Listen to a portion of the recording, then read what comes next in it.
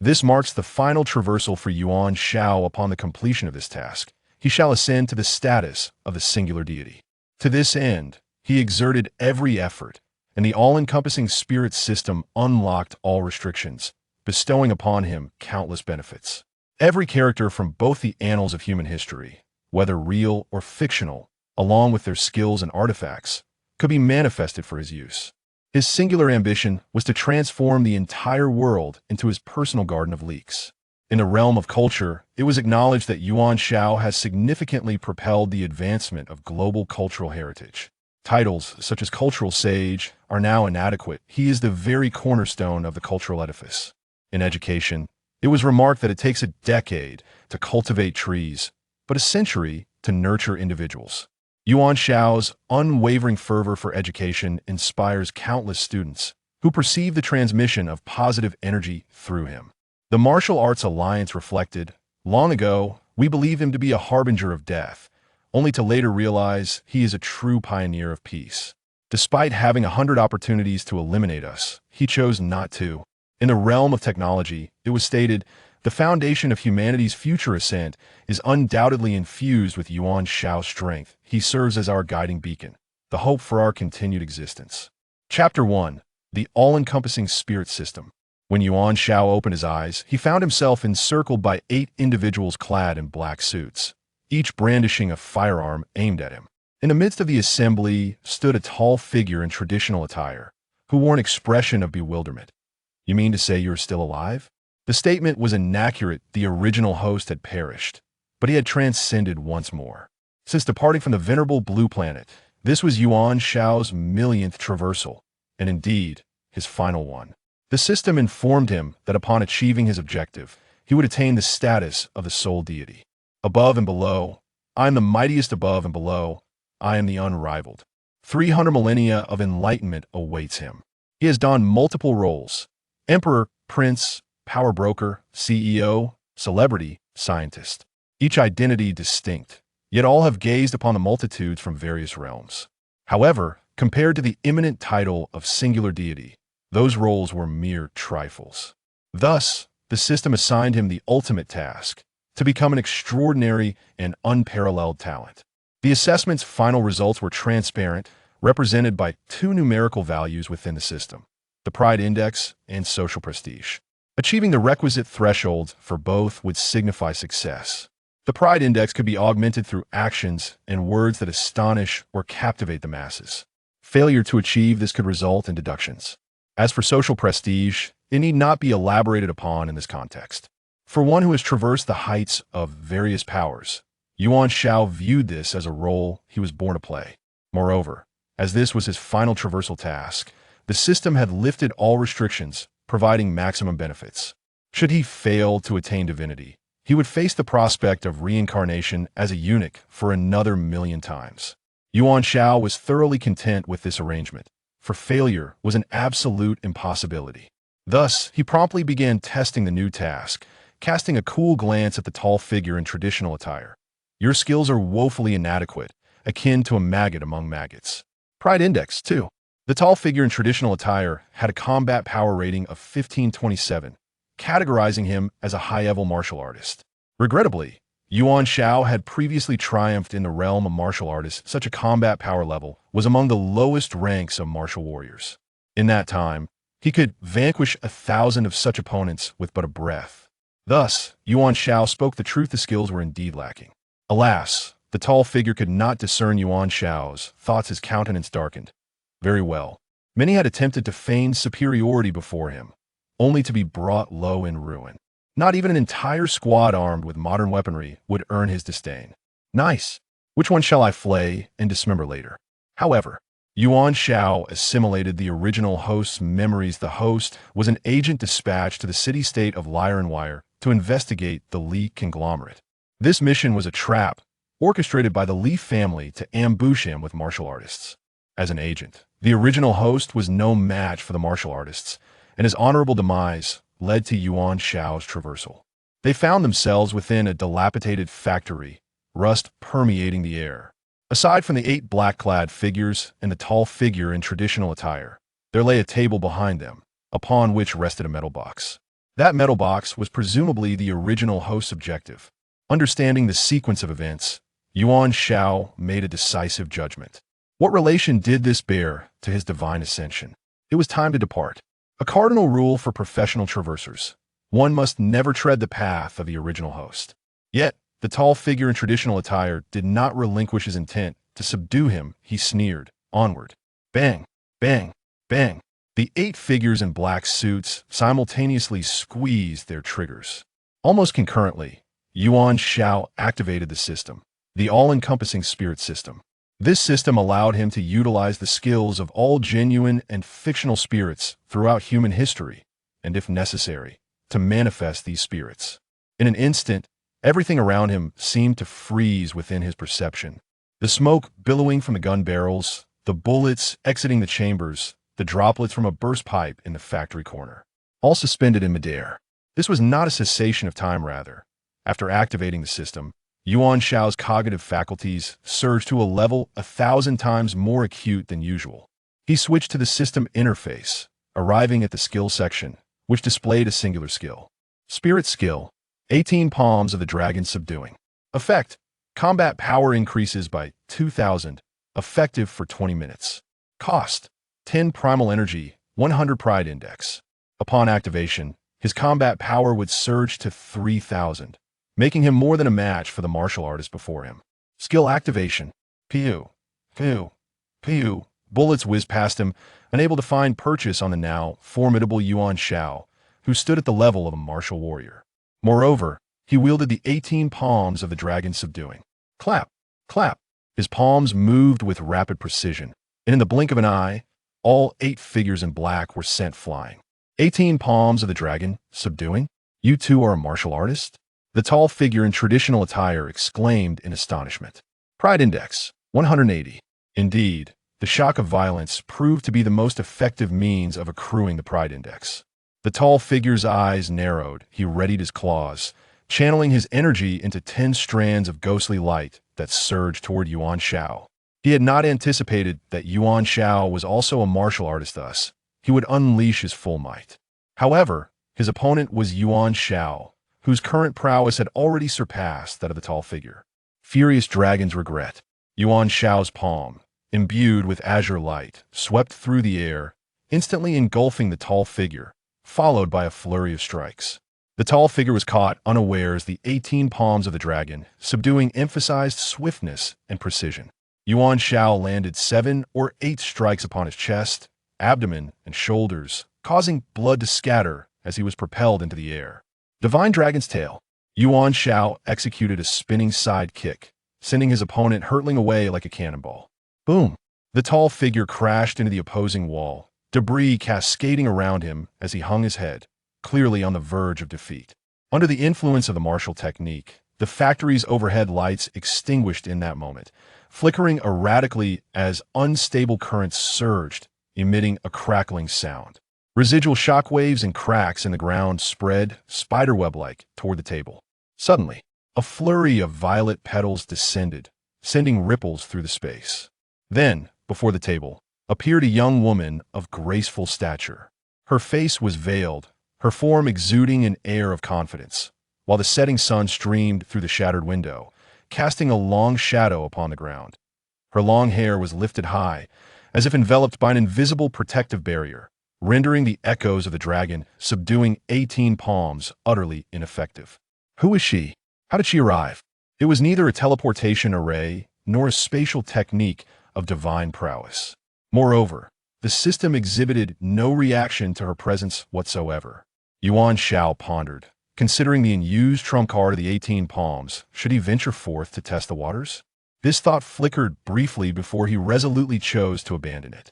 A crucial principle for a professional traverser. When it is prudent to bide one's time, one must never let oneself run wild. There will be opportunities in the future. Patience is key. Meanwhile, the masked woman had lifted a metallic box, her form momentarily stiffening. It seemed that the contents of the box were not aligned with her initial expectations. Yuan Xiao held little interest in the box itself, however. It was tied to the original owner's mission. This implied that in this world, Yuan Xiao still belonged to a certain national department. After all, his ultimate goal was to ascend to divinity, not to engage in espionage. Thus, he smiled and nodded, saying thank you. The masked woman uttered no further words, gesturing with her hand. Before him, silver light flickered, and as Yuan Xiao reached out, the metallic box landed steadily in his grasp. Within the factory, the masked woman had vanished without a trace, leaving only a few violet petals scattered on the ground, whispering of her fleeting presence. Chapter 2. The lottery draws a super scion. Yuan Xiao swiftly departed from the abandoned factory, seeking a secluded spot to remove his facial disguise and don a gray hoodie. He then found a convenience store, purchasing some bread and water, before settling on a stone bench in a nearby park. After addressing his physiological needs, he entered a state of contemplation. This marked his final journey across realms, with his path to divinity tantalizingly close. He favored an open-ended conclusion, as it afforded him greater freedom. Placing the bread aside, he grasped the bottle of mineral water, its chill soothing his heart. The sky had turned dark, the park devoid of any presence, as he discreetly activated the system.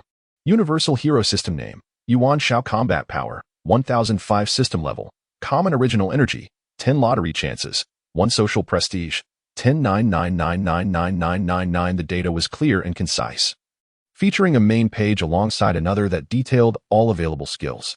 Currently, he possessed but one, the 18 Dragon Subduing Palms.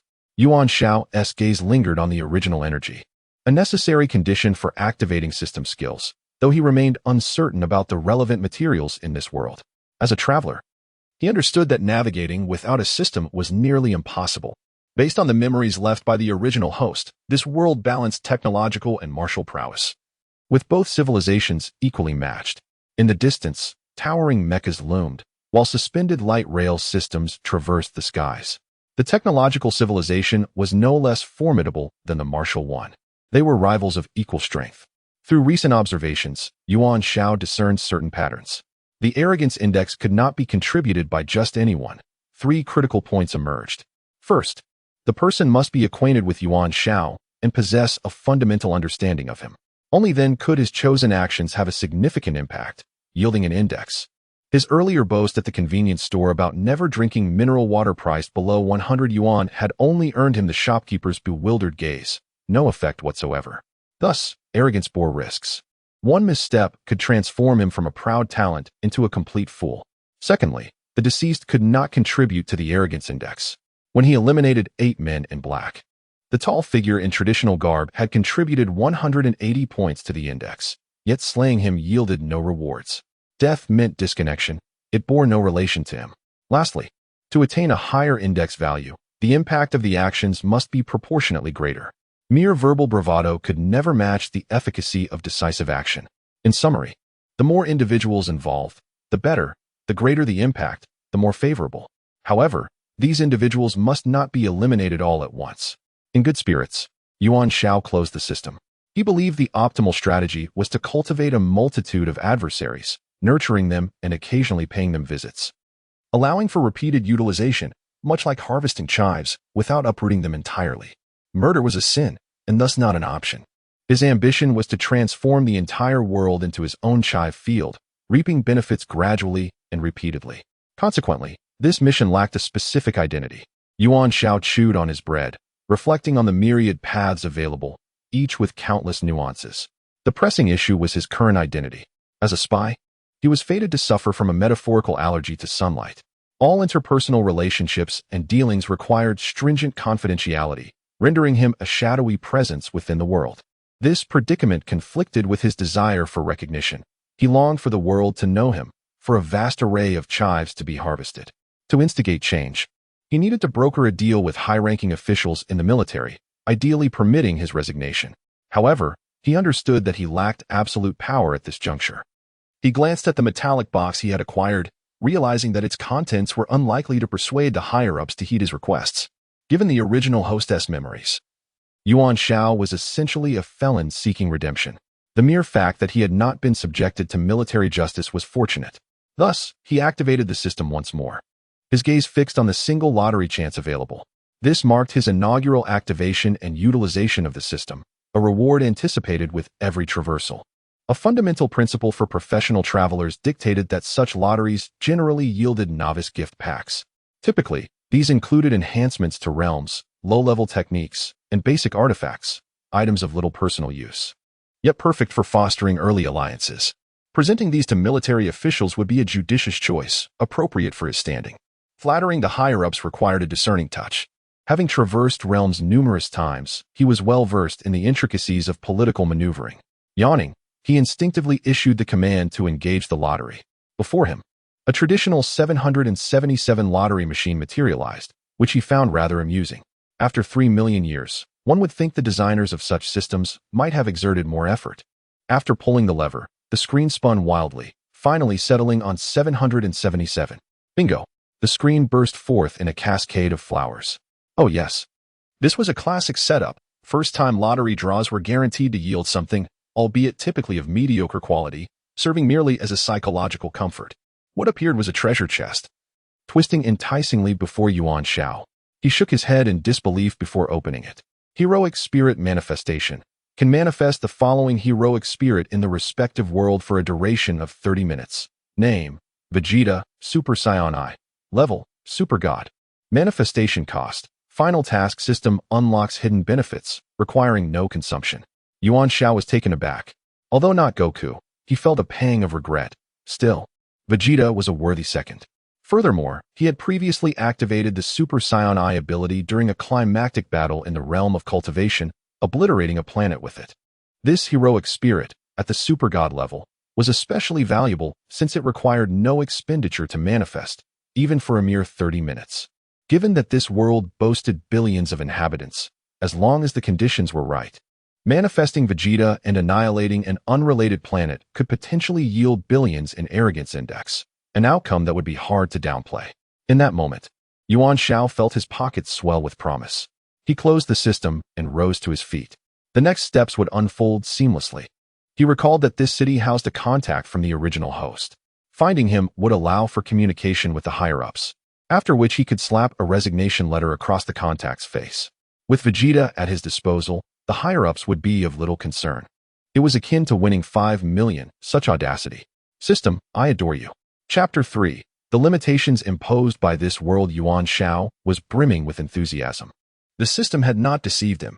It promised that this final mission would lift all restrictions and bestow greater rewards, and it truly delivered. Unlike his previous experiences of transmigration, he had drawn the heroic spirit manifestation, but they were merely characters from the second dimension, such as Rei Ayanami, Shauna, and C.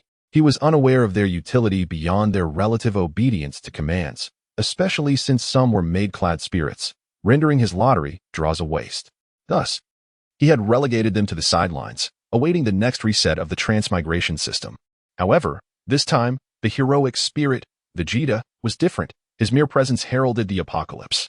Yuan Xiao found this scenario exceptionally satisfying. He swiftly arrived at the residential complex where his contact resided, in the dilapidated old district of Lironwire City. The area was characterized by 8-story buildings that had weathered the elements for 3 to 5 decades, appearing quite worn. Yuan Xiao leapt to the 6th floor between 2 buildings, entering through a window. True to the original narrative, a spy would never take the stairs. He made no effort to be discreet.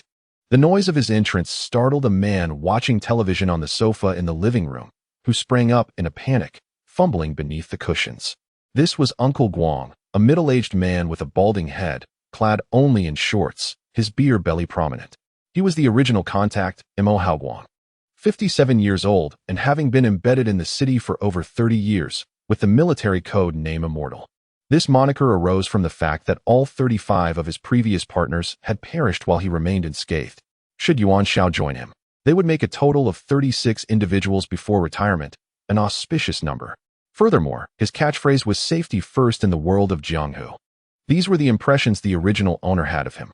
It's me, Yuan Xiao remarked, observing Mo Guang, who was now rummaging for a weapon beneath the sofa cushions. He tossed a metal case onto the table and pulled out a chair to sit down. Why are you climbing in at this hour? Seeing Yuan Xiao, Mo Guang's expression instantly returned to normal as he retrieved a pistol from the sofa and secured it at his waist. Has the mission been completed? To Yuan Zhao's surprise, Mo Guang was also a formidable warrior, boasting a combat power of 6,748, firmly within the realm of martial cultivation.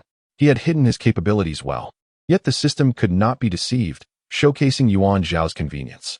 Mo Haowang regarded Yuan Xiao, noting a slight change in his tone. The Yuan Xiao he had first met had been rather taciturn. Perhaps the unfamiliarity was to blame, so he did not delve deeper, instead fiddling with the metal case on the table. Is this what you procured from the Li family consortium? This mission is a trap, but take a look. Yuan Xiao had little interest in the contents of the case. He merely sought to contact the higher-ups. Mo Haowang, believing he was to provide a work report, adjusted the combination lock and, with a click, it opened. Inside lay 3 bottles of green liquid, each containing approximately 100 milliliters. They were artificial life springs. Mo Haowang lifted one bottle to the light, examining its high purity. This alone cannot incriminate them unless we uncover additional issues. He handed one bottle to Yuan Xiao. You may sense it. Upon inspection, the 2 liquids appeared similar. Yet Yuan Xiao's keen judgment discerned that the liquid within his wrist was of a different hue, the true life spring, a vital resource in this world. Mo Haowang revealed his own wrist, showcasing a similar bottle. While the artificial version was effective, it came with side effects. Yuan Xiao removed the life spring from his wrist and noticed that the value in the system's original energy category had dropped to 0.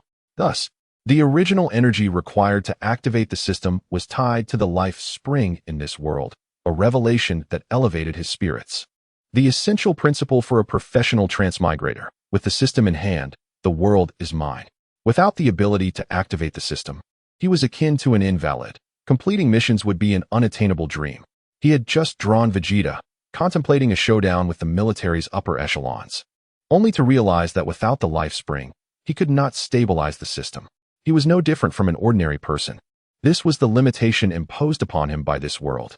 However, his solid qualities as a professional transmigrator allowed him to quickly regain his composure.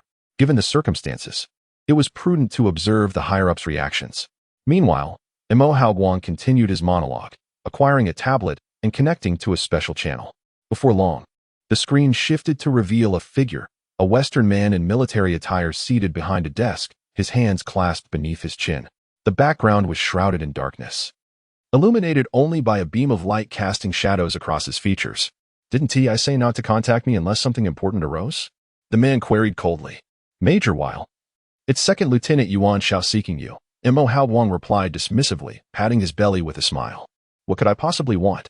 Yuan Xiao stepped into the frame, urgency in his voice. I wish to resign. Please expedite my request. Major Weil's expression remained impassive. What is your reason? The rationale was his aspiration to complete the system's mission and ascend to divinity, becoming the true sovereign of this world. If he were granted approval, he would surely extend his favor upon achieving divinity. However, that could not be articulated, so he instead stated, this task is far too simple for me. It diminishes my worth. I despise engaging in such trifling affairs that squander my youth and life. There are far more beautiful pursuits awaiting my chase in this mortal realm. Yuan Xiao relished speaking candidly. He aimed to attain godhood. Silence enveloped the room, even Mo Haowang gaping at him in disbelief, looking at Yuan Xiao as though he were a fool. The arrogance index stood at 1. 3. Chapter 4. Yuan Xiao's ambition, even the smallest mosquito, is still meat. Will remarked, his tone growing somber as he continued. Yuan Xiao, you must understand that you are bearing the weight of your past transgressions while striving for merit. Resigning at this juncture would equate to abandoning your mission. Your previous crimes will be unearthed, and the military will not allow you to evade your fate easily. I cannot protect you. So, are you truly prepared to stand against the military of an entire nation?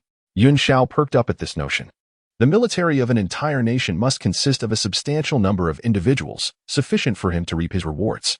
Could he summon Vegeta and annihilate them all? Alas, this somewhat deviated from his ultimate vision. Yuan Xiao's goal was to transform the world into his own field of harvest.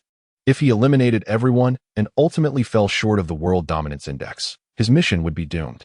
If you attempt to flee, the military will place you on the global wanted list, and countless formidable warriors will spare no effort to track you down, Will declared emphatically. This path held promise, as gathering the dominance index from these warriors would be expedited. However, he had just grasped the fundamental mechanics of the system, which in this world was intertwined with the fountain of life. Under the control of the state and the High Martial Alliance, access to it was exceedingly challenging. To put it plainly, he currently lacked the capacity to confront the entirety of the world head-on. When the time called for caution, Yuan Xiao would not hesitate to retreat. Frankly, what you mentioned holds little significance for me, Yuan Xiao retorted, withdrawing into his shell. Yet, I too possess a patriotic heart. The strength of a nation is revealed in turbulent times, and true loyalty is discerned amidst chaos. You shall eventually come to know the fervor in my heart. However, you must also consider my position. The military possesses resources from the fountain of life, and for now, I must cling to this lifeline. Negotiation is a game of strategy, where the steadiness of one's mindset and the number of hidden cards dictate the outcome. As a seasoned traveler across realms, Yuan Xiao viewed his negotiations with will as a mere triviality. Once, he had led a democratic revolution, negotiating with a dictator while facing a barrage of nuclear threats, remaining unperturbed amidst chaos. Initially, he probed Will's boundaries. Will, straightforward as ever, replied, "The consequences are simple. Either the military will deal with you under martial law, or you will be branded a traitor and placed on the global wanted list. It is a dead end." In truth, Yuan Xiao had never grasped the concept of death, having experienced it countless times.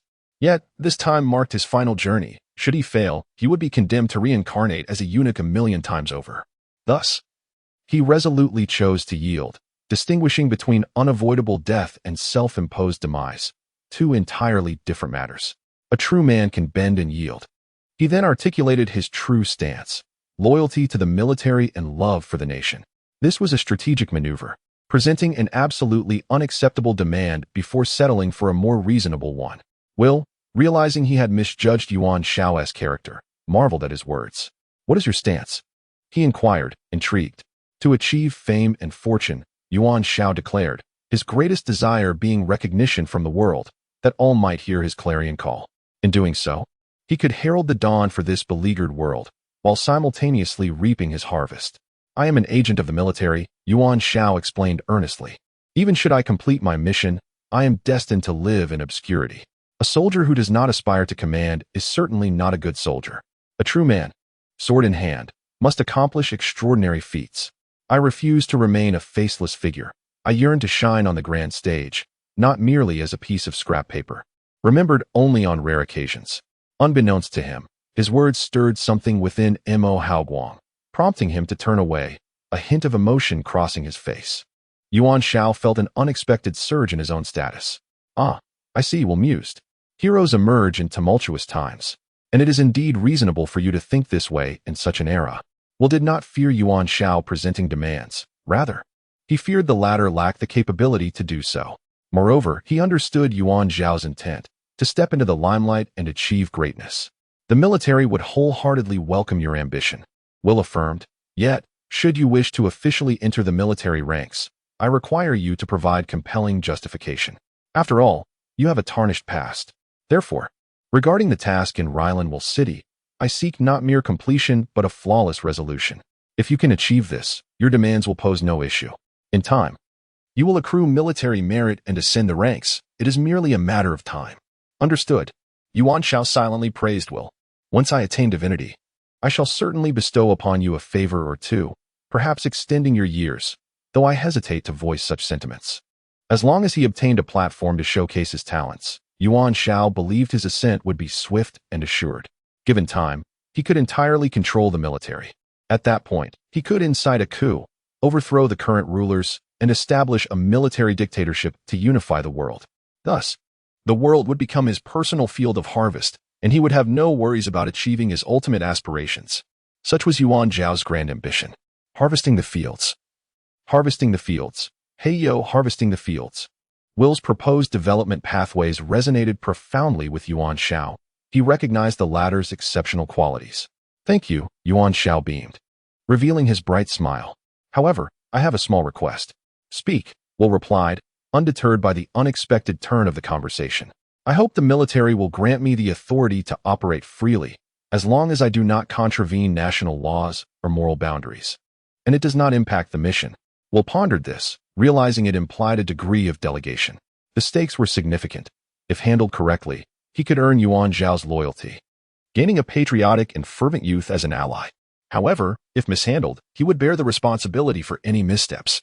Thus, weighing the practicalities, Will responded, "I will permit you a degree of autonomy, but you must report your circumstances regularly." "That is not a problem," Yuan Xiao sighed in relief. If possible, I would like formal directives from the military. A subtle smirk played at the corners of Will's mouth. He had not anticipated Yuan Xiao's cautiousness. Once you clarify your intentions, I shall handle the procedural matters. With the transaction successfully concluded, Yuan Xiao's spirits lifted. He retrieved a metallic box from the table. This was procured from the Li Consortium. Uncle Guang has confirmed it is artificial fountain of life. You cannot pin a charge on this, Will noted incisively, echoing Mo Haoguang's sentiments. The Li Consortium can deflect responsibility, and our nation currently cannot intervene. The crime of selling artificial fountain of life is akin to drug trafficking. Yet I suspect their dealings extend beyond that. In any case, you are our vanguard. All intelligence will shape subsequent actions. Do you understand? You must further hone your skills in the political game, Will advised. Yuan Xiao nodded humbly, acknowledging the wisdom imparted. Chapter 5. Embrace youth. Upon reaching an accord with the high-ranking officials of the military, Yuan Xiao breathed a sigh of relief. He was not the original host and had no obligation to rectify the original host's mess. However, it was undeniable that the military also represented a commendable starting point. This time, his journey through time was unlike any before, as he did not possess a distinguished identity or a platform to showcase his capabilities. Even if he were handed a dilapidated structure, he could transform it into a towering skyscraper. Everything now lay in his own hands, necessitating personal construction. Although this appeared to afford him greater freedom, Yuan Xiao sensed a vague difficulty in gaining entry. Signing the contract was fraught with challenges. In such circumstances, as Will suggested, completing the task in Lyranware City and transitioning within the military was indeed a viable option. Nonetheless, Yuan Xiao was acutely aware that one should not place all their eggs in a single basket. After terminating communication with Will, he commenced operations on his computer. Mo Haoguang popped open a can of beer, curiously observing Yuan Xiao's actions, and truthfully, Yuan Xiao's transformation today had left him somewhat impressed. As an undercover operative, he had often felt thwarted in life. The grandiose declarations he had just heard stirred something within him, causing the long-dormant embers of ambition to flicker. His steadfast adherence to the principle of prioritizing safety in the treacherous world had begun to show signs of fracture. Yuan Xiao paid no heed to Mo Haoguang. He initiated a search for information regarding Lyranware City. This city-state was a vassal of the Principality of Princes, and the relationship between the two was exceedingly delicate. Yuan Xiao, being an operative dispatched by the military of the Principality, swiftly surmised the military's intentions. Should he successfully accomplish his mission, the Principality would have a pretext to intervene in Lyranware City, or even to annex it. Conversely, the worst outcome would merely be the sacrifice of one operative. This embodied the political maneuvering Will had just alluded to. Yet, would the adversaries simply remain passive? His predicament was akin to walking a tightrope over a chasm, and the thrill of it was intoxicating. He wondered how much prestige he could amass once the fray commenced. With anticipation, Yuan Xiao infiltrated the government system of Lyranware City. Mo Haoguang nearly spat out his beer, struggling to swallow as he exclaimed, "What are you doing? If discovered, it's a death sentence." "It's nothing," Yuan Xiao shrugged nonchalantly. "The defenses of this government system are utterly inadequate. With my skills, I won't be caught." Prestige Index 8. Mo Haoguang was close to tears. This was his home. And if things went awry, he would be the one in trouble. Yet Yuan Xiao remained unfazed. Despite its diminutive size, Lyranware was still a city-state. In reality, Yuan Xiao spoke no lies. His previous mission had involved being a top-tier hacker in a world characterized by interstellar-level technology. In comparison, the current world he inhabited represented a mere remnant of historical advancements. The defensive programming code was akin to paper. Before long, he successfully navigated the government system and amended his personal records.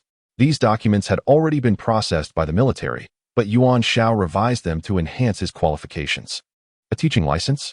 Mo Haoguang was increasingly perplexed by Yuan Xiao's actions. "This is necessary for educators. What are you planning?"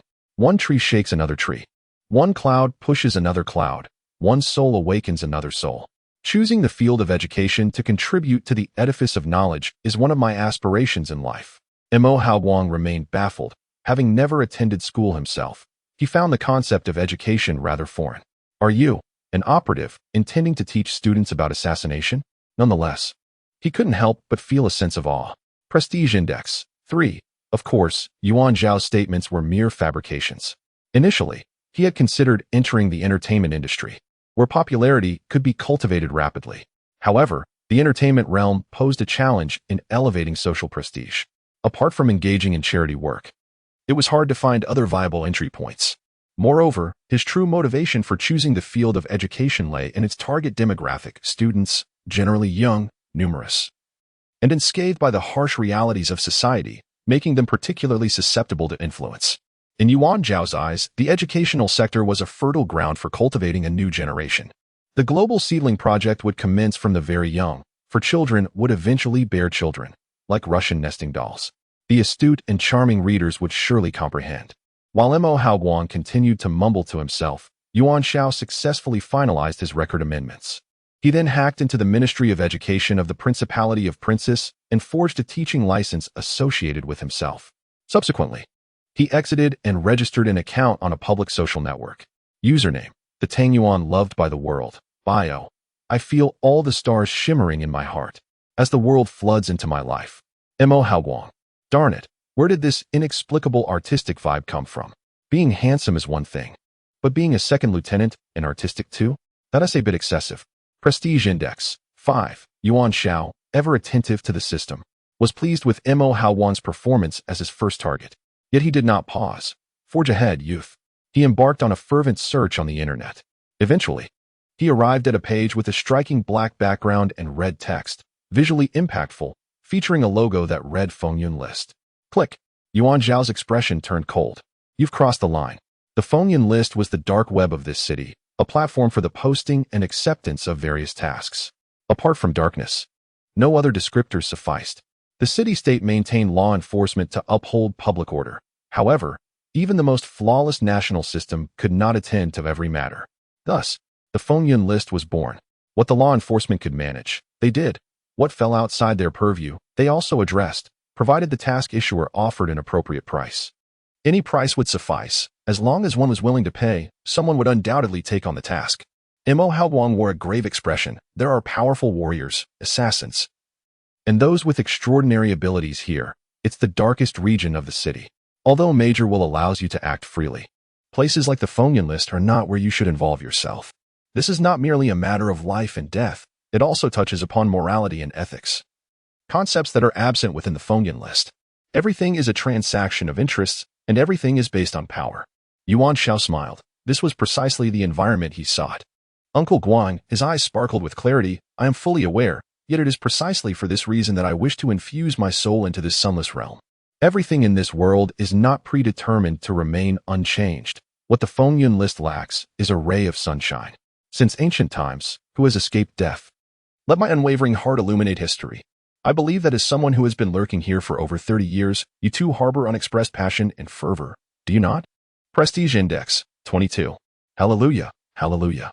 Mo Haoguang suddenly felt that Yuan Xiao before him radiated an astonishing brilliance. Since ancient times, who has escaped death? Let my unwavering heart illuminate history. He had never heard these words before, but they resonated beautifully. Are you serious? His voice trembled slightly. Indeed, Yuan Xiao replied calmly. This is a choice for the inner world, much akin to my outer world choice of the field of education.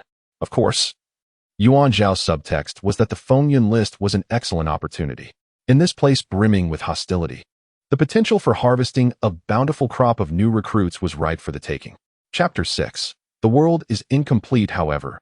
Mo Haoguang remains merely a colleague. There are certain matters Yuan Xiao cannot fully disclose. His title on the leaderboard is Yaoguang, intentionally mirroring his military code name. He comprehends the adage of casting a long line to catch a big fish. The mission in Lirenwai City could very well serve as a breakthrough. As for the meticulous selection of tasks and contacts, that responsibility naturally falls upon Mo Haoguang. After he fervently agreed, he began to sense something amiss. The contact person would need to reveal themselves, and as he swallowed a mouthful of beer, the probability of death loomed ominously. He couldn't help but shudder. Yuan Xiao. Upon glancing back, he found Yuan Xiao had vanished from the hall, along with his tablet. That brat, Mo Haoguang muttered under his breath, patting his beer belly. In the world of intrigue, safety is paramount. In the outskirts, an abandoned factory was surrounded by a dozen black sedans, their trident star insignias glaring under the moonlight. This area was encircled by a group of men clad in black, each wielding firearms. Inside the factory stood a man in a trench coat, exhaling a plume of smoke. his gaze imbued with depth. This man is Li Jingxi, the current president of the Li conglomerate and a scion of the Li family.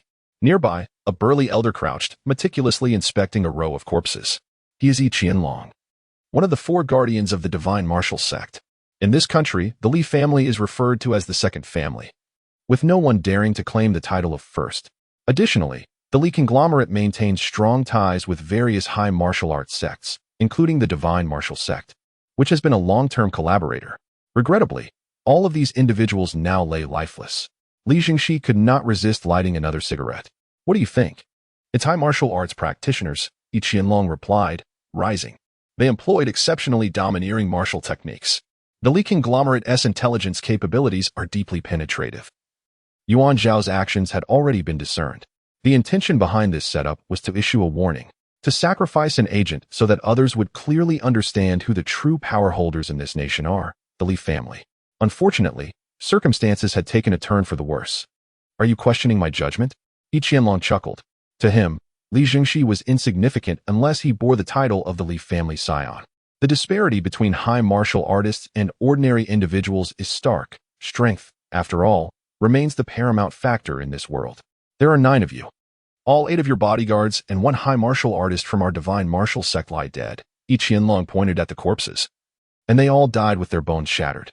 The cracks on the ground are evidence of the destructive force of qi. The strikes indicate a continuous palm technique. The only palm technique in the high martial arts world that meets such criteria is the 18 dragons subduing palms. Being as exceptional as I am indeed the foremost strategist of the divine martial sect. Of course, the wise and beautiful readers understand this as well. Li Jingxi's eyes flickered. What is the level of this individual? Not too high. To kill my divine martial sect's disciple, he must have unleashed at least 7 palms. Yi Qianlong indicated one of the bodies. Thus, this person should be a high martial artist at the peak of the warrior realm. The common realms among high martial artists consist of the warrior, martial practitioner, and martial master stages, each further divided into initial, intermediate, and peak substages. Yi Qianlong himself has reached the pinnacle of martial mastery, while those above him are seldom encountered. It seems they truly regard our Li conglomerate with respect. They are resolutely seeking an excuse to annex Laren Y. Political matters are not my concern. Yi Qianlong dismissed. My judgment is infallible. My intelligence will not falter. Li Jingxi, with a stern countenance, remarked, thus, the issue lies with the agent codenamed Yao Guang. We must locate this individual and eliminate them immediately. Rest assured. Yi Qianlong's lips curled into a slight smile. I am here specifically to handle this matter. However the fountain of life your sect desires will be delivered in full. Li Jingxi appeared somewhat impatient. As long as you can provide results. Not a problem, Yi Qianlong replied confidently, given my realm. Finding and eliminating the target is hardly a challenge. However, I do have an intriguing proposal. Speak. The 18 dragon subduing palms are one of the tiger and dragon sect's ultimate techniques, Yi Qianlong remarked, seemingly amused. Yet, the sect's leader has been bedridden for years, and it is said that no one within the sect can master this technique anymore. So why has it appeared here? Are you suggesting involving the tiger and dragon sect? Li Jingxi pondered. You seem wary. Merely exercising caution, Yi Qianlong replied candidly.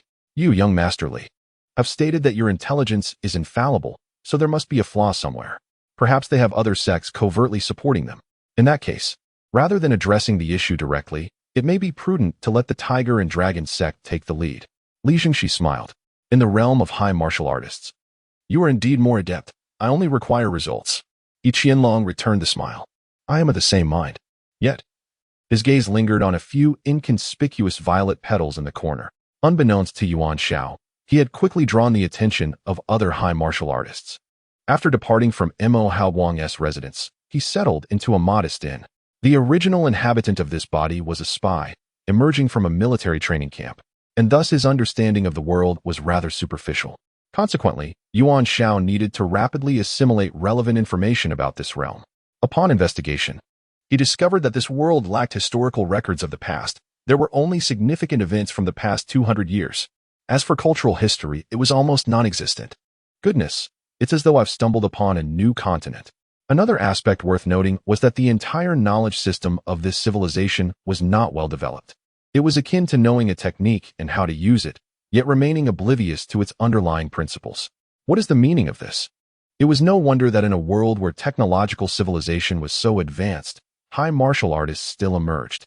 This was due to significant deficiencies in the realm of technological civilization. In other words, in a certain sense, the world is indeed incomplete. Chapter 7. Can this be considered poetry? Yuan Xiao was filled with fervor. This world was simply extraordinary. With the unwavering support of the system for his quest, coupled with the current circumstances, everything was flawless. Although this realm lacked a rich historical culture, he possessed a wealth of it, an abundance of knowledge. He had no intention of copying numerous classical works, for he believed that the ancient cultural domain was merely a branch of his mission. He was indifferent to how much of the prestigious index he could accumulate. It was a secondary consideration, not something he wished to force. Nevertheless, he harbored anticipation. If he were to share a few renowned historical poems, surely his prestige would soar. Without hesitation, Yuan Xiao took action. He first closed the browsing page and logged into the Weiquan system. This was one of the prevalent online programs in this world, accessible via mobile devices as well. Functionally, it integrated elements akin to WeChat, Weibo, and Moments, requiring real-name registration for accounts. With one account, one could traverse the entire network. Currently, he resided in Lirenwire, an independent city-state with its own internal web world. Thus, his exposure was limited to this particular sphere. The Weiquan platform was replete with various information, which he did not meticulously examine. After a brief search, a page quickly appeared. Most users were residents of Lirenwire. Each nation exhibited some differences, maintaining its own internal network controls. To access other countries, one would require some technical prowess to bypass these barriers. Yuan Xiao had no immediate plans to do so. Instead, he delved into trending topics. As he scrolled through the posts, his titanium alloy eyes nearly widened in disbelief. Without delving into specifics, one post garnered the highest attention, receiving numerous likes and shares. The author, a member of the Lirenwire Cultural Association, bore the name Xie Dingfang, presumably a real name. The content read, "On the 9th day of the 9th month, with rich wine and crab roe, I ascend high to gaze far, sending my heartfelt wishes." This was a doggerel, and while Yuan Xiao was not well versed in poetry, his multiple crossings into ancient worlds had imparted some knowledge. The meaning was straightforward, yet it utterly failed to comply with the true metrics of ancient poetry. Witnessing the overwhelming praise below, Yuan Xiao's heart ached. What kind of nonsense was this? The quality seemed on par with his own. Truly nonsensical. Yuan Xiao felt exhilarated. He relished this indigenous world. Grant them a lighter, and they would worship you as a sun deity. Yet, Yuan Xiao was indifferent to such superficial accolades. His true ambition was to become the singular deity. With a moment of focus, he stretched his hands toward the keyboard, as if possessed by the spirit of the literary sage, ready to compose with fervor.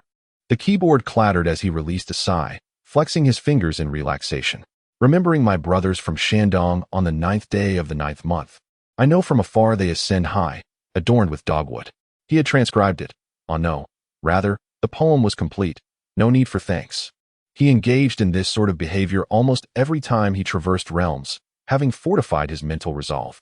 After all, he was advancing the legacy of the great ancestors of the blue mother planet, benefiting the universe, with absolutely no ulterior motives. With a satisfied heart, he pressed the send button.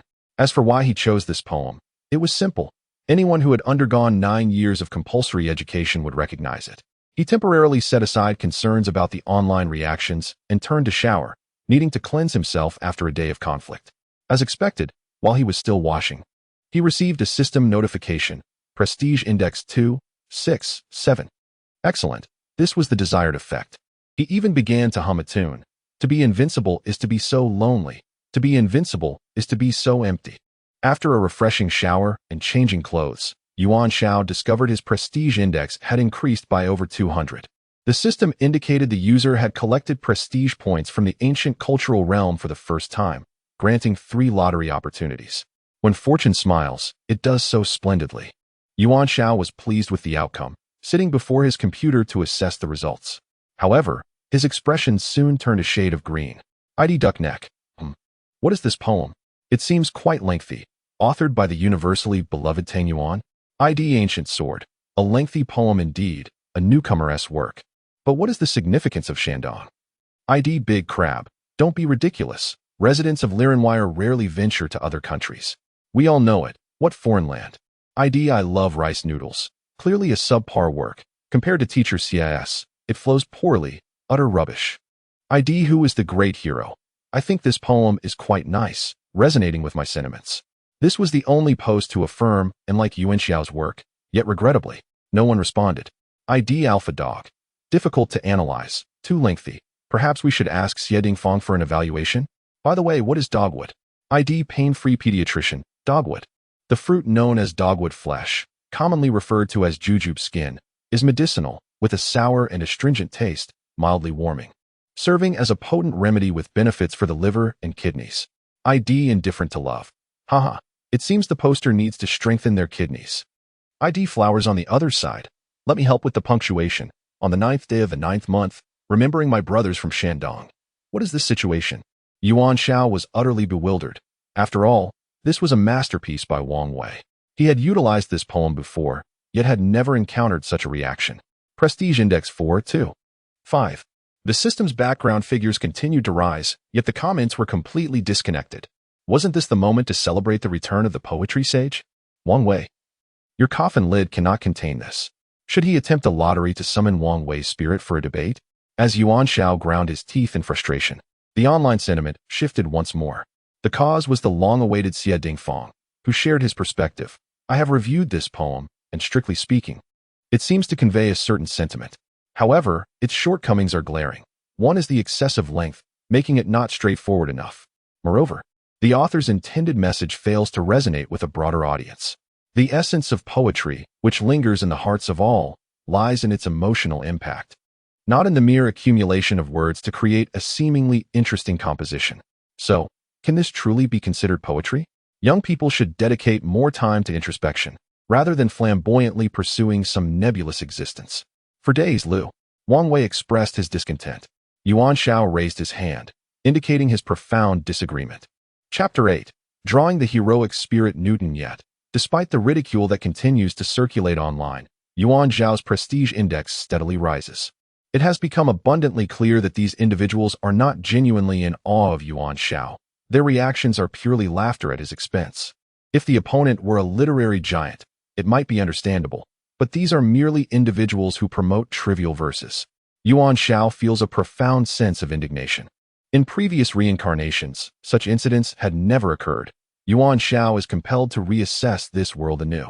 The worlds he traversed before were rich in cultural heritage, were ancient civilizations, even if not identical to those of the Blue Planet, shared a similar developmental trajectory. Thus, when he presented the wisdom of ancient beings from his home planet, it received appropriate interpretation and acknowledgement. However, this world is starkly different.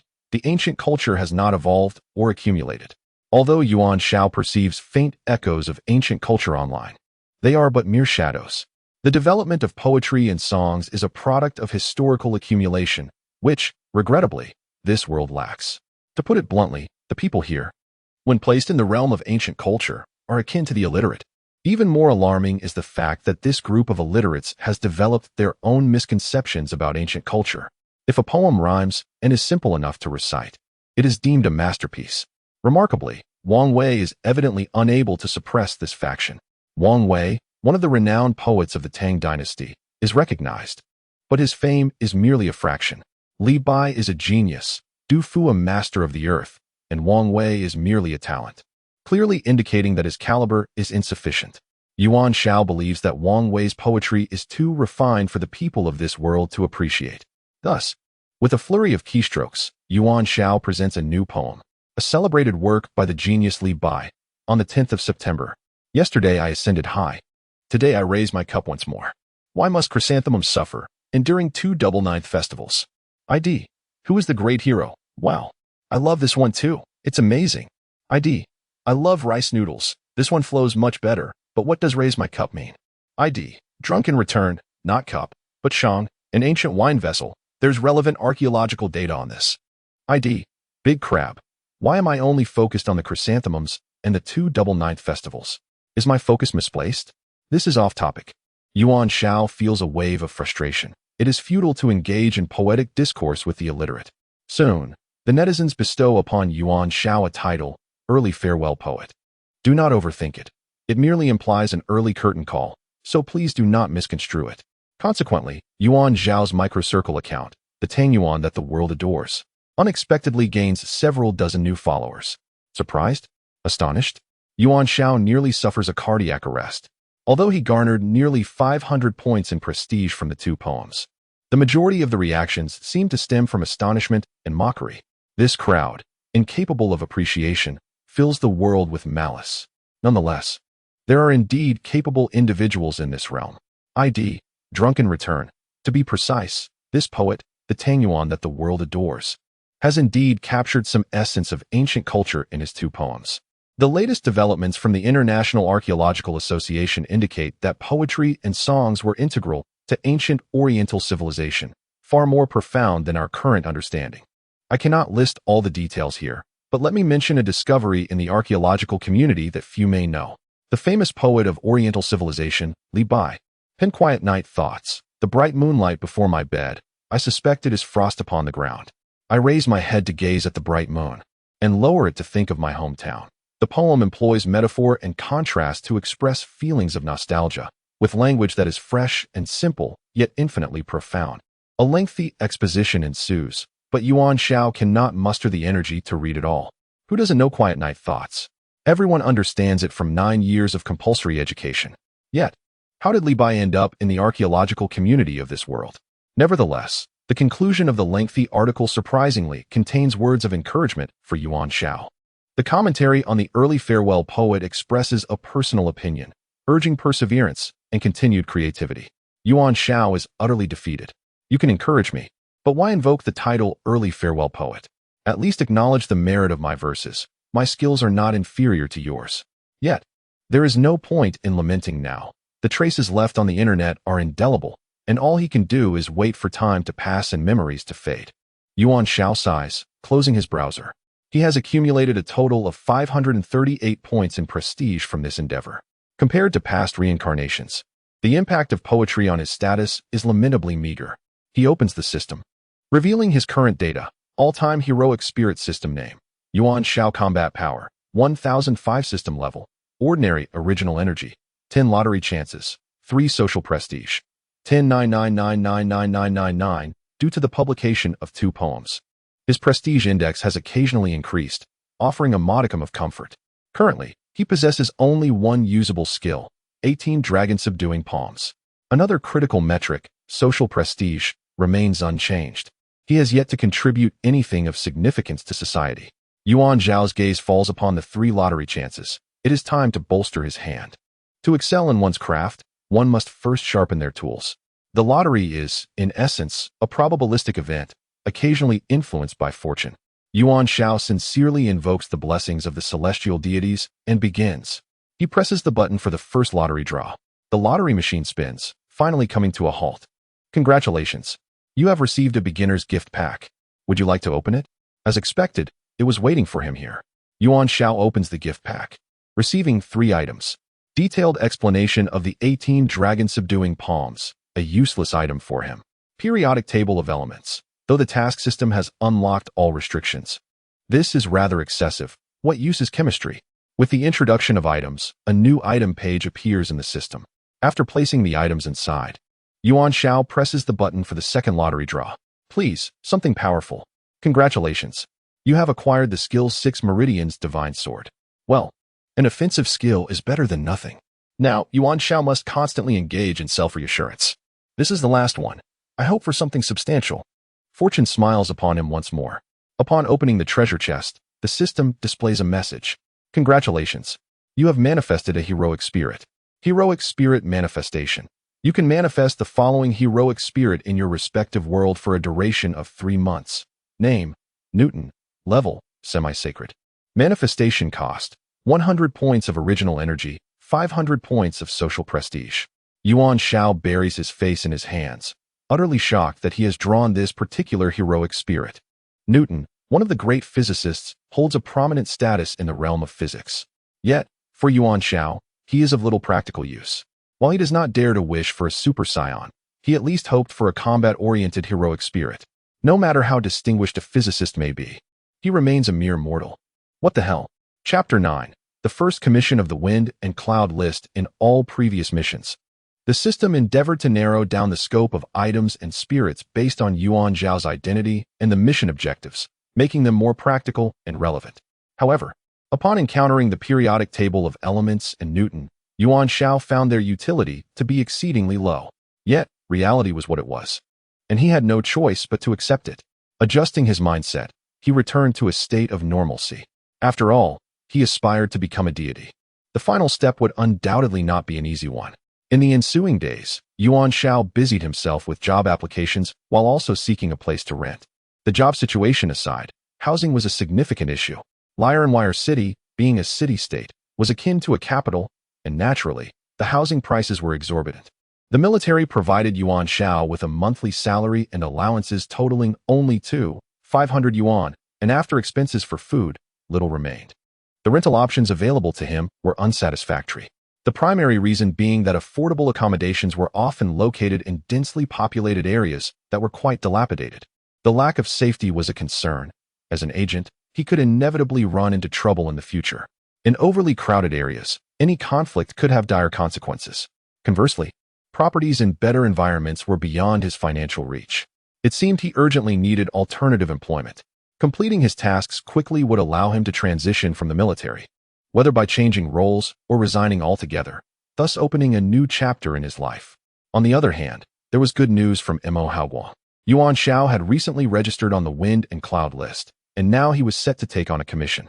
Upon arriving at Mo Haoguang's residence, Yuan Xiao observed the man assembling a box filled with various bulletproof vests, armor, helmets, and the like. In the perilous world of mercenaries, safety was paramount. Mo Haoguang, ever cautious, remained unfazed by Yuan Xiao's gaze, as he had lived a life of vigilance. After all, as a liaison, the risk of exposure and death was considerable. Yuan Xiao was speechless. He was the one executing the mission, and such a statement should have originated from him.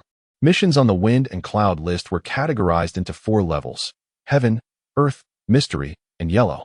Mo Haoguang transformed the box into a capsule the size of a pill, showcasing a unique technological advancement of this world akin to spatial storage bags in the realm of cultivation. As a newly registered member, his current mission was of yellow level. Mo Haoguang opened his computer and connected to the network, revealing the details of the task. After reviewing the information, Yuan Xiao's dissatisfaction was evident. A case of missing persons? Surely, this was a matter for the National Enforcement Team. As an agent of considerable caliber, he had no time to search for lost pets. Mo Haoguang cracked open a can of beer, stating, "They've looked into it. The National Enforcement Team has already investigated, and the individual in question left Wire City." Yuan Xiao remained silent. It seemed the case was merely a runaway incident, trivial enough to warrant attention on the wind and cloud list. However, such was the nature of the list. As long as one was willing to contribute, there would always be someone to take on the task. "Take a look at the information first," Mo Haoguang gestured, "and then we can discuss further." Yuan Xiao calmed himself and began to peruse the details. The task was commissioned by Ms. Zhou, who was searching for her younger brother, a 17-year-old high school student. According to the information provided by Ms. Zhou, her brother had always been well-behaved and methodical in his actions. He had been missing for 10 days, with the last known location traced to an entertainment venue called 95 Supreme. What purpose could a high school student have in such a place? The astute and handsome readers would undoubtedly understand the allure of youthful exuberance and the temptation of engaging in conversations with charming young women. Yet Ms. Zhou's brother had simply vanished. The report was dismissed as the enforcement team discovered he had taken a train out of the city, all procedures being in order. However, Ms. Zhou evidently wielded some influence. She had accessed surveillance footage from the train station that failed to capture her brother's presence. Of course, with the multitude of people and the vastness of the station, it was impossible to guarantee that he had been overlooked. Yet, without direct evidence, the enforcement team could not pursue the investigation further. The sequence of events painted a picture of a typical rebellious youth running away from home. Nonetheless, Yuan Xiao recognized that Mo Haoguang, having infiltrated Wire for over 30 years, possessed a keen sense of intelligence. "You seem unfazed," Mo Haoguang smiled. "Let me add that the compensation for this job is rather unique." Yuan Xiao's gaze fell on the related information. Indeed, as Mo Haoguang indicated, the remuneration for the task was Ms. Zhou herself. Meeting Yuan Xiao's inquisitive glance, Mo Haoguang's spirits lifted, relishing the rare opportunity to shine. The crux of the matter lay with the entertainment venue, 95 Supreme. Mo Hao Wang produced a cigarette and lit it, revealing that few were aware of the true owner behind the establishment, the Li family conglomerate. It became clear why Mo Hao Wang was interested in this commission. It entangled him with the Li family. Yet, this reasoning lacked sufficient weight. As it turns out, Mo Hao Wang continued. A friend within the enforcement team has discreetly shared some insights. The investigation is entangled with 95 Supreme. However, due to the lack of concrete evidence and the backing of the Li family, the matter has been left unresolved. Such was the helplessness of a world governed by power. Even with evidence, the average citizen would find it difficult to hold 95 Supreme accountable, unless they could uncover the most direct proof. Yuan Xiao closed the computer. What is next?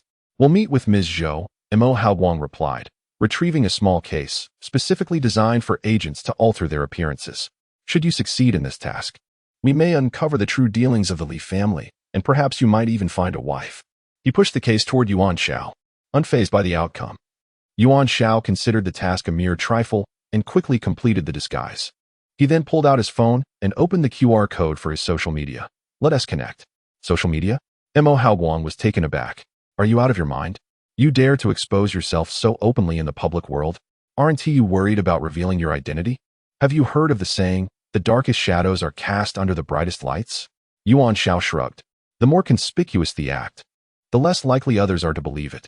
The more ostentatious he was in the public sphere, the more beneficial it was for concealing his identity in the hidden world. He had meticulously crafted his two personas, ensuring that no one could easily connect the dots. This wisdom was the fruit of a million reincarnations. People often found it difficult to believe overt clues, particularly the clever ones. Mo Hao Wang couldn't help but admire him, setting aside everything else. This display of courage was beyond his own capacity. Yet, he felt a twinge of regret. Perhaps his ambitions of mastering the 36 heavens were still a distant dream. He gazed at the world's favorite dumpling, a swirl of emotions stirring within him. Chapter 10. The cost of entrustment. Every city harbors its share of chaos. And Wire is no exception. The agreed meeting place is a street market named Bodhi Avenue. Despite its Buddhist nomenclature, it bears no semblance to peace. This is a lawless zone within the city, where anything can transpire. If one possesses wealth and power, one can indulge in any desire, including the company of others. Mo Hao Wang drove with Yuan Xiao, circling the vicinity over 30 times. He claimed it was for reconnaissance, yet it was merely a reflection of his cautious nature. In the world of martial arts, safety is paramount, and this principle has been his lifeline for years. However, Yuan Xiao was acutely aware that Mo was a formidable martial artist, a paragon in the realm of espionage. Without the aid of a system, he would still be unbeatable. Eventually, Mo Hao Wang parked the car in a secluded corner and began donning his gear. He equipped himself with a bulletproof vest and undergarments, layering on an ultra-thin armor designed for high-level martial artists, before slipping on a hoodie. His appearance appeared somewhat bulky, but he was entirely protected. The specialized helmet, however, felt awkward, so he cradled it in his arms, ready to don it at the first sign of danger. Not only bullets, but even a full-force strike from another martial artist would be a cause for concern. Caution has always been Mo Hao Wang's guiding principle. Yuan Xiao couldn't help but wonder if, over the past 30 years, Mo had signed a pact with Wire itself. Who truly held the spotlight? It was no surprise that all of his 35 previous partners had perished. While others could not harm him, they could certainly target his companions. Yuan Xiao felt a twinge of unease. Once adequately prepared, Mo Hao Wang led Yuan Xiao to the designated location, a quaint bar nestled within Bodhi Avenue. The establishment was modestly sized, owned by a retired soldier who also happened to be a martial artist, albeit one who had lost an arm. This man, named Jin Mao, was unassuming in appearance yet possessed an impressive combat prowess exceeding 7,000. The bar operated under two primary rules: no dining and dashing, and no fighting or killing. Beyond that, anything was permissible. Patrons were expected to treat whatever they saw or heard as commonplace. At table 9, several female servers glided through the bar, all clad in fitted suits with black lace stockings, exuding a distinct allure. Yet, Mo Hao Wang recognized them as artificial intelligence, sophisticated yet lacking the nuanced interactions of genuine humans. He glanced at Yuan Xiao, whose composed demeanor earned his admiration. Yuan Xiao was no stranger to the company of beautiful women. having often mingled with charming companions during his time as a prominent figure. The servers escorted them to table 9, where a striking young woman awaited. While her beauty was subtle, her melancholic expression rendered her captivating. Yuan Xiao, accustomed to discerning inner qualities over mere appearances, felt an inexplicable connection, uncertain of the system's judgment in this lifetime. As they approached, the woman stood, offering a smile and extending her hand. "I am Zhou Mushuan. Pleased to meet you both." After a brief, delicate handshake, they settled into their seats, each clearing their throat. "Which of you is Yao Wang?" Zhou Mushuan inquired directly. Mo Hao Wang contemplated revealing his identity, but hesitated, opting instead to direct her gaze toward Yuan Xiao. "That would be me," Yuan Xiao replied with a professional smile. "You are the client for this mission." Zhou Mushuan lowered her head, gathering her courage before speaking. "I truly appreciate your willingness to accept my task, but may I see your credentials? After all, according to the information on the leaderboard, you seem to have only recently registered." Her inquiry caught Yuan Xiao off guard, revealing her apprehension regarding his capabilities. Mo Hao Wang, ever prepared, produced a stack of documents. "Certainly, please do not question our professionalism. These are records of tasks that Yao Wang has successfully completed. While we cannot claim a 100% success rate, it is indeed commendable. The reason for his recent registration is that he has just arrived in this city, previously known as the Northwest Dragon Steed." "Oh, I see," Yuan Xiao remarked, feeling a hint of embarrassment. Zhou Mushuan, however, seemed unfazed, flipping through the documents and flushing slightly. "And about the remuneration for this task, are you both aware of it?" Her voice was barely above a whisper. Yuan Xiao understood all too well. It was a matter of selling oneself. Mo Hao Wang cast a glance at Yuan Xiao, filled with envy. "Ah," Yuan Xiao chuckled, "my acceptance of this mission is not contingent upon you. As a professional sanitation worker, I firmly believe in the existence of kindness and beauty in this world. Every corner has its filth, which is precisely why we are warranted. Rest assured, Miss Zhou, we will ensure a satisfactory resolution to this endeavor. As for the compensation you mentioned, I must decline." Yuan Xiao turned down Zhou Mushuan's offer, fearing the system would retaliate with his demise. Nothing untoward transpired from his refusal, much to his relief, especially given the involvement of the Li family conglomerate. "Oh, the pride index is at 856. Quite a boon," he thought, feeling a swell of satisfaction at the outcome. Zhou Mushuan's cheeks flushed with gratitude, her eyes sparkling. "Then, thank you, Yao Wang." With that, she retrieved her phone, handing it over. "This phone belonged to my brother before he went missing. It is our only lead." Determined, she resolved that if this endeavor succeeded, she would offer everything she had. "I am willing. Just wait for me." Yuan Xiao, puzzled by her sudden shift in attitude, began to peruse the phone. The call history had been extensively deleted, and the text messages and social media records were nearly empty. He discovered a small vial containing remnants of a green liquid, the elixir of artificial life. Mo Hao Wang swiftly deduced beside him. Chapter 11. The supreme entertainment city. Yuan Xiao had recently traversed into this world, and his understanding of certain matters remained insufficient. He was aware that the fountain of life was an immensely valuable resource, essential for both technological and martial civilizations. It was also imperative for his omnipresent heroic spirit system, as well as for the activation of various skills. In a sense, it represented the most rudimentary form of currency. However, he was unclear about the true significance of the artificial fountain of life. Mo Hao Wang, on the other hand, understood it well. The artificial fountain of life was designed to compensate for the scarcity of the genuine one. Numerous heavy industries and some mechs could utilize it as well. Yet, being a synthetic product, its purity could never rival that of the original, and its use in the human body bore substantial side effects. Nonetheless, many still sought it, as the majority of the genuine fountain of life was controlled by the state and the alliance of high warriors, making it exceedingly difficult to obtain. Yuan Xiao grasped that the Li family conglomerate was in the process of manufacturing the artificial fountain of life. As the foremost family in Lyrenwire, they possessed such authority. Mo Hao Wang remarked that this was inconsequential. At worst, it would simply flow into the market due to lax oversight. It was akin to the sale of industrial salt for consumption, an analogous principle. Yuan Xiao raised his cup and took a sip. "But do you not find it peculiar? Who do you suppose would require the artificial fountain of life?" Mo Hao Wang paused. "Perhaps some high warriors or psychics who cannot access resources, marginalized individuals, and the like." This was the crux of the issue. Yuan Xiao, astutely perceptive, gestured towards a photograph of an ordinary high school student. questioning how such a person could possibly come into contact with the artificial fountain of life. Having undergone numerous traversals, his experiences rendered him swift in contemplation. He turned to Yuan Xiao and asked, "Has your brother displayed any unusual behavior lately?" When Yuan Xiao's gaze met Mo Haoguang's, they both arrived at a singular conclusion: human experimentation. What consequences might arise from this? Yuan Xiao directed his inquiry towards Mo Haoguang. If the artificial fountain of life were employed, the body would inevitably undergo mutations, leading one towards becoming either a high warrior or a psychic. Both scenarios fraught with side effects. Mo Haoguang was quite familiar with this. However, it also depended on individual constitution, to my knowledge. There remained a considerable number of high warriors or psychics who precisely utilized the artificial fountain of life. Yuan Xiao understood that while it posed a danger to most, there were always exceptions. It hinged upon individual factors. Some were innately resilient. Has your brother exhibited any abnormalities in his physical condition? Yuan Xiao inquired once more. They had reached a dead end, seemingly diverging from Yuan Xiao's hypothesis. It appeared that her brother was neither involved in human experimentation nor had he utilized the artificial fountain of life. If this were the case, the situation was far more intricate than he had anticipated. The military's directive for him to investigate the Li family conglomerate was indeed purposeful. Perhaps the upper echelons, those cunning old foxes, had already grasped certain clues without divulging them to him. This task was proving to be rather formidable.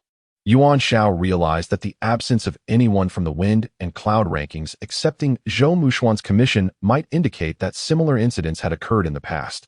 Ultimately, he was still a newcomer, unfamiliar with many aspects, and thus at a disadvantage.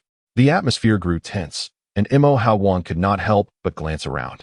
Ever prepared to flee, he sensed that Zhou Mushuan's commission, along with the Li family conglomerate, posed significant challenges. The party to whom Zhou Mushuan entrusted the commission was herself. The lack of willing buyers was a subtle hint in itself.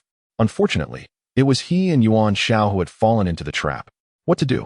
He was already contemplating retreat, but with a captivating woman before him, it was a thought he could scarcely voice. Regardless of the circumstances, a man must always maintain his composure.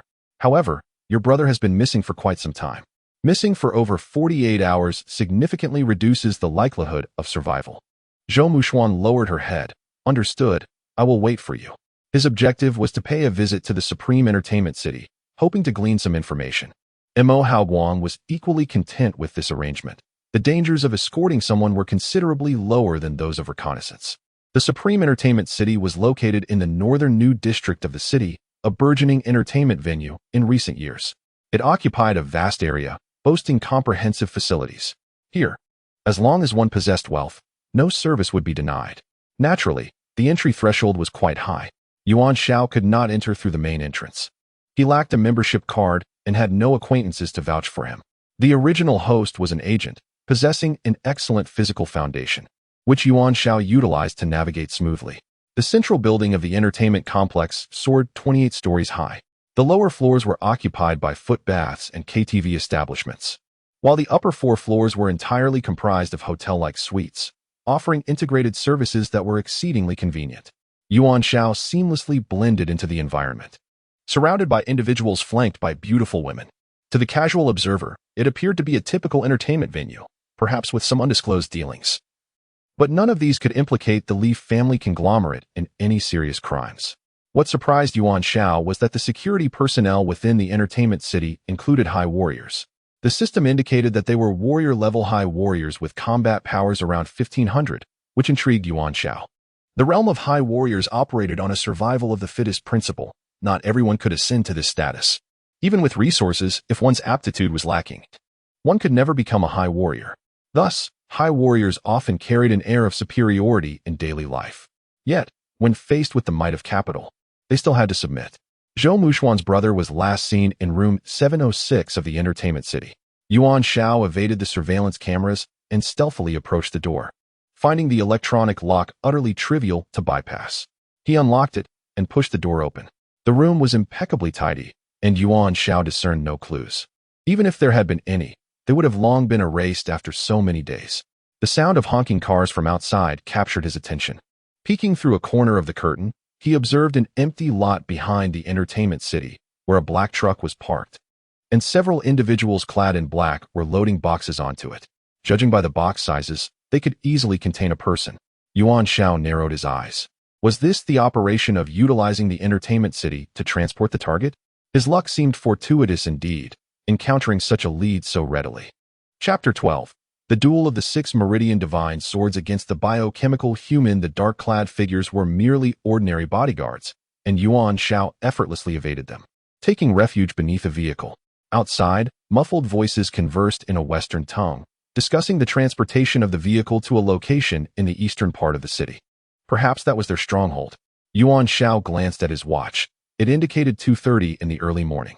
The vehicle began to move, navigating the winding, smooth roads before veering onto a rugged mountain path, jostling violently.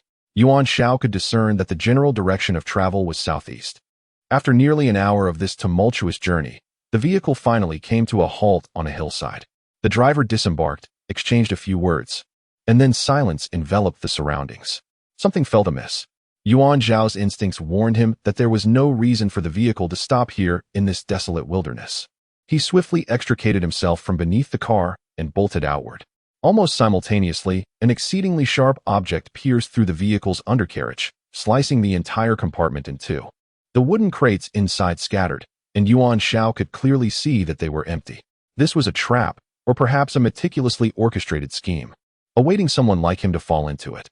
Yuan Xiao leaped back with remarkable speed, though his clothing was still torn in the process.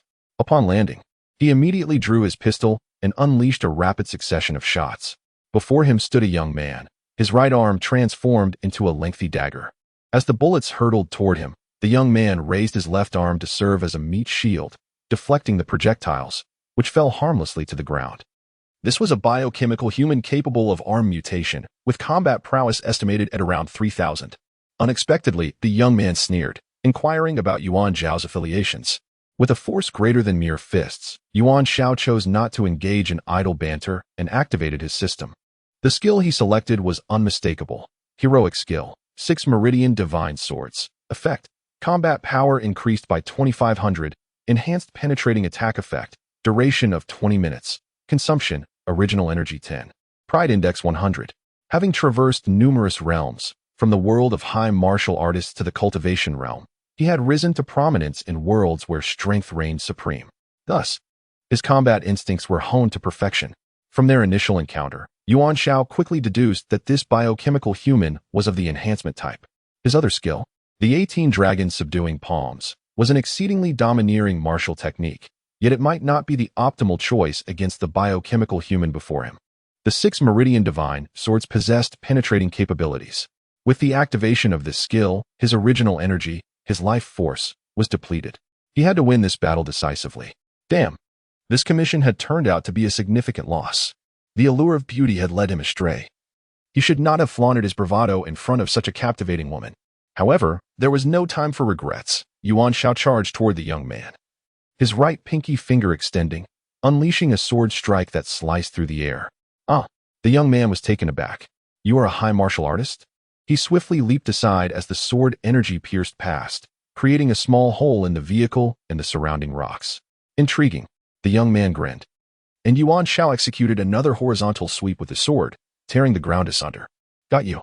The young man extended his right arm, which transformed into a sharp blade, lunging forward to strike Yuan Xiao's face. Unfortunately for him, Yuan Xiao awaited such an opportunity. With his right middle finger pointing skyward, he thrust his sword upward with great force. In a resounding thud, the young man's arm was severed in two, blood splattering everywhere. The outcome was clear. The swiftness of this victory stemmed from Yuan Xiao's initial choice of technique, specifically designed to counter enhancement-type biochemical humans. The penetrating attack effectively ignored defenses, delivering direct strikes. If the power disparity were too great, it would be ineffective. However, against opponents of similar caliber, it would yield astonishing results. All of this depended on their earliest encounter. This was the culmination of Yuan Xiao's countless years of accumulated combat intuition. Pride index 154. He had undoubtedly left the young man in shock. Yuan Xiao harbored no intention of killing the biochemical human, for his goal was to gather pride index points. However, should the opponent desperately seek death, that would be a different matter altogether. The path of the biochemical human was fraught with such peril. The young man let out a deafening roar, and his severed arm suddenly transformed into a multitude of steel needle-like projectiles, attempting to pierce Yuan Xiao. This was a technique for group attacks, quite impressive. Regrettably for him, he had encountered Yuan Xiao's golden finger. His index finger, the most dexterous of all, wielded the Shanyang sword with full force, turning the assailant to ash. As the remnants of the young biochemical human scattered across the sky, he emitted a primal scream, charging toward Yuan Xiao for one final strike. Naturally, he opted for the powerful and forceful Shaoshang sword, reminiscent of a cataclysmic event. Yuan Xiao pressed his right thumb, sending a stream of sword energy piercing through the young man's left arm shield, leaving his mark upon the foe. Blood gushed from the young man's mouth as he was pierced through the chest, his eyes wide in disbelief before he collapsed. In under 300 seconds, overkill. Yuan Xiao's gaze fell upon the lifeless body, and to his surprise, he noticed a groove at the base of the biochemical human's neck. Inside lay a small vial of liquid, approximately 20 milliliters remaining. Assuming his judgment was not in error, it was indeed the life force. Yuan Xiao, though not in the habit of rifling through corpses, was now driven by necessity. He extracted the life force from the biochemical human and affixed it to his left wrist, where his pulse throbbed. The system promptly indicated that his original energy index had risen to 20. He exhaled in relief, grateful that his efforts had not been in vain. At that moment, a sudden explosion erupted as the truck was engulfed in flames. Yuan Xiao was not surprised. The adversaries had laid a trap, ensuring no clues remained. Even the deceased biochemical human bore no identifying marks. It was evident that this was intricately linked to the Li conglomerate, yet he possessed no proof. As for Zhou Muxian's brother, there had been no further developments. Yuan Xiao tossed the biochemical human's corpse into the flames and dialed Mo Haoguang's number. He succinctly explained the situation, expressing his opinion. The missing individuals might be detained somewhere, and he urged a thorough investigation into the Li family's enterprises. Mo Haoguang felt fortunate to have narrowly escaped disaster that night. Could it be that Yuan Xiao was a harbinger of misfortune? Even a seemingly unrelated missing person case could be connected to biochemical humans. Additionally, Yuan Xiao pondered whether to refrain from informing Zhou Muxian for the time being. Lacking direct contact with her, all communication would go through Mo Haoguang. Implicitly, Yuan Xiao believed it was reasonable to conclude that Zhou Muxian's brother was likely deceased. Such grim news, he decided, should only be conveyed after the matter was resolved. After all these years of traversing dimensions, Yuan Xiao's humanity had not been extinguished. Even as he stood on the brink of divinity, he remained tender-hearted. Chapter 13.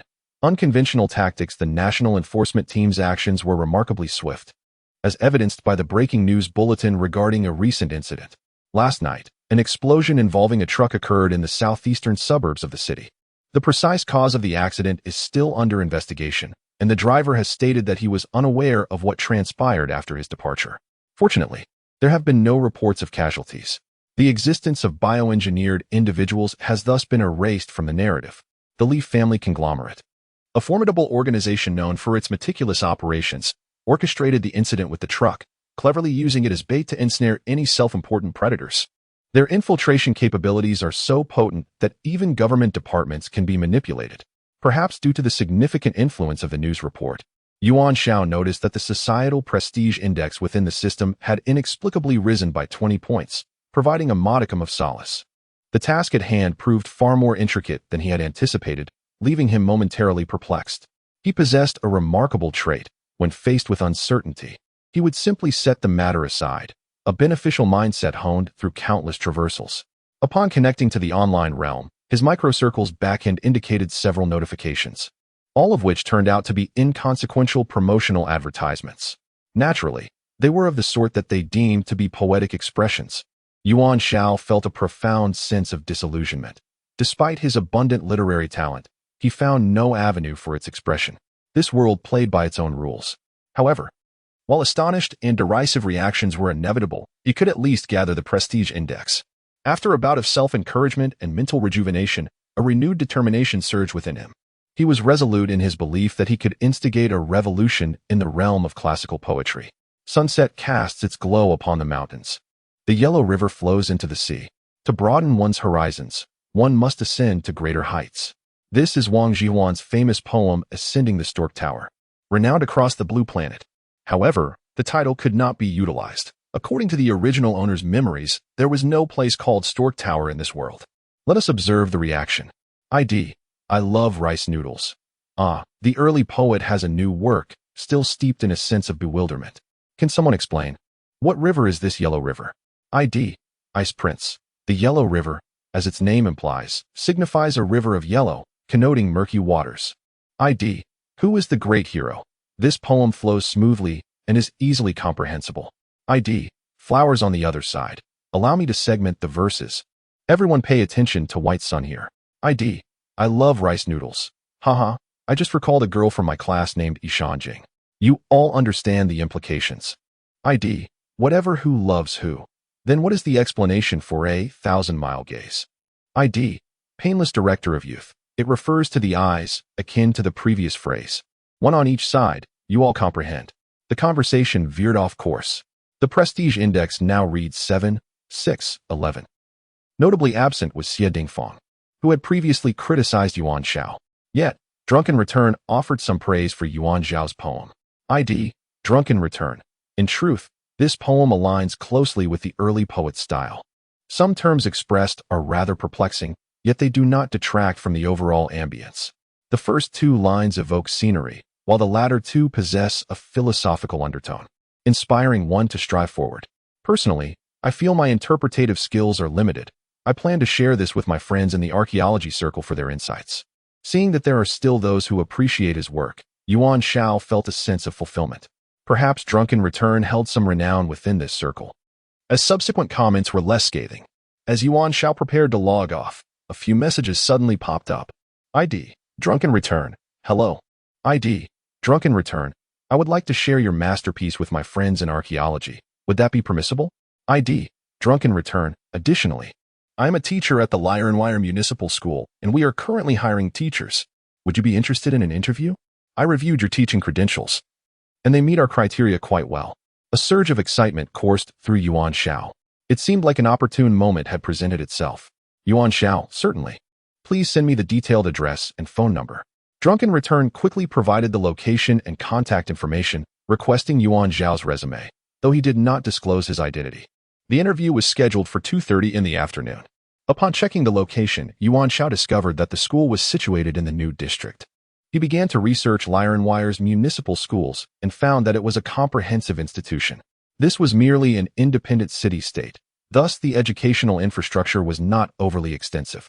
The municipal school encompassed everything from kindergarten to university, primarily catering to the upper echelons of Wire society, a veritable institution for the elite. Yuan Xiao felt a sense of satisfaction. His aim was to secure a position as a university lecturer. The teaching credentials he had modified were designed with this standard in mind. Universities brim with youthful allure, and a capable instructor there could achieve great heights. The possibilities were truly boundless. Of course, Yuan Xiao approached this with an appreciative mindset. He had yet to fully comprehend the parameters set by the system of this world. With ample time to spare and feeling somewhat bored, Yuan Xiao decided to visit the municipal school, eager to observe the local customs and culture. The coexistence of technological civilization and martial prowess was a rarity indeed. Fortunately, there was no cultivation practice present. Otherwise, the situation would have been truly surreal. The streets bustled with activity, filled with both buses and cars, painting a picture of modern civilization. There were even suspended light rail systems soaring above. Logically, Yuan Xiao believed that such advanced technological civilization would render martial prowess untenable. Yet, both spheres coexisted harmoniously, each imposing checks upon the other. Furthermore, he noticed that among the passers-by, some were hybrid beings, products of technological advancement. These were cyborgs, while bioengineered individuals and those with extraordinary abilities leaned more towards the martial side. The mechs were not particularly large, typically standing 3 to 4 meters tall. Equipped with various weapons, conventional firearms held little efficacy against martial practitioners, save for specialized weaponry. However, this did not imply that firearms were entirely ineffective. No matter how formidable a martial practitioner, they could not withstand the onslaught of missiles or nuclear weapons. After all, they were still a considerable distance from true cultivation. At first glance, the city appeared prosperous, yet Yuan Xiao, having traversed numerous worlds, understood that the foundational civilization was not particularly robust. The reasons for this remained a mystery. Approaching the vicinity of the school, Yuan Xiao was drawn to a quaint flower shop nestled around a corner, sensing an unusual wave of energy emanating from within. Chapter 14. The Eastern Xiaoman. In this realm, there is no concept of spiritual energy. However, there exists an independent source of power known as the spring of life. Yuan Xiao perceives the fluctuations emanating from this spring, a realization facilitated by his system, which also necessitates the utilization of the spring's essence. Thus, no subtle change in the air escapes his notice. Within the flower shop, there is something peculiar that has stirred the atmosphere in the vicinity. Yet, he remains uncertain whether these changes can be discerned by high-level martial artists. The flower shop, modest in size, features a display of pots brimming with vibrant flora, glistening with dewdrops, exuding an invigorating vitality. Upon entering, Yuan Xiao is immediately enveloped in a refreshing ambience. The power emanating from the blossoms, though faint, is undeniably present. A unique fragrance wafts through the air, effortlessly dispelling all worries. Welcome, a melodious voice resonates, akin to pearls dropping onto a jade plate. A young girl, her hair tied in a ponytail and clad in a knitted sweater, peeks out from within. Having encountered countless beauties, Yuan Xiao has long attained a state of emotional detachment. Yet, the sight of this young woman causes him to involuntarily draw in a sharp breath. He does so discreetly, mindful of maintaining his composure. This girl is strikingly beautiful, beyond reproach. The top goddesses of the cultivation world and the realm of immortals pale in comparison. To draw a commonplace analogy, she resembles an angel fallen to the mortal realm. Her attire is devoid of extravagance. Rather, the simplicity of her clothing accentuates her extraordinary essence. Hello, Yuan Xiao greets with a smile, adopting a formal demeanor as he inquires, "Did you cultivate these flowers yourself? Are you interested in purchasing them?" The girl replies with a smile. Yuan Xiao, intrigued yet financially constrained, decides to appreciate the beauty rather than acquire it. The price tags on the flower pots are conspicuously steep, starting at 1,000 yuan for a modest arrangement. While exorbitant, the value is justified by the beauty of the seller, an undeniable brand effect. A sleek sports car pulls up, and a young man in a tailored suit steps out, removing his sunglasses. "Xiaoman, I would like a bouquet of roses," he declares, clearly a wealthy suitor. Yuan Xiao feels a twinge of envy. In any world, no one ever complains about having too much money. Even in a realm where strength reigns supreme, one cannot escape the influence of wealth. Yet, he harbors no jealousy, confident that in due time, he too shall attain affluence. "Thank you," the young man exclaims as he scans his phone to make a payment. Yet he does not reach out for the flowers. Instead, he gestures with a heart sign, proclaiming, "These flowers are for the most beautiful Eastern Xiaoman." The notification of a substantial payment echoes, illustrating the audacity that accompanies wealth. At times, Yuan Xiao has pondered why, despite his numerous reincarnations, he has never transformed into a beauty himself. He too yearns to experience the adoration that comes with it. Realizing his thoughts have wandered astray, he hastily corrects himself. The girl, known as Eastern Xiaoman, merely waves her hand with a smile, as if such occurrences have transpired countless times before, indifferent to the attention. Yuan Xiao instinctively resolves to maintain his distance. Even the most exquisite flowers possess thorns, and one misstep could lead to trouble. His ultimate goal is ascension to divinity. Once achieved, he could have his pick of companions. Enduring a moment of restraint will lead to vast opportunities. Unbeknownst to Eastern Xiaoman, Yuan Xiao's mind has traversed many thoughts. After tending to the roses, she turns back with an enduring smile. "Aren't you buying any flowers?" This simple refrain, coupled with the sunlight filtering through the swaying leaves, imbues her with an ethereal quality that is disarmingly potent. Fortunately, his limited funds thwart any devilish temptations. As the day progresses, more affluent youths arrive, mirroring the actions of the previous suitor, spending money without purchasing flowers. The girl responds with nothing but smiles, neither rejecting nor acknowledging their advances, as if her world is solely composed of joy. Coincidentally, the school day concludes, and a surge of students exits the campus, many flocking to the quaint flower shop, inadvertently pushing Yuan Xiao outside. A greater number of students than before purchase flowers, and soon, the pots displayed outside are completely sold out. Male students cite 3 reasons for their purchases: beautiful, quite beautiful, extremely beautiful. Meanwhile, female students offer a myriad of explanations. Some believe it brings good fortune, others find it invigorating. while one tearfully claims that placing the flowers in her room awakened her comatose mother after many years. Listen to this group of naive and ignorant youths, Yuan Xiao muses, further solidifying his resolve to enter the educational field. Transforming the world's garden must begin with the young. The flowers in this shop undeniably radiate the power of the spring of life. Yet he contemplates the notion of the living dead, pondering if young people have been overly influenced by online novels. Oh, right. The cultural index in this world is lacking. There are no online novels. Yuan Xiao is unbothered by the prospect of enlightening them in the future. He even considers initiating discussions on pivotal issues, for miracles are born from creation, and life is reserved for the courageous.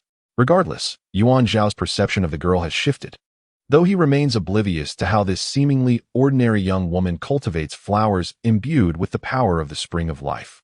She is indeed a unique existence. As he departs the flower shop, the image of the girl's smiling countenance lingers in his mind. It seems he has been feeling overly agitated lately, disrupting his state of calm wisdom. With his hacking skills, uncovering hidden truths would be effortless. However, the paramount concern remains finding a way into the educational sector.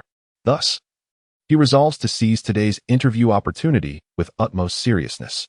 The identity he possesses in the inner world is secondary. The outer world is his true stage.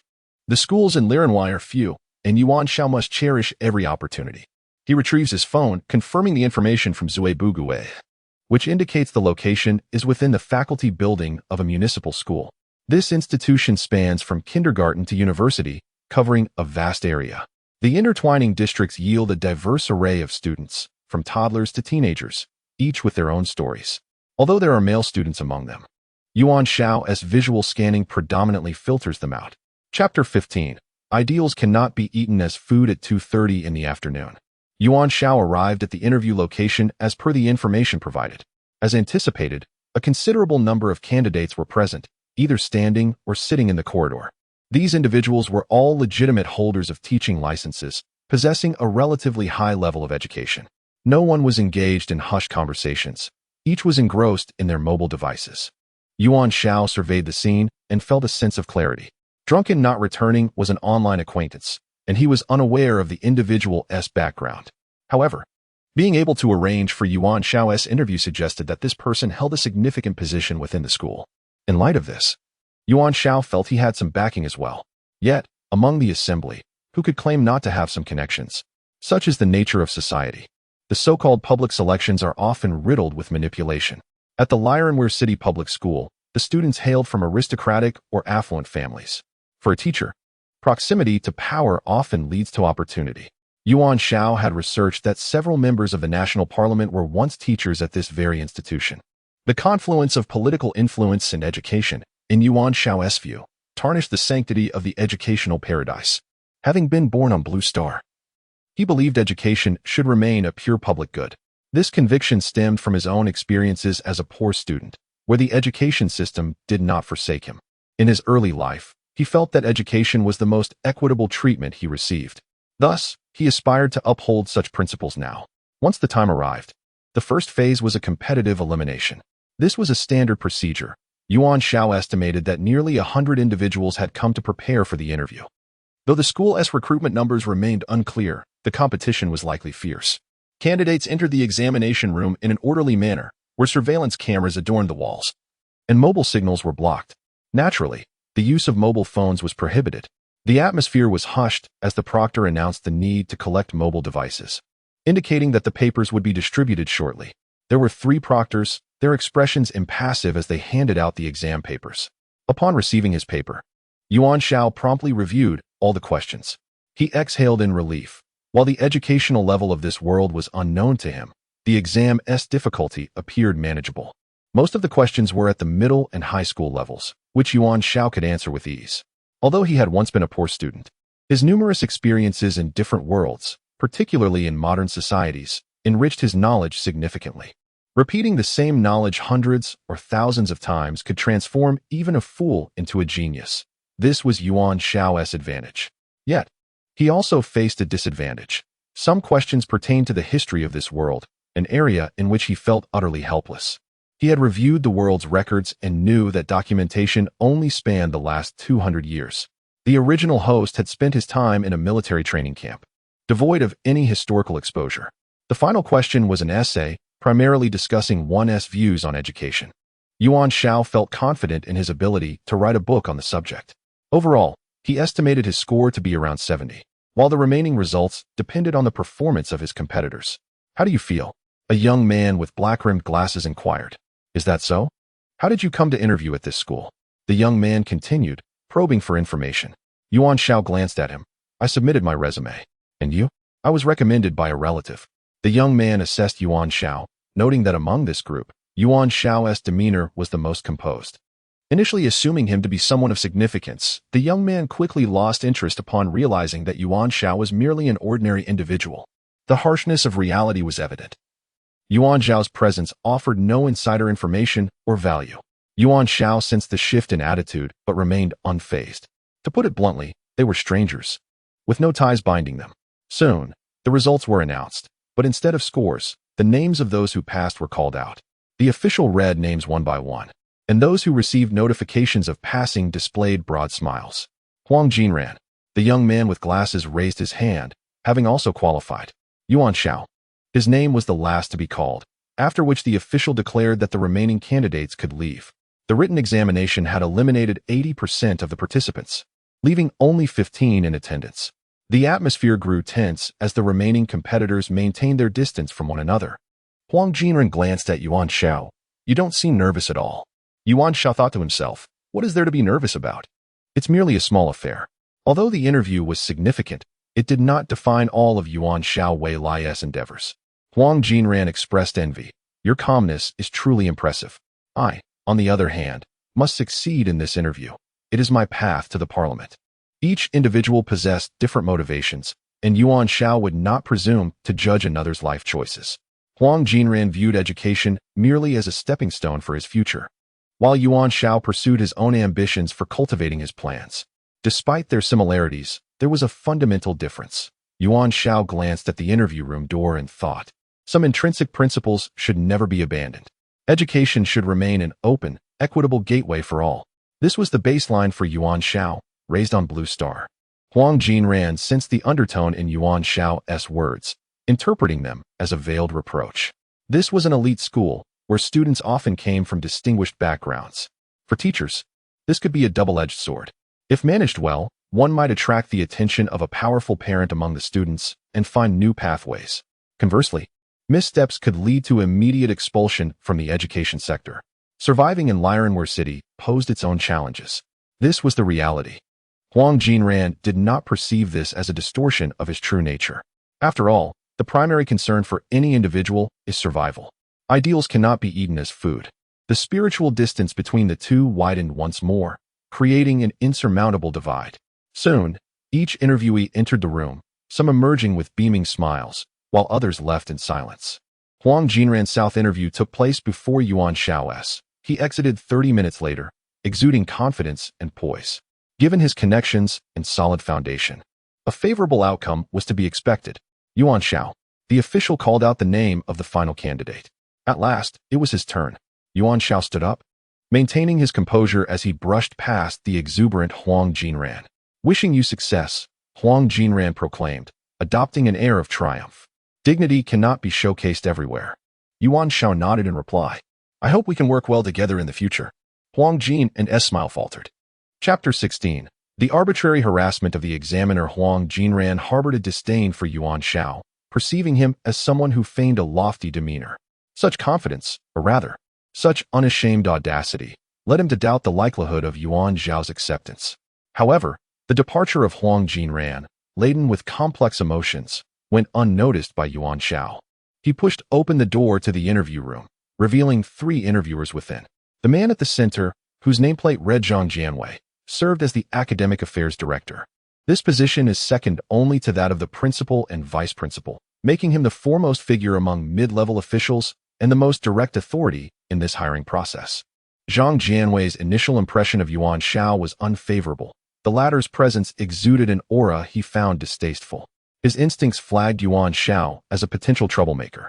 More importantly, the recruitment process had already secured enough candidates, rendering this mere formality unnecessary. After gesturing for Yuan Xiao to take a seat, Zhang Jianwei picked up his resume. and his brows knitted together upon reviewing it. While you have obtained a teaching license, your resume lacks any teaching experience. Although a teaching license may be fabricated, teaching experience cannot. Yuan Xiao could only respond with resignation. Indeed, the integrated educational system spans from kindergarten to university, and the teachers selected are the CR de la CR. With all due respect, your lack of teaching experience diminishes your competitiveness. Here we go. The fault-finding has begun. Your institution has a long-standing tradition of rigorous and unpretentious teaching, with a focus on nurturing students. As a prestigious school, you undoubtedly possess unique ideals.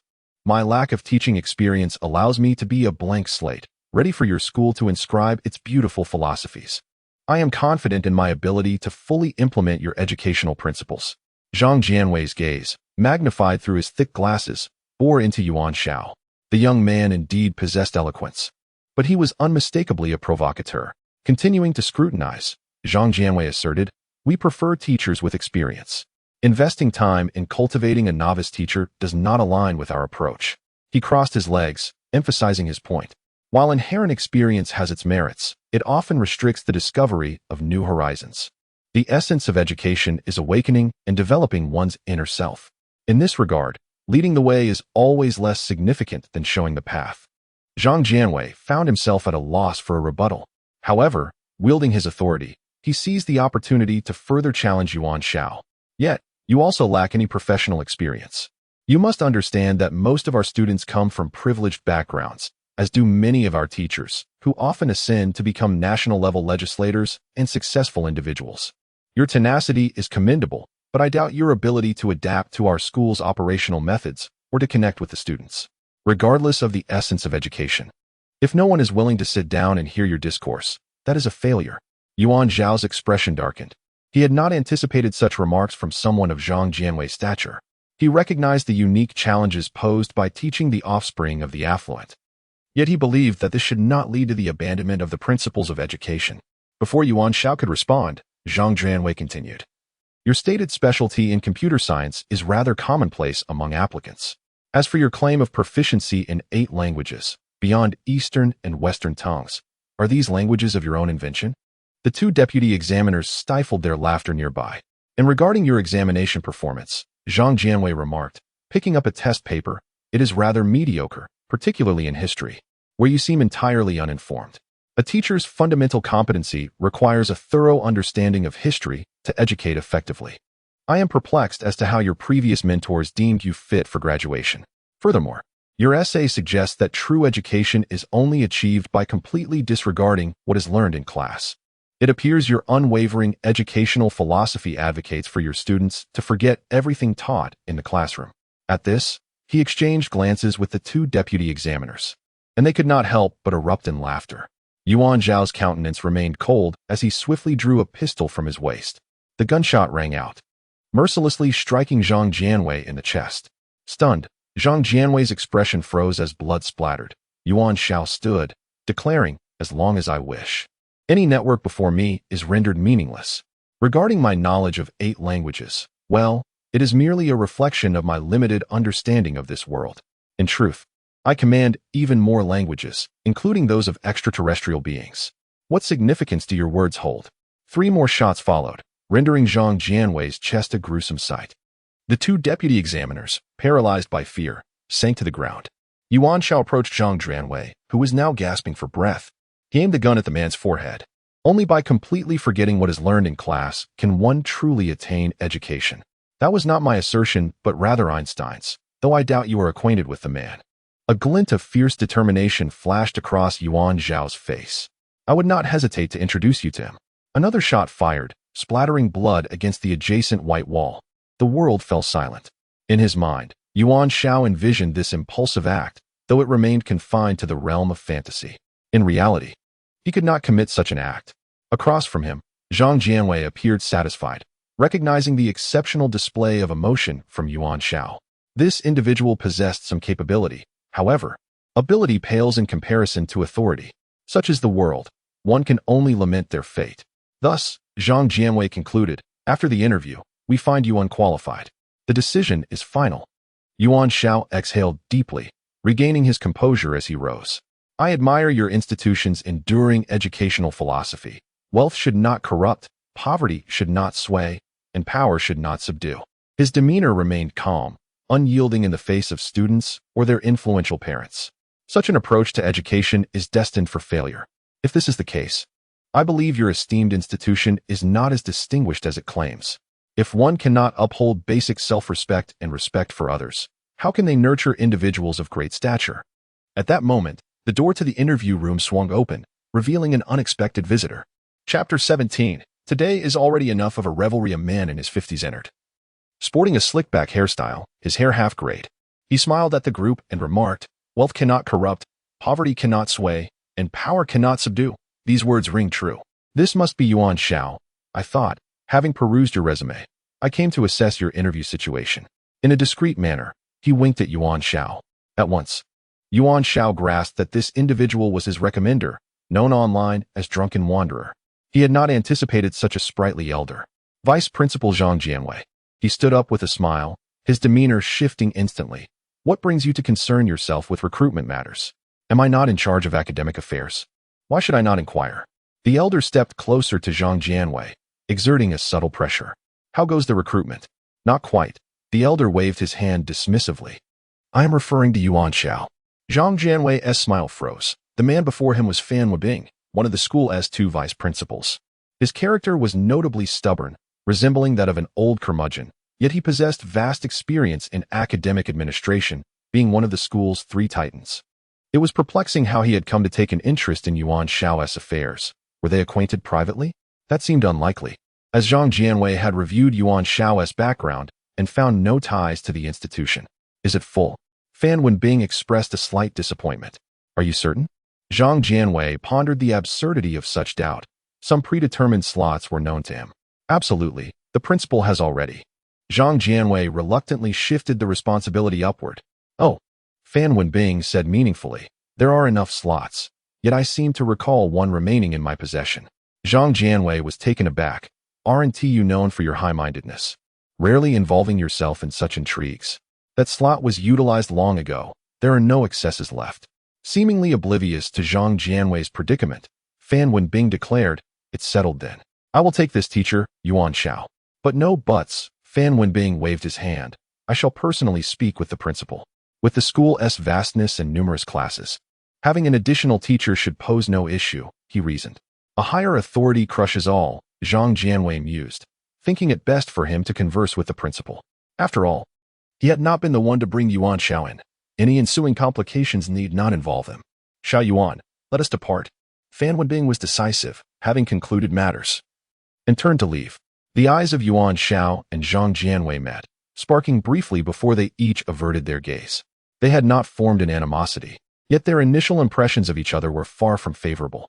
Please sit. Fan Wenbing gestured for Yuan Xiao to take a seat, introducing himself before smilingly inquiring, Xiao Yuan, may I ask you something privately? Did you compose those poems yourself? Every time this question arose, Yuan Xiao felt a tinge of embarrassment, as he still bore some pressure. They are merely references and musings, he diplomatically chose to respond. Yet that cannot be right. According to your records, you should be a 5th-generation awakener, possessing past memories. Yuan Xiao, puzzled, simply smiled and took a sip of water. Let this matter rest. Fan Wenbing noted Yuan Xiao's reluctance to elaborate and did not press further. Regardless, I find your talent lamentably overlooked, hence my desire for you to join us here. I genuinely harbor a fondness for education. Yuan Xiao felt compelled to express his sentiments. Xiao Yuan, what are your impressions of this school? Fan Wenbing fixed his gaze on Yuan Xiao, urging him to speak candidly. Candidly, Yuan Xiao thought. Speaking truth is my forte. Vice Principal, Yuan Xiao began, I have gathered some understanding of the school's general situation. The students here are likely scions of affluent families in Lirenwai City, many with significant backgrounds. Fan Wenbing nodded in agreement. Thus, the teachers here may harbor reservations, which can subtly impact teaching. Yuan Xiao continued. In principle, teachers are meant to guide and direct students. However, when students possess considerable influence, teachers may find themselves hesitant. The alteration of stances directly affects the quality of education, he asserted. Indeed, the entire educational atmosphere of the school may undergo transformation. Teachers fearing students and pandering to them has regrettably become the norm here. Education ought to lead ordinary individuals to explore the extraordinary facets of the world. This is my belief. Yuan Xiao articulated his perspective. Fan Wenbing's grip on the water cup trembled slightly, his gaze deepening. This youth consistently spoke with remarkable insight. When the teacher-student dynamic becomes skewed, the beacon of ideal education falters. Such platitudes, I have heard many, Fan Wenbing sighed, recognizing the truth in Yuan Xiao's words. Wealth cannot corrupt, poverty cannot sway, and power cannot subdue. He gently set down the cup. Only you could utter such a statement. How is your proficiency in calligraphy? Perhaps you could inscribe it for me one day. Yuan Xiao mused internally. My skills, after traversing so many realms, are akin to Wang Shiji's. Yet he resolved not to boast, opting for prudence. Today is already enough of a revelry, he retorted. Xiao Yuan. This is precisely why I sought to bring you on board, he said, standing by the window and gazing down at the playground. The essence of education must not waver due to human factors. Otherwise, what need have we for teachers and schools? Thus, I hope you will bring about change within this institution and truly embody the significance of education throughout the school, even if you do not say it. I intend to proceed in this manner. Yuan Xiao thought, for these were influential families in Lirenwei. The greater the influence, the better. Harvesting the proverbial chives would yield entirely different results. He cared not for the offspring of officials or the wealthy. As long as they were chives, he would harvest them all. Chapter 18. The identity of the external world has been established with matters settled. Fan Wenbing concluded, there are still some procedures to be completed. And once everything is clarified, I will formally notify you of your employment. Yuan Xiao understood that he had been granted a special admission. Fan Wenbing was one of the vice principals of the school, a title that carried a certain weight. Overall, Yuan Xiao was quite pleased with the outcome. The vibrant college classroom. Here I come. Having traversed realms multiple times, Yuan Xiao had attended university more than once. However, this would be his first experience stepping into the role of a teacher. The thought alone filled him with excitement. Stories between teachers and students awaited him. As he bid farewell to Fan Wenbing and exited the school gate, his gaze fell upon the quaint flower shop nestled around the corner. The flower racks were once again brimming with blooms.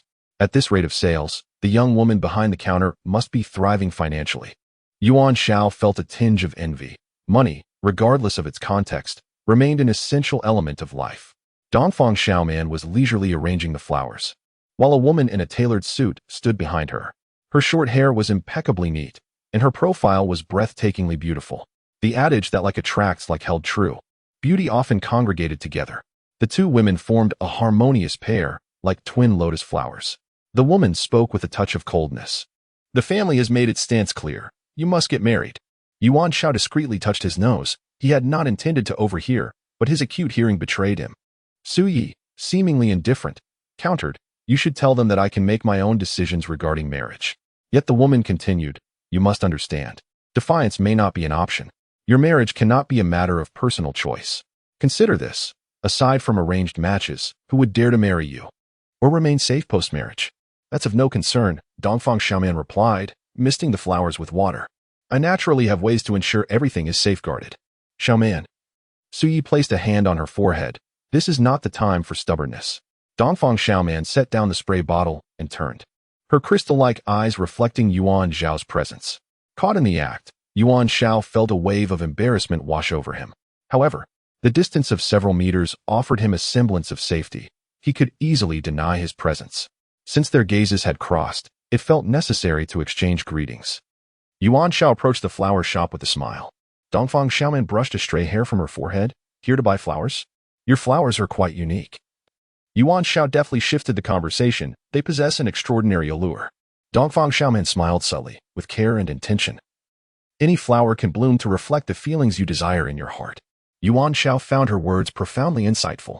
After all, when a beautiful woman speaks, her words are often readily accepted. Such is the advantage of beauty. Clouds weave garments, flowers seek beauty, spring breezes caress the threshold, dew glistens in abundance, Yuan Xiao recited. Realizing that he had never truly grasped the essence of these lines until now, they resonated perfectly with the scene before him. This was a commendation of beauty. Yet neither woman reacted with surprise. Su Yi's expression darkened, as if she harbored resentment toward Yuan Xiao. Dongfang Xiaoman quietly recited Yuan Xiao's lines to herself before extending her hand. I am Dongfang Xiaoman. Yuan Xiao, he replied, gently shaking her hand. I came for an interview at the school today. Their conversation flowed easily. However, Suye's countenance grew increasingly sour, as though she wished to inflict harm upon Yuan Xiao. Yuan Xiao found the day fulfilling. His career was progressing smoothly, and he had met a stunning beauty. Indeed, this was the last time he would traverse realms. And all restrictions had been lifted. It was utterly perfect. With his identity in the external world established, Yuan Xiao needed to report to Colonel Weil. Lacking direct contact with Weil, he opted to visit Imo Haoguang's residence instead. No food for you. Imo Haoguang glanced at his watch. Arriving at this hour is clearly an attempt to mooch. Having been an undercover operative in this city for over 30 years, Imo Haoguang was not particularly affluent. He could hardly afford to support Yuan Xiao. With his resources, he might as well find someone to marry. It's not about eating, Yuan Xiao thought to himself. What a miser. Though Imo Haoguang had been blunt, Yuan Xiao, despite his boldness, found it difficult to voice his true purpose. I found a job in the external world and need to report to Colonel Weil. Upon hearing it wasn't a dining invitation, Imo Haoguang relaxed. That's easy. I'll send him an email shortly. Pouring hot water into a bowl of instant noodles, he placed a book atop it to let it steep, patiently waiting for the noodles to soften. What job did you secure? A university lecturer, Yuan Xiao replied, fixating on the steam wafting from the noodles. At the municipal school in Lironwire. Imo Haoguang was taken aback. You're going to be a university lecturer? Previously, he had witnessed Yuan Xiao alter a teaching license and assumed he aimed for elementary or middle school. He never anticipated this leap to university-level teaching. What could you possibly teach? Most of your time has been spent in training camps. That would mislead the students. Well, Yuan Xiao leaned back on the sofa. The official appointment hasn't been finalized yet. There are still some procedures to complete. Imo Haoguang knew the Lironwire Municipal School housed a cadre of privileged offspring. Being a teacher there might not be easy. What is there to fear? Yuan Xiao replied nonchalantly. After all, they're just students. They might be a bit rebellious, but they're still students. Besides, at the university level, I doubt they'll engage in any ridiculous antics. University is merely a place for basketball games and movies. No one has the time to concern themselves with teachers, he reassured himself.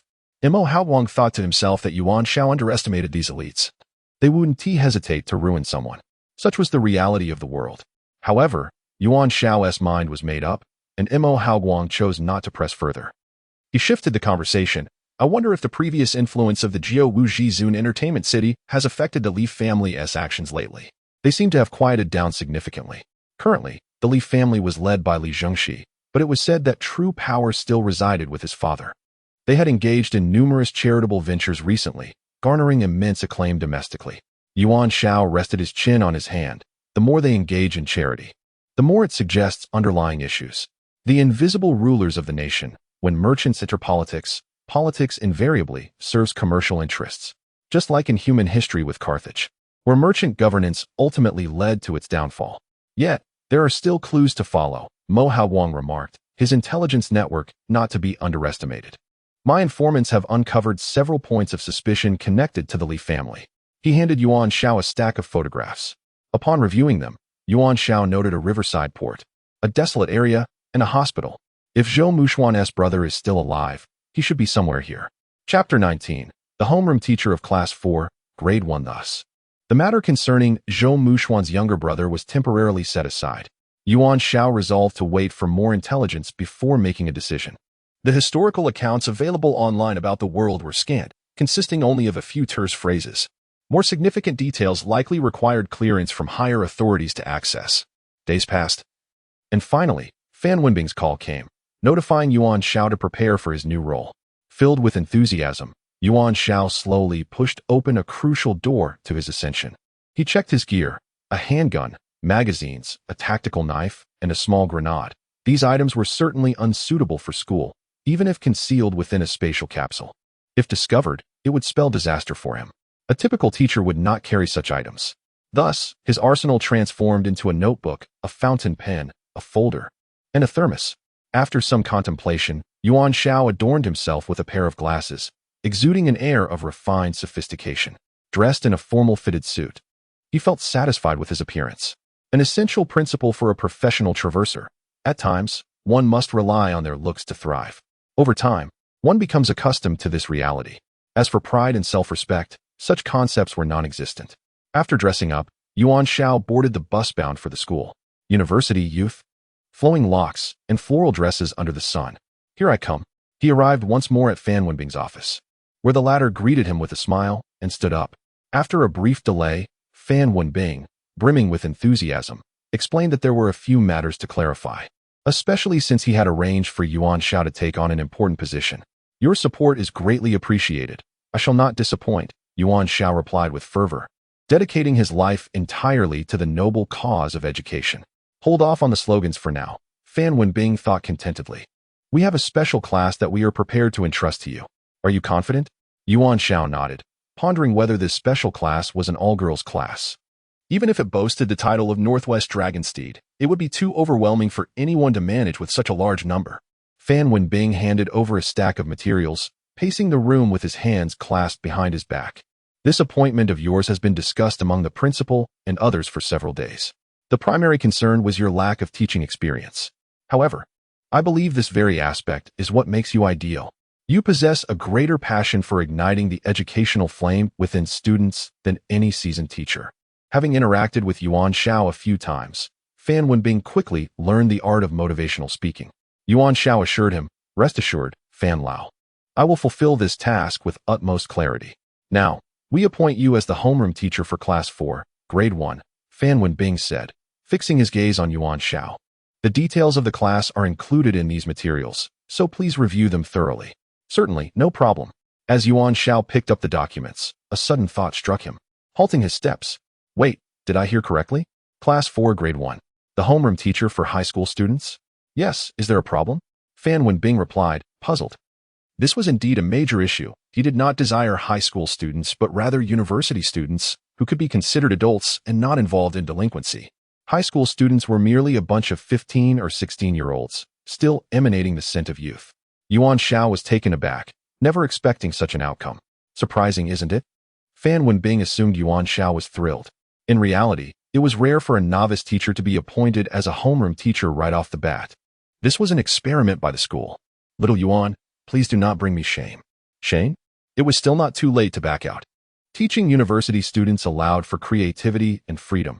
Yuan Xiao believed he could handle that. However, teaching high schoolers posed an entirely different challenge. Fan Lao, I feel the weight of this responsibility, Yuan Xiao lamented. Fan Wenbing was even more pleased. Having this awareness is enough. Do not fear. Embrace the challenge wholeheartedly. Yuan Xiao's expression twisted in despair. He wished to perform well, yet the situation felt morally dubious. Nevertheless, Fan Wenbing clearly offered no opportunity for refusal, departing with the lecture notes in hand. Dejected, Yuan Xiao trudged towards the high school section. After all this effort, he was to teach high school students. The subjects of mathematics, physics, and chemistry were manageable in terms of problem solving. Teaching required a systematic approach, complete with lesson plans, which he feared might overwhelm him. University teaching was much simpler. Casual discussions, assigning a few extracurricular readings, and writing papers sufficed for examinations. The audience differed vastly, as did the freedom afforded to each. The high school section of the municipal school was adjacent to the university section, occupying a considerable area. Notably, the teachers' offices were conveniently located alongside the students' learning spaces, facilitating daily communication and management. Yuan Xiao was assigned a small desk, the type commonly found in any office. As he sat down, he felt utterly drained. Fortunately, he reminded himself of his ultimate goal, to ascend to greatness and seize opportunities. Flirting was merely a side quest. Hello? A head peeked around the corner. Long hair cascading down, bright eyes, and a gentle smile directed at him. Most importantly, she exuded a sense of ambition. Wow. Yuan Xiao's spirits lifted. Clearing his throat, he responded, Hello. You are the new teacher for Grade 1. The young woman smiled. I am also new here. I look forward to your guidance. Yuan Xiao? He adjusted his glasses, the homeroom teacher for Class 4, Grade 1. Wow. Her eyes sparkled with admiration. You must be exceptionally talented to be appointed as a homeroom teacher as a new instructor. Satisfaction washed over him. This was the feeling of being revered. She giggled, covering her mouth. You are so outstanding yet so humble. I am an Eidolon. They shook hands, completing their introduction. She mentioned that 6 teachers were reportedly hired, with 4 in the high school division. An Eidolon leaned in, revealing insider information. The selection rate was exceedingly high. Honestly, Had I not had a recommendation from the Ministry of Education, I would not have qualified. Yuan Xiao refrained from commenting, recognizing that everyone had connections. However, Yutong moved closer. Did you say you were the homeroom teacher for class 4? Yes, Yuan Xiao replied, a hint of gloom in his voice. I have heard that class 4 is the most challenging class in the entire school, Yutong whispered conspiratorially. During middle school, they changed homeroom teachers more than 10 times. Is that true? Yuan Xiao was taken aback, momentarily forgetting about his surroundings. Chapter 20. Because of my profound love for this land, it is truly splendid. What Yuan Xiao desires is precisely this exhilarating class. The more stimulating it is, the greater the potential yield. Teacher, let us settle this once and for all. Before Yuan Xiao stood 3 towering men, each around 2 meters tall, exuding an aura that even he found daunting. We do not wish to target you. The man in the center gestured, but your homework assignments are simply excessive. Indeed, the man on the right interjected, and you expect us to memorize the periodic table? Humph. Do you think with our intellect we could achieve that in a single night? So, we apologize, teacher. The man on the left brandished a heavy iron chain. The only solution is for you to perish. In that moment, the 3 launched their assault, their energy reverberating through the corridor, cornering Yuan Xiao into a desperate situation. Humph. Yuan Xiao, like a fragile boat amidst a tempest, pushed his glasses up the bridge of his nose. Fatal move. The Pythagorean theorem. His expression remained stoic as he unleashed his ultimate technique, determined to quell such unruly students. The 3 men crumpled to the floor, howling in despair. Yet Yuan Xiao's heart remained composed. Regrettably, in the face of absolute strength, you still require patience. Remember, patience. Wow. Teacher, you are amazing, exclaimed a girl. Teacher, may I invite you to my home for guidance this evening? Another girl chimed in. With an astonishing index of 99999999999. Congratulations were in order for successfully achieving the task objective, preparing to enter a divine state. Haha. Yutong, utterly perplexed, waved her hand in front of the grinning Yuan Xiao. Yuan Xiao, Yuan Xiao? Oh, my apologies. Yuan Xiao wiped the drool from the corner of his mouth and corrected his expression. I was lost in thought. Did you hear what I just said? With a hint of confusion, Yutong replied. Class 4 of the first year is known to be the most challenging class in this school. The Li Luanwei Municipal School is prestigious, offering a comprehensive education system from kindergarten through university. Class 4 of the first year has essentially been the same group since elementary and middle school, thus their notorious reputation. The most challenging class? Yuan Xiao chuckled. No matter how difficult, it could not compare to the tasks he had previously faced. They were merely a bunch of kids. He had already envisioned the worst-case scenario, a direct strike, and with the Pythagorean theorem, the world was his. It's fine, I just can't express it that way. Yuan Xiao spoke in a deep tone. I believe I will illuminate every piece of land with the light and warmth of my heart. And even, if I should perish, my feathers shall rot within the soil. Why do my eyes often brim with tears? Because of my profound love for this land. The atmosphere shifted as the onlookers regarded Yuan Xiao with newfound respect. The sentiment he expressed was one that Yutong could empathize with, but could not fully grasp. What kind of person could utter such words? A flicker of anticipation stirred within Yutong. Yuan Xiao entered a sage-like state once more. While boasting is one thing, the reality of the situation required his personal involvement. He perused the materials provided by Fan Wenbing, which detailed the circumstances of Class 4. As he had anticipated, most students in this class were offspring of officials and wealthy families. However, to maintain class stability, there were also a few students from ordinary backgrounds. Yet, even this designation of ordinary was misleading. They were individuals who had previously achieved creative progress in various fields. Though they lacked prominent family backgrounds, they were nonetheless exceptional in their own rights. The entire class was comprised of such individuals. It was no wonder that so many homeroom teachers had come and gone. Who could withstand such bombardment? Continuing through the materials, it was evident that Fan Wenbing had invested considerable effort into ensuring Yuan Xiao could serve as the homeroom teacher for this class. From the materials, it was clear that the educational system in this world was not overly complex. At least in high school, the focus was primarily on 3 subjects: Chinese, mathematics, and English. The rationale behind this was the classification of culture into Eastern and Western civilizations, making both Chinese and English equally foundational. Mathematics, being the cornerstone of all scientific disciplines, rendered other fields moot without it. Yuan Xiao, well aware of the importance of a complete educational system, understood this fully. Additionally, the most crucial subject was termed the comprehensive subject, encompassing a broad range of topics. Yuan Xiao had previously grasped this on the blue planet. Subjects such as physics, chemistry, politics, geography, and history all fell within this domain. As the homeroom teacher for Class 4, Yuan Xiao's designated subject was precisely the comprehensive subject. This was likely Fan 1 being strategic arrangement. In essence, the comprehensive subject allowed for flexibility in what could be taught, entirely dependent on the teacher's area of expertise. Therefore, this municipal university had the highest number of teachers responsible for comprehensive subjects. Having reached this conclusion, Yuan Xiao cast aside his earlier doubts. This represented a teaching approach with considerable freedom. He was in charge of the comprehensive subject for Class 4, yet had no restrictions on what to teach. How splendid! He could take any book and expound on it for a year and a half. However, reflecting on practical application, Yuan Xiao decided to impart something of real utility. Mindful of his role as a mentor, with a sudden realization, he had completely discarded his initial dissatisfaction. Returning to the main point, harvesting the potential of his students was paramount. Moreover, with a formidable presence in the office, things would work out just fine. In the world of adults, it was still adults who needed to resolve matters. One could not rely on young boys and girls. Glancing at his watch, Yuan Xiao noted it was nearly time for his class. Very well, he thought. He would greet his future students and wish them prosperous growth. I shall nourish you with the essence of my affection. The classroom for Class 4 was not far from his office. Before entering, Yuan Xiao had mentally prepared himself for various scenarios. They were merely a group of rebellious youngsters, and he intended to make a strong impression. Thus, he kicked open the classroom door with vigor. Approaching the podium, he slammed the folder in his hand down forcefully. Class is in session. All right. I am your new teacher and also your homeroom teacher. Yuan Xiao inscribed his name on the blackboard.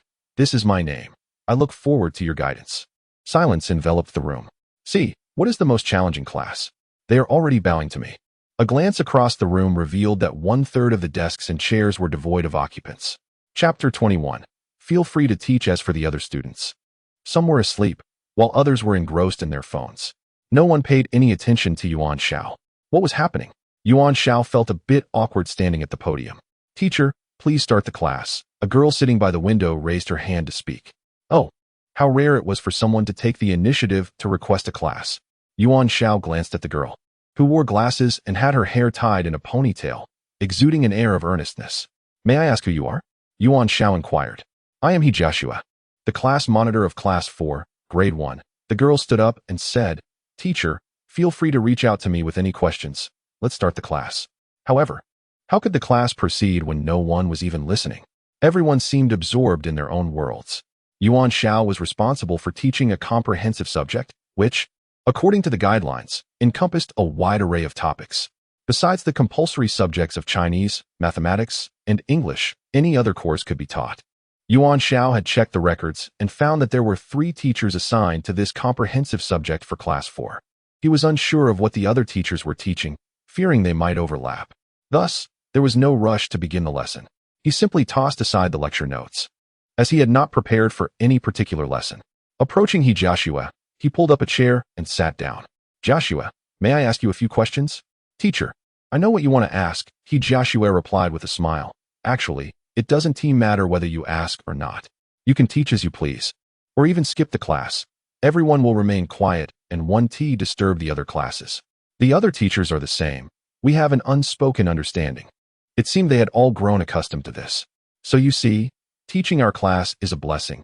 You need not do anything and can still receive your salary. Joshua concluded. It sounded rather appealing, but only if Yuan Xiao had no ambitions. Yet, he had already resolved to dedicate himself to the field of education. How could he succumb to such lethargy? The crux of the matter was, if this continued, how would he reap the rewards? Was this the reason so many students did not attend? Yuan Xiao flipped through the attendance sheet and noted that some students had not shown up regularly, with a few never returning since the semester began.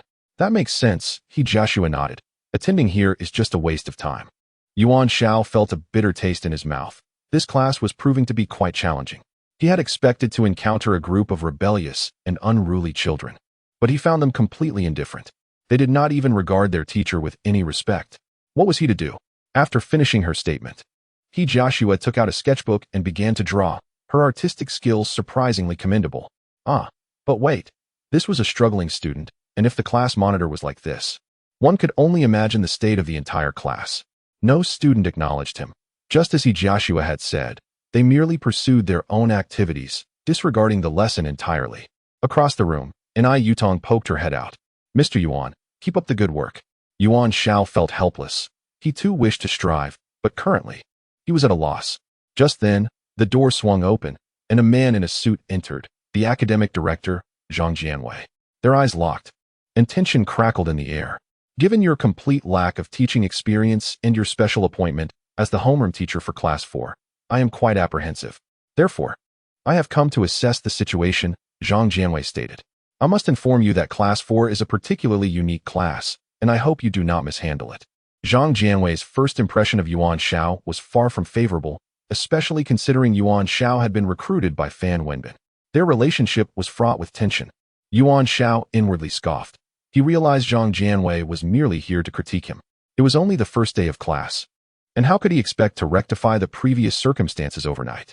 First, tell me how you plan to guide this class. Zhang Jianwei posed a challenging question.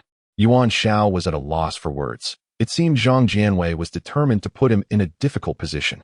If that was the case, he stood up from his chair, towering over Zhang Jianwei. What are you doing? Zhang Jianwei gulped, aware that violence was not an option in the school environment. Yuan Xiao thought to himself that Zhang Jianwei had long been marked for elimination in his mind. Academic Director, I believe the primary issue facing Class 4 is the lack of cohesion in teaching. On one hand, there is a significant problem with student absenteeism, and on the other, those who do attend show no enthusiasm for the lessons. This is the foremost issue that I, as the homeroom teacher, must address. It requires a detailed analysis of each student's characteristics, Yuan Xiao declared passionately. I firmly believe that with my fervor for education and my care for the students, they will eventually find their way back. Here, there should be resounding applause, he thought. However, the applause index plummeted. 8, -12, -5. Yuan Xiao. What? This index has actually decreased. My grand display has failed. Zhang Jianwei's expression darkened. Mr. Yuan, many teachers have made similar claims before you, your predecessors. What we seek is not exaggeration. As educators, it is crucial to remain grounded. Young man, do not be overly arrogant. Laughter erupted in the office, mocking him. Yuan Xiao fell silent. He had only expressed his genuine thoughts. Shouldn't they be astonished and impressed? This school certainly did not operate according to conventional wisdom. Never mind, he thought. Even a clay figurine has its limits. Yuan Xiao fixed his gaze on Zhang Jianwei. Academic Director, I assure you that I will give my utmost effort to address the issues I outlined. Very well, Zhang Jianwei replied, eagerly awaiting this affirmation. But what if you fail? 3 months. Yuan Xiao extended 3 fingers. If I am unable to change the fundamental situation of Class 4 within 3 months, I will resign voluntarily. Yuan Xiao was speechless. It seemed the teachers at the school truly feared the students, with even the academic director speaking in such a tone. Satisfied, Zhang Jianwei departed. In 3 months, this school's ailment will obediently leave. Such was the long-standing tradition of public schools. It should not be easily altered. It was a hallmark of prestige. Furthermore, support from parents would be necessary for promotions next year. In the office, the other teachers dispersed, but their gazes towards Yuan Xiao were laced with a hint of ridicule. Mr. Yuan, Yutong approached him and whispered, why did you boast so much? What boasting? Yuan Xiao retorted, unwilling to concede. He was merely stating the truth. At least 1/3 of this class has been chronically absent, Yutong, who knew the situation better than Yuan Xiao, pointed out. 3 months is simply insufficient for ideological work. Not to worry, Yuan Xiao replied confidently. They're just a bunch of kids. I could easily handle 10 of them with a single strike. Chapter 22. Do you think it necessary for me to attend school? At this juncture, Yuan Xiao deemed that fretting was futile. The crux lay in resolving the issue at hand. With classes momentarily off the table, he opted to peruse the students' profiles. As Zhang Jianwei had remarked, most of the students in the class hailed from notable backgrounds. Their parents' professional endeavors made this abundantly clear. Yuan Zhao's gaze settled upon the name of a particular student, Su Qinyu. The very name suggested affluence. His parents operated a chain of supermarkets in Lirenwire City, commanding over half of the market share. It was evident that wealth was not a concern for him. Furthermore, he served as the academic representative for Class 4 of the first year. The audacity of the academic representative skipping classes left Yuan Xiao rather bemused. How splendid! Such a formidable character was precisely what Yuan Xiao relished. Without hesitation, he noted Su Qinyu's address and, upon leaving school, headed directly to his destination. The residences of the affluent differed markedly. Upon arriving at the entrance of the villa district, Yuan Xiao found himself without the requisite access. After enlisting the assistance of the security personnel, he learned that Su Qinyu was not at home, but rather at the company.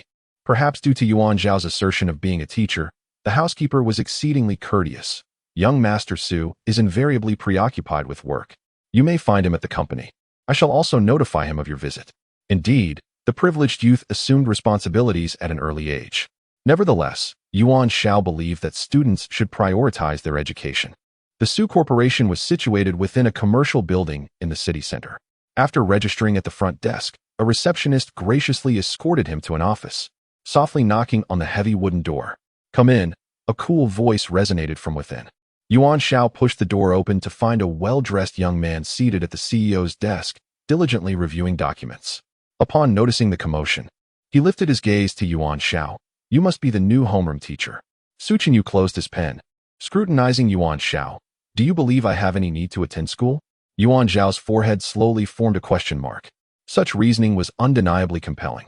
Yet, he felt an urge to retort. Why attend school? What could one truly learn there? What utility did such knowledge possess? These were the existential inquiries of Su Qinyu's essence. Given his status and learning capabilities, it was indeed arguable that attending school was unnecessary. Thus, "Teacher, let us not squander each other's time." Su Qinyu dismissed Yuan Xiao, returning his focus to the documents. A decisive strike. The purpose of education transcends mere acquisition of knowledge and its subsequent applicability. Yuan Xiao remained undeterred, asserting that the joy of mastering learning skills was paramount. The ability to comprehend and integrate knowledge was essential for insightful application. Moreover, the school environment provided a foundational platform for social interactions and networking. Yuan Xiao perceived a derisive snort emanating from Su Qinyu's nostrils. The concepts he espoused held no relevance for Su Qinyu. He had no need for struggle, nor was he beholden to others' opinions. As for connections, as a CEO, Su Qinyu possessed ample resources. However, could the wealthiest villager truly compare to the wealthiest individuals globally? Thus, Yuan Xiao resolved to escalate his approach. "I understand your perspective," he declared, crossing his legs. "While I may not be aware of previous educators' methodologies, I can unequivocally assure you that I possess the ability to impart unique knowledge.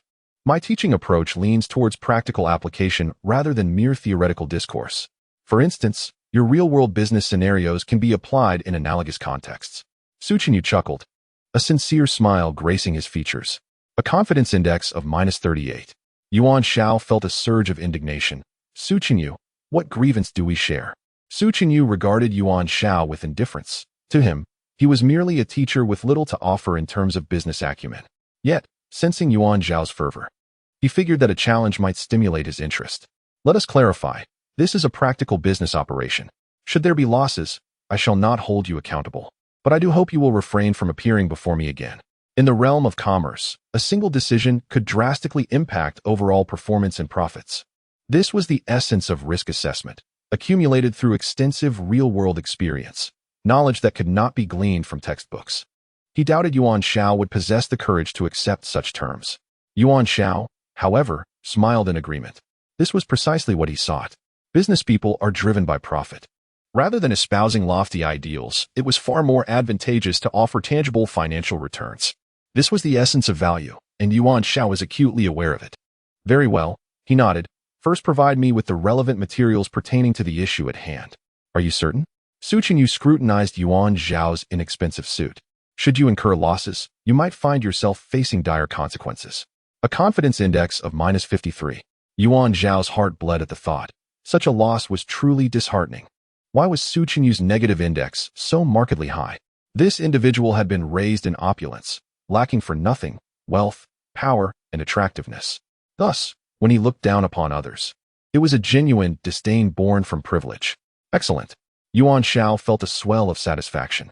He would not allow Su Qinyu to remain oblivious to the true power of the elite. All his experiences thus far would be in vain otherwise. Yet, Su Qinyu chose to disregard Yuan Xiao. instead making a phone call to convene a meeting. Shortly thereafter, he escorted Yuan Xiao to the company's conference room, which was bustling with mid-level and senior management personnel.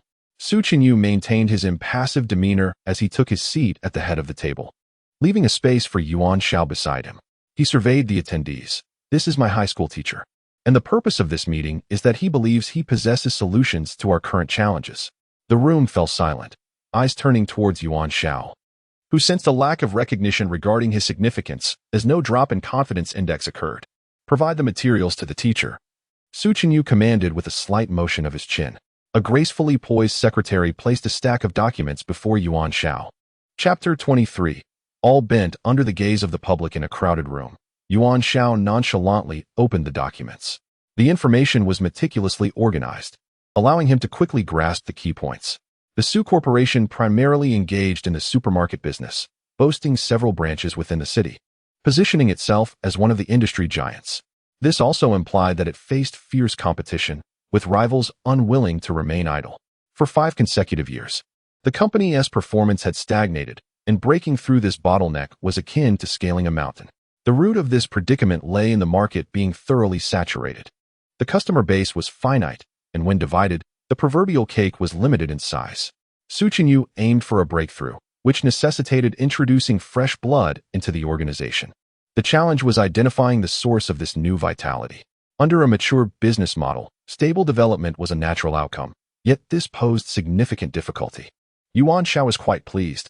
Only in this manner could the harvested leeks be deemed both plump and tender. Is there a computer available? He inquired, turning to his secretary. The secretary promptly brought over a laptop, and Yuan Xiao opened a document, beginning to type. Su Qinyu watched with keen interest, at least for now. This mentor was unlike any he had encountered before. The man's charisma was abundantly evident. Only time would tell if it was substantial enough. The only sounds resonating within the conference room were the rhythmic tapping of Yuan Xiao's fingers on the keyboard and Su Qinyu's index finger lightly drumming on the table. The two sounds intertwined, creating a symphonic ambience devoid of discord. Before long, Yuan Xiao stretched his neck, having completed his work. He pushed the laptop towards Su Qinyu and indicated, "Here are my recommendations regarding the company's supermarket operations." Su Qinyu raised an eyebrow, his expression betraying an uncharacteristic maturity for his age. He extended his fair hand and turned the computer screen toward him. All eyes in the room were fixed on him, while Yuan Xiao casually crossed his legs once more. For someone in Su Qinyu's position, being able to read rapidly was fundamental. He quickly perused the document. "Is this it?" he asked, casting a sidelong glance at Yuan Xiao. "This is your proposal?" Yuan Xiao smiled. Though Su Qinyu maintained an air of pride, his body was undeniably honest. The contributions to the pride index signified that he had thoughts of his own. "Print it out. Everyone should have a copy," Su Qinyu succinctly instructed. The secretary swiftly complied, and soon, each individual in the office held a copy of the document. "Let us review it and share our opinions," Su Qinyu said, his expression inscrutable. The executives, each adorned with beads of perspiration, began to scrutinize the report, yet their thoughts were primarily focused on Su Qinyu's reaction to it. Was it favorable or otherwise? 4 high-level executives. Capability was secondary. The ability to read the room was paramount. Given that the company's market was already stable, what new innovations could emerge? Moreover, the author of this proposal was a high school teacher, likely leading to a muddled outcome. As they exchanged glances, several executives soon discerned the situation. "Let us hear your opinions," Su Qinyu prompted, glancing at his watch. "Mr. Yuan's proposal is, in my view, overly ambitious," the vice president ventured first, pointing out that in the supermarket, the arrangement of goods traditionally adhered to categories. Yuan Xiao suggested a groundbreaking experiential model. "This means we would need to create spaces akin to a master bedroom, guest room, kitchen, and bathroom within the supermarket, showcasing corresponding products. However, has Mr. Yuan considered that, due to spatial limitations, the number and variety of products displayed would be quite restricted?" Su Qinyu's gaze landed on Yuan Xiao, who replied with a smile. "You haven't carefully considered my overarching positioning. My proposal is aimed at high-end consumers. This means I do not need to showcase as many products as possible. Instead, I wish to present the finest offerings before them. Thus your concern is unfounded. Furthermore, the introduction of simulated application scenarios will significantly enhance the customer experience, potentially maximizing purchase rates." The vice president fell silent, leaving the room in contemplation. Mr. Yuan, the marketing director, chimed in. Your second proposal suggests adding corresponding areas within the supermarket, such as kitchens and dining areas, as well as coffee and tea sections, and even reading zones. It is essential to recognize that our core business is supermarkets. Such a diverse mix of operations may dilute the appeal of the products themselves. Yuan Xiao countered with a smile. My perspective is precisely the opposite. We must remember that our target demographic is high-end clientele. What defines high-end? It encompasses the selection, preparation, and cooking of the finest ingredients, all of which are geared towards enhancing the service experience. By adding corresponding support services, we present the pinnacle of our products. If this does not constitute a compelling reason to purchase, then perhaps those customers are not the ones we desire. As he spoke, Yuan Xiao lifted a sheet of paper. This is a comprehensive market survey of the supermarket sector in Lirenwai City. The perception of market stability arises from the fact that, thus far, none of the supermarkets have adequately tapped into the in-depth needs of their customers. The marketing director wiped his brow, shocked that this newcomer had outperformed their group of seasoned professionals. Could they eliminate him? The executives harbored a mix of resentment and anger toward Yuan Xiao. Yet his pride index remained unchanged. However, Yuan Xiao was unperturbed. After all, a well-watered crop of leeks would be all the more tender when harvested. Mr. Yuan, murmurs of dissent began to surface. He shot a cold glare across the room. You all combined earn nearly 20 million a year, don't you? Sometimes, I genuinely wonder what purpose you serve. The company does not need individuals who merely point out flaws. We require solutions. The opportunity for breakthrough thinking lies before you. Why have you not taken the time to contemplate it? The flagship store of Su Corporation will be our first step toward reform. I want detailed proposals from each department by the end of today. The executives were drenched in sweat. This young master was not easily swayed. As they exited the conference room, their eyes were filled with murderous intent directed at Yuan Xiao. We ought to hire a hitman to eliminate this individual. Excellent. Yuan Xiao was elated. Little Qinyu, you are truly remarkable. The more they despise you now, the greater the contrast will be when the time comes, leading to an even greater harvest of the pride index. This insight was gleaned merely from observing Su Qinyu. What of the president? What use was charm, pride, or good looks? In the end, they would all be bent to his will. Pride Index 135 Chapter 24 Strategy for the Super Beauty. Su Qinyu's fair complexion bore a hint of rosy hue as he extracted a notebook, penning a bold proposal. 5 million, an annual salary. He presented a national bank draft to Yuan Xiao. What sort of operation is this? Is it a bonus for his proposal? Regrettably, it is not. 5 million. If you resign and join me, after a year, based on your performance, your salary can be increased. Su Qinyu, with an air of arrogance, awaited Yuan Xiao's response. This level of remuneration places him among the top echelon of domestic incomes. He could hardly believe Yuan Xiao would remain indifferent. Yuan Xiao felt a stir of desire. He was currently impoverished. Yet, according to the system's requirements, he was destined to become a talent that transcended material pursuits. The term transcendence implies viewing worldly riches, power, and treasures as mere refuse. While money is indeed a desirable asset, Yuan Xiao yearned more for the index of excellence. The platform provided by the Su Corporation seemed too constricted for his ambitions. Here, the harvesters merely await the right moment to reap. There was no necessity to linger. To me, money is but an external object. Yuan Xiao shook his head, and you should be able to discern that, should I desire, financial matters pose no challenge. Su Qinyu was left speechless. Reality indeed bore this out. Frustration boiled within him, a desire to retaliate. After all, Yuan Xiao's recent proposal had unveiled a new realm of possibilities in his mind. However, let me be clear, if I find no value in your mentorship, I shall continue to abstain. That is impossible, Yuan Xiao replied decisively. Furthermore, the outcome of the proposal must be assessed. Su Qinyu bit his cheek. If the results are unsatisfactory, you shall bear the losses while I maintain my absence. No problem, Yuan Xiao smiled. Then, little Qinyu, I shall await you at school. Surprisingly, Su Qinyu's face flushed. Yuan Xiao held great confidence in his proposal. After all, this was the world of the primitive tribes. He could not neglect his tasks in the inner realm. Upon reaching his desk, Yuan Xiao poured himself a glass of water and resumed reviewing student profiles. Now, he had acquired a CEO. Next, his gaze fell upon a female student's name, Xiao Wanqing, the cultural committee member of Class 4 in her first year of high school. It had been nearly half a year since his last visit to the school. Unlike Su Qinyu, who was affluent, handsome, and academically gifted, Xiao Wanqing's performance had languished at the bottom. However, she possessed a greater privilege to avoid school.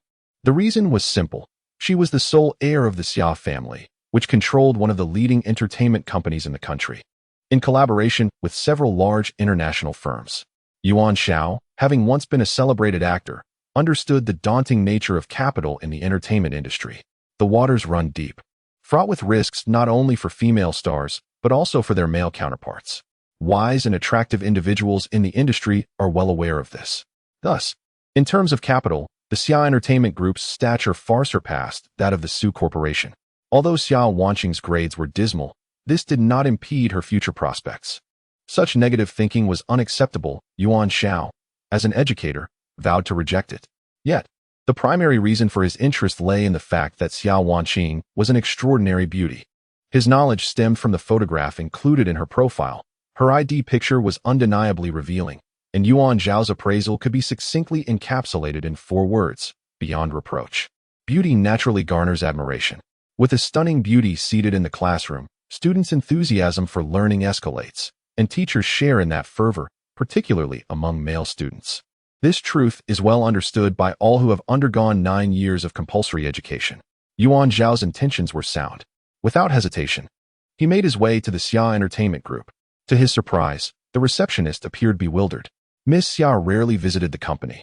It seemed that the dynamics of family wealth varied greatly. Xiao Wanqing, as a privileged second-generation affluent individual, lacked the capability to manage a company. Reflecting on her abysmal high school performance, it was likely she was merely a decorative presence. Reluctantly, Yuan Xiao dialed her family phone number. Upon revealing his identity as her homeroom teacher, the maid consulted before providing him with Xiao Wanqing's mobile number. She was a travel-loving high school student. After pressing the call button, it rang several times before being answered. Hello, her voice was as gentle as a feather. Greetings, I am Yuan, your new homeroom teacher for Class 4, he stated directly. I've received many calls from teachers like you, but the atmosphere there stifles me, leaving me devoid of creative inspiration. Creative inspiration? Yuan Xiao was taken aback. It is normal for new teachers to be unaware, Xiao Wanqing patiently elaborated. The entire school knows my ambition is to become a writer. I am currently conceptualizing a work centered on love, hoping to achieve physical publication. Once published, I could persuade my family to adapt it into a film. You must understand that a work of original literature can leave a lasting legacy, and its cinematic adaptation is inseparable from that legacy. Of course, having actors of significant stature from the era is equally paramount. All of this hinges on my creative output. However, the mundane school environment stifles my inspiration. A place devoid of genuine romantic experiences can never birth such a masterpiece. As the winter rain falls like dew on my eyelashes, my heart stirs with ripples. Therefore, I am currently traveling across the Principality of Purensis to seek such inspiration. Surely, you understand, teacher? Yuan Xiao slowly processed an immense question mark in his mind.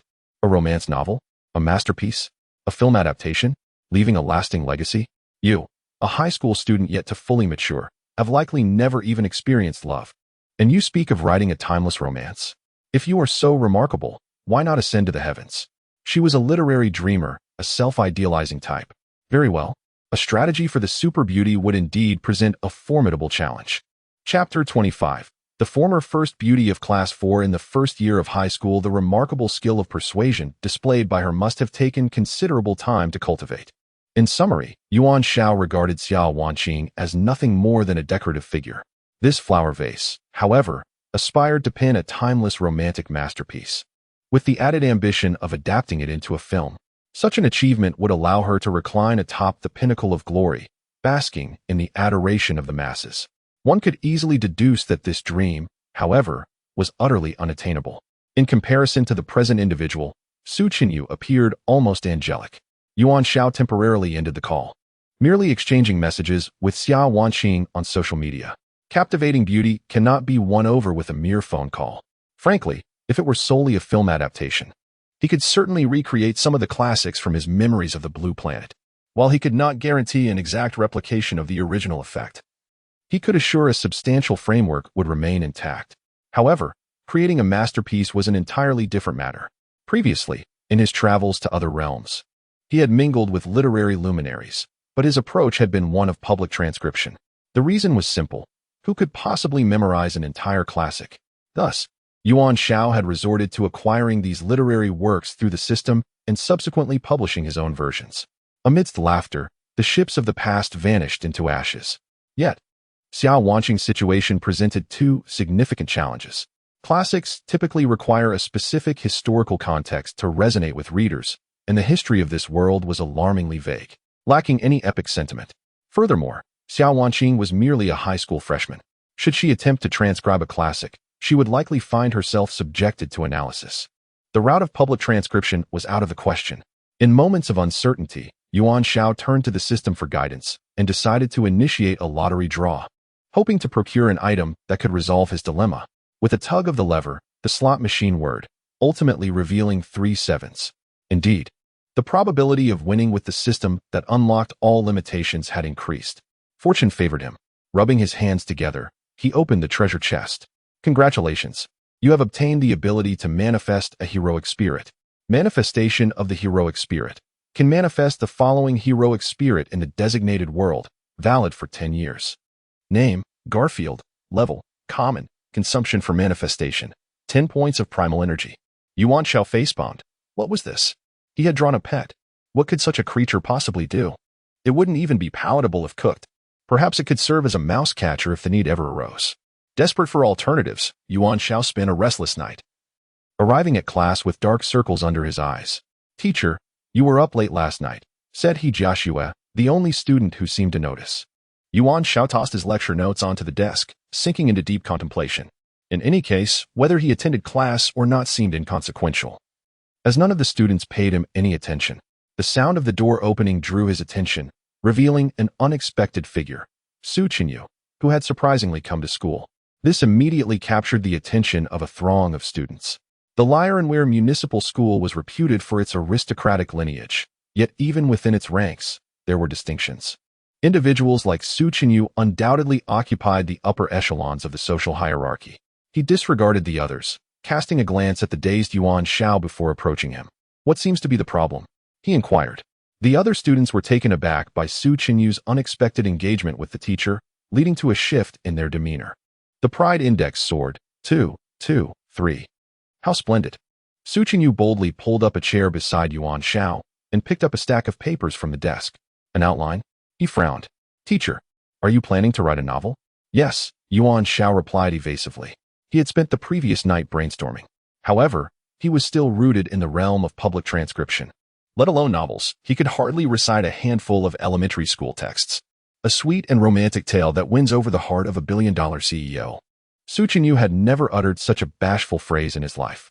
Each word was clear in isolation, yet together, they overwhelmed Su Qinyu's 178 IQ. Perhaps noticing their conversation, several classmates who had connections with Su Qinyu gathered around. Crafting a masterpiece was impossible. Yuan Xiao would never manage it. However, web fiction was worth exploring. During his travels, he had encountered numerous online narratives, including those aimed at female readers. This world lacked web literature, and Yuan Xiao believed it was worth a shot. Several classmates began to peruse the outline Yuan Xiao had drafted. Teacher, this is from a female perspective. The female lead is already entangled with the male lead from the outset. She has triplets, and then the eldest is taken away by the male lead, while she is left with the second and third. She is a world-renowned hacker. Then she takes a position at the male lead's company, where he merely feels a sense of familiarity without recognizing her. Su Qinyu shook his head. Teacher, Xiao Wanqing is simply too deep in her infatuation. Why are you involving yourself with her? Yuan Xiao thought to himself that he had no choice in the matter, but what could he do? This is a detailed proposal that was rushed out by the company yesterday. Su Qinyu handed over a stack of materials. I came today specifically to discuss this with you. There was no denying that the executives had some acumen. Overall, the proposal was quite good, and Yuan Xiao was sure of it. Though it required further consideration regarding client attraction in terms of high-end positioning and pricing. Su Qinyu's eyes lit up as he observed Yuan Xiao's growing enthusiasm. Teacher, Su Qinyu said, a hint of dissatisfaction in his tone, why must you insist on involving Xiao Wanqing? Oh, isn't it because she is the most stunning beauty in the class? Yuan Xiao replied, bewildered. Is that a problem? Su Qinyu understood. If that is the case, teacher, You have chosen the wrong target. The former first beauty of Class 4 in the first year of high school is someone else entirely. Chapter 26. She aspires to cultivate immortality impossible, was Yuan Xiao's immediate reaction. He had perused the entire class's profiles. Su Qinyu opened the student files and pointed to the last name. She was once the most beautiful girl in Class 4 of the first year. The photograph portrayed a figure gaunt and fragile. Yuan Xiao shook his head vigorously. However, the rest of the classmates nodded enthusiastically. Li Mulan. A name imbued with an ancient charm. According to her profile, her only label was ordinary. She was the unanimously recognized flower of the first class. Su Qinyu explained. If she attended school, Xiao Wanqing would undoubtedly be there as well. The reason was simple, the rivalry among beauties. Two tigers cannot coexist on the same mountain. The issue was that both were formidable forces. But why doesn't Tishi come to school? Yuan Xiao countered. Su Qinyu smirked. The detailed reason will be revealed when the teacher visits her home. Without hesitation, Yuan Xiao dashed out. As for attending class, that was out of the question. Were it not for the consideration of the Pride Index, this task would be rather enjoyable. Li Mulan's residence was situated in the outskirts of Lurenwire City, and Su Qinyu instructed his driver to take them there. After nearly 2 hours, they finally halted before a mountain peak. This expanse was indeed part of Li Mulan's estate. As Su Qinyu pointed out the mountain before them, Yuan Xiao's eyes widened. Lurenwire was an independent city-state, making the entire city synonymous with the nation's territory. To describe it as precious land would be an understatement. Reality now revealed to him that his student possessed an entire mountain, even if the section detailing Li Mulan's parents indicated their demise. And her profile labeled her from an ordinary family. This mountain alone would cost several $100 billion to acquire. She was truly the epitome of a hidden, affluent second generation. Upon arriving, they could only ascend the mountain path. Halfway up, Yuan Xiao beheld an expansive mansion. The entrance bore a plaque inscribed with the characters Fengyun Pavilion. Yuan Xiao suddenly comprehended. Li Mulan was the heir of a prominent martial arts family. No wonder she could own such a mountain. However, within the High Martial Alliance, larger sects typically bore the suffix sect in their names. The use of pavilion indicated that this faction had somewhat fallen out of the alliance. The Li family was once a renowned household, having made significant contributions during the founding of the nation. Su Qinyu sighed, recalling that it was originally Fengyun's sect. But successive generations of leaders had met untimely deaths, leading to its gradual decline. With the demise of Li Mulan's immediate family, she had become quite solitary. Yuan Xiao understood. Li Mulan's aim was to restore her sect. Su Qinyu paused, if only that were the case. Pushing open the grand doors, they entered a courtyard adorned with an air of antiquity. Being in the mountains, the atmosphere was refreshingly pure, and Yuan Xiao even sensed a faint pulse of life's essence. Indeed, it was a place once frequented by eminent martial artists, truly a land of auspicious fortune. Due to its decline, there were no disciples present. Upon their entrance, only a child clad in traditional attire dashed towards them. Brother Su, the child beamed. What brings you here? This was Li Mulan's younger brother, Li Muyun.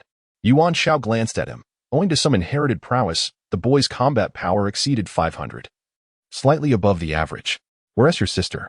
Su Qinyu affectionately ruffled Li Muyun's hair, saying, I brought the teacher with me. Greetings, Li Muyun politely acknowledged. My sister is meditating. You may enter directly if you have matters to discuss. Yuan Xiao hesitated. Meditation among martial artists typically signified deep training and was often disrupted by interruptions. Yet, Su Qinyu wasted no time, leading Yuan Xiao deeper inside. Traversing through the courtyard, they arrived at the main hall of the martial arts pavilion. Upon opening the door, they found a young girl seated cross-legged on the wooden floor. Yuan Xiao's immediate impression was one of frailty. She appeared almost skeletal. Was this truly the former beauty of Class 4? Had Su Qinyu's vision failed him? Li Mulan, Su Qinyu announced, I have brought teacher Yuan. He is our new homeroom teacher. Li Mulan remained with her eyes closed. Su Qinyu, had we not shared a bond, you would already be a corpse, she replied, her tone devoid of exaggeration. Yuan Xiao's system detected her combat power to be around 3,000, a pinnacle of the martial artist realm. In the absence of a lineage to cultivate to such an extent, it was indeed remarkable. However, Yuan Xiao furrowed his brow. The aura emanating from Li Mulan felt peculiar. After a moment, she closed her eyes once more. Su Qinyu looked at Yuan Xiao with resignation. Li Mulan's ambition is to cultivate immortality. Yuan Xiao nearly coughed up blood. No wonder Li Mulan's essence felt askew. Cultivating immortality was a path for practitioners of the spiritual arts, entirely distinct from that of martial artists. Martial artists focused on cultivating their dantian to generate vital energy, which subsequently evolved into martial spirits and souls. In contrast, practitioners of the spiritual arts cultivated their divine abodes, awakening spiritual energy to form divine consciousness and souls. Practitioners of the same level were generally stronger than martial artists, yet those at the peak of either path were comparable. The sole distinction lay in the practitioner's ability to ascend beyond the corporeal. As for what awaited after ascension, no one knew. In contrast, martial artists could extend their lifespans with increased mastery, yet they would never achieve immortality. Yuan Xiao understood that this world likely lacked practitioners of the spiritual arts. The systems of cultivation diverged drastically. What on earth was Li Mulan attempting to achieve? Do you possess techniques for spiritual cultivation? Yuan Xiao could not help but inquire. You are familiar with cultivation techniques? Li Mulan appeared somewhat taken aback. I do not. If I did, it would be the world's greatest treasure. I have only read about this lineage in ancient texts, so I intend to comprehend the path to immortality on my own. Yuan Xiao pondered. She was indeed correct. His arrival in this world was not for spiritual cultivation. Yet, Li Mulan evidently possessed some inherent talent, having unlocked a fragment of her divine abode without any guidance. However, vital energy and spiritual energy were entirely different concepts. If she continued down this path, in a few months, her divine abode would shatter, leading to her demise. She was treading a perilous path, yet Li Mulan was convinced it was the only correct choice. For she aspired to become immortal. Once she attained immortality, she would be invincible in this world. Such a powerful allure. Chapter 27. The toxicity of Class 4 in senior year. Yuan Xiao felt a certain dread towards Class 4 of his senior year. Compared to Li Mulan, the recent appearances of Su Qinyi and Xiao Wanjing could be deemed rather normal. The reason for her emaciation had dawned on him. Indeed, Su Qinyi would surely nod in agreement, attributing it to the practice of fasting for spiritual enlightenment.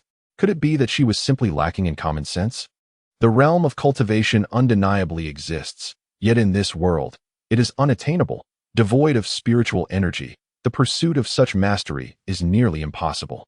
Yuan Xiao possessed no cultivation methods. Even if he did, he could not disclose them.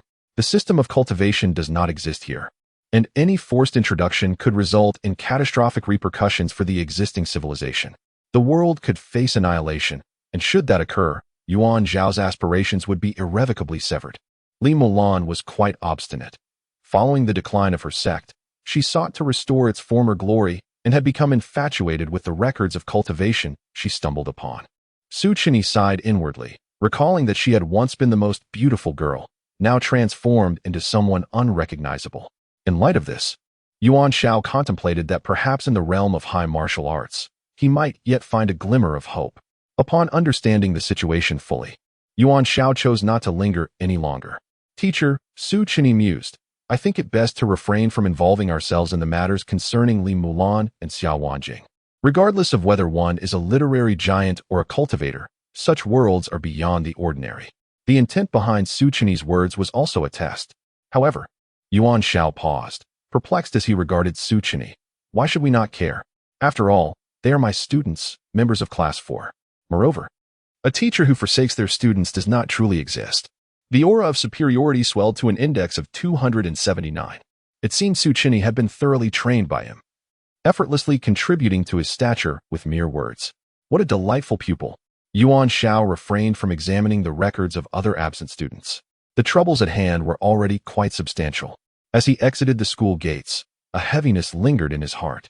He spotted Dongfang Xiaoman, her smile brightening the gloomy day, which seemed to transform the overcast sky into a radiant spectacle. The flowers bloomed splendidly. Yuan Xiao wished to discern their types. Yet his unfamiliarity with this world left him at a loss. I heard you become the homeroom teacher of Class 4. Dongfang Xiaoman deftly shifted the topic. Ah, Yuan Xiao replied, taken aback. How did you know?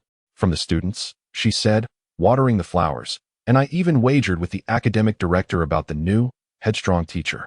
Yuan Xiao. She couldn't help but chuckle. It was merely a fleeting impulse, Yuan Xiao laughed, finding a semblance of motivation within himself. Dongfang Xiaoman nodded. While I am no expert in teaching, nurturing flowers requires only your heartfelt dedication. Eventually, they will bloom for you. There was a sense of familiarity in her words, reminiscent of a master in crafting soul-soothing aphorisms. There was a kernel of truth in her statement, and Yuan Xiao felt rejuvenated, primarily because it was a beautiful woman imparting such wisdom. Beauty is indeed justice. Upon returning to his modest rented room, Yuan Xiao retrieved his phone, greeted first by a series of voice messages from Xiao Wanjing. Teacher, today the wind carries a hint of bitterness. The people here are rather indifferent. During my travels, I pondered what constitutes a love that transcends time.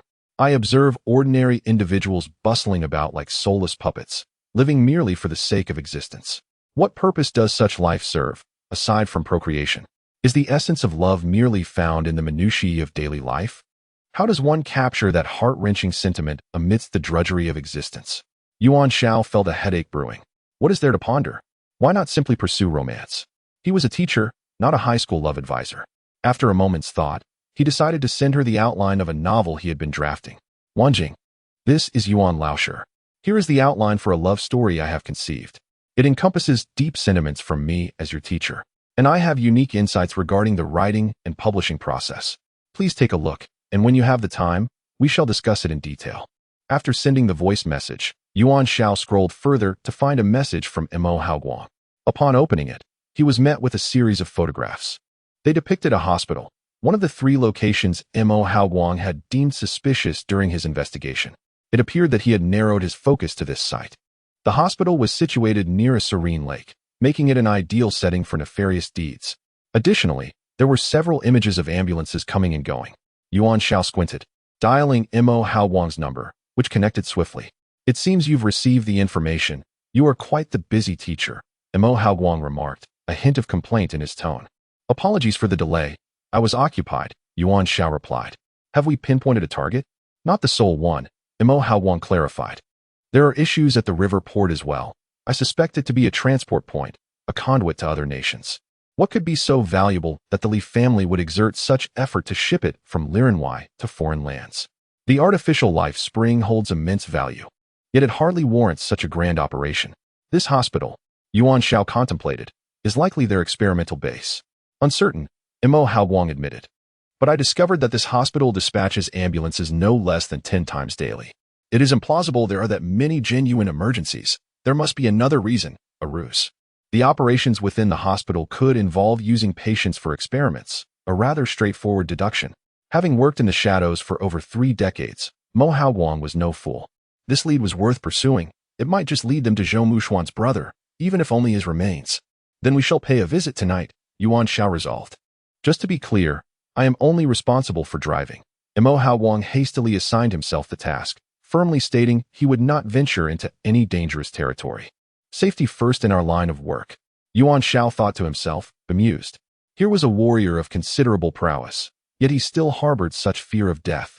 After severing the connection, Yuan Xiao checked his own statistics within the system. Omnidimensional Heroic Spirit System name, Yuan Xiao Combat Power, 1005 System Level, Ordinary Original Energy, 20 Lottery Chances, 2 Social Prestige. 29,999,999. The skills at his disposal were the 18 Dragon Subduing Palms and the 6 Pulses Divine Sword, sufficient to deal with early-stage martial artists. Everything hinged on the actions of the night ahead. Chapter 28. The undead are destined to have no say in the future of the world before long. Mo Haoguang drove up, and Yuan Xiao was rendered speechless as he settled into the passenger seat. Mo Haoguang was clad in several layers of heavy clothing, equipped with everything from bulletproof gear to defenses against high-level martial artists. Around his neck hung a jade Buddha necklace, emanating a faint green glow, clearly a treasured artifact. Yuan Xiao recognized it as a magical item empowered by the Fountain of Life, likely of a defensive nature. He could confidently assert that Mo Haoguang could withstand attacks of martial prowess. Among ordinary high-level martial artists, his defenses were unparalleled. Without a hint of shame, Mo Haoguang deemed this to be a standard approach for traversing the martial world. As they drove toward the hospital, he maneuvered with caution, stopping intermittently to ensure they were not being followed or ambushed. They checked in at various landmarks along the way. Yuan Xiao observed him closely, knowing that it would not surprise him if Mo Haoguang conjured a pair of magical artifacts out of thin air. Of course, as a side character, he lacked such a check-in system. Upon nearing the hospital, Mo Haoguang circled the area several times before parking on a hillside behind the building. From this vantage point, he produced a layout of the hospital, indicating the southern section. The entire facility was nestled against the mountains and water, ensuring an impeccable environment. Once their tasks were completed, they would enter through the front, but they needed to circumvent the lake.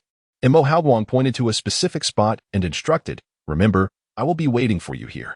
His tone conveyed both seriousness regarding the mission and pride in his role. In essence, he would merely be hiding behind the wheel.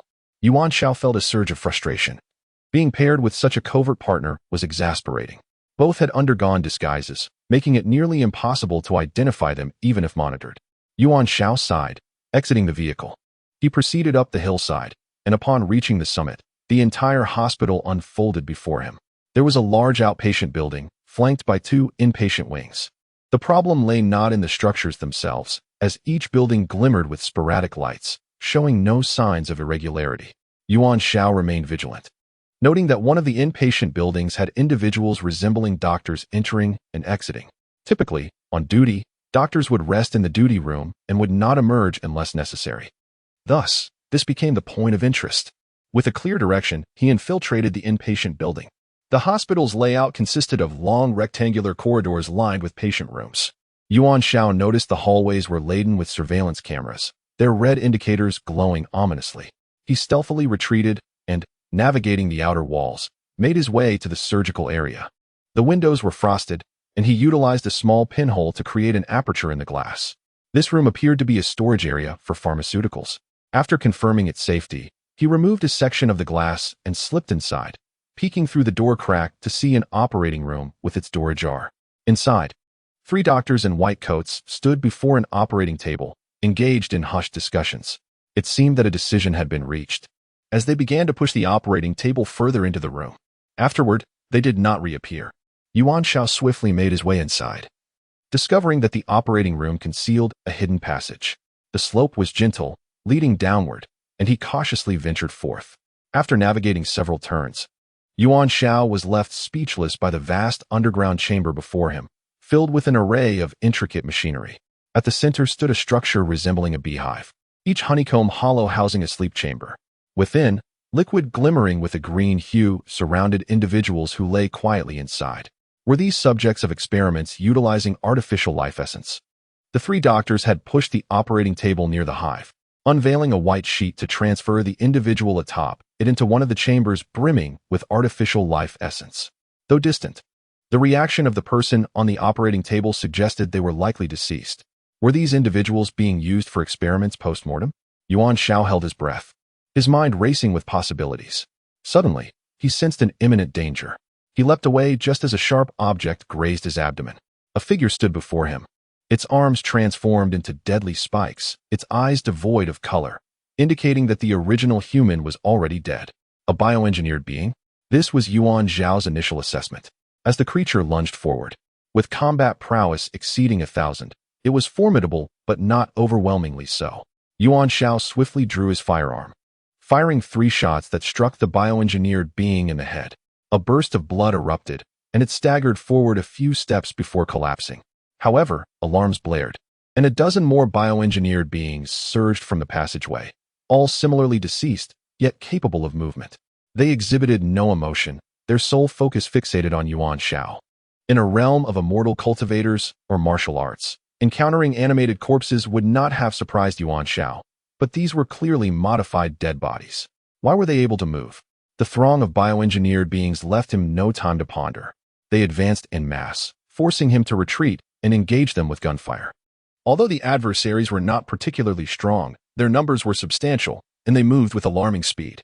Yuan Xiao had no choice but to leap down the staircase. The laboratory descended into chaos, with doctors scrambling for cover, indicating they possessed some control over the situation. Utilizing the equipment within the room for evasion, Yuan Xiao systematically eliminated the pursuing bioengineered beings, their blood splattering in violent bursts. He retreated to the vicinity of the hive, witnessing the contents of the sleep chambers clearly. Indeed, they contained corpses. One of the bodies, an elderly man of Eastern descent, peered at Yuan Xiao through thick glasses. "Who are you to dare intrude here?" he inquired, maintaining an air of composure. "That is a question I should pose to you," Yuan Xiao retorted, his firearm trained on the elder. "What experiments are conducted here?" To toy with the dead is the utmost disrespect to the departed. Yuan Xiao contemplated whether to pull the trigger. Ah, the elderly man chuckled. The demise of life is inevitable. However, the body is not. As long as the body remains, it retains potential value. Do you not find such experimentation magnificent? Wars demand the sacrifice of the living, but if the bodies of the deceased can be fully utilized, there will be no need for further sacrifices among the living. Is that not a noble pursuit? His rationale seemed compelling, proposing the use of the dead to influence the fates of the living. Yet, Yuan Xiao could not acquiesce. The passing of life signifies the conclusion of one's engagement with the world. The undead are fated to have no influence over the future. This was Yuan Xiao's firm stance, and he squeezed the trigger. Chapter 29. The masked girl reappears. Yuan Xiao's ultimate objective was to exploit, but that did not signify he was incapable of taking a life. Before him stood an elder, evidently the authority of this laboratory. For Yuan Xiao, there were 100 compelling reasons to eliminate him. Clink. A metallic bullet clattered to the ground, producing a crisp sound. A burly man appeared before the elder. Yuan Xiao's bullet struck his arm, falling harmlessly to the ground. Behind the man's shoulders were two cylindrical vials, containing a glowing green liquid, the essence of artificial life. This man was not a corpse. A slight smirk played on his lips. He was an enhanced biochemically altered human, his combat prowess nearing 4,000. Biochemically altered humans were a branch of superhumans, classified according to their abilities. The most common tiers were E, D, and C, arranged from lowest to highest, corresponding to the levels of martial artists, martial cultivators, and martial magnates. This man belonged to the pinnacle of E-grade biochemically altered humans. Yuan Xiao found himself in a precarious situation. His system skills maxed out at a combat power of only 3,500, leaving him at a slight disadvantage. The man charged at him with a cold sneer, his speed astonishingly swift. Bang! The impact sent Yuan Xiao flying, but he activated the Six Meridians sword technique immediately. Though slightly outmatched, Yuan Xiao was not without hope. The two vials of artificial life essence on the man's shoulders seemed to be his source of power. If he could destroy them, the tide would turn in his favor. Thus, he swiftly aimed his Shangyang sword and unleashed a strike. Whoosh! The force sliced through the air, yet the man deftly evaded it. Yuan Xiao pressed forward, unleashing 6 swords in midair to trap the man's movements. What exceptional martial skill! A flicker of wariness appeared in the man's eyes as his muscles solidified, withstanding the 6 Meridians' sword's assault. The energy that struck him merely left superficial abrasions on his skin. Yuan Xiao realized that the 6 Meridians' sword possessed penetrating capabilities. Yet he was astounded by the structural resilience of his opponent's body. Die! The man charged at Yuan Xiao once more, engaging him in a fierce struggle. Yuan Xiao, unwilling to relent, prepared his sword energy defensively. The elder, observing the evenly matched confrontation, coldly pressed a button. A series of numbers immediately began to diminish on the control panel screen. The destruction device had been activated. Since the location had been compromised, it was to be obliterated. After all, the experimental data had already been submitted to higher authorities. Most of the subjects here were already deemed dead. Naturally, he had something valuable to take with him. He approached a special sleep pod and began to unlock it. Inside floated a small boy, eyes closed, seemingly devoid of any consciousness. Yuan Xiao caught a glimpse of the unfolding situation from the corner of his eye. Swift resolution, concentrating his power in his abdomen. At the moment the man's fist collided, Yuan Xiao aimed his Shaoshang sword, striking the vial housing the artificial life essence on the man's shoulder. In a clash of fate, the brave would triumph. Yuan Xiao spat out a mouthful of blood. His strategy had succeeded.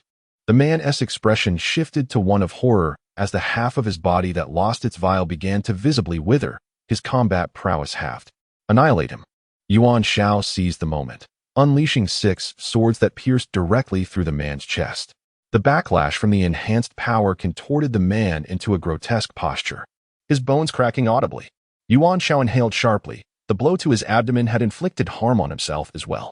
He glanced at the control panel. The countdown still had 5 minutes remaining. The elder had already grasped the boy and was hastily fleeing. All internal exits had been sealed, leaving the doctors trapped within the room, their cries echoing. They were doomed to become the lab's sacrificial victims. The room was awash in flashing red lights, and soon numerous biochemically altered corpses began closing in on Yuan Xiao. The dead were not afraid of dying. Surrounded by a multitude of foes, Yuan Xiao wielded his sword energy fiercely, Yet the sheer number of biochemically altered beings was overwhelming. Amidst the chaos, a flurry of purple petals descended. Violet. Yuan Xiao's instinct urged him to retreat. He recalled having seen similar petals before. The petals multiplied rapidly, swirling throughout the laboratory, accompanied by the blood of the biochemically altered beings. Total annihilation. At the center of the petals, a figure emerged, the masked girl from before. Yuan Xiao's pupils constricted. His system still failed to register her presence. The masked girl paid no heed to Yuan Xiao. Approaching the control panel, she pressed a button. Instantly, the panel radiated a golden glow, halting the countdown. She raised her right hand, summoning hidden explosives from their concealed locations, which then vanished.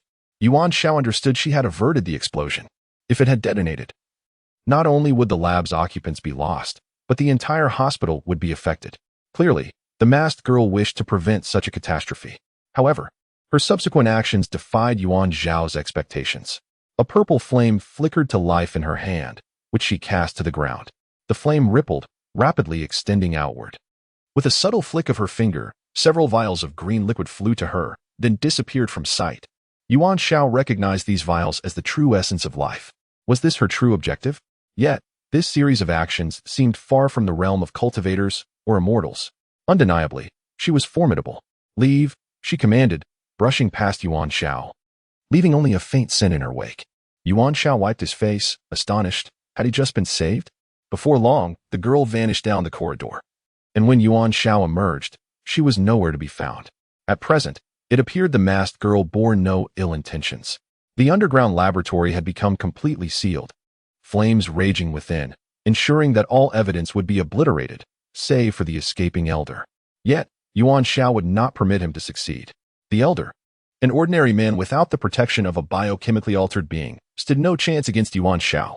Thus, as the elder entered his vehicle and started the engine, Yuan Xiao appeared beside him in the passenger seat. With his gun aimed at the elder's temple, he declared, "You are part of the Leek Consortium." In the back seat lay the boy. The elder's desperate attempt to take the boy with him indicated his significance. Was the goal to manufacture biochemically altered beings? Yuan Xiao hoped to extract some information. Regrettably, he had underestimated his opponent's resolve. The elder's left hand, concealed in his pocket, pressed a button. A faint click resonated. Yuan Xiao reacted swiftly, yanking the boy from the back seat, and the two were propelled outward. Boom. The vehicle engulfed in a blazing inferno. The trail of clues was severed once more. Chapter 30. Endless troubles after remaining the explosion captured the attention of the other security personnel within the hospital, and shouts began to echo through the halls. Yuan Xiao did not linger. He swiftly picked up the young boy and vanished from the vicinity. Just as he hesitated about whether to enter, the door to the passenger seat swung open, and Yuan Xiao took his place inside. "You're injured," Mo Hao Wang remarked, detecting the metallic scent of blood. "Who is this child?" The car kicked up a cloud of dust and soon sped away from the scene. Upon returning to Mo Hao Wang's residence, Yuan Xiao immediately turned on the television and, as expected, breaking news flashed across the screen. It reported a fire in the hospital's underground pharmaceutical storage area, with no further details provided. Information regarding bioengineered individuals, experiments, and death tolls had all been obscured. This was the power wielded by the Li family conglomerate, the foremost family in the country. Yuan Xiao took a deep breath and turned to tend to his wounds. As anticipated, the hospital was conducting experiments on bioengineered individuals. Yuan Xiao succinctly explained the events leading up to this moment. The facilities had been completely destroyed, and the incident had been suppressed. The Li family conglomerate was not to be underestimated. Mo Hao Wang handed him a cup of coffee, remarking on his injuries. "It's not serious. Aside from the abdomen, the rest are merely superficial injuries from the car explosion," Yuan Xiao replied as he bandaged his wounds. Noting that Zhou Mushuan's brother had not been found, Mo Hao Wang furrowed his brow. If this was merely an experiment on deceased individuals, why do they need living subjects? In a state of faintness, Mo Hao Wang followed him into the bedroom. "I cannot provide long-term shelter for him here." This was indeed a fact. Mo Hao Wang had been single for over 30 years, and the sudden appearance of multiple children would pose numerous challenges. "For now, we can keep him here temporarily. I will handle it swiftly," Yuan Xiao stated while checking the boy's eyelids. "Is he a bioengineered individual or an enhanced one?" "Not likely," Mo Hao Wang replied after a thorough examination. "Bioengineered individuals are one thing, but if he were enhanced, there would be some distinctive traits." The child appeared to be entirely ordinary. Yuan Xiao felt a sense of relief as he leaned against the wall. Given his presence in the laboratory, he must have been a special case, and if released, the Li family would surely come after him again. This was Yuan Xiao's assessment. Mo Haowang hesitated. Are you planning to take him in? The law could facilitate the necessary procedures, but Yuan Xiao was fully aware of the potential repercussions of keeping the boy. Unless one day I can uproot the Li family entirely. Yet, for now, he found it difficult to voice his intention to abandon the child. Though he had traversed time many times, his original heart remained intact. Let us decide on this, Yuan Xiao said, patting Mo Haowang on the shoulder. Please assist me with the adoption procedures. This task would not prove too challenging. Mo Haowang had many acquaintances in the city, and he nodded in agreement. If he regains consciousness, contact me. Yuan Xiao grabbed his jacket from the chair, preparing to leave. You must handle this quickly. Mo Haowang clearly did not intend to keep the boy for long. Yuan Xiao merely nodded as he reached the door. Back at his rented place, Yuan Xiao began to analyze the entire incident. From the moment Colonel Wei dispatched the original subject for investigation, there may have already been suspicions regarding the Li family. The situation was even more dire than he had anticipated. Utilizing the corpses of the deceased to create bioengineered individuals, even forming an army, a legion of the undead. Currently, due to preliminary technology, these bioengineered beings were not particularly formidable. However, they could harness the life-giving essence of artificial beings and given time. It was a troublesome matter. Moreover, those involved showed no fear of death. Remembering the elderly man who had detonated the bomb, he must have foreseen such an outcome long before. What could possibly compel these individuals to sacrifice their own lives in the name of continued research? The situation was put on hold. The following day, Yuan Xiao arrived at Class 4 of Year 1. Observing his face adorned with band-aids and his hands wrapped in bandages, the students looked bewildered. Sir, did you get into an accident? He Joshua inquired. You're the one who had an accident. Yes, fine, Yuan Xiao dismissed. Focus on your tasks and refrain from staring. The students dispersed, each retreating into their own worlds. It seemed that the path of web literature was not viable. Would he truly need to create a classic? Yuan Xiao could only hope for a system lottery, perhaps to win a classic novel or to manifest the spirit of a great literary figure. Regrettably, he had wasted 10 milliliters of the life essence on last night's task without gaining anything in return. At this thought, the image of the mysterious masked girl surfaced in his mind. She had indeed obtained a considerable amount of life essence the previous night. An extraordinary individual. He surmised he could not compete with her at present. A debt of gratitude must surely be repaid. Yuan Zhao's mood lifted slightly. As the class settled, Su Chani returned to school.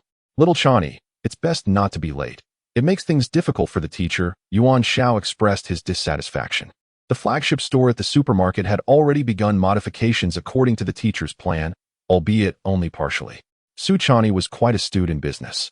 He had only adopted part of Yuan Zhao's strategy.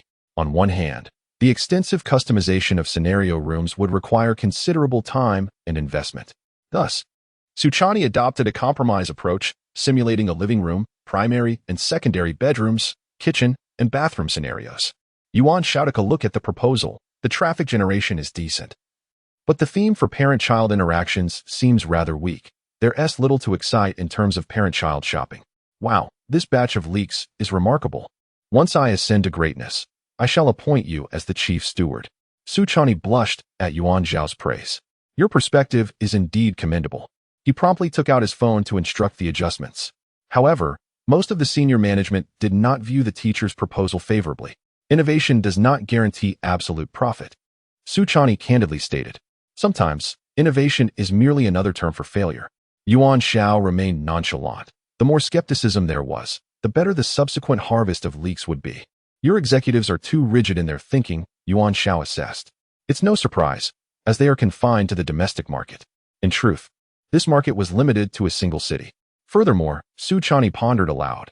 I have an idea. This event could use a mascot. Do you have any suggestions, teacher? Chapter 31. Yuan Dongji, the mascot?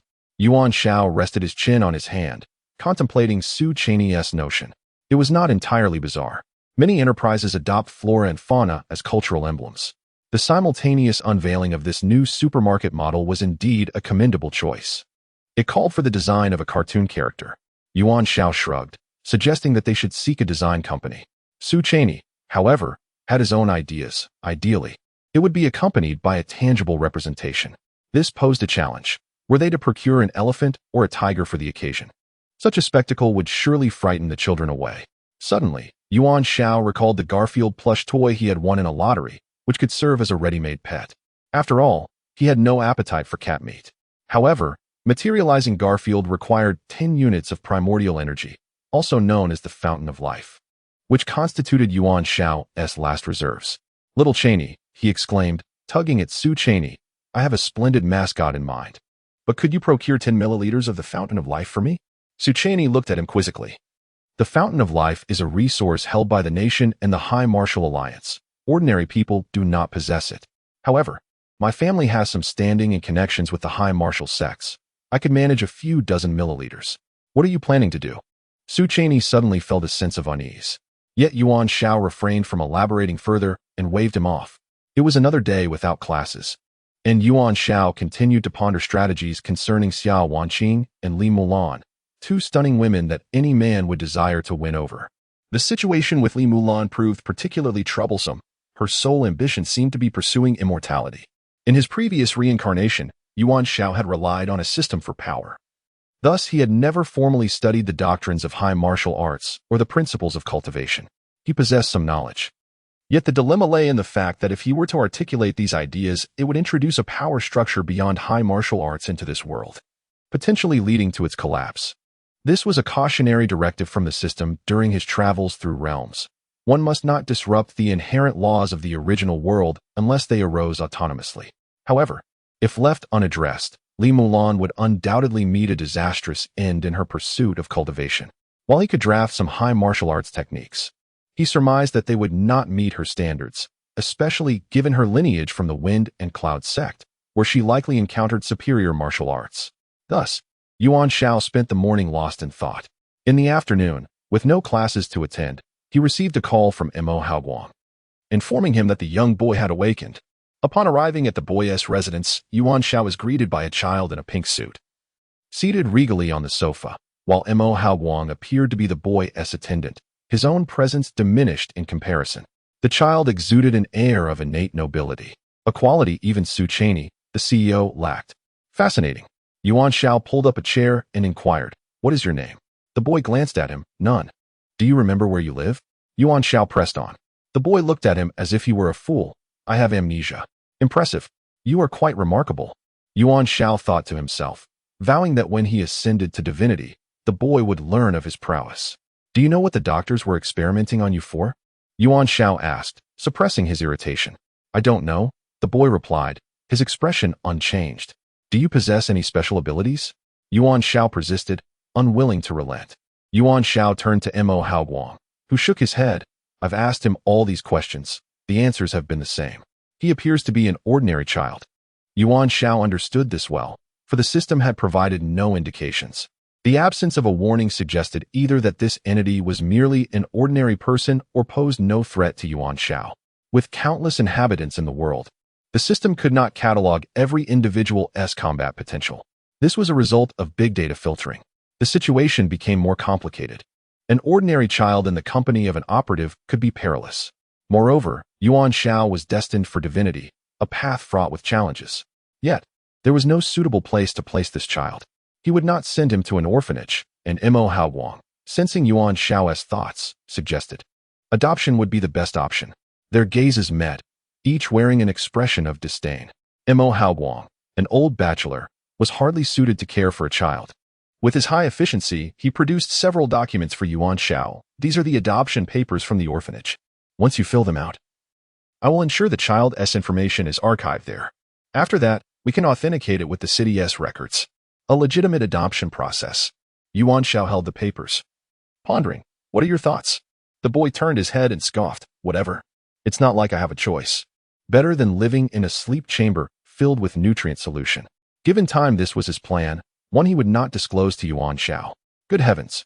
For 300,000 years, Yuan Xiao had not even held a girl's hand. Now, he was suddenly adopting a child. His feelings were understandable. Yet, matters had reached this stage. He could not resort to murder and cover-up. Abandonment was also not an option. Perhaps the Li family would seek this boy. With this thought, his spirits lifted. This child could serve as excellent bait. However, Yuan Xiao found the boy's aloof demeanor irksome. Surely, he should be the most prideful individual in this world. Thus, he smiled at the boy. I am Yuan Xiao, and from now on, I will be your father. Come, address me as father. The boy ignored him. Yuan Xiao was incensed. Such insolence was intolerable. How could he maintain his paternal authority? Mo Hao Wang patted his shoulder. Let it go. After all, he isn't your biological son. As long as he is manageable, that is sufficient. Yuan Xiao felt as if he were a surrogate for an ex-girlfriend, taking on the responsibilities she left behind. The thought of enduring the dense grasslands of HLBE was disheartening. Very well, he thought. Just wait until I ascend to divinity. You shall learn the true meaning of retribution. Mo Hao Wang, oblivious to Yuan Xiao's inner turmoil, pointed at the papers. Just fill them out. Oh, right. We need to give the child a name. Their gazes fell upon the boy once more. He remained expressionless. Whatever. Excellent. Truly exceptional. Yuan Xiao laughed in exasperation as he scribbled on the paper. Mo Hao Wang leaned in for a closer look. Stunned? Yuan Dongji? What sort of name is that? Are you serious? Thus, my son shall be called Yuan Dongji. Is there a problem with that? None whatsoever. Chapter 32. The laziest cat in the world. The little boy remained disdainful. To him, names were merely labels. He was oblivious to the identities of the two individuals before him, but their ability to bring him here suggested they were no ordinary people. Given this, he deemed it prudent to make the most of the situation.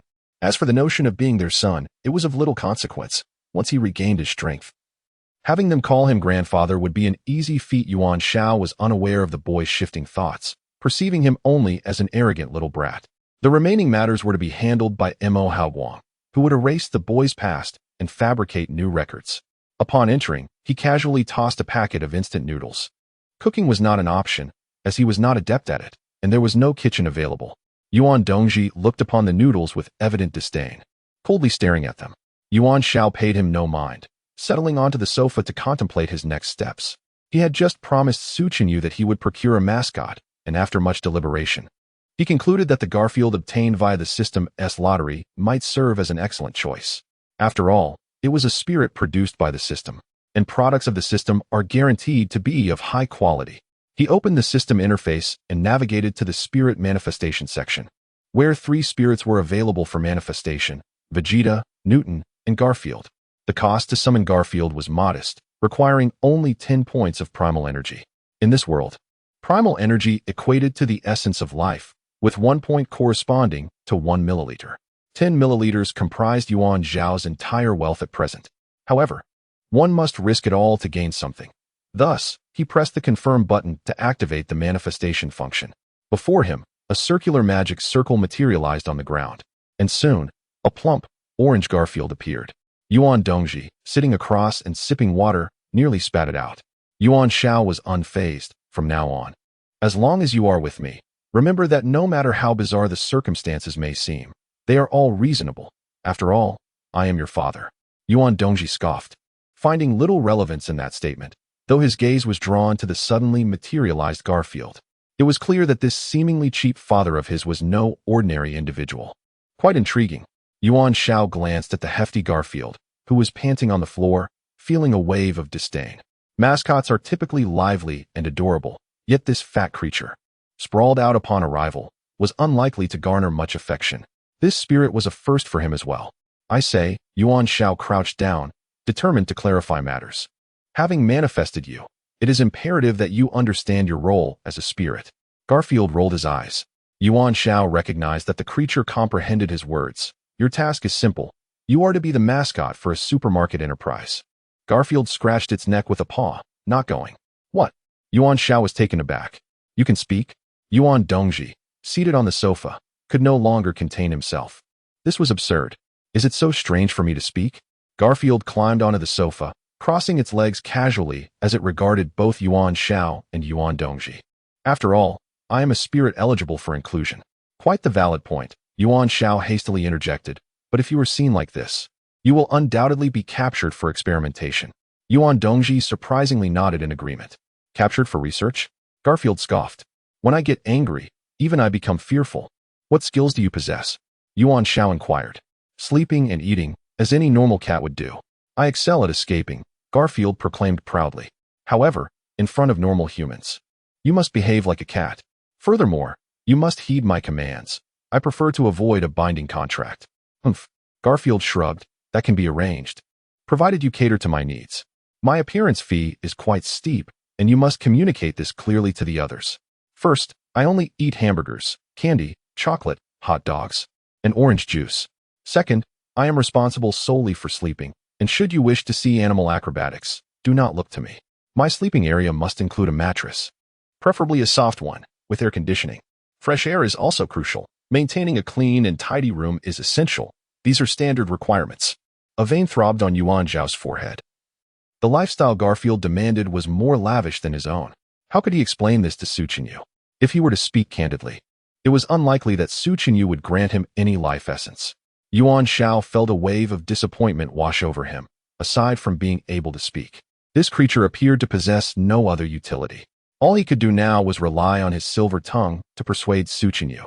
Had he known, he would have been better off purchasing a cat from outside.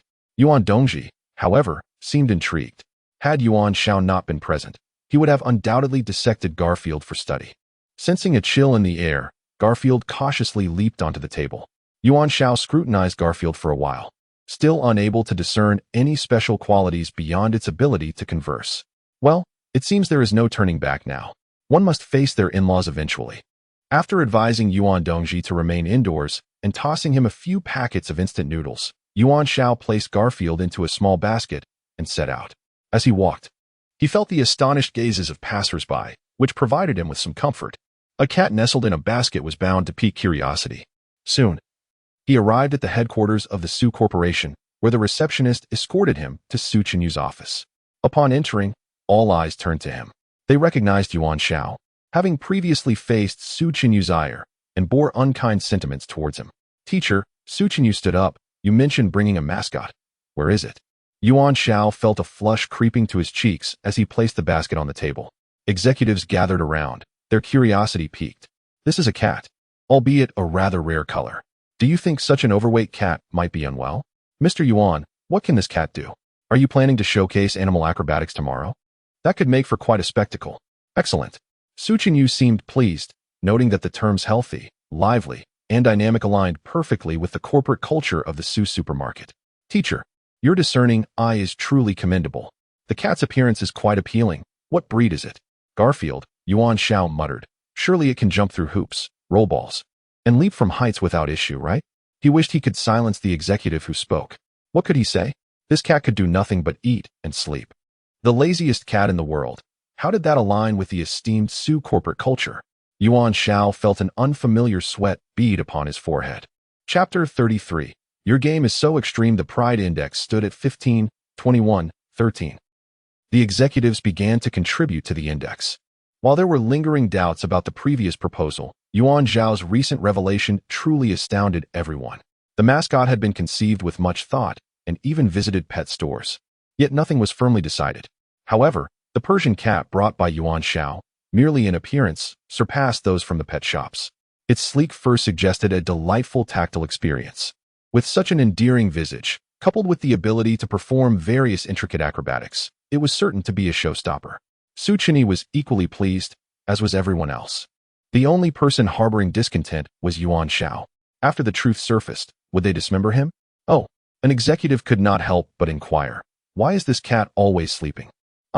Yuan Xiao wiped his face. It's conserving energy. Yes, he firmly believed this to be true. Mr. Yuan, what props will you require? Another person asked. Props? A whip and candles? That was incorrect. What props? It was the interactive performance props with the cat, such as fire hoops, rolling balls, and balance beams. Anything will do. The enthusiasm of the crowd surged, and Yuan Xiao could hardly object. Just remember to bring me a clown mask, he thought to himself. Once the mask was on, no one would recognize him. As for interaction, performance, to hell with that. Truly, Mr. Yuan, the identity of a clown would more easily attract children. The executives left, thoroughly satisfied. This wave of approval from the executives garnered over 500 points for the pride index. Yet, Yuan Xiao felt a gnawing anxiety. The backlash tomorrow could be even more severe. Su Chenyu's gaze burned with intensity as he looked at Yuan Xiao. Teacher, stay here tonight. The following day's event was at the flagship store of Su Corporation, conveniently nearby. Su Chenyu wore a slight smile. I'll find you a hotel in the vicinity tonight. How does that sound? All right, Yuan Xiao replied with a hint of lethargy. After all, he held Su Chenyi in good regard, and it felt wrong to deceive him. The proposal he offered was one he was confident in, but this pet. Could the sleeping cat in the basket be braised? That night, Yuan Xiao was uncertain how he passed the time. Calm down, I am a seasoned veteran who has traversed 1,000,000 times. These situations are mere trifles. His self-affirmation was, indeed, quite effective. The Persian cat continued to slumber peacefully in the basket. Lirenwai City is a city-state, divided into 4 zones: New District, Old District, East District, and West District. At the heart of the city flows a river, making the New District near the riverside the most central area. The flagship store of Su Corporation is located here, in what is known as the Golden Triangle. The entire area is a bustling commercial district, thriving with activity. No vehicles or public transport are visible. All pedestrians must walk. The riverside scenery, adorned with various commercial activities, renders this place a paradise for the affluent and influential. The most renowned landmark in this vicinity is the Yue Tower, the tallest structure in Lirenwai City, soaring over 600 meters, nearly touching the clouds. The supermarket of Su Corporation occupies an entire floor underground. More importantly, the underground level features a labyrinth of passageways connecting various transportation hubs, including subways, light rail, taxis, and buses. This core area is of utmost significance to Su Corporation. The reforms spearheaded by Su Chenyi commenced here, showcasing his determination and audacity. As president, he must exhibit resoluteness when necessary. Certainly, Yuan Xiao's proposal played a crucial role in this. Upon his arrival, he immediately attracted the attention of all employees involved with Su Corporation. That's Mr. Su's teacher. I've heard he proposed the recent plan. He looked quite dashing, but could he be trusted? He is just a high school teacher. How could he engage in such large-scale business ventures? Hey, the games the wealthy play are beyond your imagination. After all, Mr. Su is so aloof. Rumor has it, he was also responsible for the mascot. What could it be? Yuan Xiao paid no heed, carrying the sleeping Persian cat as he stepped into the supermarket, just as he had proposed. The underground level of Su Corporation as supermarket underwent significant alterations. Certain areas were entirely revamped, transformed into practical spaces resembling main bedrooms, secondary bedrooms, kitchens, and bathrooms. Within these fixed scenarios, high-end product samples were meticulously curated for experiential use. Not far from the entrance, a designated area was cordoned off, stocked with affordable, high-safety food products.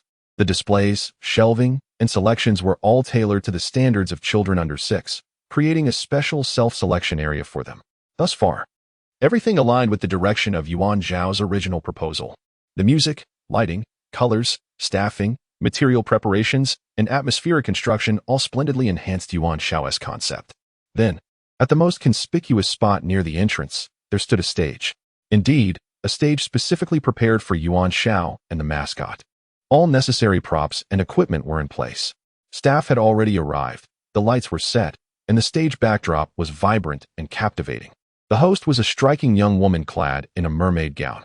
Surrounding her were several waitstaff holding instant cameras, offering to take pictures with the mascot to be displayed on a photo wall. There would be future opportunities for a lottery, with a grand prize of 888 yuan. Excellent. Yuan Xiao was thoroughly impressed. You all play your cards so well. Today, I shall leave my mark here. However, do not blame me if I reincarnate as the second disciple after achieving divinity. He ascended the stage with the still sleeping Persian cat in the basket. At this point, a group of executives, accompanied by Su Chenyi, approached. Mr. Su, are you ready? Do you see any missing props? Where's the makeup artist? Hurry and bring the makeup for the teacher. No need, Yuan Xiao declined. I only asked for a clown mask. Quickly bring it to me. 5 or 6 staff members hurried over with the mask. Yuan Xiao, satisfied, donned it. Little Chenyi, I must apologize this time. The cat in his hands could do nothing but speak. Of course, the talking aspect must remain concealed. If it were revealed as a cat, it would implicate him. Yet, Su Chenyi was brimming with enthusiasm. Excellent. Thank you all for your hard work. With just a few minutes until the event begins, please confirm if there are any follow-up questions from your departments. Teacher, how about you? Yuan Xiao, now masked, replied, go to hell. Chapter 34. My existence is inferior to that of a cat in all of Yuan Xiao's previous traversals. He typically possessed a distinct identity. The system would provide resources precisely tailored to the requirements of that identity, rendering him adept at overcoming any challenges he encountered. This exemplified the efficiency and power of the system. However, this time was markedly different. Firstly, Yuan Xiao lacked a clearly defined identity or objective. Secondly, although the system appeared to be fully unlocked, the resources it provided were not particularly effective for tactical application. He sensed that there might be an issue with the final task. Nevertheless, the ultimate outcome of becoming the sole deity brought him some solace. After all, achieving divinity required a steady approach. The event was orchestrated with a familial theme, attracting attendees primarily as families. However, many of these individuals seemed more inclined to peruse the venue than to engage in purposeful purchases. Other entertainment-oriented vendors were the primary focus for the visitors. The executives of Su's enterprises, led by Su Chenyi, stood in a line not far from Yuan Xiao's stage. Most of the executives, aside from Garfield, who piqued some interest, were rather skeptical about this arrangement. Innovation and breakthroughs often bore the stigma of failure. Once Yuan Xiao took the stage, the lights illuminated him, making him the focal point of the audience. A similar scenario had occurred when he received a world-class award in the past. Regrettably, this time was destined to be a debacle. The executives had prepared an array of performance props, and as Yuan Xiao appeared wearing a clown mask, the children excitedly flocked around him. Animal acrobatics were always a favorite among children, suggesting that the event was attracting a decent crowd. The vice president felt optimistic about this beginning, but the true measure would be the customers' reviews and sales figures once they entered the supermarket. The marketing director held a contrary opinion. Why hasn't teacher Yuan started the performance yet? The planning director sensed something amiss. There were nearly 50 or 60 groups of children and parents gathered around the stage, yet Yuan Xiao merely placed the basket down. The plump cat continued to snooze peacefully. Su Chenyi frowned. Why hasn't the performance begun? Finally, an impatient child inquired, what performance? Yuan Xiao, concealed beneath the mask, began to sweat profusely. Animal acrobatics. Isn't this cat supposed to perform? It looks rather adorable. A child reached out to touch it. Yuan Xiao, at a loss for words, replied, it cannot perform. He decided to speak candidly. Let us cut to the chase. Laughter erupted among the children, and the parents joined in. Su Chenyi's smile froze. The arrogance index plummeted to -999. What on earth is teacher Yuan doing? The vice president was equally incensed. Is it possible that this is not what I imagined? Just a cat with nothing happening? The marketing director clenched his fists. I warned you that this person lacks professional planning skills. He is utterly unreliable. Good heavens. The company invested $2 million in this project. Su's enterprises will surely make headlines tomorrow, the kind that becomes an industry laughingstock. The arrogance index continued to nosedive to -157, -114, -168. If this continued, the hard-earned arrogance index would inevitably turn negative. Would that mean the task had failed?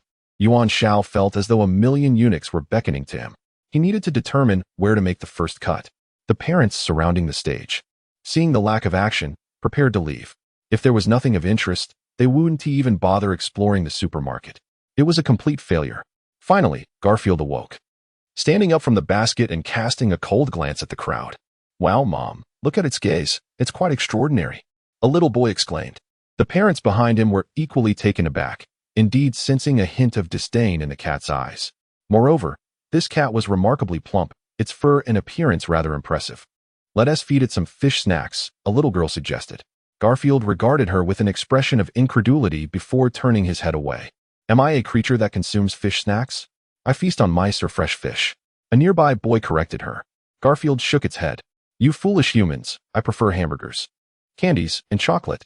It lay down, covering its face with its forepaws. So adorable. Incredibly adorable. Not only the children, but even the parents' eyes sparkled with delight. At some point, a group of young girls had gathered as well. Excuse me, what is its name? Someone inquired of Yuan Xiao. Garfield, I suppose. Let's call it Fat Dough, Yuan Xiao replied. Laughter ensued. What can Fat Dough do? I see numerous acrobatic props here. Yuan Xiao responded. Fat Dough can do nothing. It only enjoys eating and sleeping. That is its greatest passion. More laughter erupted. Realizing it was merely a lazy cat, some began placing various foods on the stage, hoping to attract Garfield's attention. However, the effort yielded little success, as Garfield showed no interest. Until a little boy presented a piece of candy. Cats do not eat candy. Everyone knew this. Garfield nodded at the boy. You, my boy, are commendable. The boy jumped in excitement. Meanwhile, the adults, possessing common sense, were left stunned, watching as Garfield unwrapped the candy and began to relish it. This defies logic. The rules of the world are not meant to be this way. Yet, the reality was that the cat would consume candy. People whipped out their phones, capturing photos and videos, sharing them on social media. With a newfound direction, the earlier offerings of fish snacks and squid strips ceased, replaced by lollipops, cotton candy, fruit candies, and an array of sweets. Even the onlookers among the adults grew intrigued. However, Garfield remained nestled in the basket, uninterested. Finally, a customer emerging from Sue's supermarket placed a piece of chocolate down. This is astonishing. The children erupted in shrieks, clamoring for their parents to take them into the store. The crowd swelled, nearly encircling the stage. The staff in charge of maintaining order were overwhelmed, perspiring profusely. Yuan Xiao was dumbfounded. Good gracious, this works. I need do nothing, just sleep on stage, saunter about, and shoot disdainful glances at everyone. I can select my favorite food. And this is how I make my debut? How is it that I feel my existence is less significant than that of a cat? Chapter 35, Master Yuan. A true expert, Yuan Xiao breathed a sigh of relief. This unexpected turn of events had greatly surpassed his expectations. Regrettably, he had prepared himself for the worst, concealing his identity beneath a jester's mask. Thus, this surge in the pride index was entirely unrelated to him, and his heart ached at the thought. Nevertheless, he had fulfilled his promise to Su Qinyu. He promptly shifted the topic. Dear parents and beloved children, today marks the day of our Su Corporation Supermarket's grand reformation. We have meticulously designed various practical scenarios to cater to your more intuitive shopping needs. There is even a dedicated self-selection area for children, allowing them to slowly savor the joys of shopping. Our unwavering philosophy at Su Corporation is centered on the safety, health, and vitality of our food products. Much like the exquisite Garfield cat I am showcasing, our discerning choices reflect our commitment to quality. The promotional strategy proved remarkably successful. Children who had gazed longingly at the Garfield cat eagerly tugged at their parents to venture into the supermarket. Though many had initially intended only a casual visit, they could not resist the enthusiasm of the little ones. It was their first encounter with a shopping environment where children could independently select products, and their curiosity led them in droves into the supermarket. It must be noted that the executives of Su Corporation displayed considerable acumen, introducing a special benefit, free delivery for purchases exceeding 100 yuan. Consequently, customers who hadn't planned to buy found themselves compelled to purchase items, as they had to queue to check out the products chosen by their children. Moreover, the added convenience of delivery did not hinder their subsequent travel plans. Upon entering the supermarket, high-end clients were captivated by the experiential product displays. The meticulously arranged master bedroom, secondary bedroom, kitchen, bathroom, and living area showcased the finest products available. Many were pleasantly surprised by the innovative application of these displays. The affluent clientele, with their unique lifestyle aspirations and quality demands, were evidently in abundance. The fresh produce section was bustling with activity. Patrons could purchase top-tier ingredients and savor them prepared on-site before deciding on further purchases. A mere 100 grams of snowflake beef commanded a staggering price of over 800 yuan, yet it remained a sought-after item. The dining area was overflowing with patrons awaiting their turn, many of whom, unable to secure a meal, regrettably opted for a membership to reserve their spot. The selection and processing of premium ingredients within a supermarket setting marked a groundbreaking innovation. A food critic, adorned with the title of gourmet, promptly shared the news online. The updates on social media spread rapidly, accompanied by photos of the Garfield cat, quickly becoming a trending topic. The marketing department of Su Corporation swiftly established a microcircle page dedicated to Garfield. Within a mere 3 minutes, the page garnered over 80,000 comments, primarily from children accompanied by their parents. The images and short videos captured the cat's proud yet foolish demeanor, eliciting laughter from all who viewed them. The ensuing discussions began to draw attention towards the supermarket. The microcircle page of Su Corporation was promptly updated to highlight the latest innovative product displays and the on-site cooking experiences. The number of followers surged into the top 10 trending topics. Upon reviewing the real-time sales data, Su Qinyu handed the report to the executives beside him. As each one took a glance, they collectively exhaled in relief. Remarkably, only 2 hours had elapsed since the event began, and the prospects looked promising. Most importantly, a significant number of individuals enrolled as VIP members of Su Corporation's supermarket, reserving premium products. Yuan Xiao's proposal had precisely targeted this high-end demographic. The data indicated that this event had effectively reached its intended audience. Realizing this, the vice president wiped the sweat from his brow, acknowledging that Master Yuan's plan was indeed a well-crafted sequence. The mascot, Garfield, appeared contrary to conventional expectations. It did not perform acrobatics but rather embodied a strikingly lazy and discerning character. The marketing director's expression shifted to one of enlightenment. Indeed, the stark contrast has drawn attention. A cat that performs acrobatics represents the ordinary. Master Yuan had evidently considered all these factors, opting for an unconventional approach that highlighted the innovative aspects of Su Corporation, perfectly aligning with the event's theme. The vice president praised his ingenuity. More importantly, this cat possessed a remarkable spirit and a discerning eye for quality, truly epitomizing the pursuit of excellence. The marketing director marveled at Yuan Xiao's prowess in strategic marketing. "Su, may I?" The vice president began, harboring thoughts of undermining his colleague. Su Chenyu bore an enigmatic smile. "Well, your understanding of these matters indicates your focus remains on your responsibilities. As for Master Yuan, I had extended an invitation, but he declined." The pride index soared to 1314, a lamentable loss for those behind him. As Yuan Xiao approached, the group surrounded him, exclaiming, "Master Yuan, a true expert. You should have given us a heads up. We were all quite anxious. How did you so accurately gauge consumer sentiments?" The pride index continued to rise, 359, 285, 332. Profits surged, eclipsing the losses. It became evident that the greater the impact, the more effective the results. It is not mere trickery. This is precisely the effect we desired. To overcome competitors, one must first conquer their own team. The Garfield cat rolled its eyes in exasperation. Yuan Xia felt a sense of resignation. What could he say? That he had also prepared for the worst? Certainly not. Onward and upward. The crowd admired him anew. Congratulations. The user's pride index has surpassed 3,000 points, earning one draw opportunity. Joy abounded. Yuan Xia openly shared Garfield's initial request, garnering even greater admiration. While many had seen performing cats, few had witnessed one indulging in hamburgers and chocolates. It perfectly aligned with the company's culture. As for why it diverged from convention, that was not their concern. The fervor of the online discussions only intensified. Everyone was imbued with a sense of determination. In stark contrast to the exuberance at the grassroots level, within the conference room of the Li family conglomerate, the current president, Li Zhengxi, wore a rather grim expression. Chapter 36. A surefire trap in a 500-square-meter office. Li Zhengxi wore a grim expression as he tossed the report onto the desk. A group of inept individuals.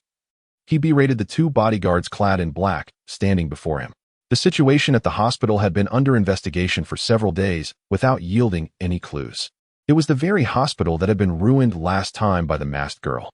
To be precise, it was indeed she who had taken action. A fire had obliterated all evidence, leaving no traces at the scene.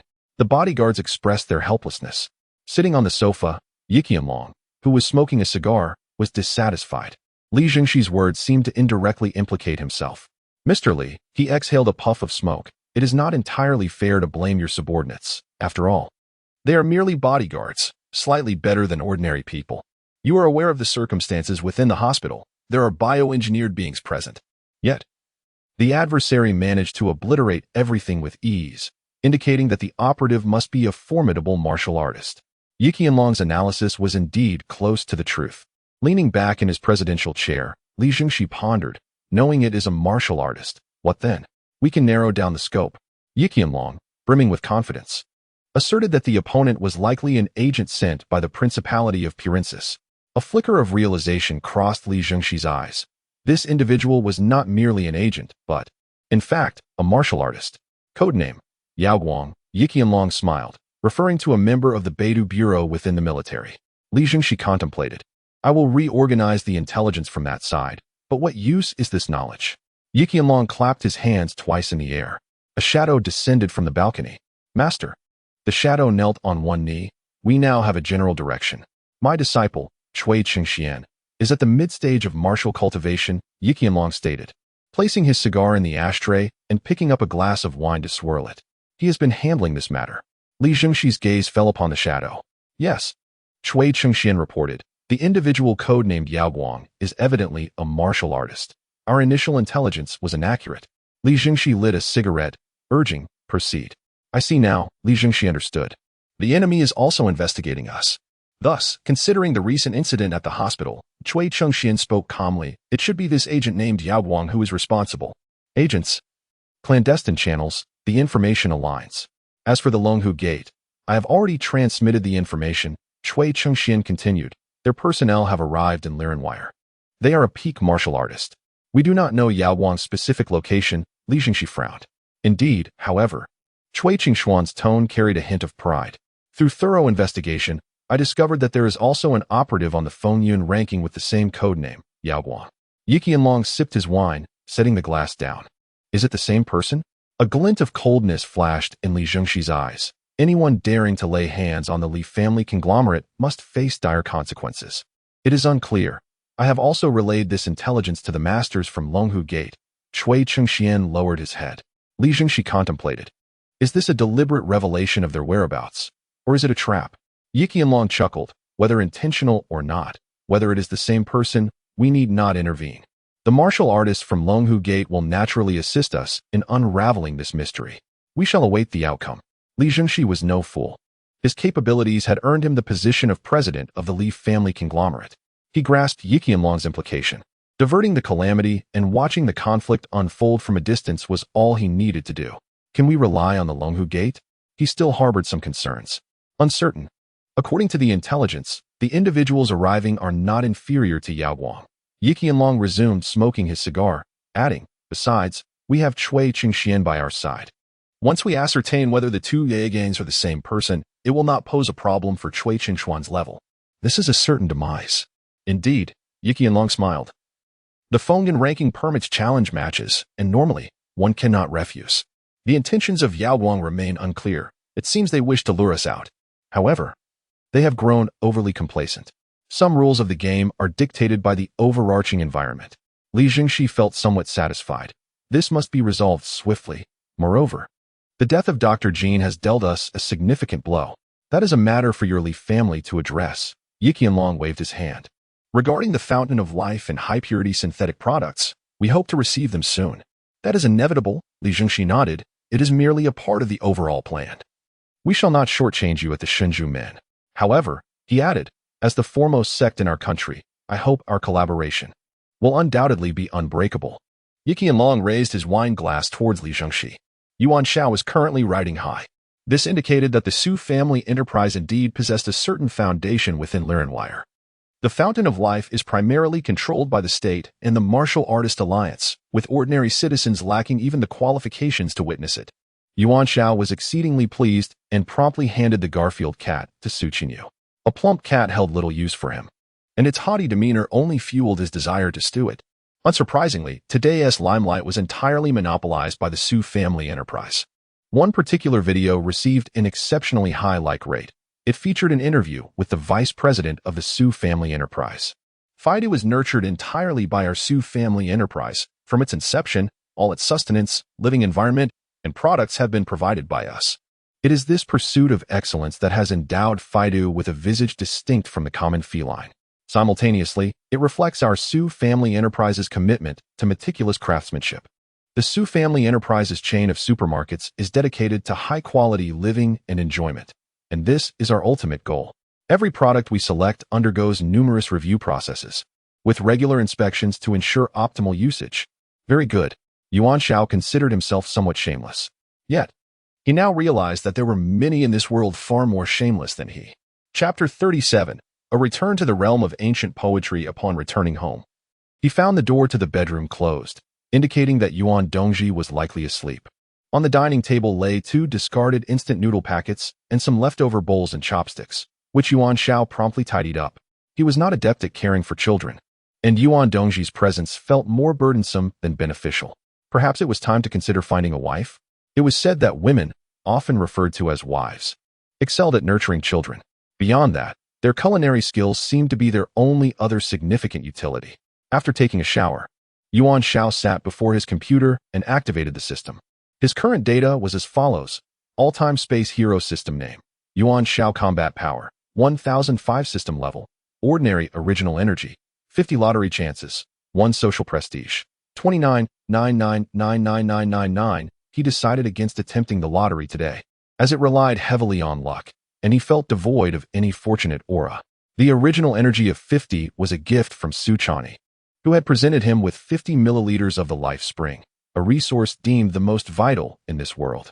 Approximately 50 milliliters could fetch 2 to 3 million in the black market. Su Chani had indeed been quite generous. It was time to test the enhancement of his combat power. Yuan Xiao's combat power upgrade system differed from that of high martial artists or cultivators. It was a system-based approach. There was no need for intricate cultivation techniques. The process was straightforward. Directly absorb original energy and convert it. This simplicity was the system's advantage. Without further ado, Yuan Xiao focused his mind and initiated the absorption of original energy, using a dosage of approximately 10 milliliters for the experiment. A tingling sensation coursed through his limbs, akin to a mild electric current. The system's enhancement of combat power bore no side effects. Unlike the high martial artists who needed to impact their dantian or the cultivators who faced tribulations, safety was paramount, though there existed a slight risk. One could not elevate too much at once, lest they face collapse. Thus far, 10 milliliters of the life spring appeared to be within an acceptable range, boosting his combat power to 2,000. Excellent. Yuan Xiao opened his eyes. It seemed the relationship between the life spring and combat power was approximately 100. However, he could not convert all the life spring, as that would render his skills inoperable. Under equal combat power, possessing martial skills made an immense difference. Yuan Xiao was pleased with the outcome and closed the system. After a prolonged absence from the microcircle, he logged in only to find an overwhelming number of advertisements. Nevertheless, he took the time to open and document some important and rare URLs. Intelligent and charming readers often engaged in this practice. It required only a modicum of decoding skills, basic stuff. He also tagged some acquaintances, primarily to encourage them to update their works. After all, Yuan Xiao had gained a modicum of status in the realm of ancient poetry, being informally dubbed the early Thank Poet, a title he bore with pride. Upon entering a familiar section, Yuan Xiao briefly scanned through. Liar and Wire was a city-state in the south where snowfall was a rarity in winter. Thus, the discussion amongst the crowd centered on poems about snow. The most popular piece remained a poem by the Cultural Association's Xie Dingfang, Snowflakes Fall in Flurries. Cold plum blossoms bloom in clusters. Every inch of beauty is cherished as time lingers into dusk. A throng of admirers extolled its virtues. Yuan Xiao could only shake his head in dismay. What a dreadful piece, a true battle of mediocrity. The microcircle system was dynamic. As soon as he logged on, several of his followers noticed. The early Thank Poet has arrived. Come quickly, it's been ages since we've seen your masterpieces. You've enriched our leisure lives. Such was the nature of popularity and fame. Wasn't it merely a poem about snow and plum blossoms? Apologies, but I possess an abundance of such compositions. Yuan Xiao felt invigorated. After all, the worst that could happen was a bout of ridicule, which could only bolster his pride. Let's have a solid showing. There's nothing overly complex to misinterpret.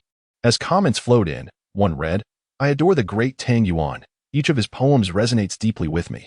Hey, this poem by early Thank Poet has a certain flavor to it, also about snow and plum blossoms.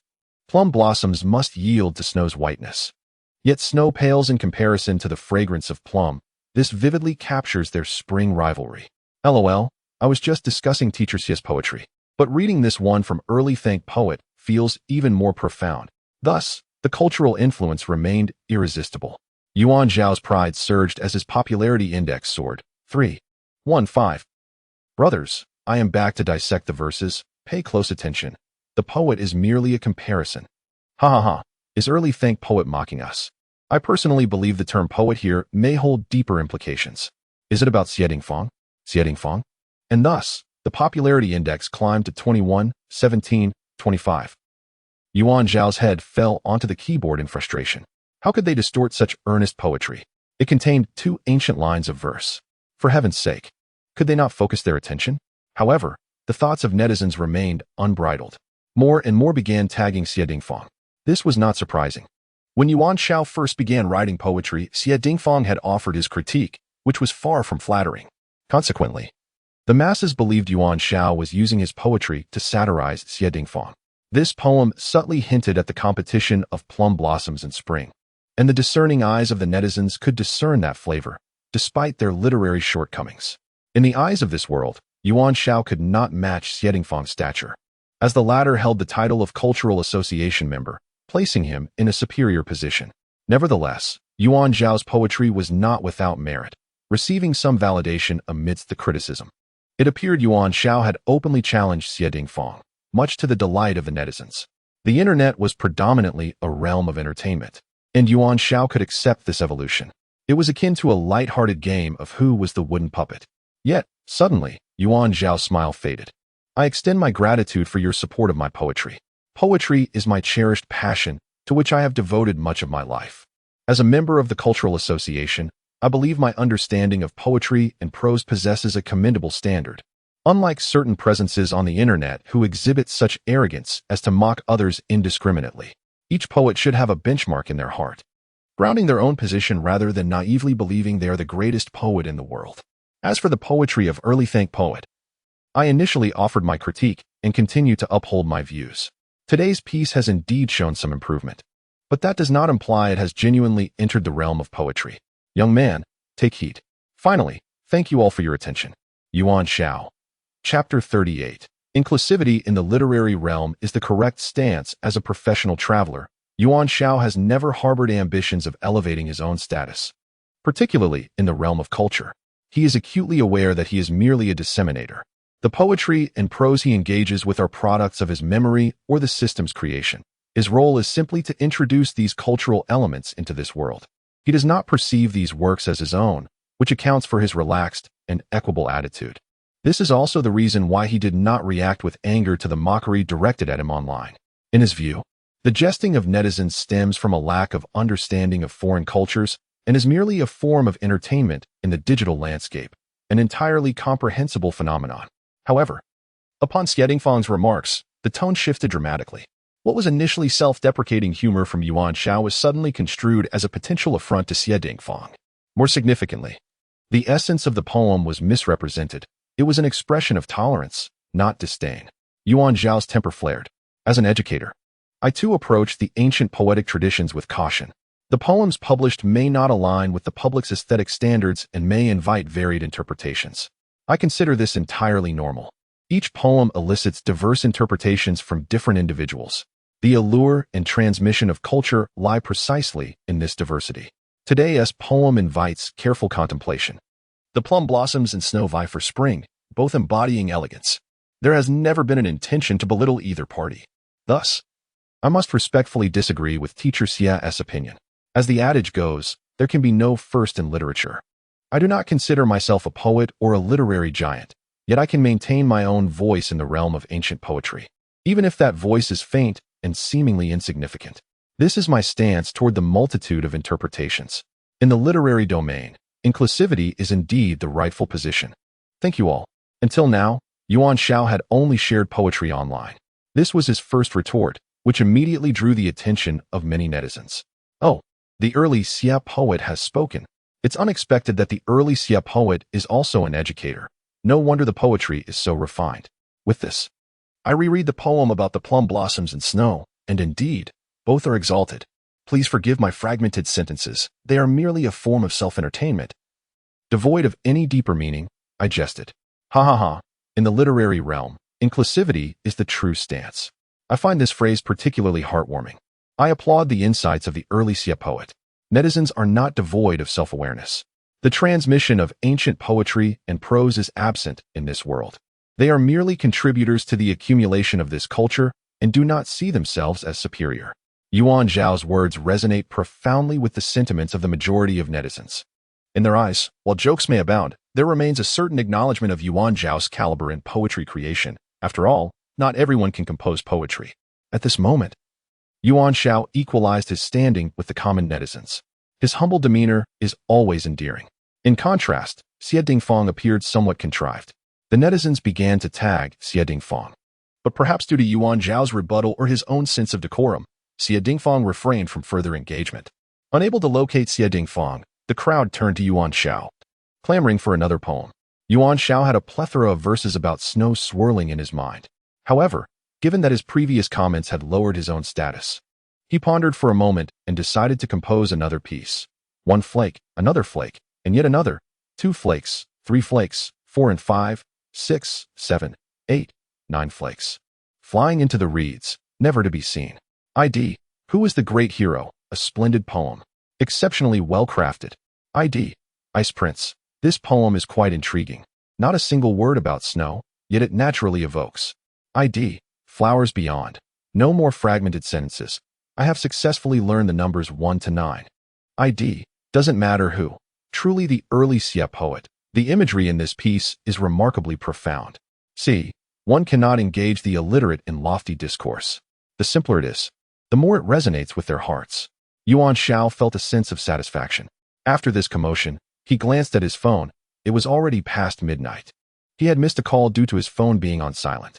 It was from Mo Haowang.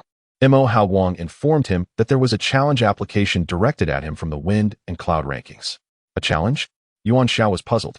It was a feature of the wind and cloud rankings, and Mo Haowang explained that it could not be declined. The rankings are divided into 4 levels: heaven, earth, mysterious, and yellow, each corresponding to specific tasks, with no skipping allowed. To ascend, one must either complete tasks or engage in a higher-level challenge. Defeating a target of a higher rank allows for promotion. However, such actions are rare, as they tend to breed animosity. Unless driven by personal grievances, such matters are typically settled through designated challenge matches, where death is permitted. Yuan Xiao grasped the implications.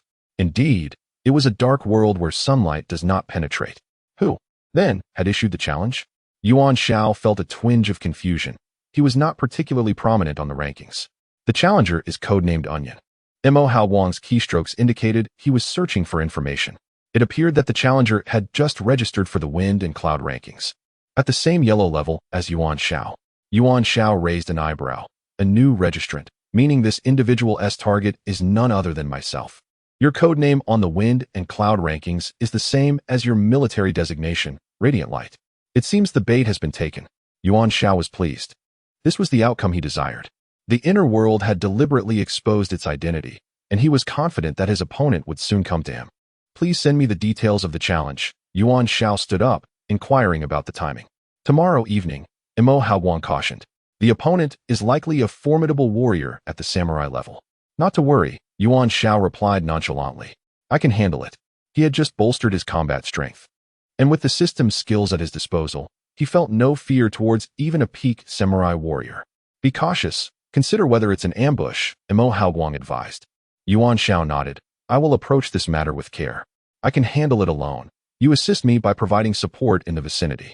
Mo Haowang was delighted. This challenge match was essentially a duel, one where lives could be lost. It was best to remain in the background, quietly aiding. Safety first. Chapter 39. Visitors from the Dragon Tiger sect during the day. Yuan Xiao still had classes to attend.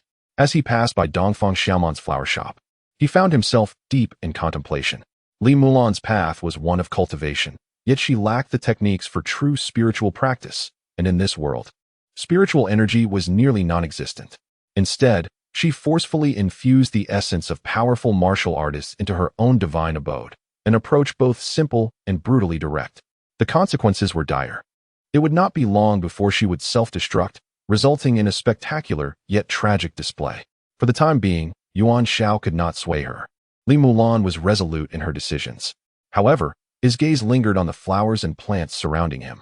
The flowers at Dongfang Xiaoman's shop emitted a faint resonance akin to the spring of life, a subtle yet present vitality. While martial artists would overlook this anomaly, Yuan Xiao, having spent time in the realm of cultivation, could discern its significance. If he were to place a pot of such flora beside Li Mulan, it might alleviate her condition.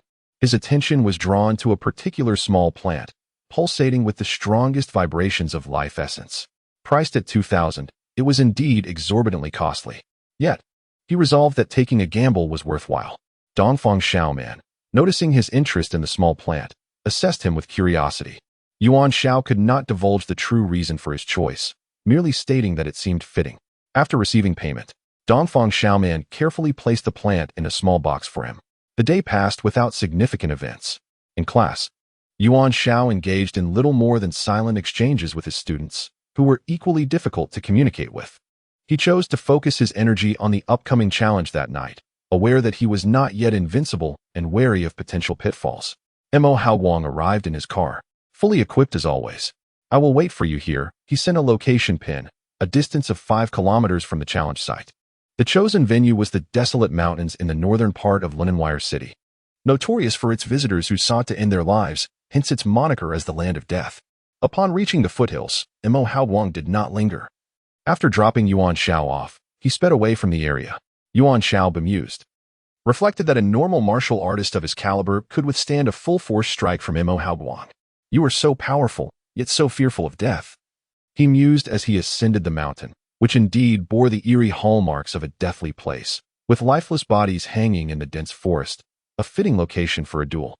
Arriving at a designated clearing halfway up the mountain, he spotted a youth clad in traditional Tang attire, coldly observing him.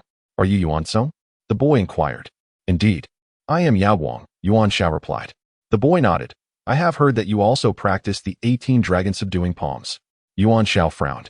He had sensed a potential risk when he first utilized the 18 palms to dispatch the earlier tall figure in Tang attire. The skills within the system were recognized in this world, and now someone had traced their way to him. Who are you? He asked cautiously. I am Wang Linglong, the young master of the Dragon Tiger sect, the youth declared, lifting his chin. The 18 dragon-subduing palms are our sect's ultimate technique. How does an outsider like you come to know of them? Or is it that what you practice is not truly the 18 palms? Realization dawned on Yuan Xiao. A high martial artist in this world had discerned his methods. Each martial technique possessed its unique attributes, which served as distinguishing factors among them. Yuan Xiao's use of the 18 palms had inevitably attracted attention. Wang Linglong, with a combat power of 3,862, stood at the pinnacle of martial prowess. Though Yuan Xiao's skills granted him a slight advantage. You claim my technique is false, Yuan Xiao began to provoke, eager to experience the 18 palms in this realm. Very well, Wang Linglong responded, gesturing for the challenge to commence without any flourish. With a swift motion, he conjured a vague dragon's head. This was the first move, Konglong Yui. As Wang Linglong initiated his attack, Yuan Xiao swiftly activated his technique as well. Expecting the outcome, their moves mirrored each other perfectly. The two dragon heads collided mid-air, their energies swirling into a cyclone. Neither gained an advantage. The second move followed, Filong Zitian. The two figures darted past each other, equally matched. The third move, Jinlong Zitian, also unfolded in perfect synchronization. After the three exchanges, they each retreated, Yuan Xiao's combat power momentarily at 4,000, giving him a slight edge. Yet Wang Linglong, having grasped the essence of the 18 palms, grew stronger in response to the challenge. Not bad, Yuan Xiao acknowledged with genuine admiration. His opponent's skills were honed through rigorous practice. As they prepared for the fourth move, Hongjin Yulu, Wang Linglong's expression shifted, revealing a hint of embarrassment. He executed the technique but faltered, resorting to Konglong Yui once more. Yuan Xiao was taken aback. This move lacked his full effort. They exchanged strikes again, each retreating. Is that all you can do, 3 moves? Yuan Xiao inquired, observing Wang Linglong closely. Wang Linglong licked his lips. Indeed, it is the 18 dragon-subduing palms. Where, pray tell? Did you learn them? The martial arts world is vast, with countless paths, Yuan Xiao replied, unwilling to reveal the truth. There are certainly similarities. What is so strange about that? Wang Linglong chuckled in disbelief. If the techniques bore some resemblance, I could accept it. However, the 18 dragon-subduing palms have been passed down through generations in my sect, refined by countless ancestors. Do you truly think I would be so naive? Oh, yet.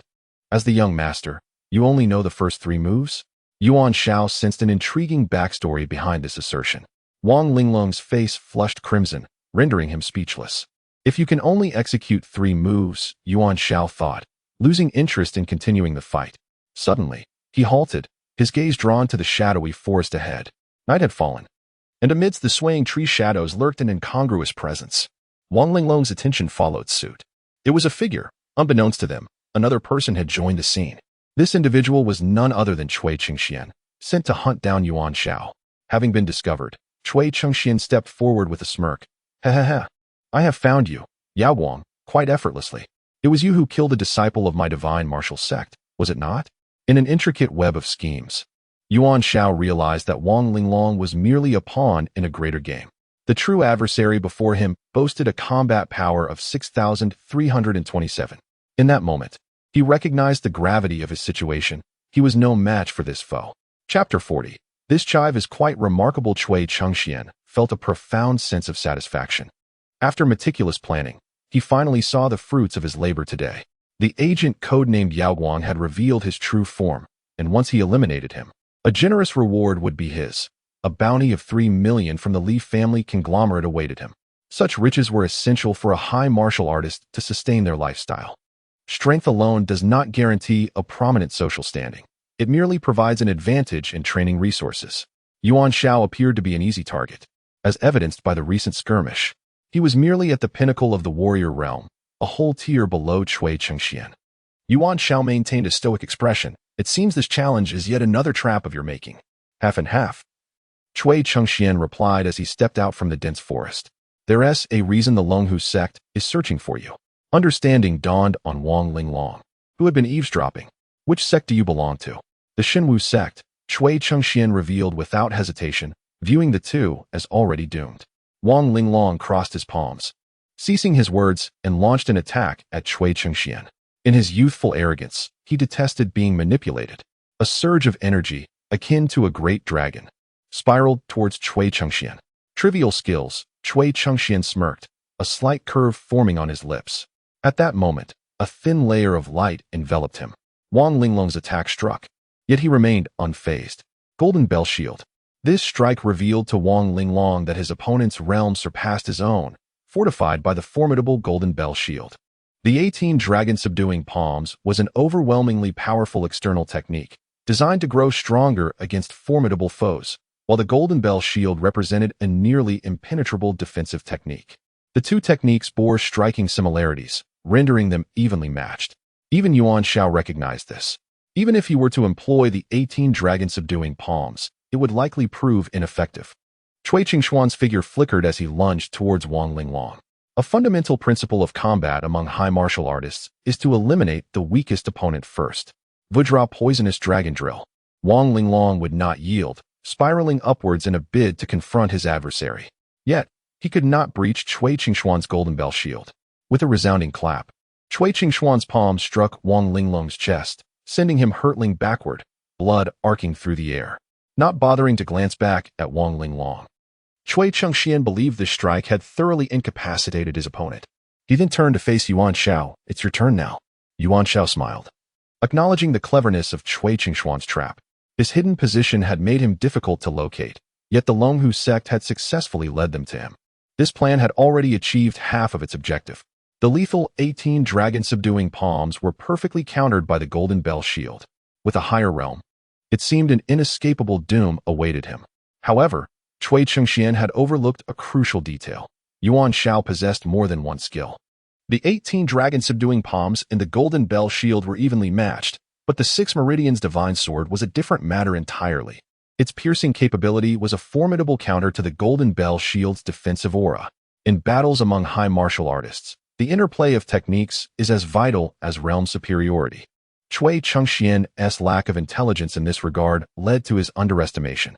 He advanced towards Yuan Xiao, relying on the absolute defense of the Golden Bell Shield. Almost simultaneously, Yuan Xiao switched techniques.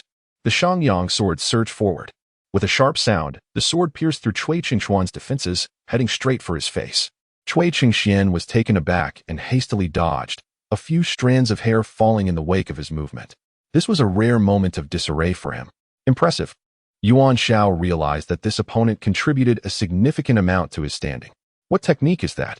Cui Chengxuan's expression grew grave. The ease with which his Golden Bell Shield was breached had taken him completely by surprise. Was it merely a fluke? The second attack commenced. Well, this chive is quite remarkable. Yuan Xiao was invigorated. Let us not kill him. I could harvest him repeatedly. In terms of combat prowess, he was inferior to Cui Chengxian. Yet he held a substantial advantage in technique. It was akin to facing an opponent with a larger fist while being covered in spikes. Yuan Xiao resolved to press his advantage with multiple onslaughts. Thus he harbored no thoughts of outright killing Cui Chengxian. The duel continued, yielding him several hundred more points. You are truly a generous soul. When I ascend to godhood, I shall reward you handsomely. Cui Chengxian was at his wit's end, ensnared by Yuan Xiao. Despite his superior realm, he found himself outmatched in technique, feeling utterly helpless. The amused gaze of his opponent sent shivers down his spine. Regret washed over him. He truly regretted taking on this mission. In a contest between two similarly skilled high martial artists, the one who falters first is destined to lose. The more he sought to extricate himself, the more entangled he became in Yuan Xiao's sword energy. Meanwhile, Wang Linglong had risen, bewildered by the unfolding situation. Cui Qingxian had come to eliminate Yuan Xiao. Yet now, Yuan Xiao held a clear advantage but refrained from delivering a lethal blow. This makes no sense, he pondered. Brow furrowed. As he contemplated, a gentle breeze stirred beside him, revealing a striking figure. Sister, Wang Linglong's expression turned awkward. I couldn't accomplish a single task. The newcomer's voice was icy. Being a pawn in someone else's game? You must learn your lesson. Yes, Wang Linglong replied, devoid of any retort. The woman's gaze fell upon the two combatants, her brows knitting together. What is this all about? She too struggled to comprehend the battle. Casually, she produced a pill and handed it to Wang Linglong. Take this. I will avenge you. Wang Linglong accepted the pill, and the woman transformed into a blur, launching herself at Cui Qingxian. Good heavens! A woman with a combat power of 36,000 charged with fierce intent. Yet her target was not Wang Linglong, but Cui Qingxian. Let me test your golden bell shield. The woman crossed her hands, executing a standard dragon strikes back technique. As a peak martial artist, she regarded Cui Qingxian as utterly insignificant. With a resounding crash, Cui Qingxian's protective aura shattered into fragments. Her force surged inward, causing him to spew a mouthful of blood as he was sent flying, crashing into a tree, unable to rise again. Yuan Xiao, what the hell? Who are you? I was just harvesting my chives, and you came and uprooted them all. Is there no justice? No law? What transgression could warrant such violence? The woman seemed to regard her actions as nothing extraordinary, glancing back at Yuan Xiao. It was merely a casual act. No need to thank me. Yuan Xiao was left in tears. Thank you? No way. I will get my revenge on you one day. Chapter 41. The deal with the Longhu Gate. The woman gazed at the tearful Yuan Xiao, perplexed. However, dispatching a mid-level martial artist with such ease hardly warranted such emotional display. Meanwhile, Wang Linglong limped over, clearly impressed by his sister's formidable prowess. Yuan Xiao wiped his tears and approached Cui Qingxian. The latter's body lay shattered, lifeless. My poor chives. Your fate is indeed tragic, Yuan Xiao lamented, a wave of sorrow washing over him. Well, let us see if I can scavenge anything of value. As expected, Cui Qingxian possessed a small vial of life essence, containing about 30 milliliters, better than nothing. The woman regarded Yuan Xiao's actions with disdain. As a martial expert, it was rare to see someone resort to looting. To acquire resources, one should rely on their own strength. Their thought processes and methods were starkly different. Yuan Xiao, unfazed, adhered to the cardinal principle of a professional traveler. One must possess a thick skin. Given that the woman had dealt with Cui Qingxian, it seemed she bore no ill will towards him. The two exchanged silent glances, neither willing to break the silence. Wang Linglong pinched the bridge of his nose and began to introduce. This is my sister, Wang Lingyun, the foremost expert of the Longhu Gate. The peak martial prowess she wielded was rare outside of sections. Yuan Xiao harbored a strong dislike for Wang Lingyun, as she had plucked away his chives. Treasure life and steer clear of viruses. Wang Linglong spoke up. I must apologize for the situation. I failed to notice we were being followed. Yuan Xiao nodded. Let me guess. You received intel that I would use the dragon subduing 18 palms, prompting your arrival here, correct? Wang Linglong did not deny it. It seems this information was perhaps deliberately leaked to us by the divine martial sect. Yuan Xiao recalled having slain a disciple of the divine martial sect, piecing together the motives behind their pursuit. Finding a killer was arduous, but tracking someone intent on eliminating a killer proved far simpler. Wang Linglong, lacking experience in the martial world, was indeed a suitable target. However, the divine martial sect had underestimated the presence of a martial artist's sister behind him. Returning to the matter at hand, Yuan Xiao glanced at the pair. It appears your objective for seeking me is the dragon subduing 18 palms. Indeed. Wang Linglong grunted through his pain. This technique is the supreme martial skill of our Longhu Gate, typically reserved for the sect's heirs. Yuan Xiao shook his head. Your sect is too insular. I surmise this is why your techniques have been lost. Wang Lingyun turned her head away, disdainfully. Wang Linglong conceded. Yes, it is true. My father, during his early martial training, misdirected his energy, leading to the loss of the technique.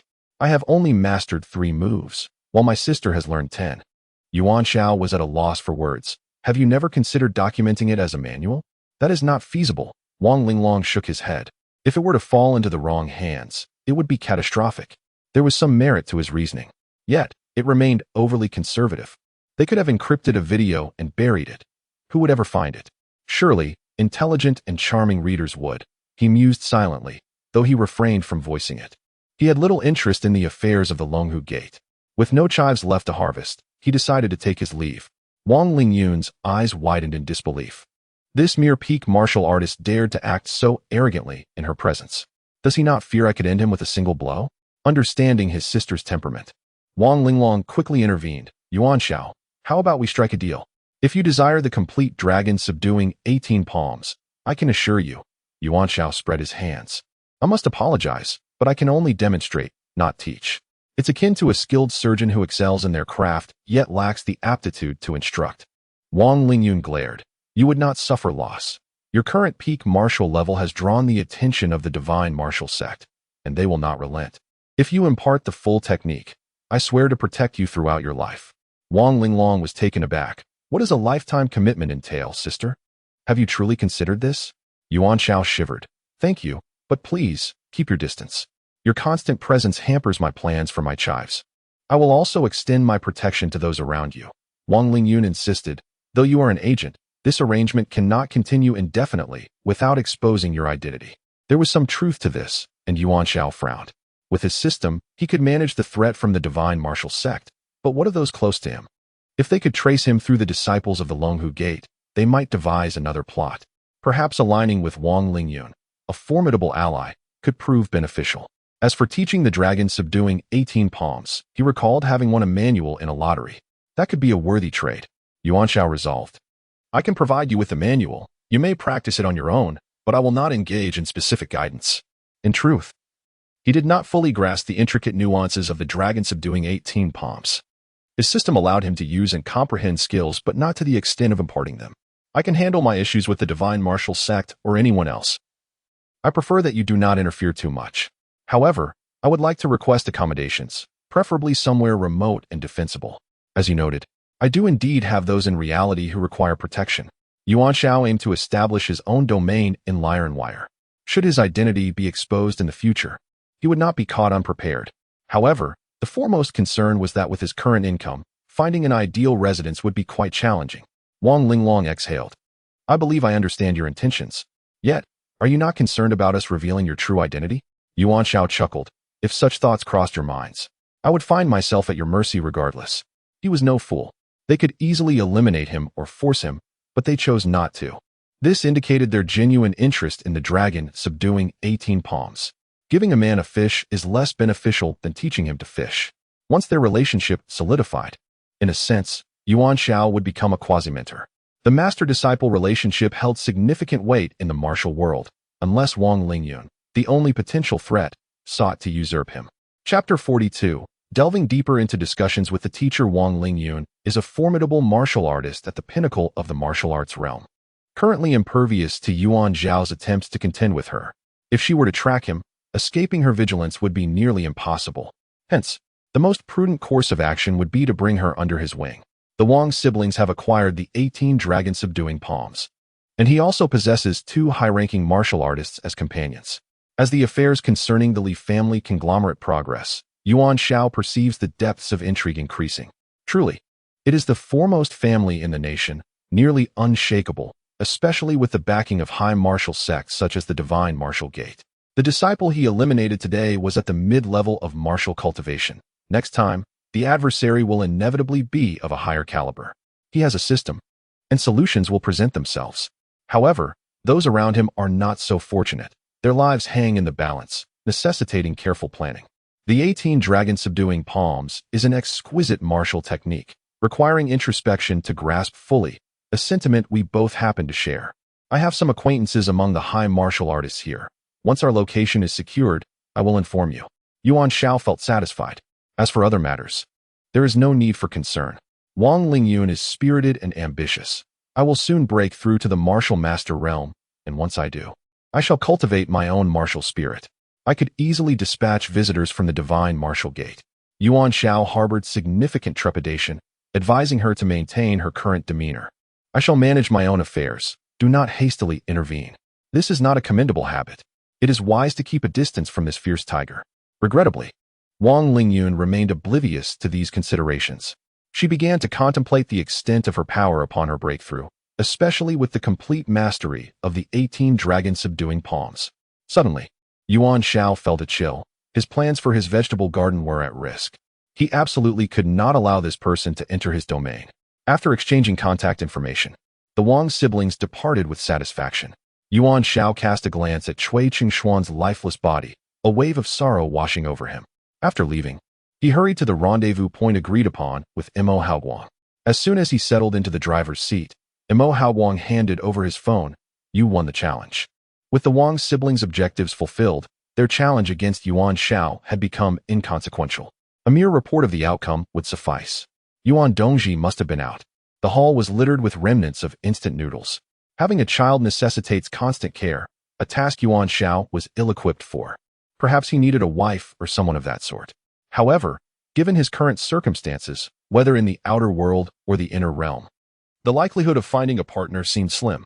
His companionship with the five-fingered maiden for 300,000 years appeared destined to continue. Such a fate. At present, Yuan Zhao's classes were largely unproductive, and Su Qinyu harbored no grievances regarding this. If it were the work of an operations expert, Su Qinyu would not be surprised. However, the proposal originated from a first-year teacher, which altered the context significantly.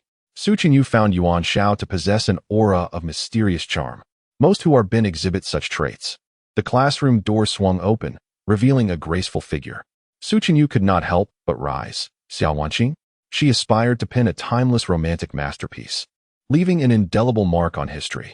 At 16, her physique was markedly disproportionate to her age, surpassing the norm.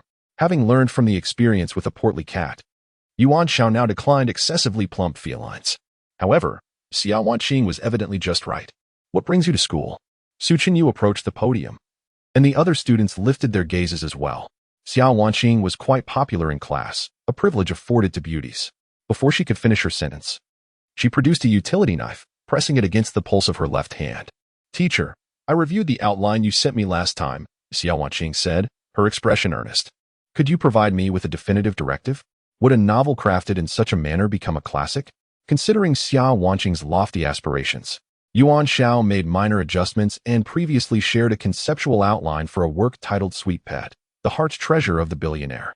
This genre was commonly encountered in the worlds he had traversed, though this realm had yet to embrace web literature. Wake up, he thought, aware that a mere shake of his head might provoke her to cut herself. While she would not die, the incident of a student committing self-harm in class would spell disaster for him as the homeroom teacher. This class truly was toxic. Beside him, Su Qinyu covered his face, exclaiming, Teacher, I warned you. Why must you involve Xiao Wanqing? Even if she is a stunning beauty, she is nothing but trouble. Yuan Xiao had learned his lesson. Wanqing. He forced a smile. What do you think of the outline I envisioned? It was a rather unique theme. Xiao Wanqing had some literary knowledge, yet she still felt that the depth of her writing might be insufficient. She edged the utility knife closer to her pulse. The depth of my work is undoubtedly sufficient, Yuan Xiao exclaimed, alarmed. In terms of the intended audience, the depth is absolutely adequate. Is that so? Xiao Wanqing replied skeptically. My parents say I am merely a high school student. What depth could I possibly achieve in a classic? Ah, so you are aware. Yuan Xiao thought.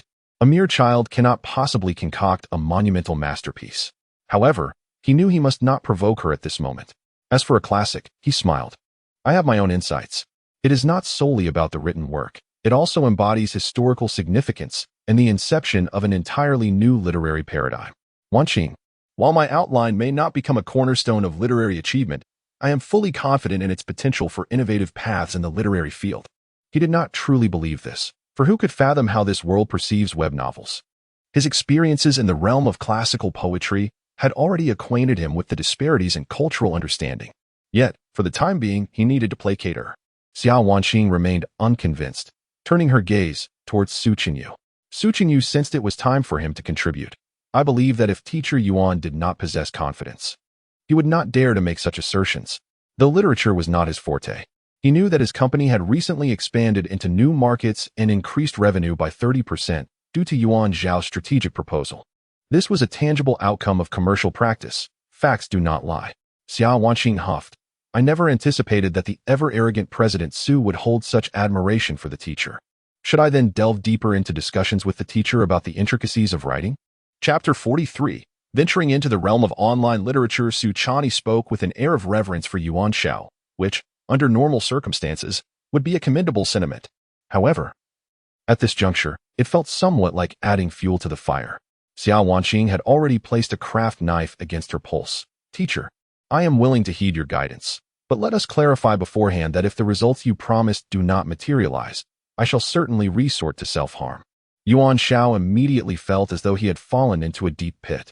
Fortunately, after Xiao Wanqing finished her declaration, she put away the craft knife, drew up a chair, and sat before Yuan Xiao. Teacher, I have reviewed the outline. Regarding the writing style, which do you think would be most suitable? My writing skills have been criticized as quite poor. That much was evident. As a privileged high school student who had not endured the harsh trials of society, what profound insights could one expect? Writing is a reflection of the heart, and if one's inner voice fails to resonate, the words will hardly shine. Nevertheless, Yuan Xiao knew these observations would not serve to motivate Xiao Wanqing. After contemplating, he asked, "Have you written anything? Please show me." Su Chani and a few other interested classmates gathered around. They had encountered numerous teachers of various subjects, but a teacher dedicated to instructing students in novel writing was a first for them. Moreover, the fact that Yuan Xiao had managed to momentarily persuade Xiao Wanqing intrigued everyone and drew them in for a closer look. Xiao Wanqing produced a notebook and handed it to Yuan Xiao. As he opened it and scanned several pages, he quickly grasped the essence of her writing. To put it plainly, her prose was not lacking. Rather, it leaned excessively towards the ornate. Even simple sentences were laden with an abundance of embellishments, imparting a somewhat awkward reading experience. Additionally, the plot direction was rather tepid. After perusing a few pages, he found no suspense, no compelling questions, nor any captivating elements. In the realm of traditional print literature, one could succeed with such a style if they possess sufficient fame.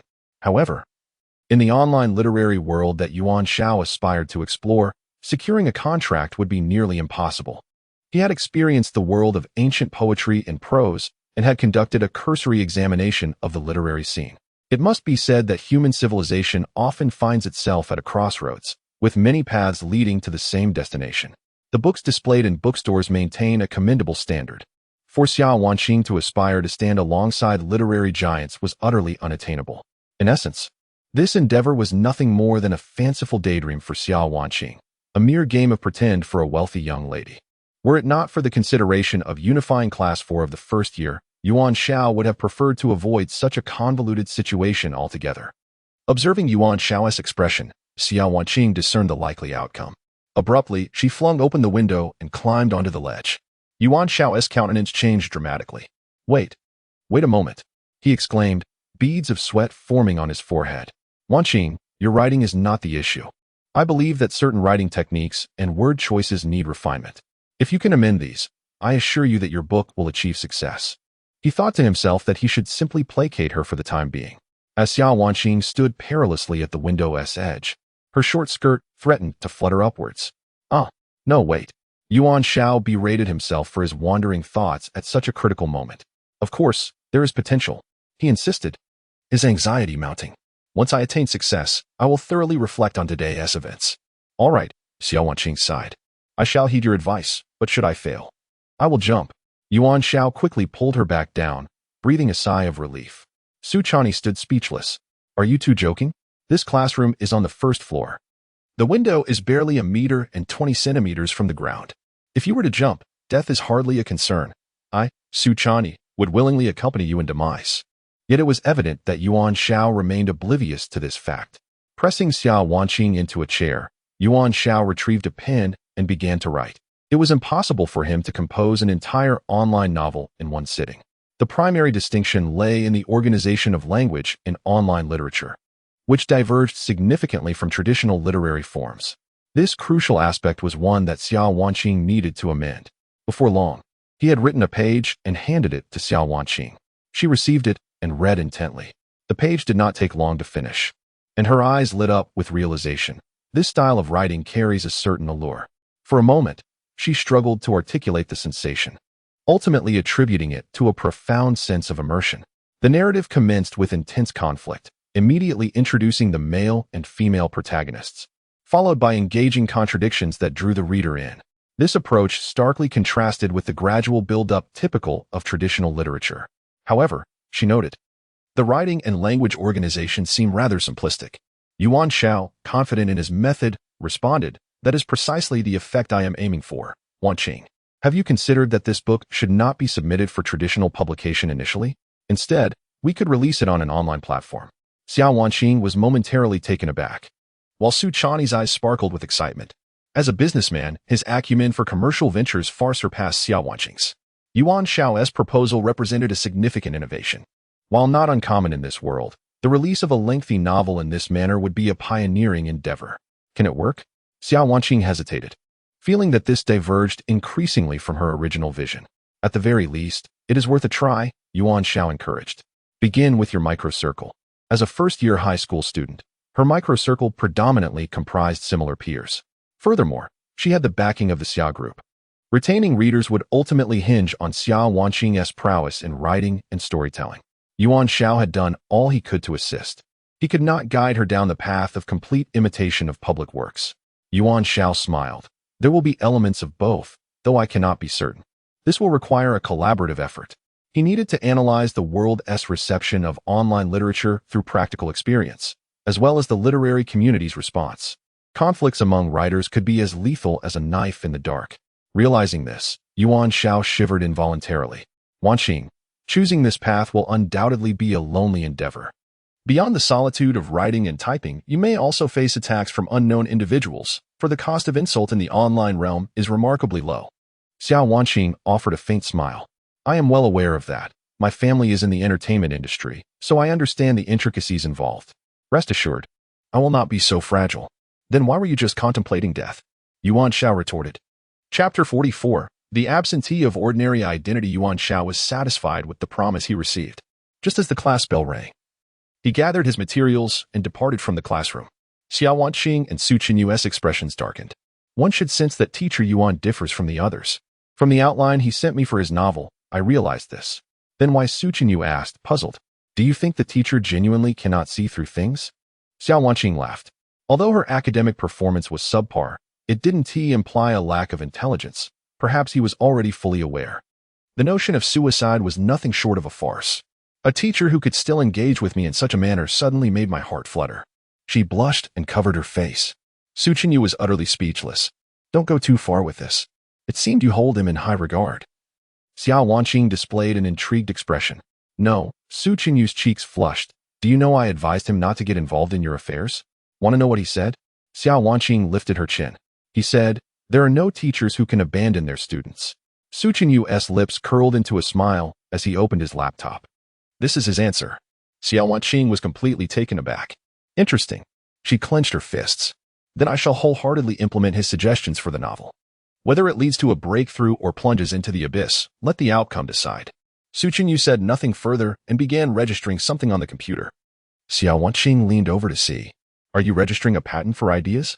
Yes, Su Qinyu assumed a CEO-like demeanor.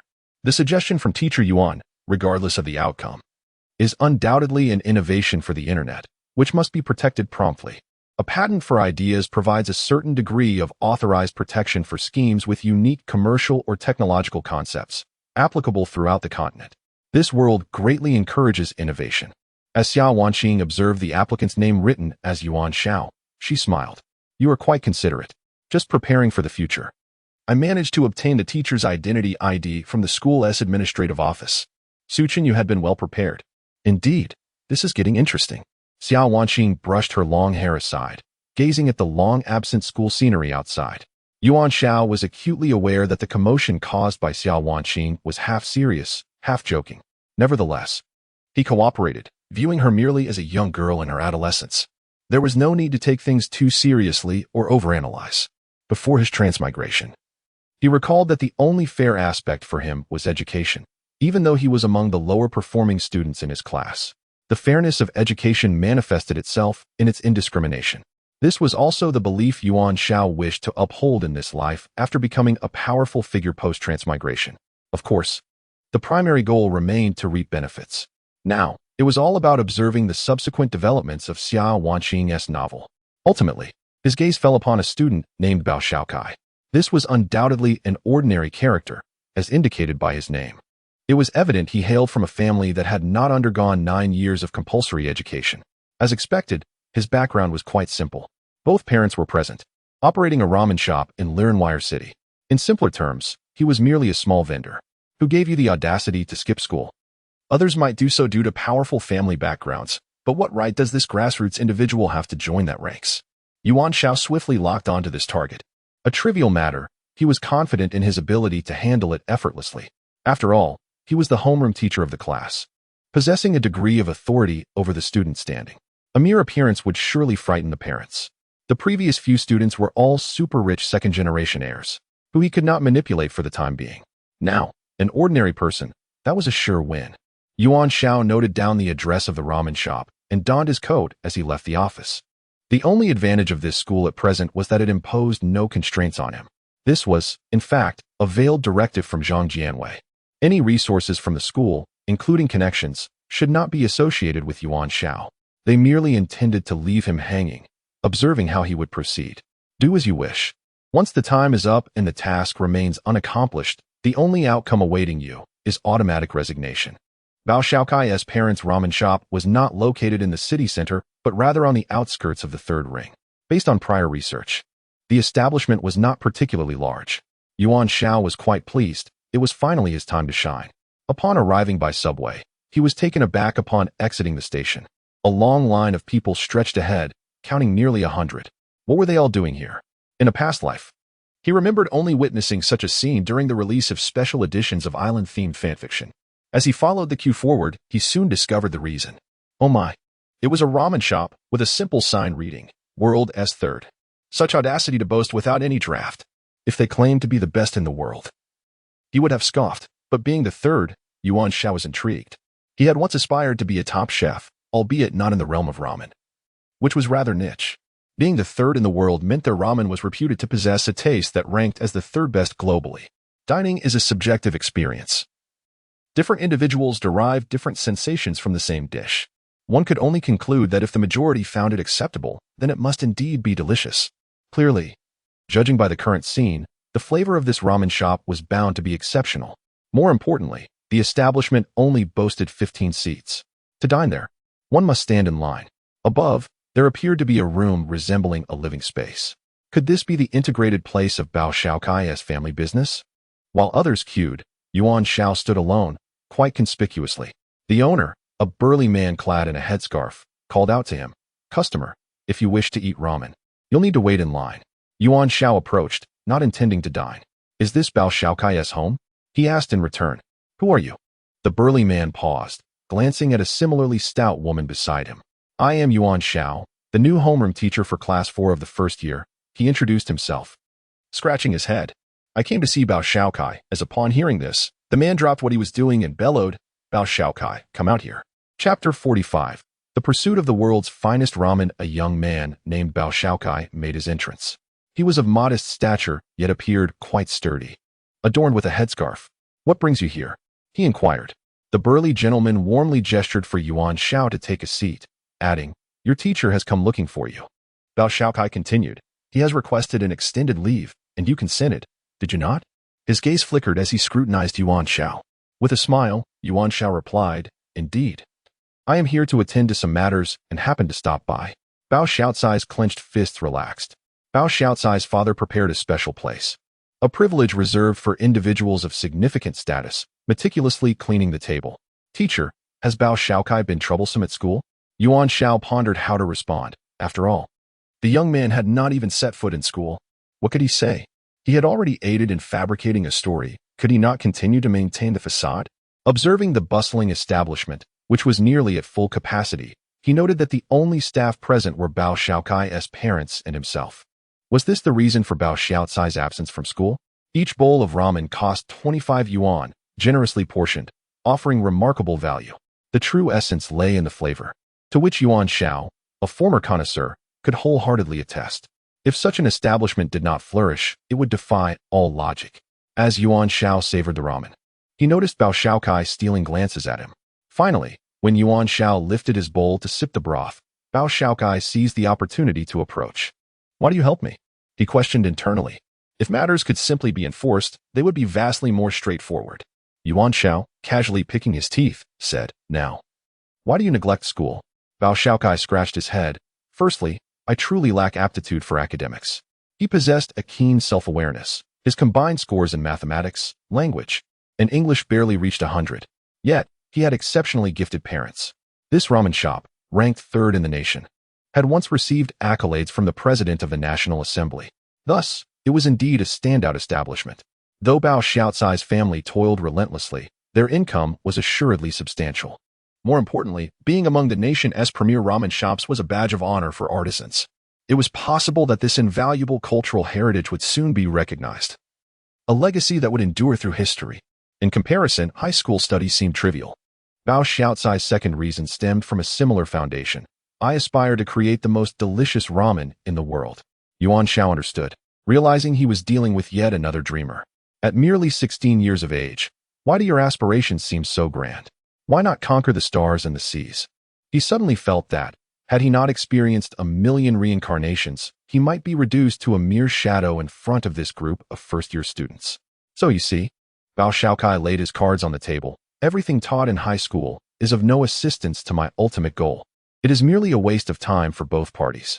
He was indifferent to the significance of academic qualifications. This was also why he was determined to create an even more exceptional ramen. Gazing at the eager Bao Shaokai, Yuan Xiao found it difficult to identify any flaws in his reasoning. The clash between theoretical education and practical experience was palpable. Nevertheless, as a teacher, he hoped that Bao Shaokai could balance both pursuits. "May I see the progress of your research?" Yuan Xiao extended an invitation. Bao Shaokai's expression reflected surprise. "You are interested in making ramen?" Yuan Xiao stood. "I merely wish to learn more." Upon receiving no objections, Bao Shaokai informed his parents and led Yuan Xiao to the kitchen at the back of the shop. "My father's ramen recipe is the result of over a decade of research and refinement," Bao Shaokai explained, noting that his father insisted on personally overseeing every step to preserve the authentic flavors. This was the dedication of a true artisan. Yuan Xiao comprehended the underlying principle. When the pursuit of culinary excellence reaches such heights, profit becomes a secondary concern. This also explained the absence of additional staff in the shop. Yuan Xiao admired this spirit profoundly. Upon entering the kitchen, he found himself in the domain of Bao Shaokai's father, where several large cylindrical pots simmered with broth. In a small corner, Bao Shaocai's belongings were neatly arranged. The essence of ramen lay in the noodles and broth, accompanying ingredients such as eggs, char siu, black fungus, and scallions also held significance. However, the notion of a top-tier ramen was somewhat misleading. No matter how delectable a dish may be, there will always be those who do not appreciate it. It is impossible to satisfy every palate. Therefore, Bao Xiaocai's ambition was more about a passionate quest for culinary excellence. Yuan Xiao meticulously examined Bao Xiaocai's research progress, crouching to pinch a small piece of dough, savoring it thoughtfully. Mastering dough preparation is a critical skill, with temperature, water ratios, and kneading pressure all playing vital roles. The dough Bao Shaokai had prepared was commendable but still fell short of exceptional. He had yet to surpass his father's level. Yuan Xiao then inspected other ingredients. It must be said that Bao Shaokai indeed had his own ideas. Yet, as a high school student, his limited knowledge constrained his current capabilities. The look in Bao Xiaocai's eyes held a hint of complexity. Intuition told him that his new homeroom teacher seemed to possess an understanding of ramen. However, this was perplexing. High school educators and ramen connoisseurs appeared worlds apart. Yuan Xiao attentively considered the entire endeavor. To be frank, he intended to deliver a reality check. "Shaokai, if your goal is simply to open your own ramen shop, your current skills are sufficient. However, if you aspire to surpass your father's achievements, I must candidly state that there remains a considerable gap." Bao Xiao sighed. "My father has said the same. Perhaps I am indeed overly ambitious." "Chemistry?" Bao Shaokai was taken aback. "Was that included in the high school curriculum?" "I assure you, the chemistry knowledge I provide will undoubtedly aid your ramen research." Bao Shaokai regarded him with skepticism. "Is there truly a connection between chemistry and food processing?" Yuan Xiao smiled. "This world lacks a systematic knowledge platform regarding this matter. To be precise, food processing is indeed intertwined with chemistry." Chapter 46. A new abode. Yuan Xiao believed that a significant contribution of chemistry lies in its profound influence on the food processing industry. Moreover, to a certain extent, The cumulative effects of time on food processing have also transformed chemistry. The two are, in many ways, interconnected. The production of ramen necessitates some knowledge of food processing, albeit not extensively. The principles are not complex, and Yuan Xiao felt he could inspire Bao Shaokai. However, he acknowledged that his knowledge was limited. He was not well versed in the chemistry of this world, and thus had little understanding of the food processing industry. From the array of seasonings listed by Bao Shaokai, it was evident that there were certain deficiencies. Seasonings are an indispensable component in the pursuit of the pinnacle of ramen excellence. Yuan Xiao contemplated delving deeper into this area. It was clear that he could not refrain from demonstrating his skills. He offered a suggestion. To begin with, regarding the char siu you are developing, I personally see areas for improvement. Currently, you are binding the char siu tightly with string, hoping to achieve firmness during the braising process. However, you have overlooked one crucial point. The maximum temperature of the braising liquid is merely 100 degrees Celsius. Bao Shaotsai's eyes brightened with understanding. He grasped that the braising liquid primarily consists of water, which boils at a maximum of 100 degrees. At this temperature, the degree of contraction in the char siu's meat is limited, regardless of how tightly it is bound. Consequently, the resulting char siu does not possess the elasticity that Bao Shaokai desired. Yuan Xiao pointed this out incisively, prompting a shift in Bao Shaotsai's gaze. Does that mean? Bao Shaotsai's eyes glimmered with anticipation. This method involves searing the meat, which not only eliminates the inherent odor of the pork, but also maximizes the contraction of the meat itself. The rationale was immediately comprehensible to Bao Shaokai, who was well acquainted with the intricacies of this field. This proposal is certainly worth a trial. The char siu produced through this technique will undoubtedly yield a distinct texture.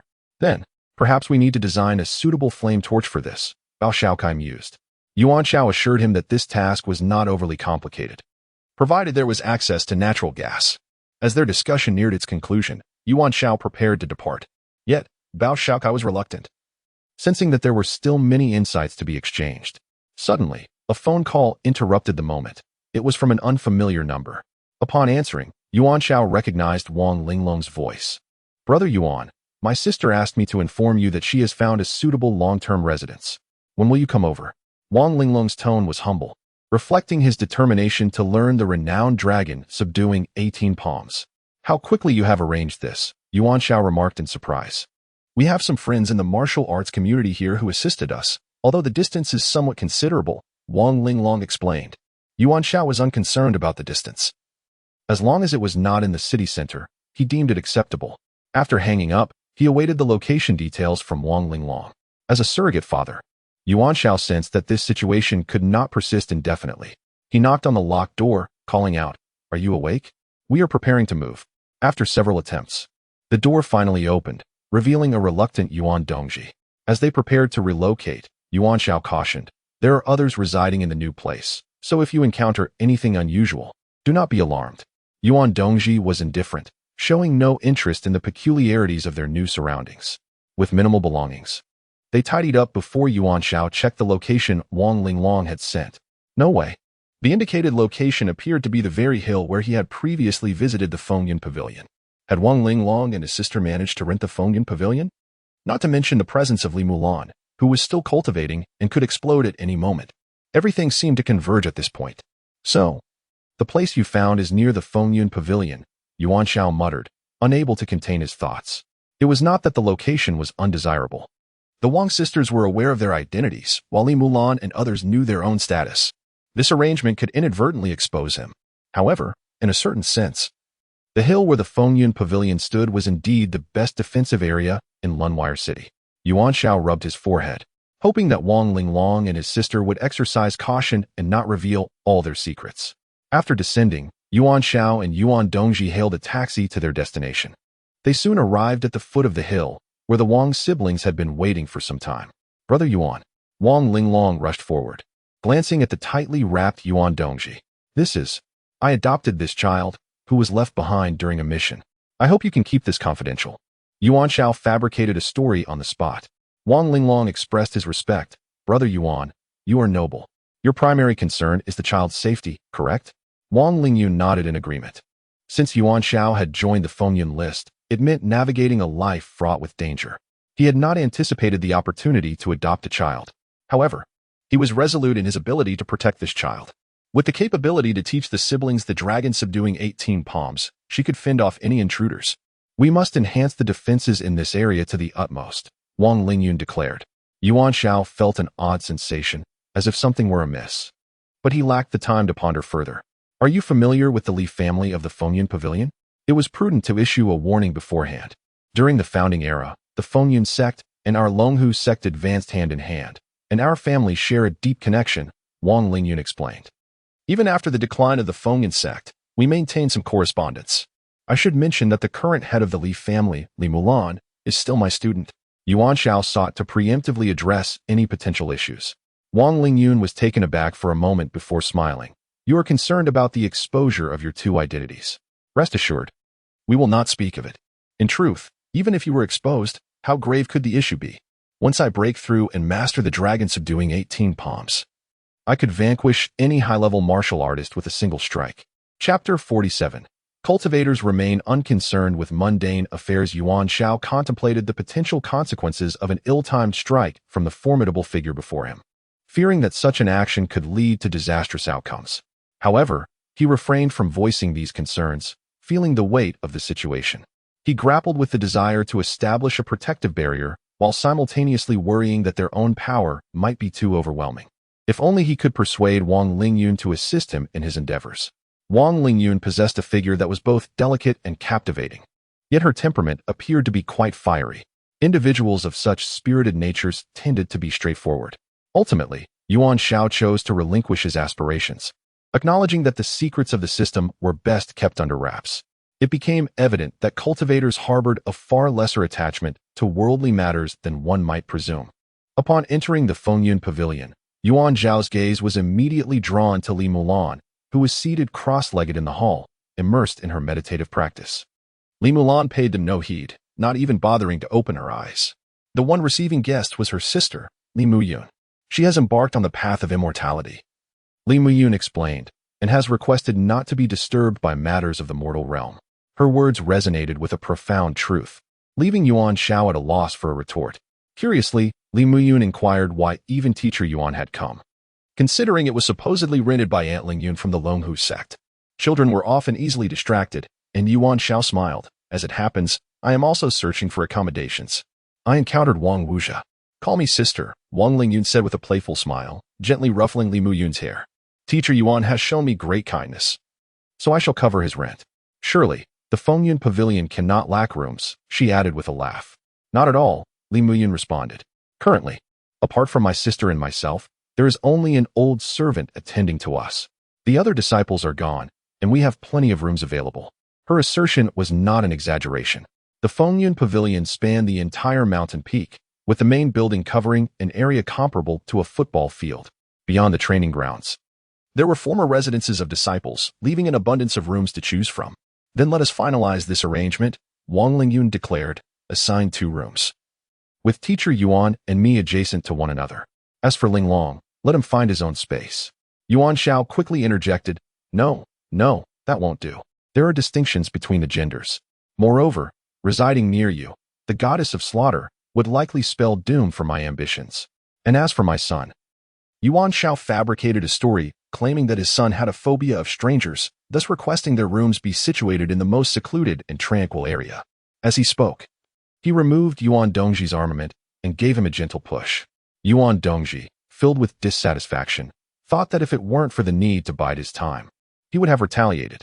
However, his father's suggestion aligned with his own desires to hide away in obscurity, free to act without scrutiny. Thus, he quickly put on a performance, appearing as merely a child suffering from an ordinary fear of strangers. Wang Lingyun's eyes sparkled with interest. Wow, teacher Yuan, is this your child? Though he bears no resemblance to you, he is quite adorable. Yuan Xiao and Yuan Dongji exchanged glances, feeling a sense of discomfort at her words. Let us first arrange for a secluded space, Wang Lingyun said with a smile. Children require time to acclimate to their new surroundings. Sister, what about me? Wang Linglong interjected. There's only one path up the mountain, Wang Lingyun explained, so you'll be stationed near the entrance to report any signs of danger immediately. She was pleased with her arrangement, but Wang Linglong felt like he was being treated no differently than a mere guard. Tears filled his eyes. Li Muyun, having received the final decision, began to organize the rooms. Wang Lingyun's gaze remained fixed on Yuan Dongji, who struggled to contain his rising anger. Just wait until I regain my strength. I shall pluck out your eyes, he thought, unaware that Wang Lingyun was simply drawn to the allure of the aloof. Seizing the moment, Yuan Xiao decided to approach Li Mulan, carrying a pot of flowers. After all, she was still his student, and he felt compelled to offer his support. Mulan, he said casually, how has your cultivation been progressing lately? The path of immortality was indeed fraught with challenges. Li Mulan finally opened her eyes. Are you here to persuade me to give up? Yuan Xiao took a seat beside her. Would you heed my advice if I were to offer it? Li Mulan shook her head decisively. Precisely, Yuan Xiao thought, as he closely observed the increasing energy flowing into her spiritual abode. While he could not ascertain how she achieved this, it was akin to swallowing a handful of steel needles. Self-destruction was merely a matter of time. Mulan, he said, I shall refrain from interrupting your cultivation for now. He set the pot of flowers aside. This is a flower I procured, and it possesses a rather unique quality. I thought to leave it here for you. Li Mulan showed no reaction. The flower from Eastern Xiaomen seemed to emit a faint aura reminiscent of a life spring. Would it perhaps resemble the spiritual energy found in the cultivation realm? If Li Mulan were to sense it, would she be inclined to explore this avenue? Such questions would have to wait, as Yuan Xiao lacked confidence in his assumptions. The spiritual energy of the cultivation realm was born from the essence of heaven and earth, abundant and life-giving. In contrast, the flower from Eastern Xiaoman was merely a shadow of that vitality. We're out of food, Li Muyun lamented. I forgot to inform Uncle Chung that we would have guests today. Fengyun Pavilion had not hosted so many visitors in years, making meal preparation a significant concern. Uncle Chung wore a worried expression as well, aware that the funds available to the young master and young lady were limited. Is that so? Yuan Xiao felt powerless in the situation. He had no money to contribute. Nearby, Wang Lingyun laughed. It's no trouble at all. It's merely a few extra mouths to feed. I'll cover all the cost of meals. Our Longhu sect is not short on funds. We have plenty, little dragon. Wang Linglong stood in shock as he revealed his bank balance, a staggering 11 digits that left the onlookers astounded. Yuan Xiao felt a sense of frustration. This strange journey had placed him amidst individuals of considerable means. With money, matters can be resolved. Uncle Cheng's face brightened. I'll take charge of the food procurement. Wang Lingyun, however, seemed uninterested, her attention drawn to Yuan Xiao. Yuan Xiao understood that the transaction she sought was imminent. His and Yuan Dongji's rooms were situated in a secluded area near the cliff, while Wang Lingyun had chosen a tranquil, independent courtyard with a small hill behind it. Perfect for practicing the dragon-subduing 18 palms.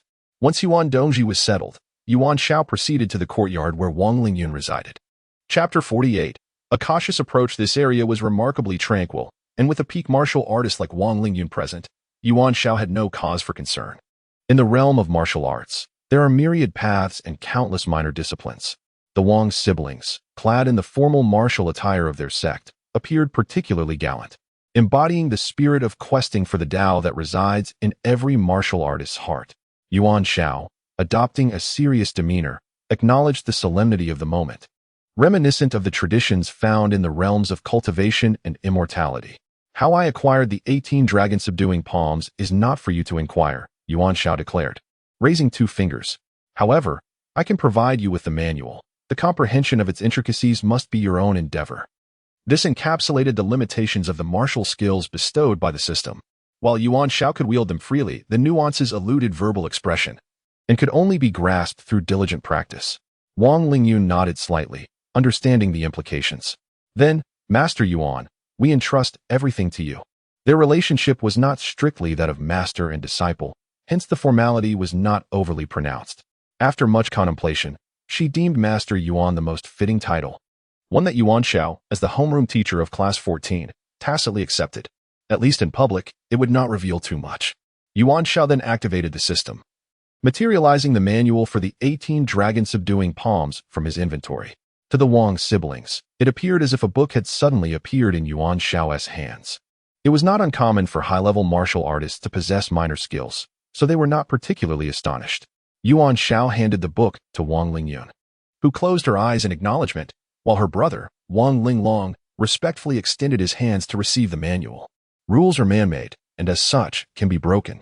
Yuan Xiao paid little heed to such matters, as they pertained to the internal affairs of the Longhu sect, of which he had no stake. Once the ritual was complete, Wang Linglong passed the manual to his sister. He felt a sense of resignation. In the realm of martial arts, his aptitude was rather mediocre. Despite the sect's accumulated resources, he was merely at the warrior level, barely crossing the threshold. In contrast, his sister had already reached the pinnacle of martial prowess in her 20s, capable of contending with inner disciples of first-rate sections. Given time, she would likely break through to the martial master level, positioning herself as a half-step martial emperor in both public and private spheres. Wang Lingyun perused the manual briefly, clarity dawning in her mind. It was indeed the manual for the 18 dragon-subduing palms. This was illogical. The only plausible explanation was that in ancient times, someone had privately reproduced the manual, allowing it to be preserved in such completeness. The Longhu sect relied on oral transmission for its manuals, which inevitably led to the gradual decline of martial techniques over generations. Attempting to restore the sect's former glory solely through a singular top-tier technique was nothing short of a pipe dream. However, ensuring that her brother and the disciples within the sect could protect themselves was certainly achievable. Moreover, the environment at Fengyan Pavilion was quite suitable. Relocating the entire sect there was not out of the question, especially with the prospect of closer proximity to Yuan Xiao. Wang Lingyun was not naive enough to believe that Yuan Xiao harbored no secrets. Unbeknownst to Yuan Xiao, she was already contemplating a move. A sense of foreboding lingered in his mind. Was he becoming too entangled with high-level martial artists, particularly with someone as ruthless as the figure before him? Meanwhile, in stark contrast, the atmosphere atop the Yuishan building in the city center was fraught with tension. Within the Li family's office, dark clouds loomed. The report of his disciple, Cui Chengxian, having been brutally beaten to death, had been laid bare before everyone. Yi Qianlong swiftly initiated an analysis. The injuries sustained by Cui Chengxian bore a striking resemblance to those inflicted by the 18 dragon-subduing palms. Yet, Cui Chengxian had mastered the Golden Bell Shield, a technique that countered such fierce external martial skills. How could he have perished? Intelligence indicated that both Yaoguang and the individuals from the Longhu sect were merely martial artists at the warrior level. This was evidently illogical. The only feasible explanation was that a more formidable force lurked in the shadows. To reduce Cui Chengxian, who possessed the Golden Bell Shield, to a mere pulp was a feat that Yi Qianlong himself might struggle to achieve. This indicated the presence of a martial master-level expert. The situation had grown increasingly complicated. Young Master Li, Yi Qianlong, now confident, lit a cigar. Based on my analysis. Li Jingxi raised his right hand, halting the analysis. Frankly, he held a deep disdain for Yi Qianlong at this moment. You've been at this for quite some time, showcasing your analyses repeatedly. Yet what has been the outcome? The Longhu sect's arrangements bore no fruit. The hospital was utterly destroyed. My disciple was killed. If your analyses are so precise, why do you fail each time? His tone was laden with dissatisfaction. He had no qualms about trading with the Shunshu sect to replace Yi Qianlong. Yi Qianlong responded with a smile. This operation was not a failure. Li Jingxi's gaze sharpened. What do you mean? For a long time, the enemy had operated in the shadows while they remained in the light. Yi Qianlong was confident that Cui Qingshuan's actions were merely a test. What we can ascertain now is that the agent codenamed Yaoguang has a powerful martial artist, no less than a martial master, in close proximity. It is highly likely that he has forged some sort of agreement with the Longhu sect. Once the evidence becomes clear, certain matters will become apparent to all. I have already considered the outstanding disciple of the Longhu sect, Wang Lingyun. She is but a half-step from martial master, and I cannot guarantee my own victory against her. Fortunately, I have this intelligence in my grasp. However, I am uncertain how to connect with Yaoguang. Therefore, resolving the issue of Yaoguang and the high-level martial artist behind him is of utmost priority. Yi Qianlong concluded. Li Jingxi stared at him incredulously. Mastery, you suggested involving the Longhu sect, and now they have become Yaoguang's allies. Is there anything reliable in your plans? Do not fret, Yi Qianlong reassured confidently. The involvement of the Longhu sect is advantageous. We can address everything in one go. Our Shunshu sect has long harbored intentions to absorb the Longhu sect. Yet we lacked a suitable justification. Oh, Li Jingxi raised an eyebrow. What was the response from your sect leader? All members of the Qinglong Hall will be mobilized. Yi Qianlong replied with a grin. Thus, soon, my two generals, the Sword Demon and the Qin Demon, will converge here. Both are at the pinnacle of martial cultivation. And even I must exert my utmost to defeat them after 100 exchanges. Therefore, it is foolproof. While Cui Chengxian is indeed my disciple and possesses martial cultivation, His expertise lies in intelligence gathering. With my direct involvement, I am certain of success. Chapter 49. The first cultivator born in this world at the break of dawn. As the sun timidly peeked over the mountain peaks, the wind and cloud pavilion resonated with the sharp, piercing sound of a whistle. This whistle was emitted with full force by a martial artist at the pinnacle of their prowess, reverberating throughout the entire mountain. When Yuan Xiao awakened, he found himself utterly bewildered. The sky had yet to brighten, and the cacophony was unwarranted. "Be careful, or I shall report the noise disturbance," he grumbled. Yuan Dongji also bore a face of morning irritation, squinting as he brushed his teeth and splashed water on his face, heading straight towards the source of the ruckus. It was the expansive playground of the wind and cloud pavilion, which, during its prime, could accommodate hundreds of martial artists for training. Now, however, only one individual was jogging along the circular track, Wang Linglong. The instigator of the noise was none other than his sister, Wang Lingyun. Upon seeing them, Wang Lingyun beamed. As high-level martial artists, maintaining a healthy physique is paramount. Thus, you two should also rise early to exercise. "Exercise my foot," Yuan Xiao nearly retorted, exasperated that even the early hours were not spared. Furthermore, what connection did being a martial artist have with physical health? The essence of being a martial artist lay in skillfully harnessing techniques to absorb and transform the life-giving essence. The focus was also on maximizing one's strength to enhance martial abilities. Physical fitness was merely superficial. Strength mattered far more than the presence of six-pack abs. Wang Linglong's efforts were entirely futile. Moreover, Yuan Xiao was not a martial artist and had no desire to engage in such exertions. "Want to join? 50 laps daily." Wang Lingyun continued with her cheerful demeanor. Both men shook their heads in unison. Accompanying them were Li Muyun and Uncle Chang, who, upon catching Wang Lingyun's gaze, hastily departed. Even Li Mulan, who typically remained aloof from worldly matters, finally opened the main door of the hall. The sunlight had not graced the interior in quite some time. Yuan Xiao took note of this. After all, he had placed a pot of spiritual herbs beside Li Mulan the previous evening.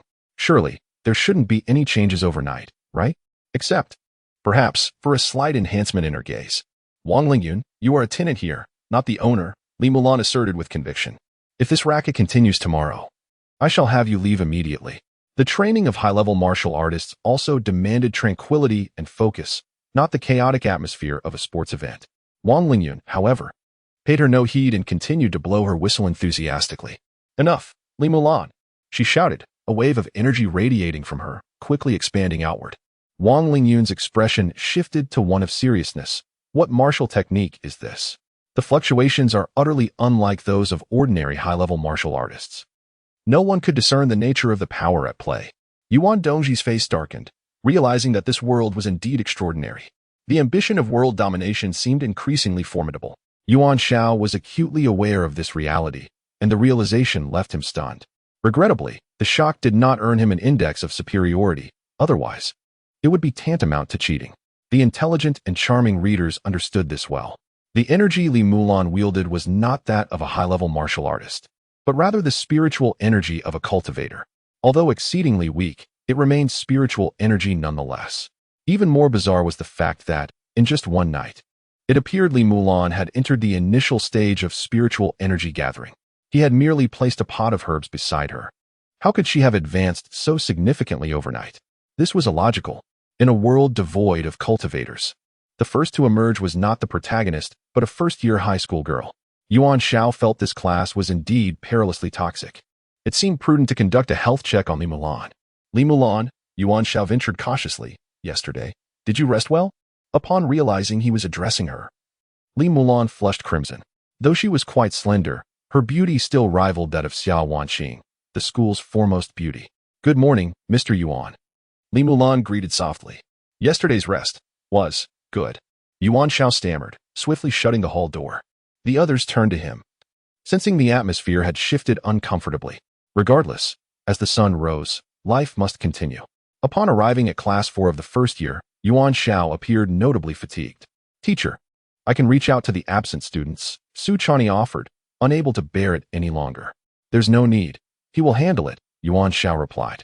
His poor demeanor stemmed from a sleepless night, followed by an early rise.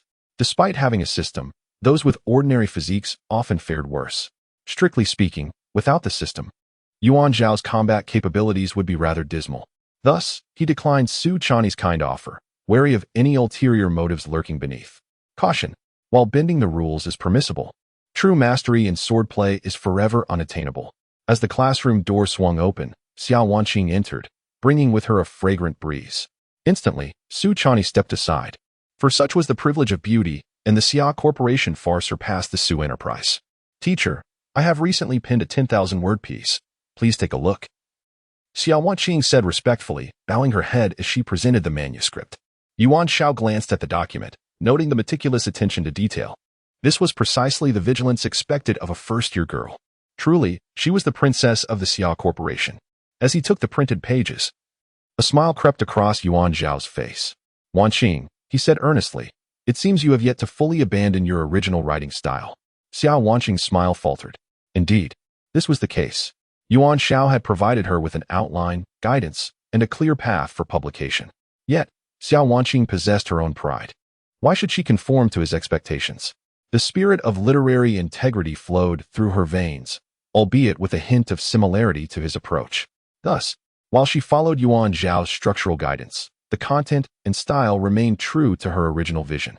Yet, it was clear to Yuan Xiao the moment he received the manuscript. How does he see through me so effortlessly? Could it be that he has been paying attention to me all along? After all, I am the school's belle. With an index of superiority reaching 498, Yuan Xiao was greeted with the news of surpassing 5,000, earning a chance to draw a reward. How satisfying. He mused, recognizing that Xiao Wanqing was indeed a remarkable talent. He resolved to cultivate her potential diligently. After all, it was the duty of a teacher. As for the reasons. Chapter 50. This is your class. Yuan Xiao, having once ascended to the heights of the literary realm, has made his mark, albeit primarily through the appropriation of texts. His affinity for the Ichi-Ji style is well established.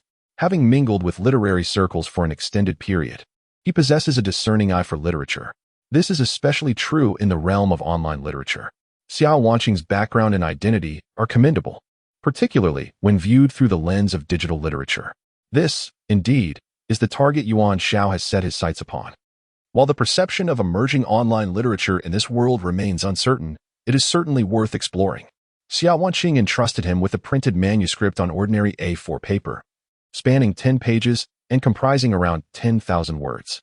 Without even glancing at it, Yuan Xiao could discern that Xiao Wanqing was still adhering to traditional literary forms. This approach does not align with the rapid reading habits characteristic of online literature, leading Yuan Xiao to promptly reject her submission. Paradoxically, this sparked Xiao Wanqing's interest. Let me reiterate, Yuan Xiao's guidance is measured and insightful. We aim to forge a new frontier in literature. As a pioneer, it is imperative to embody such distinctive traits in your writing. Otherwise, it is better not to engage in frivolous endeavors. Xiao Wanqing took heed, particularly feeling the weight of Yuan Xiao's formidable presence. She revisited his earliest works, beginning to reflect deeply. Su Chani's gaze shifted between the two, intrigued by their burgeoning rapport. Xiao Wanqing, characterized by her extreme pride and obstinacy, surprisingly found herself swayed by Yuan Xiao, a rare occurrence indeed. Amidst the gathering, Su Chani furrowed his brow, spotting Bao Xiaokai. Aren't you aspiring to be a culinary deity? What brings you to school? His surprise suggested that the school was more vibrant than he had anticipated. Xiao Wanqing remained focused on her manuscript, ignoring him. Bao Xiaokai, of average appearance, prompted Su Chani to fall silent. Teacher, Bao Xiaokai presented a design sketch. Regarding the flamethrower we discussed last time, I have considered a design. Is this acceptable? It must be noted that Bao Xiaokai demonstrated commendable practical skills.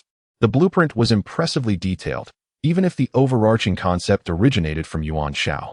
Increase the safety factor, Yuan Xiao advised, stroking his chin. Overall, it looks good.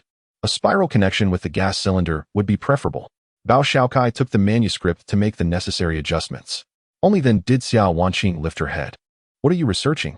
We're working on creating the world's best ramen, Yuan Xiao replied with a smile. The world's best? Xiao Wanqing's eyes widened in disbelief. Are you still dreaming? Yuan Xiao shot her a sidelong glance. Your ambitions are not far off, are they? Bao Xiaokai, still cheerful, remarked, initially, I felt a significant gap. But after the teacher's guidance, I see a glimmer of hope, especially with this flamethrower. It's a new tool, and I'm uncertain how to utilize it. Suchani's eyes glinted with a dangerous curiosity as classmates gathered around. Regardless of their remarkable talents, they remained high school students, driven by the innate curiosity of their age. The flamethrower was a novel concept in their world. Suchani pondered, accessing his computer to log into the patent certification. Teacher, could this device explode? What is its intended use? Is it safe for cooking? The class buzzed with curiosity. Yuan Xiao felt a sense of satisfaction. It was time to commence the lesson. Let me clarify the applications of this flamethrower. The complexity is not overly daunting. Once connected to a gas cylinder, regulating the pressure of the gas allows for concentrated combustion, significantly increasing the flame's temperature. It can reach up to 1,300 degrees Celsius. Beyond that, it may compromise the integrity of the flamethrower itself. He continued, directly cooking food is not advisable. I anticipate your inquiries regarding barbecuing. This is certainly unfeasible. If the food's thickness exceeds a certain threshold, the exterior may cook while the interior remains raw. Thus, its application should be confined to specific food processing areas.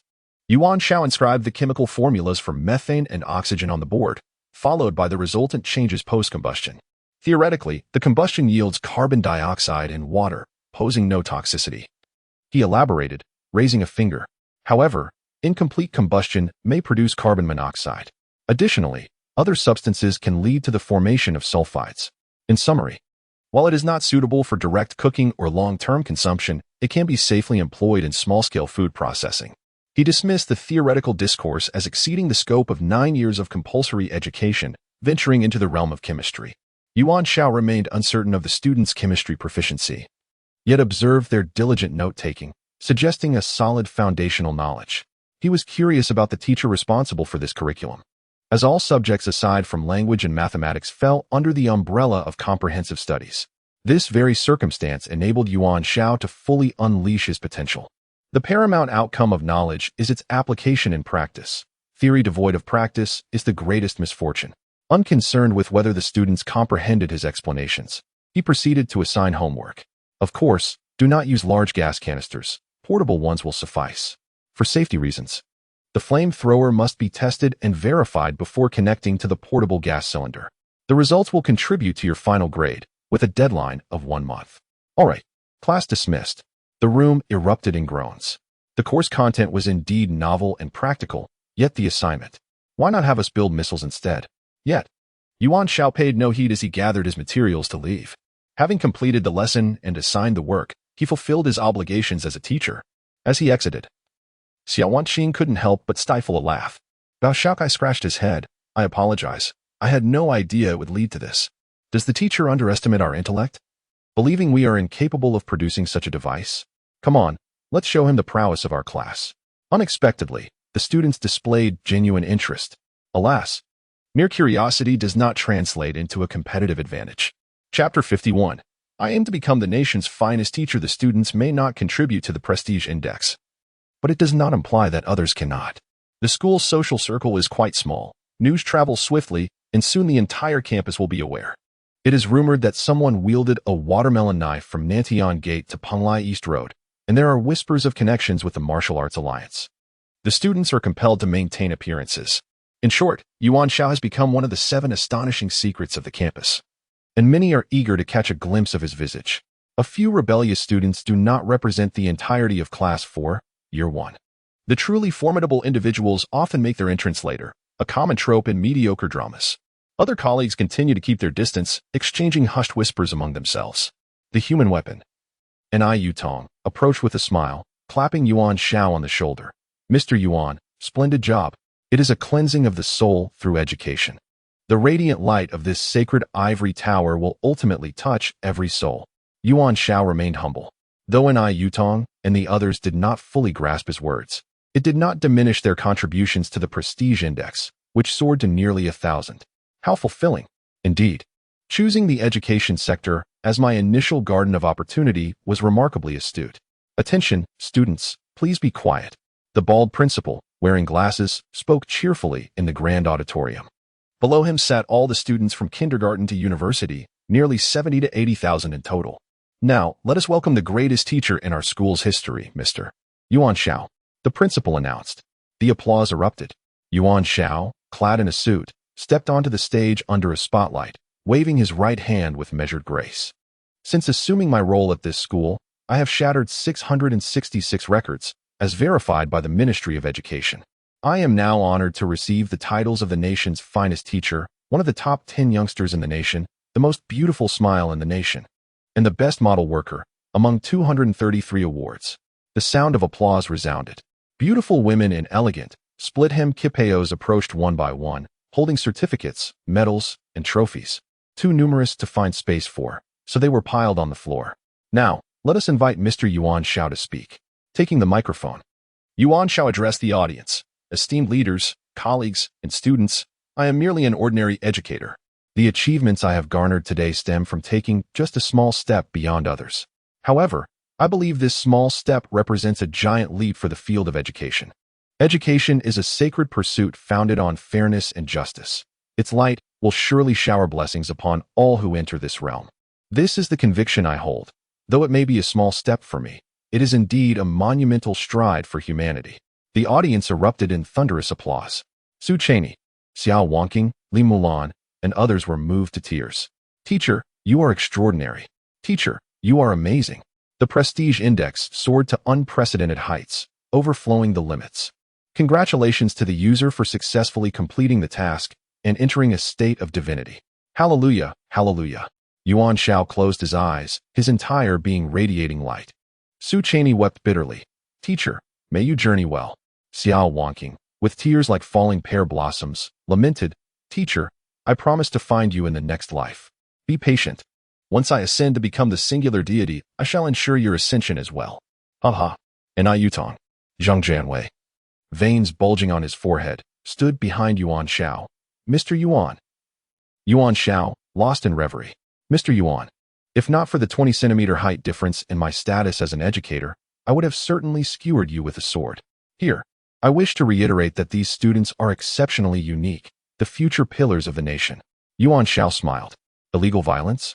Threats? Could he possibly stoop to such depths? He is a veteran of 1,000,000 reincarnations. No matter how exceptional these students may be, they remain obedient in his presence. The actions Zhang Jianwei spoke of are far beneath him. He felt rather elated. Ha ha, Yuan Xiao patted Zhang Jianwei's shoulder. Worry not, academic director. I shall handle class for year 1. By the end, you shall have a completely transformed class. After all, I am destined to become the nation's finest teacher. Such audacity. Indeed, Zhang Jianwei gritted his teeth. I hope Mr. Yuan remembers today's words. I do not wish to see any complaints from the parents of class for year 1. Ha ha. Yuan Xiao patted his chest. That is simply impossible. The prestige index plummeted to -520. Well, it seems that Zhang Jianwei is merely at odds with me. A reduction is only natural. The system does not deceive me. Outside, in the autumn sunlight, a tall figure stood in silence, observing everything within the high school office. This person was Huang Jinran, a teacher who had joined the school concurrently with Yuan Xiao. They had conversed during their initial interview, but alas, they were not kindred spirits and could not engage in a duel of wits. Huang Jinran was fully aware of Yuan Xiao's every action since his arrival at the school. He was curious to see if this man of exceptional integrity could thrive in this institution. So far, it seemed promising. Nice. If it were not for this, he would not deem it necessary to intervene. Currently, he was a senior teacher, his rank slightly higher than Yuan Xiao's. As the third year faced the looming threat of the college entrance examination, although the school primarily offered direct admission to its affiliated university, the process must still be followed. Thus, Mr. Yuan, let us see if your abilities truly qualify you as a competent teacher. Ultimately, the most vital aspect for a teacher is the depth of their knowledge. During the recruitment examination, he had scored full marks, whereas Yuan Xiao barely scraped by with a score around 70. This exemplifies the disparity in capabilities. Furthermore, what merit does the formidable Ni Yutong possess to be so close to you? All these factors could serve as justifications for your dismissal. I hope you relish your current happiness, for your days of good fortune are numbered. Yuan Xiao, where does this inexplicable chill stem from? Is someone plotting against me? How delightful. Come, my dear, do not hold back. Unleash your fiercest assault upon me. Yuan Xiao eagerly anticipated a confrontation. Regrettably, the day passed without incident. Upon returning to the Fengyun Pavilion, Yuan Dongji remained secluded within. Who knows what this wayward son is preoccupied with daily? Never mind. Yuan Xiao retrieved his phone and accessed the password-protected area. Within his microcircle, Epoch Wang had sent a flurry of messages. There have been new developments regarding Zhou Mushuan's commission. Chapter 52. The Celestial Silkworm Divine Skill in the vicinity of the previously pinpointed location by Epoch Wang. There lies another port dock along the river. To the north is the new district, while the south is characterized by the old town. The school attended by Yuan Xiao and others, Fengyan Pavilion, is situated in the southern area. The riverside boasts a vast port, bustling with commercial and civilian transport. Through this conduit, one can nearly reach all other countries on the continent, marking it as a significant transportation hub. Epoch Wang harbors suspicions that the Li family conglomerate is leveraging river transport to engage and trade with other nations. Unexpectedly, it appears that other forces are also involved. If this materializes, it could implicate the Li family in wrongdoing. However, the intelligence provided by Epoch Wang lacks clarity, and the evidence remains insufficient. His tone carries a hint of resignation, acknowledging that the covert operations have reached their limits. Since the last hospital incident, the adversary's vigilance has evidently escalated. Thus, there may be formidable figures lurking within the port, or perhaps all efforts will be in vain, a judgment Epoch Wang has made. Yuan Xiao shares this sentiment. The Li family conglomerate's control over the nation in political, economic, and military realms is no trivial matter. Who can say if this is yet another trap? Perhaps their net has already been cast, awaiting his entrapment. Epoch Wang can only provide intelligence, lacking the authority to make strategic decisions. For his own safety, he can only offer suggestions. Yuan Xiao, holding the rank of second lieutenant, is his superior. Given Zhou Mushuan's commission, it is imperative to provide a report. Thus, Yuan Xiao resolves to tread into the perilous abyss. Indeed, this aligns with your style, Epoch Wang chuckles. With communications severed, Yuan Xiao delves into contemplation. Based on prior reports, the Li family conglomerate is engaged in a project concerning the transformation of deceased bodies into bioengineered beings. This diverges significantly from the concept of living bioengineered individuals, representing a form of innovation in its own right. Yet, he struggles to comprehend the necessity of living subjects. During the previous hospital incident, he did not encounter any living individuals, aside from medical staff and researchers. It is also possible that the hospital was merely a branch of a larger operation, with the source perhaps located near the port. Once a decision is made, matters simplify. Yuan Xiao activates the system, revealing the current data. Omnidimensional Heroic Spirit System Name. Yuan Xiao Combat Power. 2005 System Level. Ordinary Original Power. 70 Lottery Chances. 2 Social Prestige. 29,999,999. The skills available for use include the 18 Dragons Subduing Palms and the 6 Meridians Divine Sword. The manifestable heroic spirits are Vegeta and Newton. These constitute Yuan Xiao's current assets. Anticipating the escalation of future battles, it seems prudent to augment his resources. His gaze falls upon the 2 lottery opportunities. After bathing and paying homage to the celestial deities, Yuan Xiao focuses his energy and rubs his hands together, preparing to draw. As the slot machine spins, the symbols flash across the screen, ultimately landing on 777. Oh, yes. Flowers cascade across the screen. Congratulations. The user has drawn an empty treasure chest containing nothing. Yuan Xiao mutters in frustration. What is with the flowers when there is nothing inside? The system's antics grow increasingly irksome. He cannot help but rub his forehead, lamenting the loss of a significant lottery opportunity. Let us try again. It seems that for the final task, the system is bound to hit 777. However, that does not guarantee that something will be acquired each time. An empty treasure chest counts as an item. Heroic Spirit Skill. Celestial Silkworm Divine Skill. Effect. Combat power increases by 4,000 points. In a non-fatal state, there are 9 opportunities for complete recovery. Consumption. 20 points of original power, 500 points of prestige. This means that by activating this skill, as long as he is not dead, no matter how severe the injuries, he has 9 chances for recovery. It seems rather extraordinary. Surely, such cheating cannot be allowed. System, I adore you. Regrettably, the skill level is merely ordinary, equating to that of an entry-level martial artist. This is a disappointment. In encounters with formidable martial artists, a single strike could easily obliterate him, leaving no chance for revival. Nonetheless, at present, it appears to be a commendable choice. Yuan Xiao understands that the Celestial Silkworm Divine Skill contains 9 transformations, with each revival potentially yielding greater power. Having prepared adequately, Yuan Xiao sends a message to Mo Haoguang, arranging a rendezvous. Yuan Dongji, unusually, emerges from the door, observing Yuan Xiao, seemingly lost in thought. I am stepping out. Yuan Xiao gathers his belongings and rises. You stay put here. If anyone inquires, claim ignorance. There are formidable martial artists outside to ensure your safety. Yuan Dongji remains non-committal. You are still investigating the hospital matter. Yuan Xiao nods, seeing no reason to conceal this from Yuan Dongji, who is, after all, linked to the events at the hospital. Don't get yourself killed. With a rare display of concern, Yuan Dongji shuts the door once more. A smile graces Yuan Xiao's lips. This area, near Fengyan Pavilion by the cliff, allows Yuan Xiao to descend the precipice. Mo Haoguang's vehicle awaits him. This time I am joining you, Mo Haoguang states. But let it be known that I will not partake in any dangerous endeavors. His decision to accompany Yuan Xiao stems from the port's vastness, which is a public facility. As Mo Haoguang's vehicle approaches, it will undoubtedly be monitored.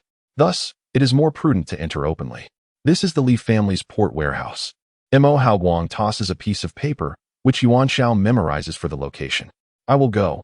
The warehouse may also house another laboratory or possibly containers. If trouble arises, we can retreat to the river. Yuan Xiao's judgment proves astute, prompting a nod from Mo Haoguang as he starts the car. It is now the latter half of the night, and the roads are nearly devoid of pedestrians and vehicles. However, the port is ablaze with light. Nighttime operations are customary for river transport. Mo Haoguang produces a pass. The gate at the port entrance swings open. When you exit, do so quickly, Mo Haoguang cautions, and keep the noise to a minimum. Otherwise, we may face lockdown. The Li family, while not possessing the entirety of the port, certainly wields the power to impose temporary restrictions. You should exit first, Yuan Xiao suggests, wanting to keep Mo Haoguang from becoming too entangled. Isn't safety paramount in the world of martial arts? I wish it were that simple. Mo Haoguang replies with a wry smile. If I go out alone, I will be immediately detected. His decision to remain is born of necessity. Yuan Xiao falls silent. Mo Haoguang finds a blind spot and parks the vehicle. Be cautious. Yuan Xiao nods, opening the car door and vanishing into the shadows. Mo Haoguang lights a cigarette, muttering, 36 celestial generals, my last hope is not you. After their interaction, he holds a favorable impression of Yuan Xiao. Yuan Xiao sneezes, wondering who might be speaking of him. Do you not know you are on a mission? Spare the idle chatter. Soon, he approaches the vicinity of the target warehouse. Chapter 53. Extracting the souls of the living. These bodyguards were not formidable warriors, and their combat prowess posed no threat to Yuan Xiao. While their numbers were somewhat cumbersome, they did not hinder his progress. Soon, he circumvented the guards and entered the warehouse. It was filled with a variety of goods. As the premier family of Lironwire City, the Li conglomerate naturally had an extensive business scope. However, these were merely mundane commercial items, devoid of any abnormalities. In fact, there was not even a trace of the fountain of life.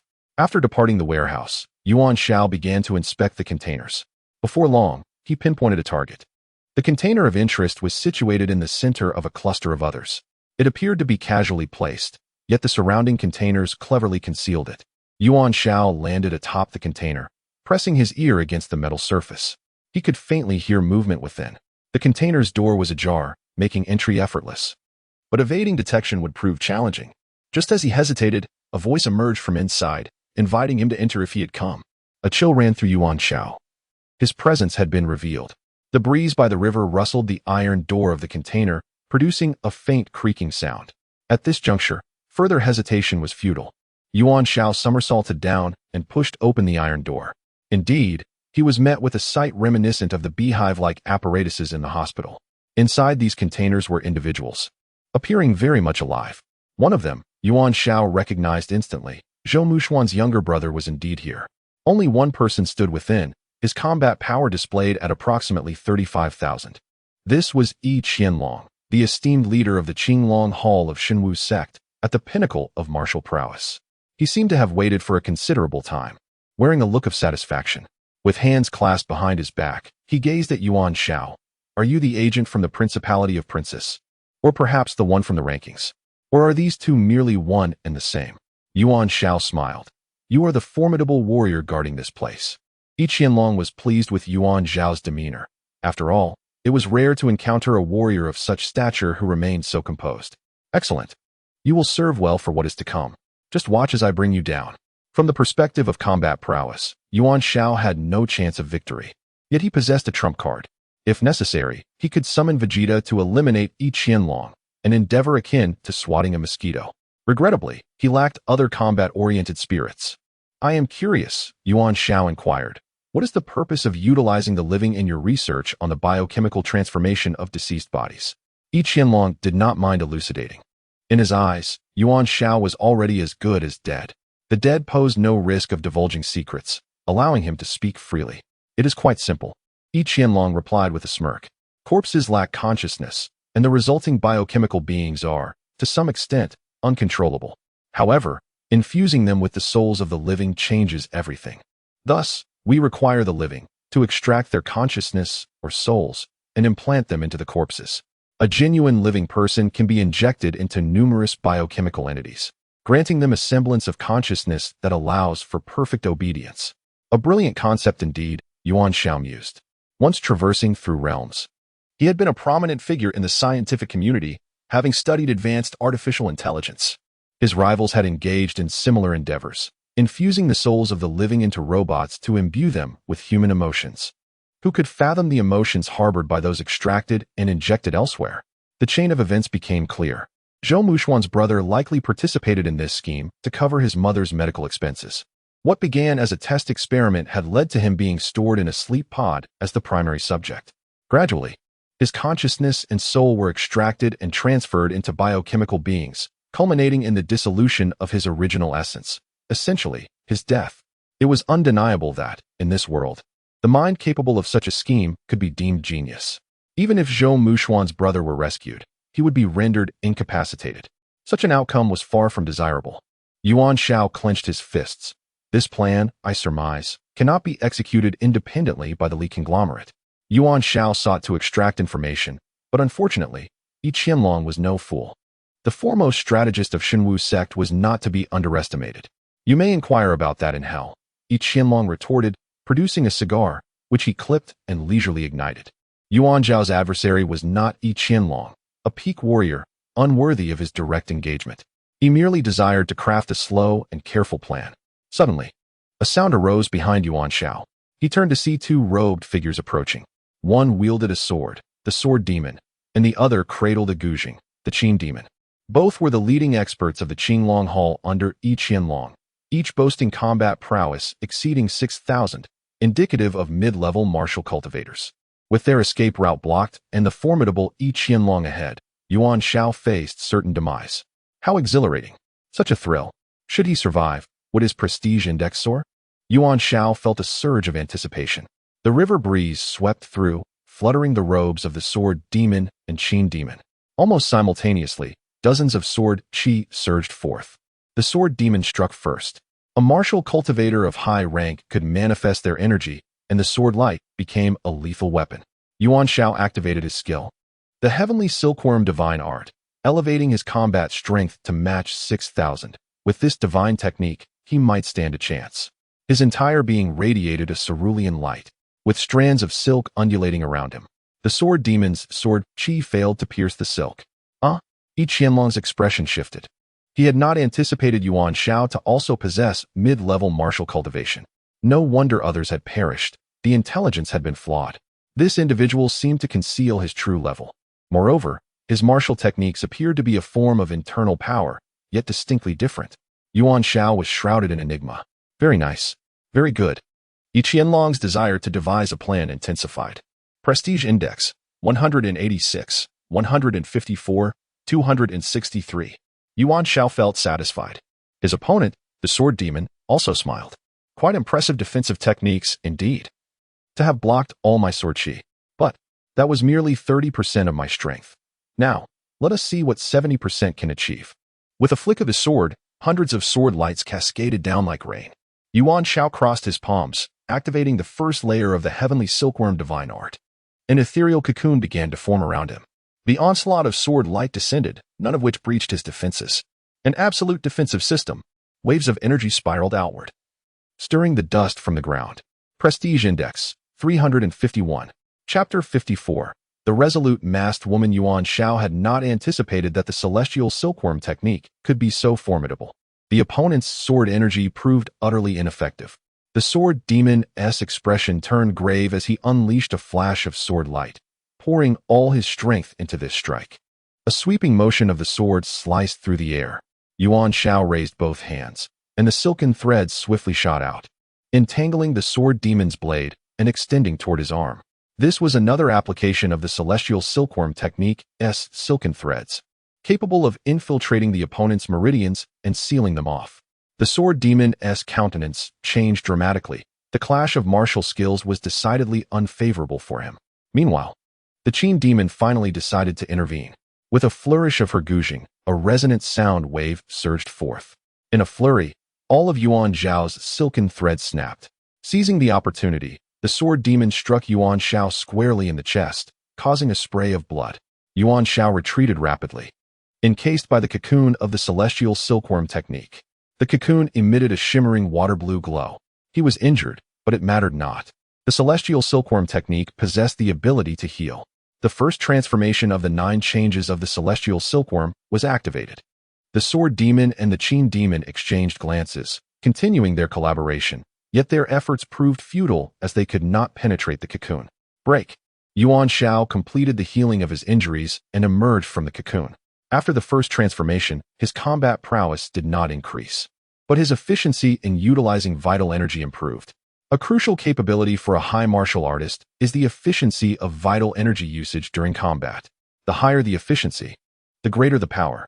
The sword demon and Qin demon both retreated, evading Yuan Xiao's thunderous strike.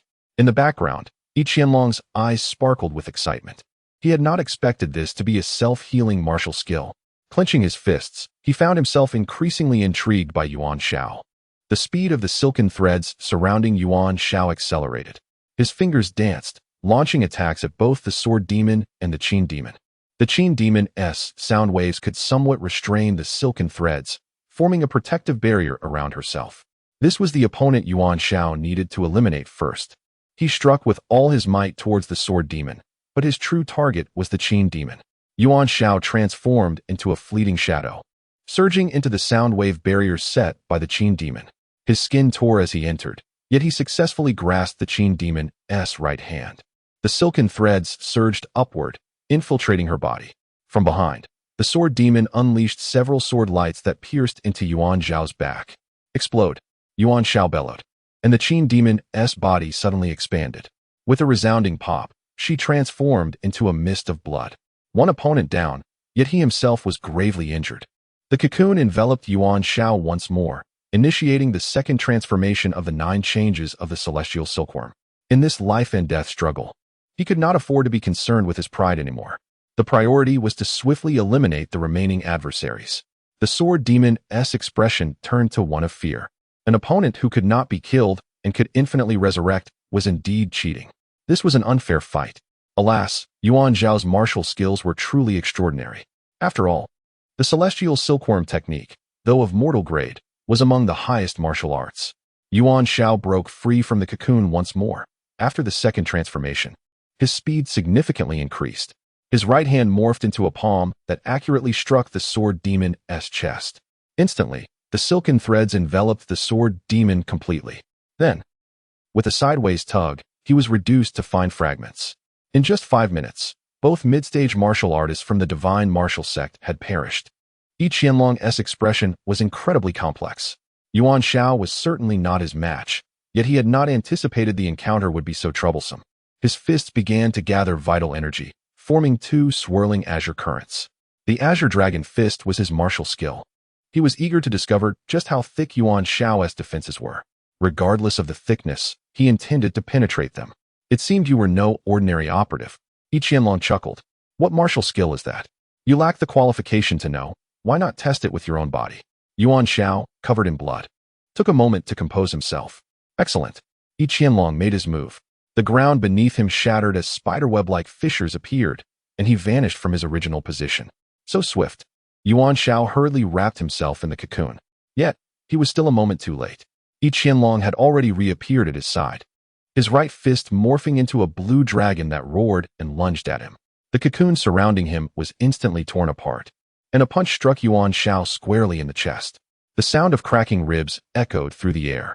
Without the cocoon, this single blow would have certainly obliterated him. The disparity in realms was insurmountable. Each Qianlong was at the pinnacle of martial mastery, boasting a combat power around 35,000. In contrast, Yuan Xiao, activating his system functions, was merely at mid-stage martial cultivation with a combat power barely reaching 6,000. No matter how extraordinary the celestial silkworm technique was, it could not bridge such an absolute gap. The silken threads wrapped around Yuan Xiao once more. The third transformation commenced. However, each Qianlong was determined not to give Yuan Xiao an opportunity.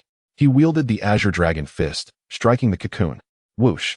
The cocoon shot forth, crashing into a nearby shipping container, which caved in under the impact. Wiping the blood from the corner of his mouth, he stood up. It seemed he could only manifest Vegeta now. Damn, what a waste. At that moment, each Qianlong charged forward with a sinister grin. The spirit. Yuan Xiao readied himself.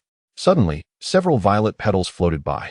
Realizing something, Yuan Xiao retreated swiftly. Before him stood the masked woman, unmoving.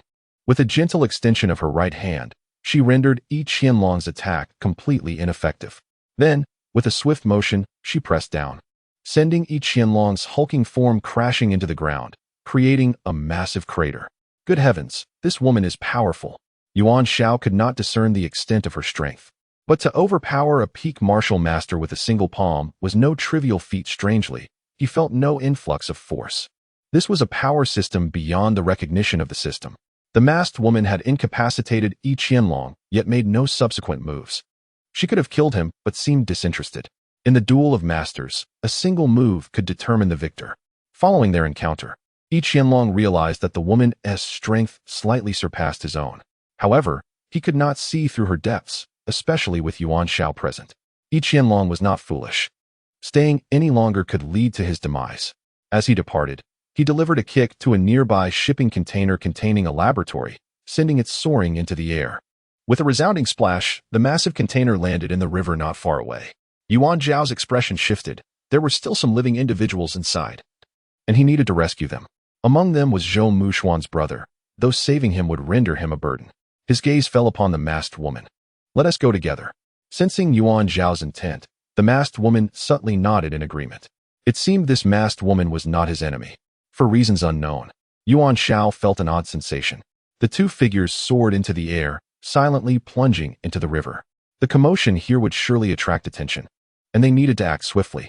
Chapter 55. Completion of the first task on the leaderboard. The river was relatively deep, and the container sank rapidly after falling.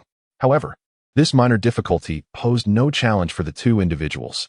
Yuan Xiao, though lacking in cultivation, was unable to form a protective barrier, while the masked woman possessed such capabilities.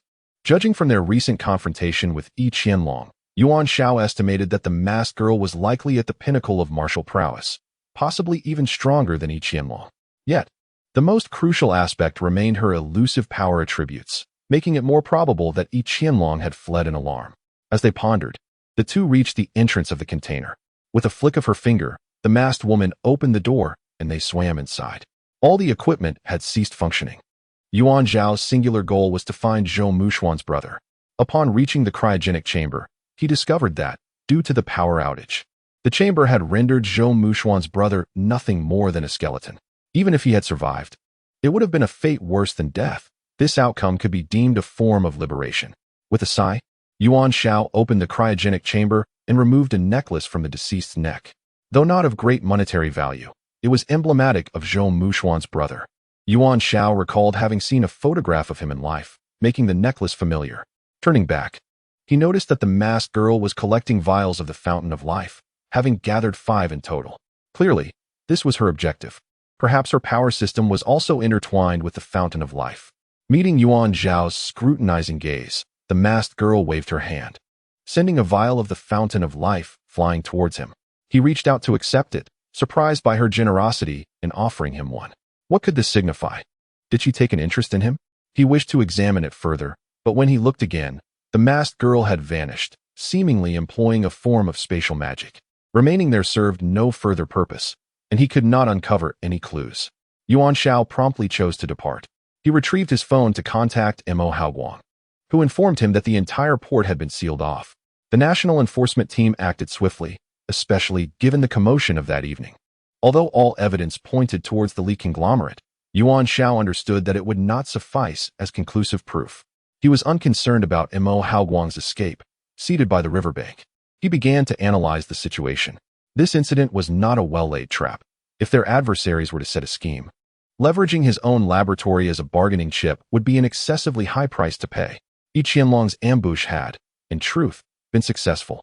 As Yuan Xiao had barely evaded death, his trump card, Vegeta, notwithstanding. There remained another variable, the masked girl. She seemed solely interested in the fountain of life, with her actions against Qianlong being secondary. Her stance was ambiguous, at least for now. As long as he refrained from provoking her, she would not exhibit hostility. However, following this evening, his identity in the inner world had effectively been exposed. His strength required enhancement. After tonight's skirmish, Yuan Xiao no longer underestimated the martial experts in this world.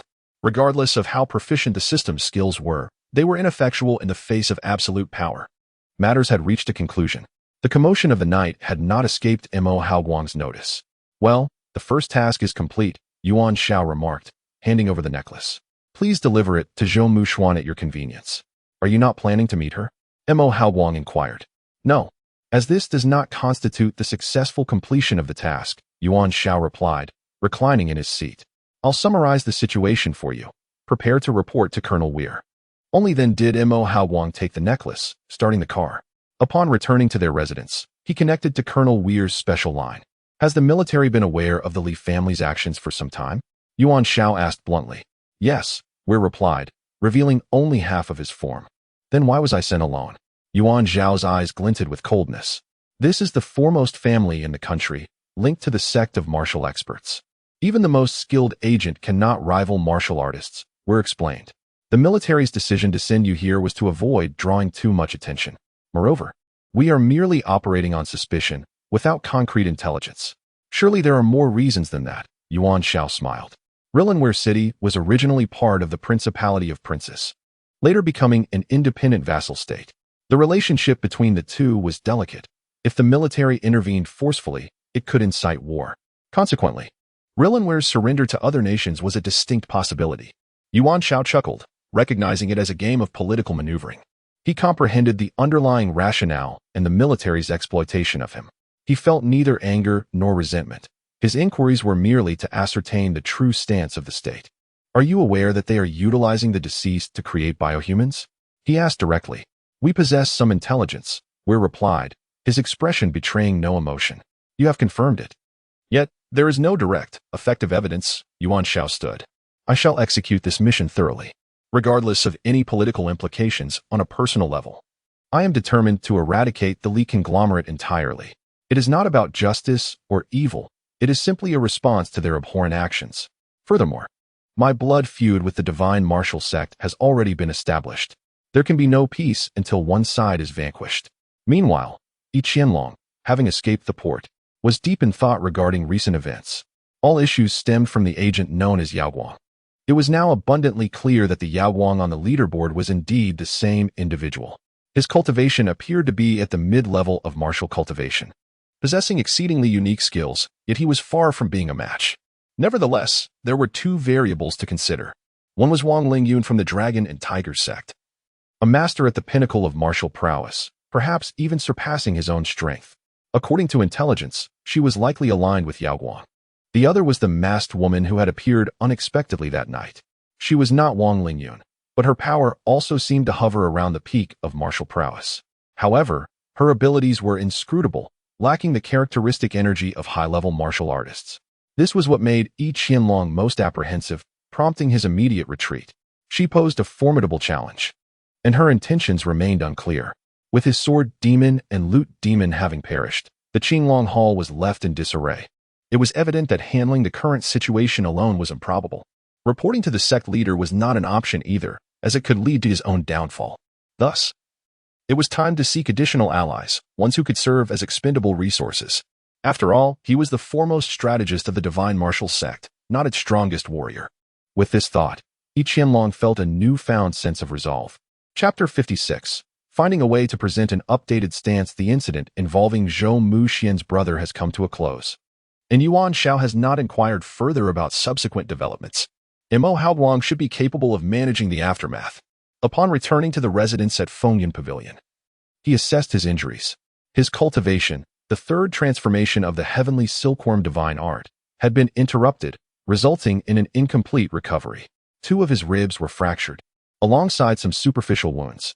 For Yuan Xiao, such injuries were trivial. In his past experiences within the cultivation realm, conflicts were often resolved with a mere shrug of the shoulders. Therefore, these injuries seemed inconsequential now. The masked woman had gifted him a small vial of life spring, containing 100 milliliters, which stood as the most significant gain from this mission. Yuan Xiao felt quite satisfied with this, as he had no qualms about relying on others for sustenance. The softer the approach, the more exhilarating it would be. If the masked woman turned out to be a stunning beauty, it would be utterly perfect. He carefully stored the life spring in his spatial capsule, recognizing its importance. After some contemplation, he ultimately decided to utilize the system to enhance his combat capabilities. As adversaries grew increasingly formidable, preserving his life became paramount. Once the system was activated, Yuan Xiao absorbed 20 milliliters of the life spring, thereby augmenting his combat prowess by 2,000 points. Given his current level, this enhancement was quite sufficient. Overindulgence could lead to self-destruction, so he was cautious in his approach. Consequently, his foundational combat power surged to 4,000 points, equivalent to the initial stage of a high martial artist in this realm. Coupled with the activation of system skills, he was now nearly capable of contending with high martial artists of this caliber. However, after being startled by Yi Qianlong, Yuan Xiao estimated that there would be no immediate actions from him. The television broadcasted reports about the port incident, yet the updates remained rather mundane. Fortunately, his social reputation increased by 30 points. If the events were fully exposed, the increase would likely be even greater. Good morning, everyone. Each day, as Yuan Xiao opened the classroom door, his spirits were high. This was the mark of a responsible educator, one who approached their duties with diligence. His primary concern was to safeguard his field of leeks, and thus, every student in his eyes was akin to leeks of varying heights. In accordance with the customary practice of Class 4 from the first year of high school, no one paid him any mind. The 4 groups huddled together, engrossed in discussing the flamethrower assignment Yuan Xiao had previously assigned. Bah, your whole family had an accident, Yuan Xiao thought indignantly. I'm the one who suffered injuries in battle. Naturally, he could not explain this and had to remain vague. Xiao Wanqing closed the book in her hands and approached him with a stern expression. She grasped both of Yuan Xiao's hands and thoroughly examined him from head to toe. What are you doing? Yuan Xiao stammered, bewildered. How could someone of your age be injured like this? Xiao Wanqing gritted her teeth and pressed down hard on his fractured rib, eliciting a howl from him akin to that of a slaughtered pig. Despite having traversed many lifetimes, he was not immune to pain. He remained limited and could only wait until his mission was complete and he became the sole deity to break free from these constraints. Xiao Wanqing huffed, tossing her hair back as she flung a stack of printed manuscripts onto Yuan Zhao's desk. These were her revisions from the past few days. I've adjusted my stance. Let us see if you like it. Yuan Xiao picked up the manuscript, and Su Chenin along with Bao Shaokai gathered around. After all, it was their first encounter with such an online novel. Curiosity is inherent to human nature, especially at the tender age of 15 or 16. Yuan Xiao quickly finished reading the manuscript and set it down. Well? Xiao Wanqing's eyes sparkled with anticipation, eager for praise. Su Chenin also picked up the manuscript. Sorry, but it's less than 500 words. I'm out. Bao Shaokai fared slightly better, managing to get through it, though he found it confusing. Not bad, Yuan Xiao assessed. Xiao Wanqing, your creativity and comprehension are commendable. In this world, where online literature was non-existent, she had no reference points. Relying solely on Yuan Zhao's simple outline and notions, along with his feedback, her draft barely met his expectations. However, it still lacked depth. Xiao Wanqing, remember, you are writing in an innovative literary domain. Discard all preconceived notions and start anew. I suggest you revise it further, focusing on listing conflicts and creating tension. Characters unrelated to the main plot should be temporarily omitted, keeping the interaction between the leads at the forefront to fully engage the reader's anticipation. After a lengthy discourse, she was essentially told her work was inadequate. Xiao Wanqing bit her lip, frustrated. Is this not enough? I must continue revising and strive for an updated stance. Very well. Once I am prepared, you shall see my capabilities, she asserted. Bao Shaokai interjected. By the way, teacher, I've completed the flamethrower project we discussed last time. Excellent. Yuan Xiao nodded. We can now commence the official production stage. The key elements of making ramen lie in the noodles, broth, and ingredients. To craft the world's finest ramen, one must not rely solely on one aspect. That would never suffice. The creation of the flamethrower primarily involves preparing the char siu. The noodles and broth are equally critical, and the process cannot be executed at school. Yuan Xiao stood up. Let us head to your home. Everyone can study as usual. Class 4 had a reputation for their decorum. While they may not attend class, they would not create a ruckus. Su Chenyi naturally followed suit. Other students, overhearing this, were intrigued by the prospect of witnessing the creation of the world's finest ramen. Who wouldn't want to be part of such an event? Perhaps they would even bask in its glory, forever linked to the legacy of ramen. The thought of this was undoubtedly more exciting than remaining in the classroom. Ultimately, the entire class decided to join the venture. Will there be too many of us? Yuan Xiao pondered, knowing that Bao Xiaocai's home was not particularly spacious. If it were Fenghan Pavilion, it would be entirely manageable. No worries, Bao Xiaocai shrugged. It's the same regardless of how many people come over. The third best ramen shop in the world is never short on customers. Your business is thriving. That's all that matters, Yuan Xiao responded. Thus, the plan was amicably set in motion. A large group departed from the school in high spirits. Zhang Jianwei, accompanied by leaders from the Ministry of Education, was touring the school. We have consistently adopted a closed teaching model, achieving significant success, he remarked, in good spirits. The teachers are dedicated, and the students exhibit excellent attitudes towards learning. The officials from the ministry nodded in agreement. You should be well aware of Class 4 from the first year. Zhang Jianwei smiled. Many signs are in this class. The officials understood, having received several calls regarding their visit, particularly concerning Class 4. With a smile, Zhang Jianwei pushed open the door to Class 4. A gust of autumn wind swept through, revealing an empty classroom. Where is everyone? He exclaimed. Noticing the blackboard inscribed with, "We are headed to Bao Xiaocai's ramen shop for a social activity class." Yuan Xiao. Zhang Jianwei's forehead bulged with veins in disbelief. Chapter 57. The art of crafting a slice of meat beside the noodle bowl. Yuan Xiao, accompanied by dozens of students, arrived in grand procession at Bao Xiaocai's noodle shop. Bao Xiaocai's parents were overjoyed, for the selection of their establishment as a venue for extracurricular activities signified a recognition of their culinary prowess. In truth, I am a humble person. The craft of my noodles has been honed over the course of more than a decade. With an additional 20 years of refinement after opening my shop, I believe it rightfully deserves the title of the third best in the world. His pride was palpable. It is indeed reasonable. After all, your establishment is thriving. The queue outside remained extensive, with dozens, if not hundreds, waiting. Why not consider expanding the shop? Yet, Yuan Xiao understood that this was due to Bao Xiaocai's father's unwavering dedication to his craft. If the shop were to expand and accommodate more patrons at once, the meticulous preparation would inevitably be compromised. In a sense, the strategy of scarcity has proven exceedingly effective. Yuan Xiao guided his students into Bao Xiaocai's experimental room.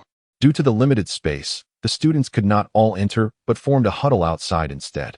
The first task at hand was to master the creation of char siu. For the seemingly simple slices of char siu accompanying the noodles are, in fact, pivotal to their quality. For reasons unknown, some students took out notebooks, while others captured the moment on their phones. The greatest motivation for learning stems from curiosity and interest, a notion Yuan Xiao wholeheartedly endorsed. From a safety perspective, there were no concerns. Moderate consumption was advised, though caution was warranted as high temperatures could alter the substance. Thus, he set the temperature for simmering the char siu sauce to approximately 70 to 90 degrees Celsius. While excessive heat would not produce carcinogenic byproducts from monosodium glutamate, it would indeed alter the texture. Next came the selection of flavor enhancers. We must avoid commercially produced industrial products. Yuan Zhao's second assertion reflected this. Industrial products are mass-produced and thus sacrifice unique gustatory pleasures. Therefore, I propose utilizing dried shrimp and kelp to create a distinctive source of umami. Yuan Xiao raised a finger, noting that the ingredients must be proportionate. The method is not overly complex. Simmering and dehydrating will yield solid granules or crystalline forms. However, since we are preparing the char siu sauce, there is no need for granulation. A liquid state suffices. Bao Xiaocai experienced a moment of enlightenment, realizing that true excellence lies in originality. Yuan Xiao began concocting the umami base, subsequently retrieving 7 or 8 pieces of pork tenderloin. This cut, the most delicate part of the pig, offers the finest texture. It should not be washed with water, Yuan Xiao cautioned Bao Xiaokai. Rinsing would cause the meat to absorb moisture, thus altering its flavor. However, neglecting to treat the meat would leave its inherent odor unpleasant. Hence, the introduction of a culinary torch was warranted. Using a high-proof liquor infused with scallions, ginger, and garlic, he swiftly eliminated the surface gamey flavor from the pork tenderloin. As he worked, he explained the importance of quickly blotting away excess moisture with absorbent paper, a crucial step. Bao Xiaokai felt as though a new world had opened before him. This teacher, who aspired to be the best in the world, was indeed remarkable. Having completed the preparation of the tenderloin, Yuan Xiao commenced the crafting of the sauce. The base broth was already sufficiently rich, requiring no additional seasonings. He merely added a touch of dark soy sauce to deepen the color. As for the water, it should be pure, with a TDS value of less than 5. Furthermore, the pork chosen was grain-fed, ensuring an inherently rich flavor. Our task was merely to enhance it. The heat was intense, beads of sweat forming on Yuan Xiao's brow. For preserving the original freshness of the ingredients is a skill every master chef must master. Bao Xiaokai was astounded. In the past, both he and his father had never engaged in such intricate processes. It even involved chemistry. What connection could there be between cooking and chemistry? Previously, he had been oblivious. But now he understood. The heart of a craftsman began to awaken within him. Su Chenyu, meanwhile, continued to input instructions at a leisurely pace. This was the teacher's domain, and he intended to safeguard it. Summer Wanqing had already succumbed to admiration. A devoted man, after all, possesses an undeniable charm. As the broth reached a boil, Yuan Xiao squinted, placing the pork tenderloin into the pot one by one. He then retrieved a wooden lid, slightly smaller than the pot itself. This was a critical step known as the drop lid. He placed it atop the pot, ensuring the tenderloin was pressed down. This technique would expedite the infusion of flavor into the meat, control the evaporation of the broth, and aid in shaping the final product. Yuan Xiao wiped the sweat from his brow. Not only Bao Xiaokai, but the other students also wore expressions of contemplation, recognizing that a singular slice of meat reflects the steadfastness of one's convictions. Yuan Xiao embodied this allure. As the pride index climbed, 79, 115, 87. Congratulations were in order for surpassing 10,000 points, granting 3 opportunities for a lottery. Should the system be upgraded? Yuan Xiao exhaled deeply. Once the broth reached a rolling boil, we would reduce it to a simmer. This would preserve the integrity of the monosodium glutamate, leaving only the slow cooking of the tenderloin. The duration required was not excessive. A mere 49 hours would suffice. At this point, one could assert that 80% of the process had been completed. A collective groan arose from the group. So much effort for only 80% completion. Chapter 58. The serious matter of teacher Yuan Xiao. The preparation of barbecued pork requires considerable time, and Yuan Xiao cannot await the final outcome. Subsequent processing will ensue, albeit less complex. Yuan Xiao shares the method with Bao Xiaokai, who diligently takes notes. Classmates, this concludes today's social activities lesson. Yuan Xiao summarizes. The art of cooking is intrinsically linked to various chemical processes, which is the central theme of our learning today. Teacher, a student raises their hand. But we haven't studied much chemistry. Yuan Xiao understands that aside from the 2 primary languages of Chinese and English, the educational system structure is somewhat lacking in other subjects. Mathematics is relatively sound, barely sustaining itself into the realms of higher education. Yet, he finds it puzzling that despite the incompleteness of the knowledge system, technological applications are remarkably advanced. After all, this is a civilization capable of producing mechas. Should anyone be interested, I can select a few topics for discussion. Yuan Xiao muses. Prioritizing practical applications. This reflects his understanding of the world, where practical use takes precedence. In teaching, excessive theoretical discourse is unnecessary. Knowing how to apply knowledge suffices. It's akin to using a calculator without needing to understand its underlying mechanisms. Meanwhile, chaos erupts at the school. Principal, vice principal fan. This teacher Yuan Xiao is utterly excessive. Zhang Jianwei exclaims, his face contorted with severity. Such a teacher is a disgrace to our municipal school. Fan Wenbing fiddles with the lid of his tea. I believe this is quite normal. Student engagement in social activity is part of the comprehensive curriculum. However, today coincides with a visit from the leaders of the Ministry of Education, and Zhang Jianwei shouts. They specifically requested to observe the teaching quality of Class 4 in the first year. How can we conduct an off-campus social activity at such a critical time? Teacher Yuan Xiao must be doing this deliberately to tarnish our school's reputation. Fan Wenbing responds slowly, Mr. Zhang, I feel that as educators, we should not focus solely on the form of education. Your words seem somewhat excessive. Zhang Jianwei smirks inwardly. After all, Yuan Xiao was your hire, so naturally, you would protect him. He turns his gaze to the principal, a plump, short man who fans himself. Both of your points hold merit. Social activities are indeed included in the comprehensive curriculum, and on principle, teacher Yuan Xiao has not erred. However, with the leader's inspection being a crucial factor, it can be argued that teacher Yuan Xiao lacks a broader perspective.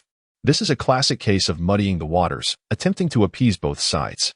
Thus, I propose that the school immediately dismiss teacher Yuan Xiao, Zhang Jianwei asserts firmly.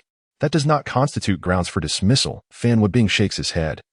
A verbal reprimand should suffice, advising him to align better with the school's overall actions in the future. Dismissal is unwarranted. The principal continues to wade through the murky waters, acknowledging the dissatisfaction of the ministry leaders, which necessitates a response. At this point, Fan Wenbing falls silent. After all, he is merely one of the vice principals, and the ire of the ministry must be addressed. Thus, the principal suggests that representatives from Class 4 attend the meeting to gather comprehensive opinions. This can be deemed a method of resolution, and Fan Wenbing has no choice but to acquiesce. Zhang Jianwei shows a satisfied smile. The reputation of Yuan Xiao in the high school department is far from favorable, primarily due to his recent prominence. However, such matters are inconsequential. Among colleagues within the same institution, one often relishes the downfall of others. After all, there are only a few spots for promotions and professional titles each year. If one ascends, another must fall. Hence, if an opportunity to undermine arises, it will surely be seized. This encapsulates the reality within the municipal school of Lirenwei City. Of course, our world's educational institutions do not operate in such a manner. The intelligent and charming readers understand this well. And Yutong feels slightly anxious. Such a teacher's meeting is, to put it plainly, a criticism session. The one who stands out is often the target, especially when Yuan Xiao is the most prominent figure in this scenario. A criticism session? Yuan Xiao chuckles, thoroughly pleased. He had not anticipated that so soon. All the teachers in the high school department would come to know him. It would not be long before the students of the entire high school would also recognize him. The first step in harvesting the chives has been completed. Now it remains to see how they will be cut. Yuan Xiao feels exhilarated. After all, to reap the chives, they must first be made aware of their own existence. Zhang Jianwei, you have done splendidly. Once I ascend to divinity, the position of toilet attendant will undoubtedly be yours. No need to be courteous.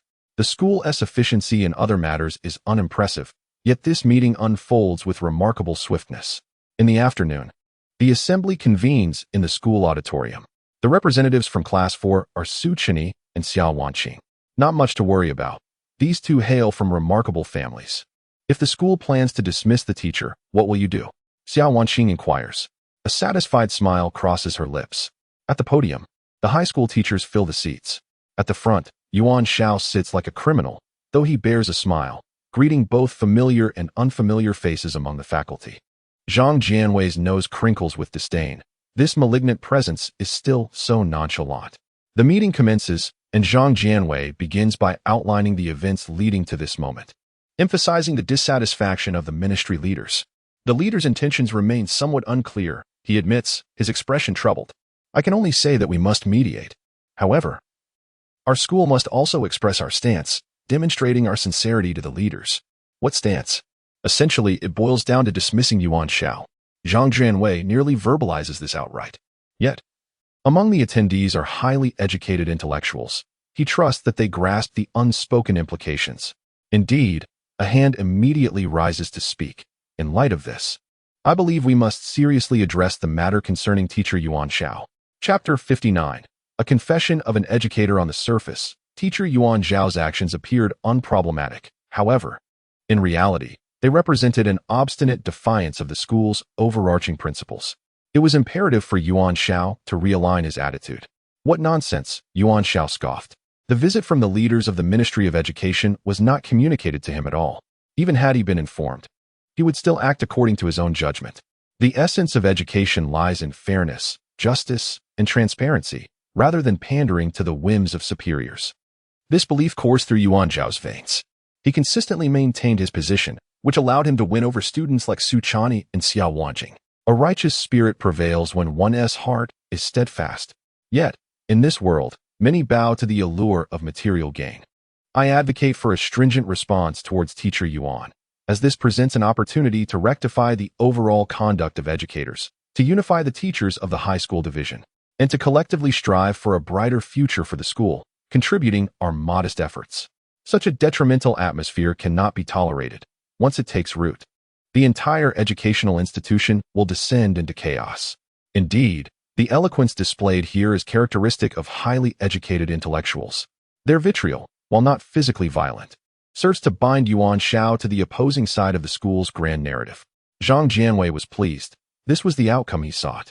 The collective voice of the masses is a powerful force, and what could Yuan Xiao possibly do in response? Observe, even Fan when being seated there seemed powerless. After all, the opinions of the crowd cannot be disregarded. Su Chani and Xiao Wanjing wore expressions of deep discontent. Yet, for now, it was not their turn to speak. Regardless of their impressive backgrounds, they still needed to maintain the demeanor expected of students in the presence of so many teachers. Teacher Yuan, look at all these dissenting voices. Zhang Jianwei, seizing the moment, added, "What further confessions do you have?" Fan Wenbing's concerned gaze fell upon Yuan Xiao. Yuan Xiao smiled, sensing the multitude eager to see his downfall. How splendid! They were merely a crop of supportable chives. Yet, observing their current growth, it seemed insufficiently robust. Thus, he would apply a little fertilizer. Rising to his feet, all eyes in the room converged upon him, the atmosphere lacking only a spotlight to heighten the drama. Alas, this was not a stage for the prestigious Aoshi Awards. My confession, Yuan Xiao began, eyes closed as he slowly shook his head. If that is the case, allow me to share my truth. The room fell silent. All eyes turned toward him. Let the heavy iron shackles clank beneath my feet. Let you raise your whips high. I need no confession, not even before a bloodied bayonet. One must never bow their noble head. Only those who fear death beg for submission. What do torture and torment amount to? Not even death can compel me to speak. I laugh in the face of death, shaking the very foundations of the palaces of the powerful with my mirth. This is my truth, the confession of an educator, a triumphant anthem burying tyranny. Take it. No thanks necessary. This was a verse from a great martyr on the blue planet of Yuan Xiao's origin, with minor adjustments made by him. It was indeed a stirring piece that could move the heavens and weep for the spirits, with righteous energy enduring through the ages. He came to ignite the fervor of youth. Zhang Jianwei nearly spat blood in exasperation. Iron shackles? Whips? Bayonets? Torture? Death? We merely sought to dismiss you, he exclaimed incredulously. Brother, what performance are you putting on? The expressions of the other teachers had also shifted. This was a veiled insult. Yuan Xiao had managed to encompass them all within his critique. To bury tyranny with a triumphant song? What tyranny? They are merely ordinary teachers, beholden to the whims of Zhang Jianwei, the academic dean, and the leaders of the ministry. What relation do they bear to this? But Yuan Xiao did not care. If he claimed a connection, then there was one. Su Chani and Xiao Wanjing exchanged glances, both secretly relieved that they would not need to intervene. It seemed that Teacher Yuan could handle this matter on his own. Su Chani remained unfazed, while Xiao Wanjing, with her literary background, fully understood the power of this poem. Defying the world, death awaits any who dares approach. Over in the corner, Inai Yutong's eyes glistened with tears. She was a newcomer like Yuan Xiao and had faced her share of exclusion, neglect, and parental accountability. She grasped the significance of Yuan Xiao's poem, which resonated as a clarion call of encouragement within her. What kind of teacher could utter such words? Undoubtedly, one of noble character, a pure spirit, a moral individual, detached from base desires, and beneficial to students. Inai Yutong clenched her teeth, raising her head defiantly. Academic Dean, I believe that punishing Teacher Yuan in this manner is unjust, both morally and logically. A considerable number of teachers were not informed of the ministry's visit, which reflects a failure on the part of the academic office. In this context, to demand a severe punishment for Teacher Yuan may lead the other teachers to feel a shared sorrow. She was resolute, prepared to stand with Teacher Yuan against dismissal. After all, with Yuan Zhao's remarkable presence and decent appearance, what worry could they have regarding the future of the next generation? We can manage on our own. Zhang Jianwei's expression shifted. realizing that his academic office was now implicated. However, he couldn't have anticipated the sudden inspection from the Ministry of Education. Yet, he could not utter this excuse now.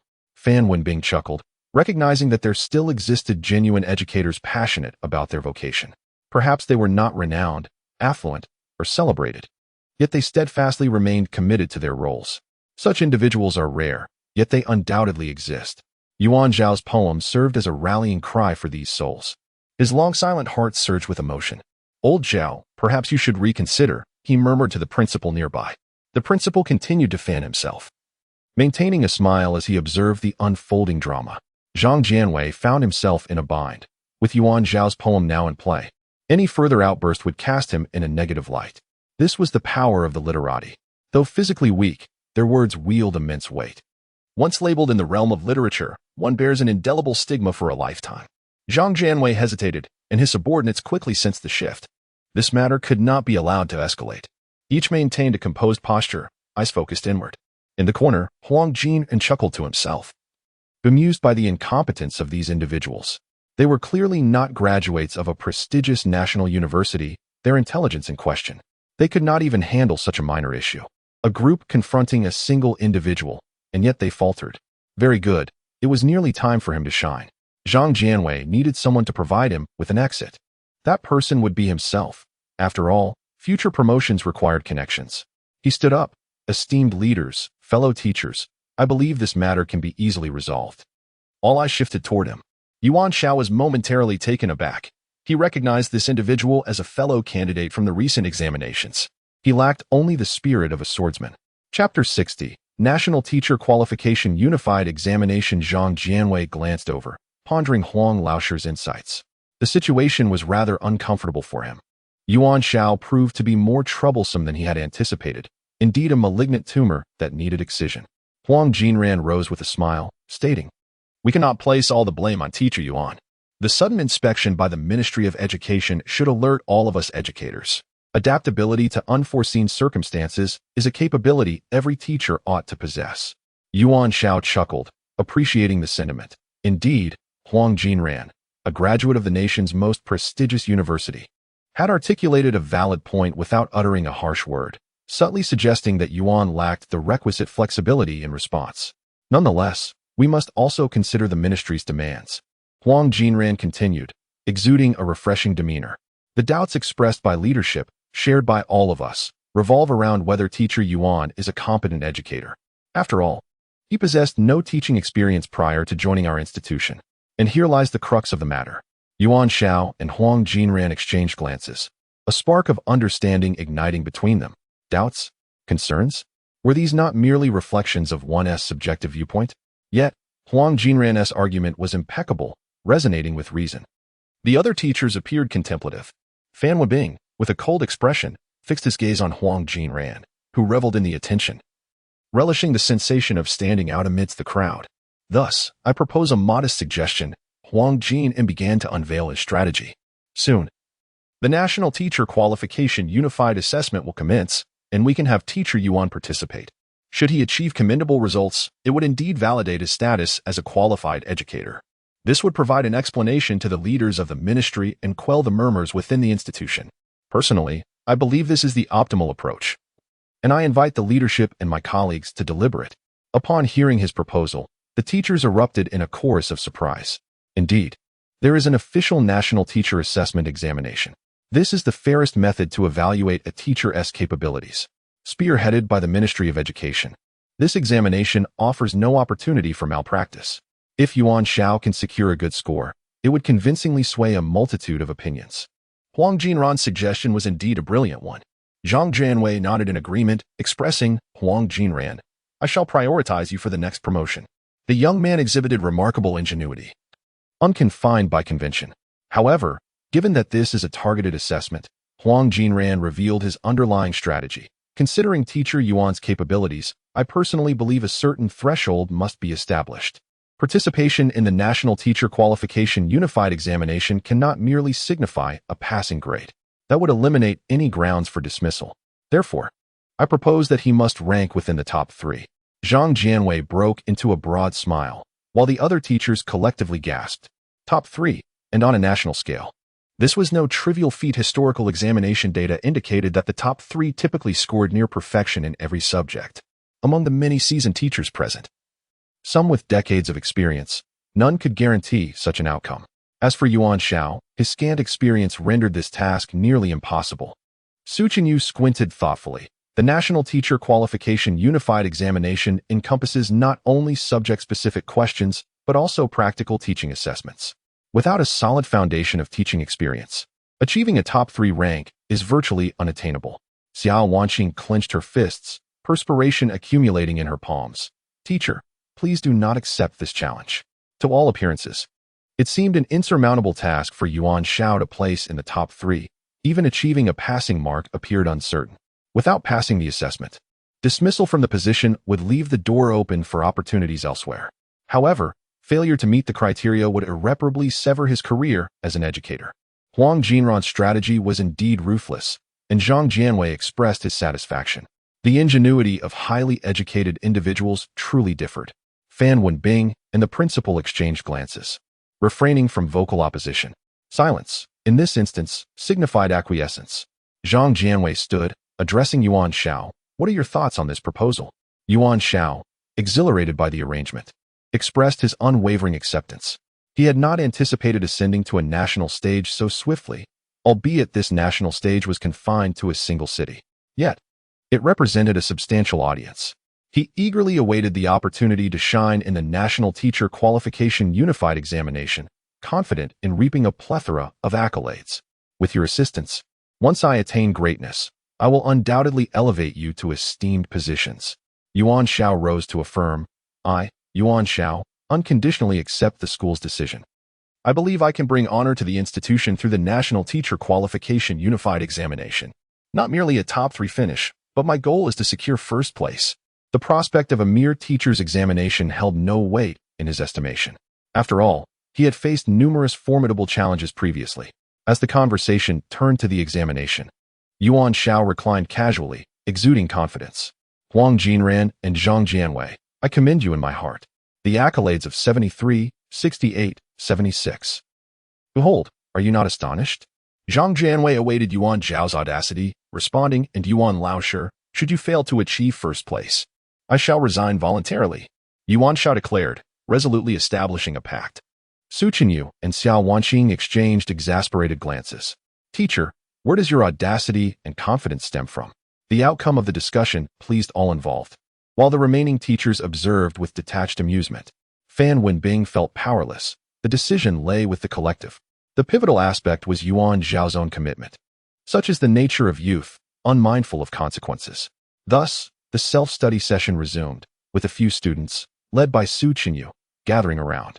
Teacher, you should take this National Teacher Qualification Unified Examination seriously, Su Chenyu advised. Yuan Xiao smiled. Of course, I approach every endeavor with utmost seriousness. I will excel. Su Chenyu was speechless, wondering if boasting was a necessity. Rest assured, in a mere city-state, how formidable can the competition be? Yuan Xiao leaned back, with a single gesture. I could send them all into the cosmos. Xiao Wanqing, having gathered pertinent information, presented her phone to Yuan Xiao.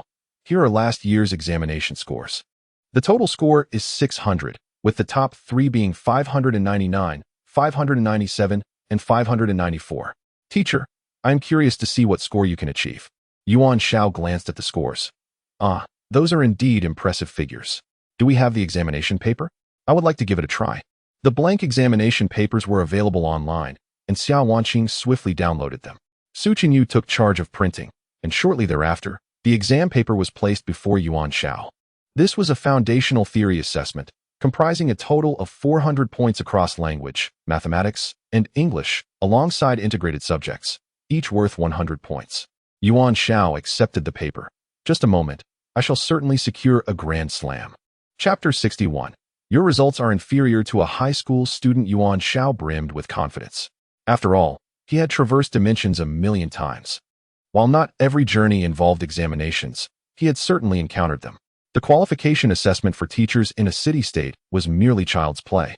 He picked up the paper and began to review the questions. Xiao Wanqing pulled out a handkerchief to wipe the sweat from her forehead. Teacher, there shouldn't be any issues. Right? Uncertain, But knowing that the teacher had indeed passed the qualification exam, Su Chini also felt unsure. Achieving a top 3 national ranking seemed quite challenging at this point. However, with a bit of cramming, perhaps there was still hope. In truth, as long as he could perform adequately, the Su Corporation could intervene. An expulsion would not be on the table. Xiao Wanqing had her own thoughts. That's right. After all, he comes from the teaching profession. As long as he can pass, the Xia group will negotiate. I will not allow the teacher to be dismissed. Having finally found a competent teacher to guide her writing, she could not afford to let this opportunity slip away. The two patiently awaited Yuan Xiao to complete the test. The serious demeanor of the teacher was rather handsome. The other students gathered around. They were already aware of the events from the teachers' meeting. The students in Class 4 of the first year were neither particularly fond of nor hostile towards Yuan Xiao. However, they felt that he was somewhat different from the other teachers. None truly desired for Yuan Xiao to be dismissed, and on this point, they stood united. 10 minutes later, Yuan Xiao set down his pen. He lifted his head and smiled at the students. I apologize, but I could hardly answer most of the questions. The collective gasp echoed as their jaws dropped. Xiao Wanqing snatched the paper, and indeed, only a few blanks were filled. Comparing it with the correct answers, everything was incorrect. It was a complete disaster. Are you truly a teacher? Xiao Wanqing was bewildered. Even if she attempted the questions, she could manage at least a bit. Yet Yuan Xiao? Chinese, 13 points, mathematics, 56 points, English, 28 points, comprehensive subjects, 34 points. Very well, quite outstanding indeed. With such abysmal results, you dare to claim you will achieve a top 3 ranking nationally? Why don't you just give up? Su Chini was equally speechless. They remained unaware that Yuan Xiao had forged his teaching license. The content of the National Teacher Qualification Exam was entirely different from the written test administered at the Lionwell City School. The school exam tested fundamental knowledge, which Yuan Xiao could manage. But the national exam was a different beast altogether. For instance, the Chinese section primarily assessed comprehension of literary works from this world. This presented an awkward predicament. Yuan Xiao was utterly ignorant of the literature of this realm. Understanding what? He had no clue about the literary works that existed here. Mathematics and English posed similar challenges, requiring specific cultural context for comprehension, not merely grammatical formulas. As for comprehensive subjects, history was a blank slate for him. He had managed to answer some theoretical questions in physics and chemistry. Yuan Xiao suddenly realized how out of place he was in this world. Despite its apparent advanced civilization and technology, significant gaps existed. He possessed fragmented knowledge, yet those gaps hindered the application of what he knew. It was akin to being alone in a foreign country, unable to communicate or understand the culture. Initially, one is merely a novice. The analogy held true here. This situation is rather dire. Do I still have a chance? Cold sweat trickled down his back. The crowd stared in shock. Perhaps I should seek out old Fan. Yuan Xiao contemplated an alternative route. Teacher, Xiao Wanqing gritted her teeth and closed her eyes, slamming her palm on the podium. To be honest, your results are worse than a high school studentess. You still aspire for a top 3 ranking? I suggest you submit your resignation immediately. Yuan Xiao was taken aback. Su Chini examined the paper meticulously several times before conceding defeat. Teacher, your level is far too inadequate. A primary school student could achieve similar results. He delivered a decisive blow. Yuan Xiao's temper flared, and he stood up, slamming his hands on the table. It seems you all underestimate me.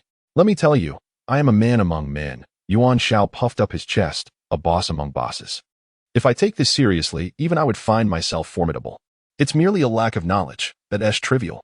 Give me a month, and I will undoubtedly see a meteoric rise in my scores. Tremble, you little brats. The arrogance index plummeted. Teacher, Su Chini's tone was grave. The National Teacher Qualification Exam is next Saturday. Indeed, Xiao Wanqing gestured with her fingers. You have at most 10 days left to live. Yuan Xiao, must you be so dramatic? Are you toying with me? He glared at the paper, his gaze piercing. 10 days? Very well. 10 days will suffice for a final struggle. The word impossible does not exist in a man's dictionary. Xiao Wanqing sighed in exasperation. Su Chini pondered for a moment before dialing a number. Gather the reference materials and actual exam papers for the National Teacher Qualification Exam as quickly as possible. Money is not an issue. It's merely a matter of a few $100,000. Charge it to my account. After finishing his orders, he hung up the phone. Xiao Wanqing calculated. Just for the reference books and materials, it will cost around several $100,000. Assuming 30 yuan per book, that means approximately 4,000 to 5,000 books. With less than 10 days remaining, teacher, you must complete all of this. Good luck. Yuan Xiao was displeased, feeling extremely irked. How dare they underestimate him? To be honest. After traversing dimensions a million times, those who dared to belittle him had all met unfortunate ends. Xiao Wanqing, Suchini, just wait. He vowed to settle the score. However, this last time traversing dimensions, he had intended to adopt the persona of a male god.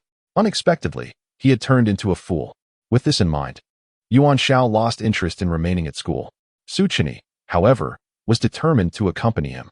Though time is short, if the teacher has not given up, I shall also strive for success. After all, I see something different in Yuan Xiao. It was merely a matter of bending the rules.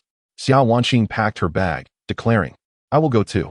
Although I am not academically gifted, I have confidence in my understanding of literature. I am at least part of that domain. I can assist the teacher with the Chinese subject. The other students expressed their willingness to help as well. The question remained, where did Yuan Xiao reside? Fengyun Pavilion. Xiao Wanqing's expression darkened. You live in Li Mulan's house. Her frustration boiled over. There was no escaping the rivalry among top beauties. Since that's the case, Xiao Wanqing took out her phone, preparing to call. I need to move. I want to live at Fengyun Pavilion too. Chapter 62. A battle yet to be fought. However, the tranquility of this area was completely shattered today. The forest was occasionally startled by flocks of birds, cawing loudly. From the foot of the mountain to the mid-slope, where the Fengyun Pavilion is located, dozens of trucks were lined up in a procession. Among them, 3 trucks were loaded with over 7,000 books necessary for Yuan Xiao's studies.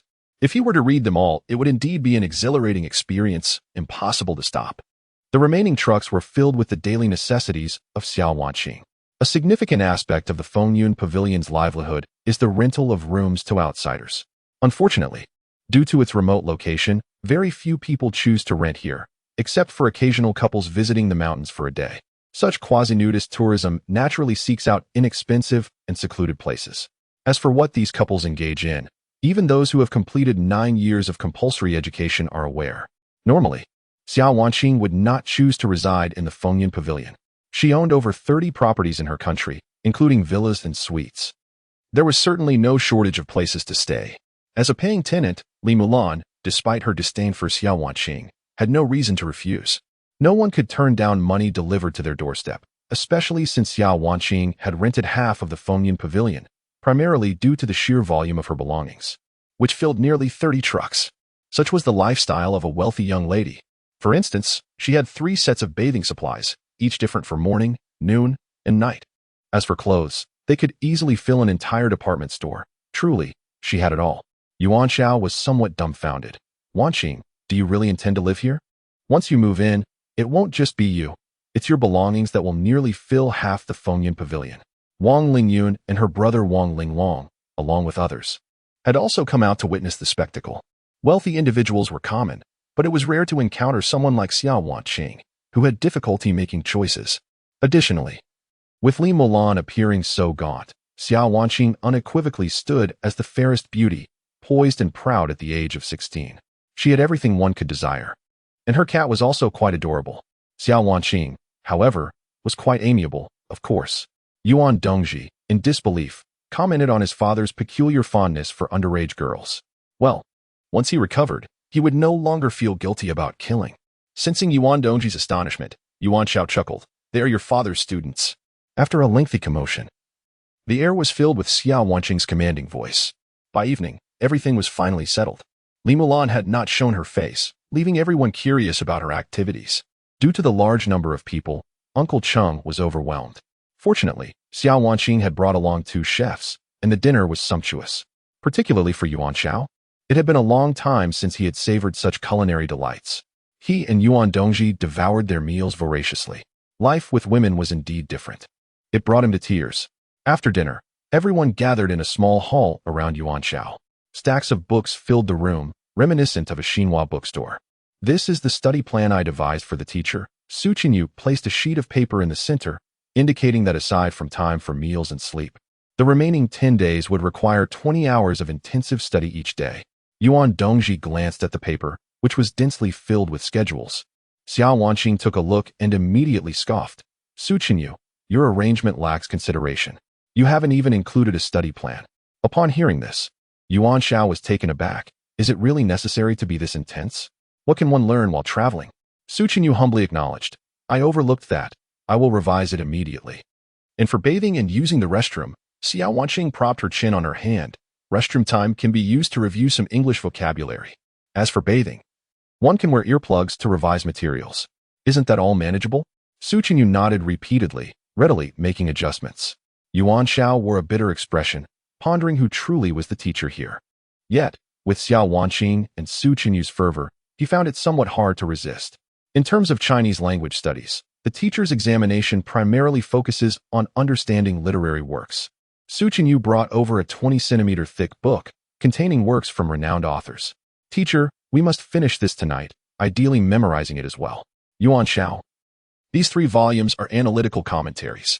Xiao Wanqing also bent down to bring over 3 volumes, nearly 40 centimeters thick combined. I have read these when I entered the literary world. I can assist you, teacher. Yuan Xiao. There are too many weaknesses, Su Chenyu sighed. We cannot achieve everything at once. Let us aim for these tonight. Nice, that is half a meter high. Yuan Xiao thought of smashing the books with a punch. However, when it came to examinations, the system truly offered little assistance. Even if he could summon a powerful spirit capable of wreaking havoc, it would be of no use for an exam. But would Vegeta know? Would Newton? What other spirits might? Even gods must meticulously review everything here. Yuan Xiao lamented, wishing he had divine perception, for then he could learn everything with a mere glance. Unfortunately, he still lacked that ability. All eyes were fixed upon him. And Yuan Xiao smiled. Everyone is so concerned. There's no need to maintain such a tense atmosphere. Ha ha ha. It's merely a trivial teacher qualification exam. I reiterate, it is a piece of cake for me. Yet everyone recognized the reality, unmoved by his bravado. Quickly memorized the texts, Su Chenyu pushed the books toward him. Yuan Xiao, resigned, began to flip through the pages.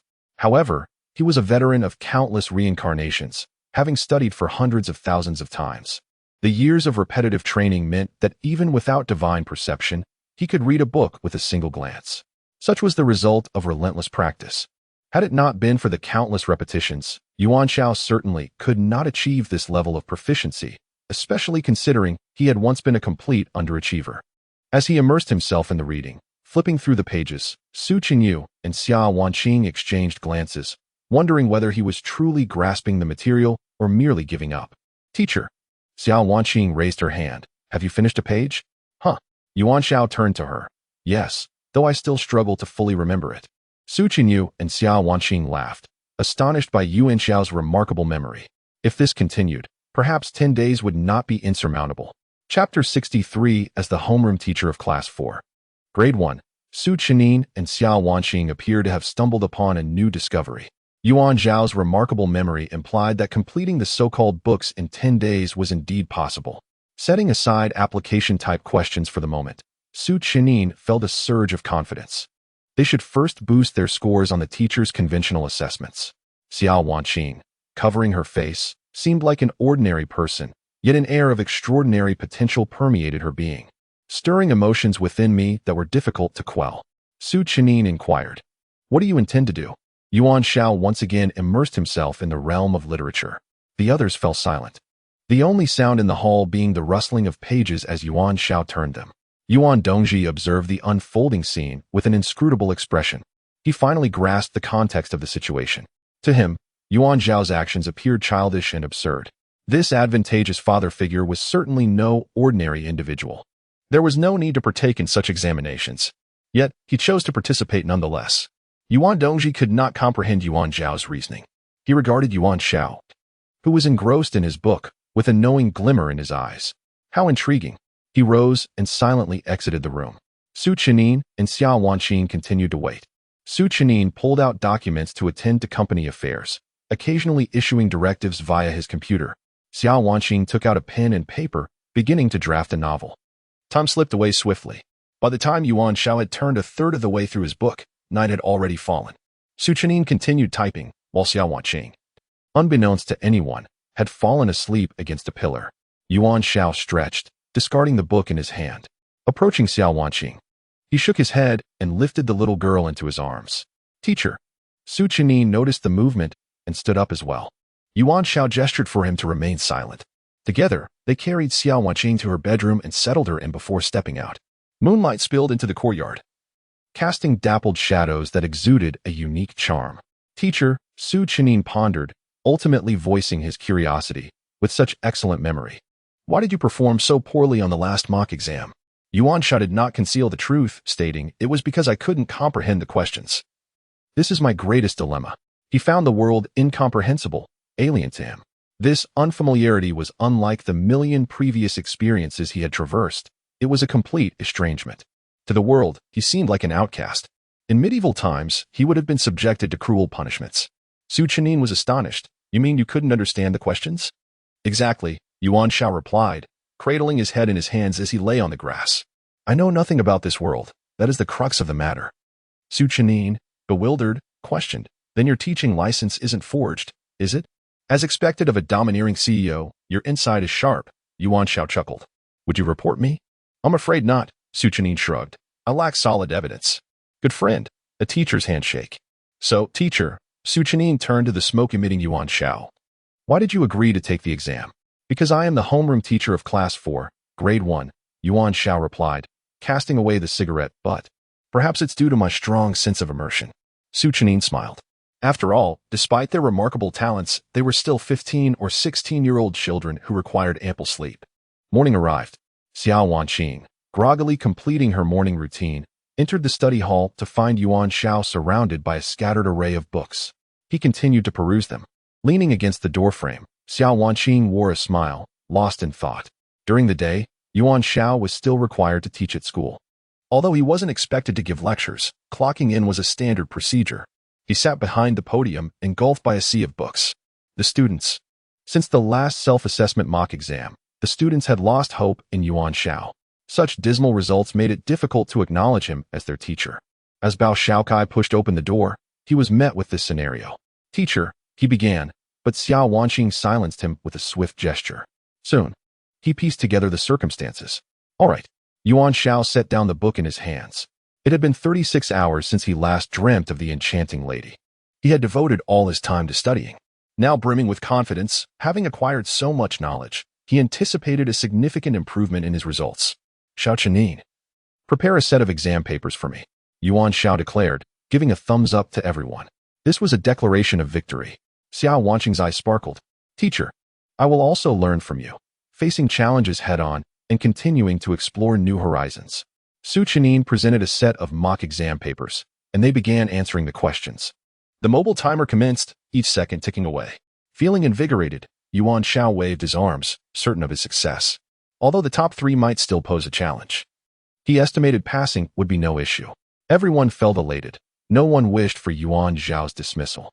After all, such a whimsical teacher was hard to come by. Yuan Xiao remained oblivious to the fact that his journey was veering further away from the ideal. Where had the divergence begun? It was akin to 2 individuals digging tunnels on either side of a continent. Without precise navigation, the chances of them converging remained infinitesimally small. Reflecting on the upcoming National Teacher Qualification Unified Examination, Yuan Xiao vowed that should he secure a top 3 position, he would demand a salary increase from the school. He asserted confidently. Currently, his monthly salary was merely 3,000, and after accounting for the rent of Fenggan Pavilion and Yuan Dongji's living expenses, he was in a dire financial situation. Hello everyone, this is Channel CAV, and we are live broadcasting the results of the National Teacher Qualification Unified Examination, where the first place was achieved by teacher Yuan Xiao. The charming host flashed a smile. Teacher Yuan Xiao, what would you like to say to everyone about your achievement? Yuan Xiao humbly responded, the path of knowledge is paved with diligence, and the sea of learning is vast. This is a simple phrase I offer to all students and teachers as the first in the national examination. It is also my motto, a principle I steadfastly uphold. In my view, being first is not the most crucial aspect. Rather, it is the spirit of enjoyment in learning and exploration that matters. I hope we can all strive together. The admiration for him soared. The system nearly collapsed. Wow, teacher Yuan Xiao is not only handsome, but also speaks so philosophically. The host smiled. You can scan the QR code at the bottom of the screen. It leads to teacher Yuan Xiao's personal WeChat circle. Moreover, I must remind everyone that teacher Yuan Xiao is still single. Teacher Yuan Xiao has made tremendous contributions to our school, the bald principal declared, and I hereby announce a salary increase for him, with a monthly salary of 3 million. Please continue your hard work. Wow. Ha ha ha. All right, the exam results are out. Su Chenin, who had been grading papers, exhaled a sigh of relief and set down the red pen. Chapter 64. Making the whole world tremble for him. What do you think? Are you astonished by my prowess, dear teacher? Yuan Xiao brimmed with confidence, having toiled through the night. Su Chenyu, however, remained expressionless as he laid bare all the examination papers. Chinese 28, Mathematics 66, English 41, Comprehensive Subjects 45. Ha ha. Xiao Wanqing was laughing so hard that tears streamed down her face. There had indeed been progress, with a few more points than the last mock exam. Yet the majority remained woefully inadequate. With such scores, one could easily surmise that he was among the bottom 3 nationwide. Su Chenyu rubbed his temples, recognizing the minimal impact of a night's cramming. Yuan Xiao's face turned pale. This was simply unreasonable. He had diligently studied, retaining many crucial concepts. Where had he gone awry? This was the focal point of everyone's concern. After her laughter subsided, Xiao Wanqing seized the Chinese exam paper. The more she read, the angrier she became, ultimately slapping the paper down in front of Yuan Xiao. Teacher, are you here to amuse us? She fumed. What are these answers? They're a jumbled mess. For instance, regarding the significance of the youth of China. You wrote about glorifying the bright future of our nation and the boundless hopes placed upon the youth of China, urging them to rise and engage in the battle to reform our homeland. Are you a fool, Yuan Xiao? But it's about the youth of China. Penned by the esteemed Liang Qichao. It's part of the 5th grade curriculum, and even those who have gone through 9 years of compulsory education can recite it. As for its meaning, isn't it just what I expressed? The students shook their heads in dismay. Teacher, Bao Shaokai scratched his nose. While I too am among the bottom-tier students, I understand the significance of the youth of China. It is common knowledge among elementary students. Could it be that our educational backgrounds are so different? Therefore, your interpretation is entirely erroneous. Yuan Xiao was left dumbfounded. Xiao Wanqing quickly took out her phone to search, then handed the original text to Yuan Xiao. Indeed, in the author section, it read, Discoverer Wang Chongyang, original author Liang Qichao. Thus, it seems that the world values not the esteemed Liang Qichao, but rather the discoverer, Wang Chongyang. Yuan Xiao silently lit a candle for the venerable Mr. Liang. The original author has to bow to the discoverer. It was indeed a peculiar situation. Yet, it was the reality of the world. Furthermore, Xiao Wanqing moved on to the mathematics paper, which asked for the significance of the Pythagorean theorem. The proof of the Pythagorean theorem marks the dawn of geometry and is the first theorem to connect geometry with algebra. What a nonsensical interpretation. Xiao Wanqing slammed her hand on the podium. The Pythagorean theorem is equally a vital exploration that witnesses history. Even the survivor who submitted the Pythagorean theorem's materials soon passed away. Behind this theorem lie the 72 martyrs of Liren. This is the true essence of the theorem. Teacher, do you grasp it or not? Yuan Xiao felt utterly bewildered.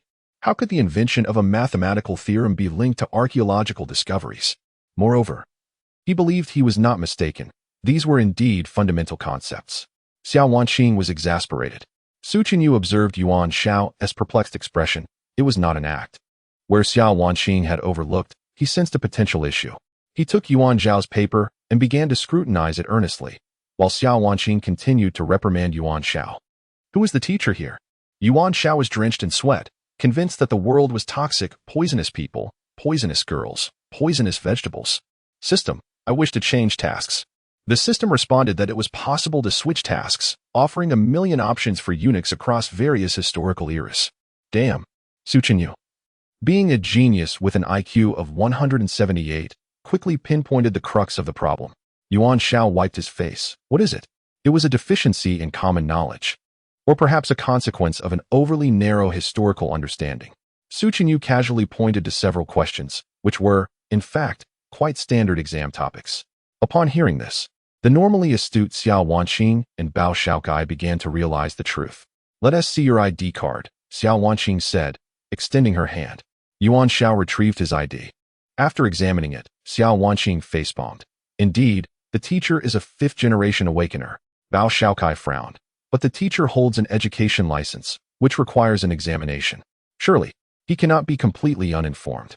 Thus, the focal point of the issue emerged. Yuan Xiao was utterly oblivious to this world, a complete novice.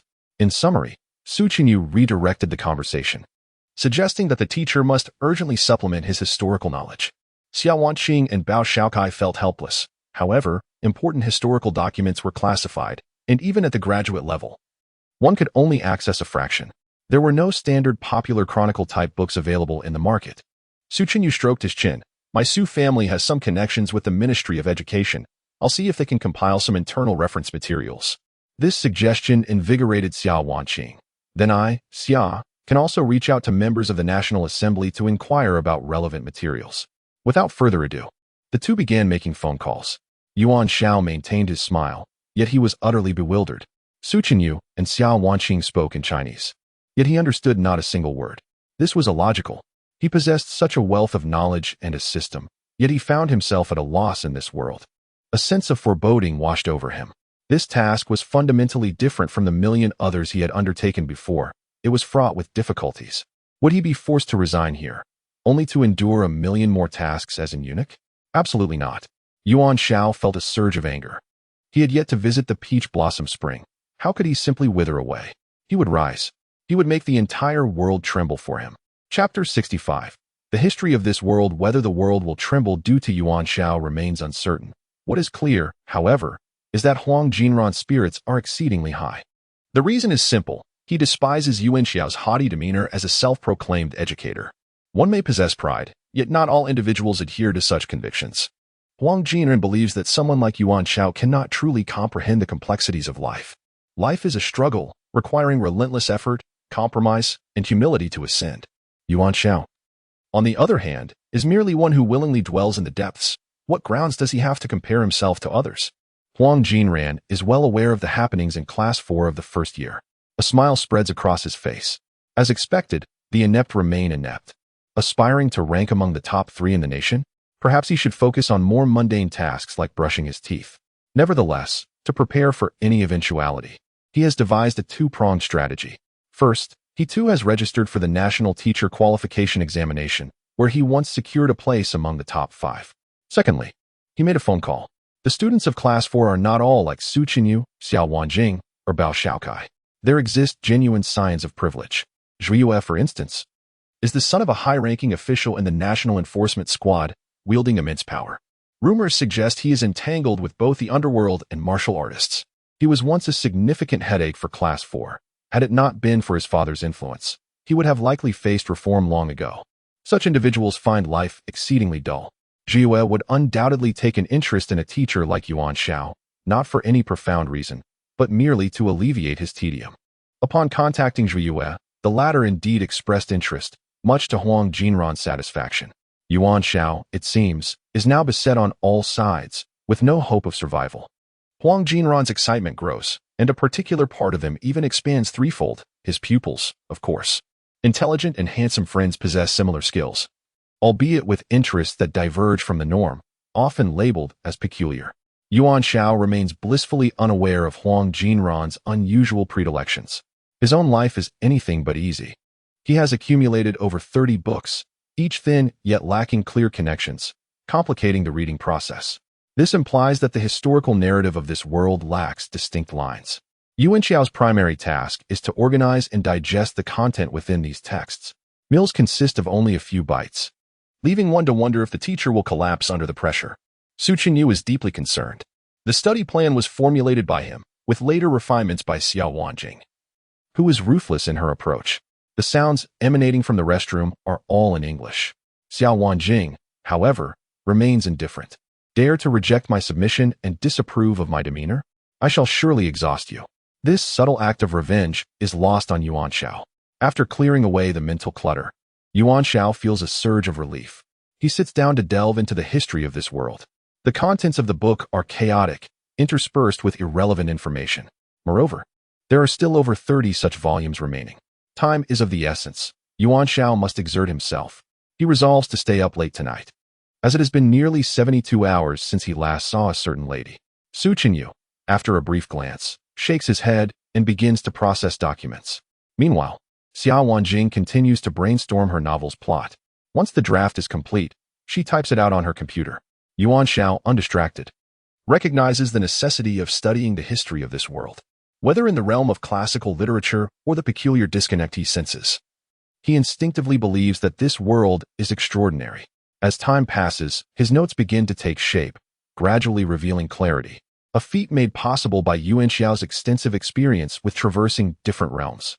Without such a background, his previous lack of academic prowess would have rendered him incapable of understanding or organizing the material. Events are becoming increasingly clear. This planet resembles the blue planet from which Yuan Xiao hails, featuring a year of 356 days and a day of 24 hours, complete with sun and moon, continents and oceans, and an array of flora and fauna. Yet, this planet is named Bluya. The inhabitants of the continent exhibit minimal ethnic diversity, simply divided into Eastern and Western civilizations. Consequently, the primary languages are Chinese and English, both of which align closely with Yuan Xiao's knowledge. This is why, in the educational system, equal emphasis is placed on both languages. The Eastern and Western peoples coexist, albeit with slight distinctions. For example, Lirenwire City has a predominantly Eastern population. Additionally, the continent consists of two main regions, the Old Continent and the New Continent. Presently, most inhabitants reside in the New Continent, which hosts four major powers: the Northern Trenchog Empire, the Southern Princies Principality, the Eastern Saint Bosque Federation, and the Western Pagias Luan Alliance. Each nation governs differently. The Princies Principality, for instance, operates under a constitutional monarchy. The central areas of these four nations, where they interconnect, are comprised of independent city-states, one of which is Lirenwire City, a vassal of the Princies Principality. This outlines the broad situation of this world. However, what astonishes Yuan Xiao is not the political disparities among nations or the coexistence and opposition of Eastern and Western civilizations. Rather, upon meticulous comparison, he discovers that the recorded history of this world spans only about 200 years. Earlier records are entirely blank. The chronological framework for this history is referred to as the New Era. The first year of the New Era marks the dawn of everything. Coinciding with the establishment of the Trenchog Empire, the most powerful nation on the continent. The founding of this nation occurred in the present-day New Continent. Subsequently, a series of significant events were documented. In the 35th year, the first Awakeners emerged, and in the same year, human explorers encountered aberrations on the Old Continent. Thus, the war commenced. Resources and Awakeners were sought on the Old Continent, yet exploration brought inherent risks, with death being a frequent consequence. The turning point came with the large-scale utilization of the Fountain of Life. Chapter 66. I adore this world. The Fountain of Life serves as the fundamental source of power in this realm. While Yuan Xiao remains uncertain about its operational principles, he recognizes that it fuels mecha power, enables the cultivation of formidable warriors, and powers his own system.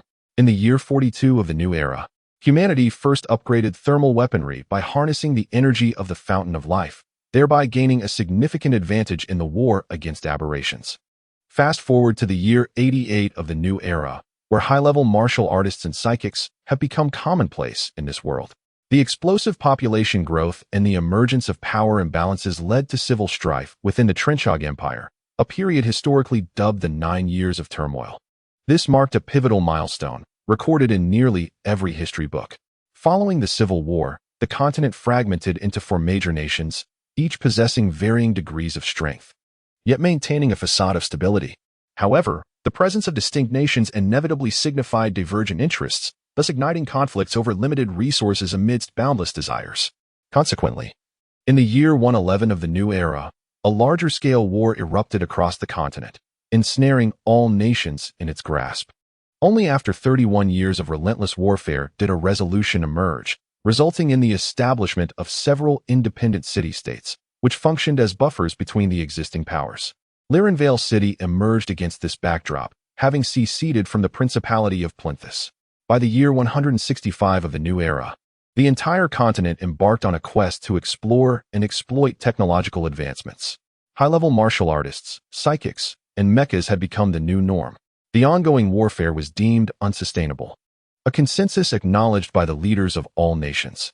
Thus, the focus shifted towards the realm of scientific and technological inquiry, encompassing fundamental cultural knowledge, humanities, and various other fields of research, which flourished across nations. However, Yuan Xiao was astonished to discover that the texts documenting these technological insights did not speak of research, but rather excavation. Each nation's faction dispatched its own archaeological teams to the Old Continent in search of technological knowledge. Yet, the perils of excavation were formidable. with an unimaginably high mortality rate among archaeologists.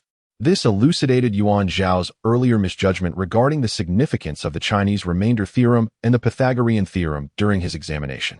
Yuan Xiao finally comprehended that the current technological advancements and knowledge in this world had been unearthed from the old continent. In essence, the inhabitants of the continent lacked a self-sustaining technological knowledge system, rendering them incapable of forming a coherent system. Therefore, foundational research was virtually non-existent. This predicament was intrinsically linked to the limited technological knowledge possessed by the populace. Presently, they did not require innovation, but rather the rediscovery of past technological wisdom. A cold sweat broke out on Yuan Xiao's forehead. Could this be a blue planet resurrected after the apocalypse? Yet, that did not align with the geographical map he recognized. The tectonic plates were unfamiliar to him. Perhaps there were truths beyond his understanding. Yuan Xiao increasingly sensed that this final task was extraordinary. As the year 200 of the new era approached, it marked the awakening of the fifth-generation awakeners, coinciding with the original host's first gaze upon the world. Yuan Xiao understood why his identification card designated him as a fifth-generation awakener. In the context of this world, the original host was not born anew. Rather, he had always existed here, merely dormant until now. Now, in the year 221 of the new era, Yuan Xiao had traversed through time and awakened the all-dimensional heroic spirit system. He had arrived at his current state, and the previously inexplicable events began to crystallize in his mind. It was no wonder that some historical figures he recognized, such as Li Bai and Liang Qichao, cast shadows in this world. The continuity of human civilization had encountered fractures, the origins of which remained elusive. The apparent advancement of technology in this world stemmed entirely from the excavations conducted in the old continent. Machines and production lines had been meticulously replicated. For instance, while humans could manufacture identical automobiles, they remained oblivious to the underlying operational principles, precluding any upgrades based on that knowledge. Thus, the determining factor lay not in innovation but in excavation. Whatever technological knowledge they unearthed was deemed a treasure. This was the singular objective pursued by every nation worldwide. Could this be the blue planet of billions of years into the future? Yet, if that were the case, how could one explain the system? Yuan Xiao immediately sensed that this final task would be fraught with difficulty. It felt like a bottomless pit. Were it not for the prospect of facing 100,000 failures, he would have certainly resigned. He closed the book, perusing the notes he had meticulously transcribed. Now, he possessed a general impression of the world, remarkably good, exceedingly commendable, and invigoratingly thrilling.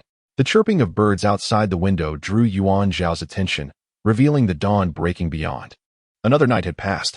Suchini's computer remained alight, files organized neatly beside him as he dozed off. Xiao Wanqing leaned against a pillar, her pen and notebook scattered. A trace of drool at the corner of her mouth. This was a group of children, each harboring their own ambitions and striving diligently towards them. Yuan Xiao smiled, suddenly feeling a profound sense of duty and obligation wash over him. The act of harvesting crops, ostensibly detrimental, ultimately nurtured the growth of future crops. He closed his notebook and rose, stretching his limbs. The sound of his yin first stirred Xiao Wanqing from her slumber. Rubbing her drowsy eyes, she remarked, "Teacher, are you finished?" "Yes," Yuan Xiao replied, pulling open the window to let in the fresh air. "Thank you all, Wanqing." He found no disdain for this world. Perhaps his purpose for being here was to tackle such challenges. It was splendid.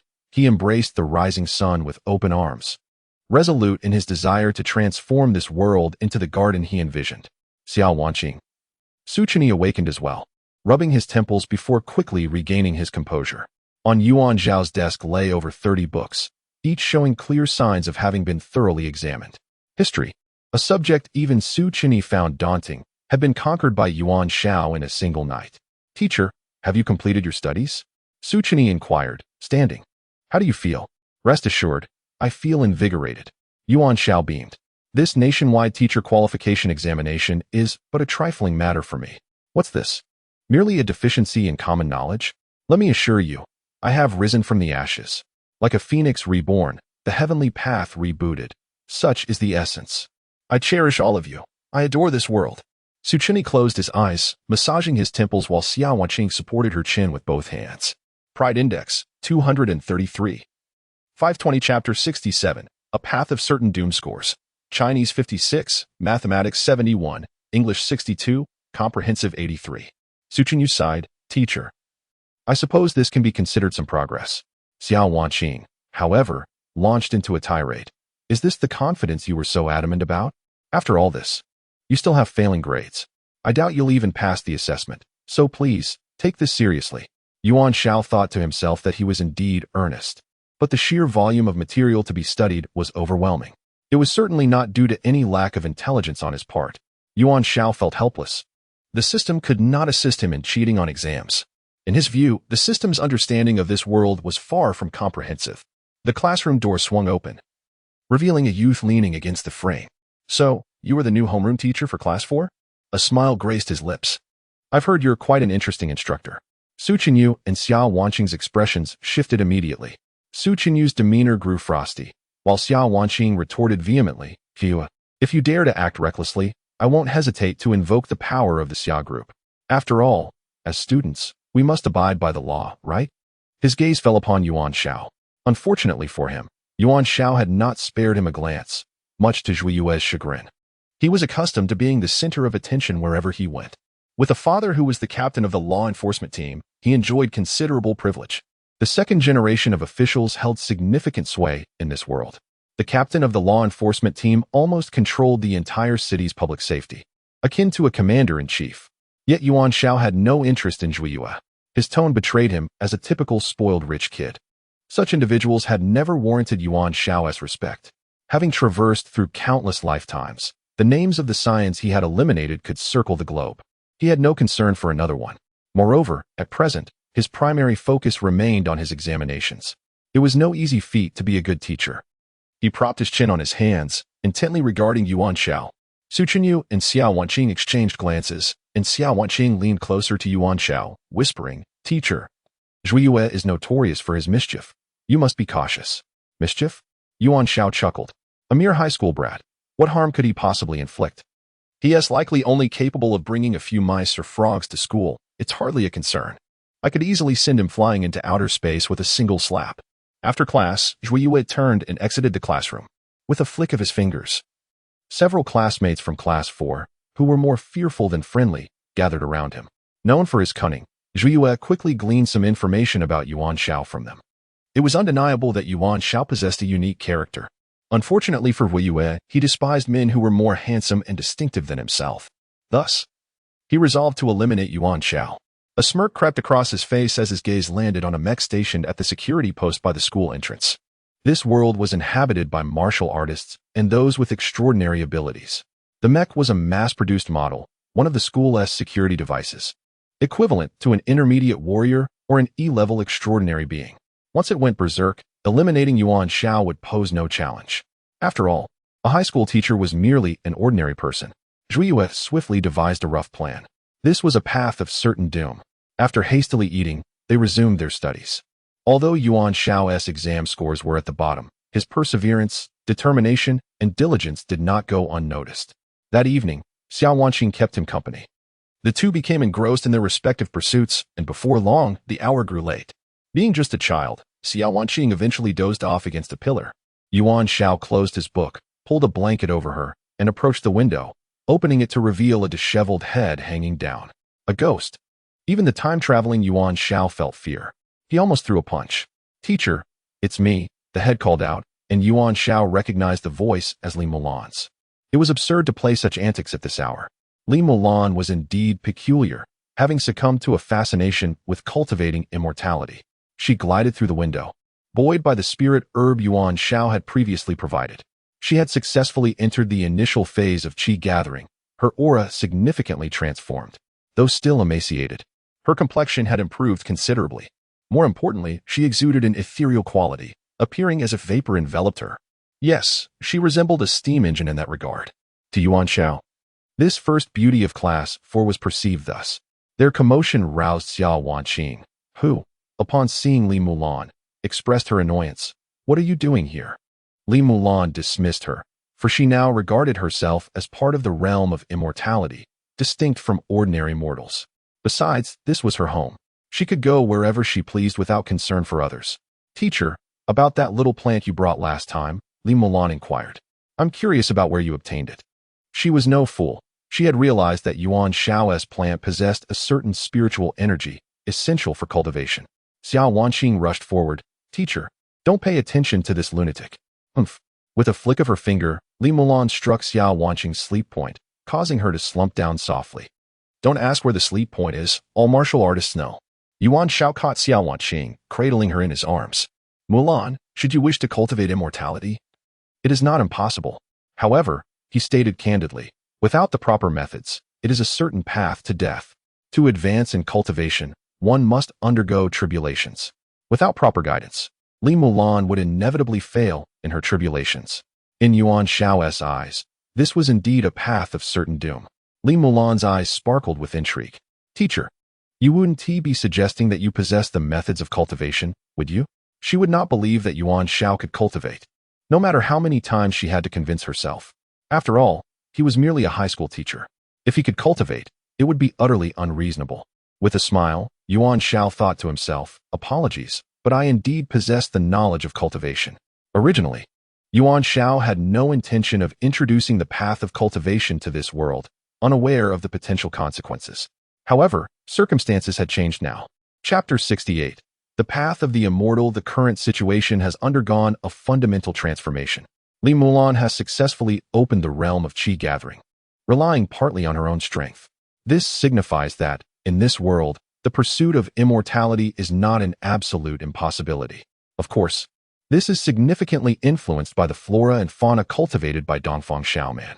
Thus far, Yuan Xiao has yet to fully uncover the depths of Dongfang Xiaoman's capabilities, indicating that his own strength remains insufficient. He must continue to delve deeper. In the future, there may be other formidable martial artists who carve out their own paths to immortality. Consequently, Yuan Xiao must earnestly contemplate this matter. As the progenitor of the immortal path, Li Mulan is still his student. This relationship should be leveraged wisely. Perhaps in the future, it could yield the emergence of a formidable ally. In terms of comparable strength, cultivators possess a slight edge over martial artists. For instance, in the early stages of qi gathering, Li Mulan's combat prowess is on par with that of a martial artist at the initial stage. However, if a confrontation were to arise, Li Mulan could easily contend with a mid-tier martial artist. This is attributed to the efficiency with which cultivators utilize their power, which is significantly superior. Therefore, Yuan Xiao believes that if he can find a suitable cultivation technique to impart to Li Mulan, it would be advantageous. He could secure her allegiance early on. In the future, if she were to rise to the status of a revered immortal master, it would reflect favorably upon him. Naturally, this is contingent upon whether Li Mulan also embodies the traits of a master. Should that be the case, Yuan Xiao would have misjudged her potential. At present, he has yet to identify a suitable technique for her. However, he candidly expresses that, given time, he could discover the most appropriate method for her. The cultivation techniques in the immortal realm emphasize compatibility with one's spiritual root, essentially aligning with elemental attributes. Yuan Xiao currently has no comprehensive understanding of Li Mulan's physique and needs further acquaintance. Only with the right approach can he achieve exemplary results with minimal effort. Having once been a martial artist, Li Mulan immediately grasps the implication of Yuan Xiao's words. Does the teacher mean that I need a thorough examination of my body? She brushes her long hair away from her forehead. If it helps me embark on the path of immortality, I am willing to comply with any conditions you set. Yuan Xiao explains that a similar assessment of martial artist qualifications is necessary, adding that he requires time to prepare.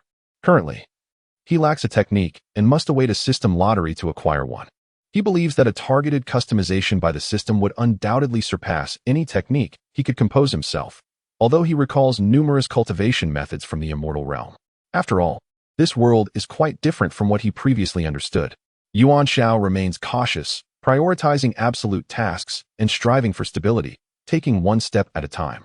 Yet, he is perplexed by the concept of an arrogance index of 1. Li Mulan, content, drifts away. As an immortal being, she certainly does not walk.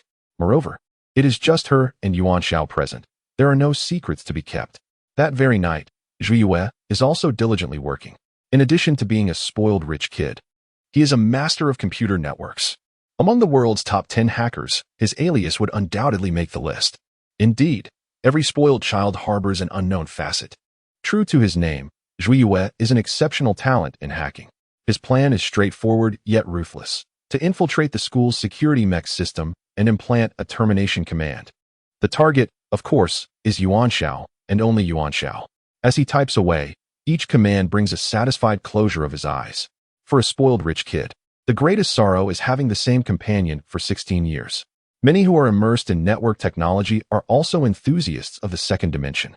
Such a conclusion is more than reasonable. Clever and charming readers will understand. In less than an hour, he smoothly completes the operation. With a grin of wicked delight, he removes the USB drive. Excellent. Tomorrow morning, he shall witness Yuan Xiao's demise. Everything is under control. The students befriending Yuan Xiao are merely Su Qinyu, Xiao Wanqing, and Bao Xiaokai, weaklings. As the mech activates, it is akin to shattering glass. Zhu Yue cannot sleep all night, rising early to arrive at school, eagerly anticipating Yuan Xiao's downfall. As a student with a prolonged absence, his early arrival naturally draws attention. However, most students avoid the sinister smile of Zhu Yue, the notorious spoiled child. Engaging in peculiar antics is par for the course for someone of his reputation. Although most students come from respectable backgrounds, they remain ordinary individuals.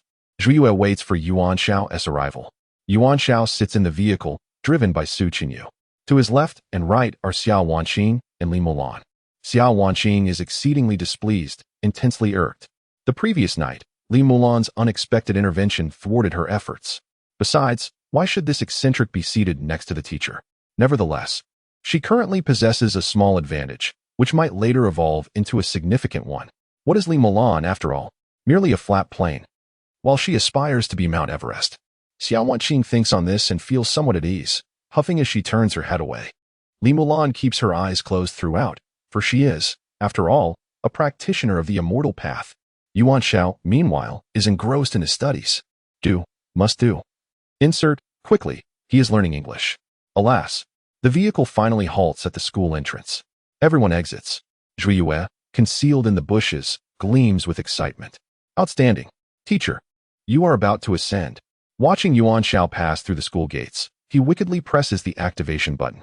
Bang, bang. The once tranquil mech within the security booth suddenly comes to life. The security personnel are thrown into a panic. They are not martial artists. They possess only slightly more strength and equipment than ordinary people. Moreover, they are not mech pilots. The direst situation arises. The mech activates autonomously. With a powerful thrust, the mech collapses the security booth's walls. The automatic targeting system swiftly locates Yuan Xiao. Target locked, mission execution commenced, with total annihilation as the outcome. The mech's back emits a burst of light, hurtling toward Yuan Xiao at breakneck speed. Yuan Xiao immediately comprehends the unfolding chaos. A mech? The system calculates its combat power to exceed 5,000. He can engage in battle, but Su Qinyu and Xiao Wanqing beside him absolutely cannot. He prepares to push them aside. Yet, just then, a figure moves beside him, and a streak of light shoots toward the oncoming mech. Li Mulan springs into action. She is no longer merely a martial artist. She has ascended to the status of a cultivator, an early-stage practitioner of qi gathering. However, dealing with a mech of this caliber is well within her capabilities. Break! Li Mulan cries out, delivering a powerful strike from above. With a resounding crash, the uncontrolled mech is reduced to mere fragments. The ensuing explosion ignites a towering inferno. Chapter 69. Global Beauties and Cosmic Beauties. The height of the mechas was generally around 3 meters, designed to accommodate specialized pilots. They could also function autonomously through a self-regulating system, although this method was inferior to the expertise of a true pilot.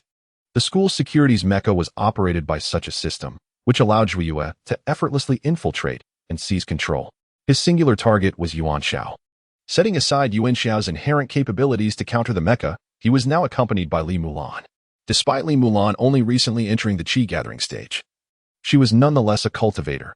To her, the mecha was merely a target, easily destroyed. Yuan Xiao's eyes widened in astonishment, surrounded by beauties who exhibited remarkable ferocity. Were they not high school students? The absurdity was overwhelming. Yet, reality unfolded as such. Zhu Yue, concealed in the grass, turned pale. His meticulously crafted plan had seemed foolproof. Yet he had failed to account for Li Mulan. A sinister glint flickered in Zhu Yue's eyes. The situation was becoming increasingly intriguing. The explosion roused the school authorities. Zhang Jianwei rushed to the scene, nearly fainting upon seeing Yuan Xiao. Indeed, This malignant presence was the source of perpetual unrest within the school. Just look at the splendid weather. A mecha had exploded, resulting in a total loss of several million. Who was responsible? Zhang Jianwei trembled, pointing at the blazing wreckage of the mecha. Who could have done this? Li Mulan would certainly not confess. The Fengyun Pavilion was already declining, and she had no resources to compensate for the mecha, which was considered school property. Good students could not destroy public assets. The security personnel shook their heads. The urgency and chaos overwhelmed them, and they were merely focused on their own survival, oblivious to the actual circumstances. Furthermore, the internal cameras of the mecha had been destroyed, leaving no evidence. Naturally, Yuan Xiao would not divulge the truth and vigorously shook his head. Xiao Wanjing, wishing to reveal the reality, found herself silenced by Yuan Xiao's grip. Everyone was eager to witness the unfolding drama. Zhang Jianwei surmised that this incident was undoubtedly linked to Yuan Xiao. A menace, a disruptive force. The inexplicable destruction of the mecha meant that he, as the academic director, would bear the responsibility. Thus, this year's evaluation would surely be satisfactory. All of this turmoil stemmed from Yuan Xiao. Sooner or later, he would ensure Yuan Xiao's downfall. Yuan Xiao felt utterly innocent. This matter indeed bore no direct relation to him. Upon returning to class, he sensed the peculiar gazes of his peers. Nothing amiss, Yuan Xiao stood flanked by Xiao Wanjing and Li Mulan. To claim there was no jealousy would be disingenuous. However, such was the radiance of the protagonist. Li Mulan had little interest in her studies and had not brought a backpack. Upon returning to her seat, she closed her eyes and entered a meditative state. Gradually, wisps of ethereal energy began to emanate from her form. Teacher, Li Mulan is on fire. A student quivered, raising his hand. Ignorant and foolish, it was merely spiritual energy. Yuan Xiao found no need to explain, as cultivation was incomprehensible to ordinary individuals. However, those seated near Li Mulan felt an invigorating aura. This was the essence of a cultivator's power. Yuan Xiao resumed his studies, with only 6 days remaining until the National Teacher Qualification Examination. Nothing held greater importance than his education. The students remained engrossed in their individual pursuits. Zhu Yue, with a glint in his eye, concocted a new scheme. He took out his phone and contacted others. As a debauched heir and a top-tier hacker, it was entirely reasonable for him to know individuals from the underworld. The affairs of ordinary people could be resolved with ordinary individuals. It was not yet time for high-level warriors or supernatural beings to intervene. Zhu Yue smirked, refusing to believe he could not eliminate Yuan Xiao. Yuan Xiao exhaled deeply. His recent diligent study had yielded some results. As he received a practice exam, he extended his hand, ready to assess his progress. The others were skeptical, but Su Qingyu silently passed the paper to him. Yuan Xiao immersed himself in the task. Soon, he completed it. A keen memory served as his greatest asset in learning. Xiao Wanjing also leaned in to assist with grading. The results quickly materialized. Chinese 78, Mathematics 83, English 72, Comprehensive 89. Su Qingyu sighed in relief. Teacher, achieving this level in just over 3 days is commendable. He himself was an academic prodigy and regarded Yuan Xiao's progress with indifference. Xiao Wanjing shook her head. However, this score still poses a challenge to reach the national top 3. That's all right, Yuan Xiao reassured her. I improve by several points each day. With 6 days remaining, I am confident I can score over 100. Xiao Wanjing face-bombed. Teacher, academic scores don't accumulate in that manner. Yet, Yuan Xiao remained elated. Having at least passed. I must inform you all, I am actually an invisible academic genius. Yuan Xiao chuckled. Back in school, I had many female classmates vying for my attention. It was quite bothersome. Now, this is merely a teacher qualification exam, easy as pie. Such was the nature of success that it bred confidence. The students of Class 4 exchanged bewildered glances, listening to Yuan Xiao's braggadocio. After school, Yuan Xiao, as agreed, took Li Mulan to meet Dongfang Xiaoman. When it came to matters of cultivation, Yuan Xiao did not allow anyone else to accompany them, much to Xiao Wanjing's displeasure. Upon entering Dongfang Xiaoman's flower shop, Li Mulan's expression shifted dramatically. She could distinctly sense the rich spiritual energy permeating the air. Yuan Xiao, however, felt little. Spiritual energy was not a resource for his cultivation. He merely felt a sense of refreshment. Yet, for Li Mulan, her pores began to absorb the spiritual energy automatically, even though she had yet to begin learning any techniques. A vortex of energy subtly formed around her. Yuan Xiao promptly intervened. He deemed it premature for her to engage in cultivation without thorough examination. The path of cultivation required a gradual approach, free from haste. Yuan Xiao shook his head. From today onward, you cannot cultivate without my explicit permission. Li Mulan felt a tinge of regret, but recognized the wisdom in Yuan Xiao's words. Dongfang Xiaoman approached gracefully, and the moment she arrived, Li Mulan's presence, imbued with ethereal energy, dimmed in comparison. Such was the distinction between global beauties and cosmic beauties. What brings you here? Dongfang Xiaoman smiled at Yuan Xiao. Here to buy flowers? Her primary concern lay in the sale of her floral creations. Yuan Xiao nodded. He indeed intended to purchase flowers. This is my student, he introduced, pulling Li Mulan closer. She has a deep affinity for your flowers, so I brought her along. Dongfang Xiaoman's gaze finally settled on Li Mulan. Chapter 70. The upgrade system. The allure of beauty is such that one woman can perceive the subtleties in another. Li Mulan felt a jolt of awareness, as though she were being seen through by Dongfang Xiaoman.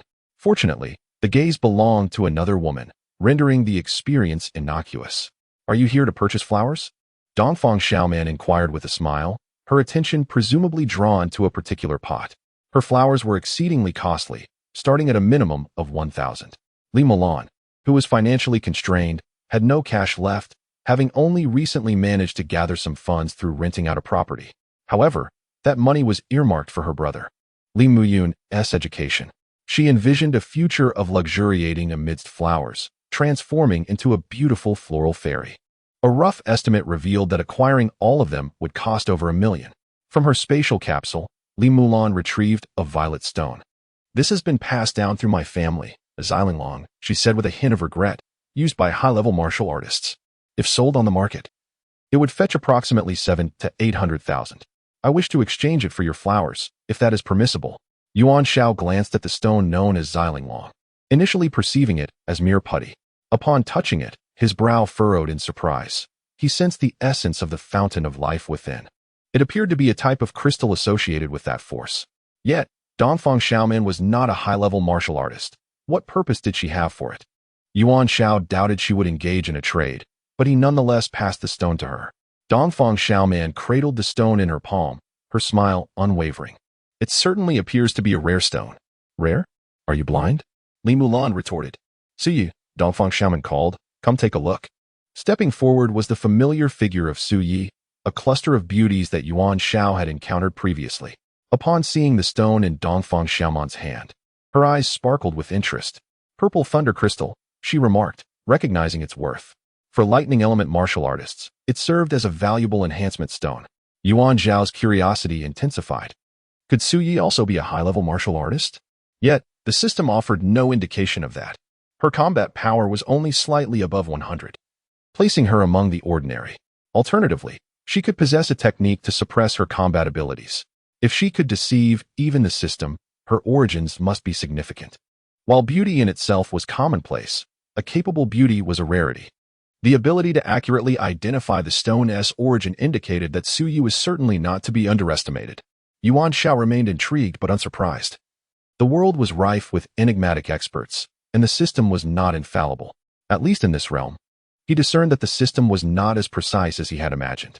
Dongfang Xiaoman, who cultivated flowers imbued with spiritual energy, surely associated with individuals of considerable capability. This seemed entirely reasonable, and Yuan Xiao found himself justifying his thoughts. Li Mulan felt a pang of disappointment. Her journey as a martial artist had not deepened significantly. The stone left to her by her ancestors was shrouded in uncertainty regarding its potential. She had hoped for an exchange, yet the other party, despite recognizing its worth, showed no interest. Su Yi understood the situation. If that is the case, I can consider a discounted price, capped at 500,000. While it may seem that Xiaoman was benefiting, the flowers she cultivated were not easily produced. You can decide. The stone was indeed intriguing. Dongfang Xiaoman smiled. I shall accept the exchange, processing it as per Su Yi's suggestion. What do you think? Li Mulan was ecstatic, having embarked on the path of cultivation. She found little use for high-level martial artist supplies. Moreover, what she truly required were spiritual flowers and herbs. It seemed serendipitous that this remarkable woman had appeared before her. A discount of 500,000 would afford her a considerable selection of flowers. Li Mulan, relying on her intuition, chose the flowers and herbs she desired. Due to the quantity, she was unable to transport them all at once. Living items, such as flora and fauna, could not be stored within the spatial capsule. Technology had its limits. Leave me an address. Dongfang Xiaoman smiled, and I will arrange for Su Yi to deliver them later. With matters settled, Yuan Xiao exhaled in relief. These spiritual flowers and herbs, while not immensely powerful, would adequately meet Li Mulan's current needs. His gaze toward Dongfang Xiaoman deepened in intrigue. After bidding farewell, Dongfang Xiaoman observed Yuan Xiao's retreating figure, lost in thought. Xiaoman, Su Yi remarked, tossing her shoulder-length hair, this Yuan Xiao seems rather exceptional. You aren't developing an interest in him, are you? Su Yi felt a twinge of concern. It's merely curiosity, Dongfang Xiaoman replied with a smile. After all, such an unusual teacher is a rare find. Just curiosity? Su Yi turned, her demeanor growing cold. Xiaoman's interest in another, particularly a man, was unexpected. It seemed prudent to enlist a high-level martial artist or an ability user to deal with Yuan Xiao. A chill crept along Yuan Xiao's spine. He sensed an impending confrontation. Bring it on, he thought eagerly. Li Mulan, adhering to Yuan Xiao's guidance, temporarily set aside her cultivation. Abstaining from food was not the right course at this moment. After some persuasion, she agreed to eat a little. With Li Mulan stabilized for the time being, Yuan Xiao felt a sense of relief. After several days of relentless exertion, Yuan Xiao bore numerous injuries. Learning could be a passive and painful endeavor. Later that evening, both Su Qinyi and Xiao Wanqing were unusually absent, granting Yuan Xiao a rare moment of peace. Seizing the opportunity, he resolved to address the system. Ensuring the doors and windows were secured against prying eyes, he activated the system. This sensation was akin to a high school student hiding under the covers to watch videos of alluring women. What greeted him was a prominent line of text, "Congratulations, user. Your pride index has surpassed 10,000. Would you like to upgrade the system?" Upgrade? Absolutely, he affirmed. An upgrade might enhance the system's stability. Currently, the system was classified as an inferior product, meaning most rewards obtained were of a similar low tier. Of course, during the introductory benefits, he had managed to acquire a few exceptional spirits for his inventory. Setting aside those thoughts, Yuan Xiao chose to confirm the upgrade. Upgrade cost, 5,000 pride index points. 30 primal energy points. Please ensure the system remains powered during the upgrade process. Confirming that sufficient resources for the upgrade are available. A bit expensive, he grumbled. Realizing that both pride index and primal energy were required for the upgrade. Gritting his teeth, he ultimately pressed the execution button. Beep, beep, beep, system upgrading. 12. It was a tedious process, and after approximately 30 minutes, as perceived within the system, the display finally read 100. Congratulations, user. The system has reached the transcendent level. Chapter 71. The lottery after system upgrade. Following the system upgrade, a faint golden trim emerged around the interface, enhancing its sophistication. Yuan Xiao felt a surge of satisfaction, as this advancement brought him one step closer to becoming the unparalleled deity. He accessed the system to review his current status. All-dimensional heroic spirit system name. Yuan Xiao combat power, 4005 system level. Extraordinary original energy, 120 lottery attempts, 3 social prestige, 59,999,999. The available techniques included the 18 dragon subduing palms, 6 meridian swordplay, and celestial silkworm divine art. The manifestable heroic spirits were Vegeta and Newton. Feeling a touch of luck today, Yuan Xiao resolved to try his hand at the lottery. Upon entering the lottery interface, the 777 slot machine appeared unchanged, save for a sprinkle of stars embellishing it. After all, it had undergone an upgrade. He initiated the lottery, invoking fortune. Yuan Xiao pulled the lever, and after a whirl, it finally came to a halt. Congratulations. You have received an empty treasure chest. What a waste of a precious opportunity. Yuan Xiao spat into his palm, determined to try again. The slot machine whirred and eventually settled. Opening the treasure chest revealed, congratulations. You have obtained the heroic spirit manifestation. Heroic spirit manifestation. You can manifest the following heroic spirit in the corresponding world, valid for 1 month. Name, Nie Feng. Level, extraordinary. Manifestation cost, 200 points of original energy. 50 points of social prestige. Nie Feng, the protagonist from Fengyun, is a combat-oriented heroic spirit. Yuan Xiao was pleased, as he lacked such a fighting companion. An extraordinary level heroic spirit was estimated to be equivalent to a high-level martial artist in this world. Nie Feng later nearly attained sainthood, so the version manifested here was likely from an earlier phase of his character. Nonetheless, it was better than manifesting mere cats and dogs. After accepting the heroic spirit, Yuan Xiao proceeded to his third lottery attempt. His luck continued to soar, and this time the outcome was yet another treasure chest. Upon opening it, a book appeared. Congratulations! You have obtained the ultimate hacker techniques and defense manual. Yuan Xiao sighed. This was yet another useless item for him. His hacking skills were already top tier, and the computers in this world were not particularly advanced. Basic firewalls posed no challenge for him, rendering any further study in this area unnecessary. System, could you be a bit more reliable? He had anticipated that the rewards from the upgraded lottery would align more closely with his tasks, yet it remained unchanged. Nevertheless, it was still a book. Perhaps publishing it could yield some success. After all, hacker techniques are subject to stringent government regulations. Having exhausted his lottery attempts, Yuan Xiao organized his items and exited the system. Just then, Yuan Dongji emerged from the door, and their eyes met. A burst of electric light and thunder crackled between them. Yuan Xiao rubbed his brow. The boy appeared to be perfectly normal at present, and the system offered no alerts. However, Yuan Xiao dared not place complete trust in the system. In this world, it seemed that even the system could not guarantee absolute precision. Since Yuan Dongji was merely an ordinary child, Yuan Xiao believed they should lead a normal life, such as attending kindergarten or elementary school. Spending all day cooped up in a room would only lead to becoming a waste of potential. Regardless, he had adopted the child, and as he stood at the doorway, he extended his hand, ready to knock. Yet, he hesitated. Despite having traversed 1,000,000 times, he lacked experience in communicating with children. Concerning Yuan Dongji, he was uncertain how to proceed. It appeared that some external aid was necessary. Yuan Xiao made his way to Li Mulan's location to assess her situation. Passing by the Wang siblings' residence, he could faintly hear their conversation and the sound of wind rustling within. They were likely still practicing the 18 dragon-subduing palms, with Wang Lingyun evidently instructing Wang Linglong. Yuan Xiao chose not to interrupt them and proceeded to the hall where Li Mulan was located. As per their agreement, Li Mulan had ceased her training. The spiritual herbs he had previously brought seemed depleted of energy, resulting in minimal fluctuations. It appeared that this item was indeed consumable. Teacher, Li Mulan stood up. Have you found a suitable practice method for me?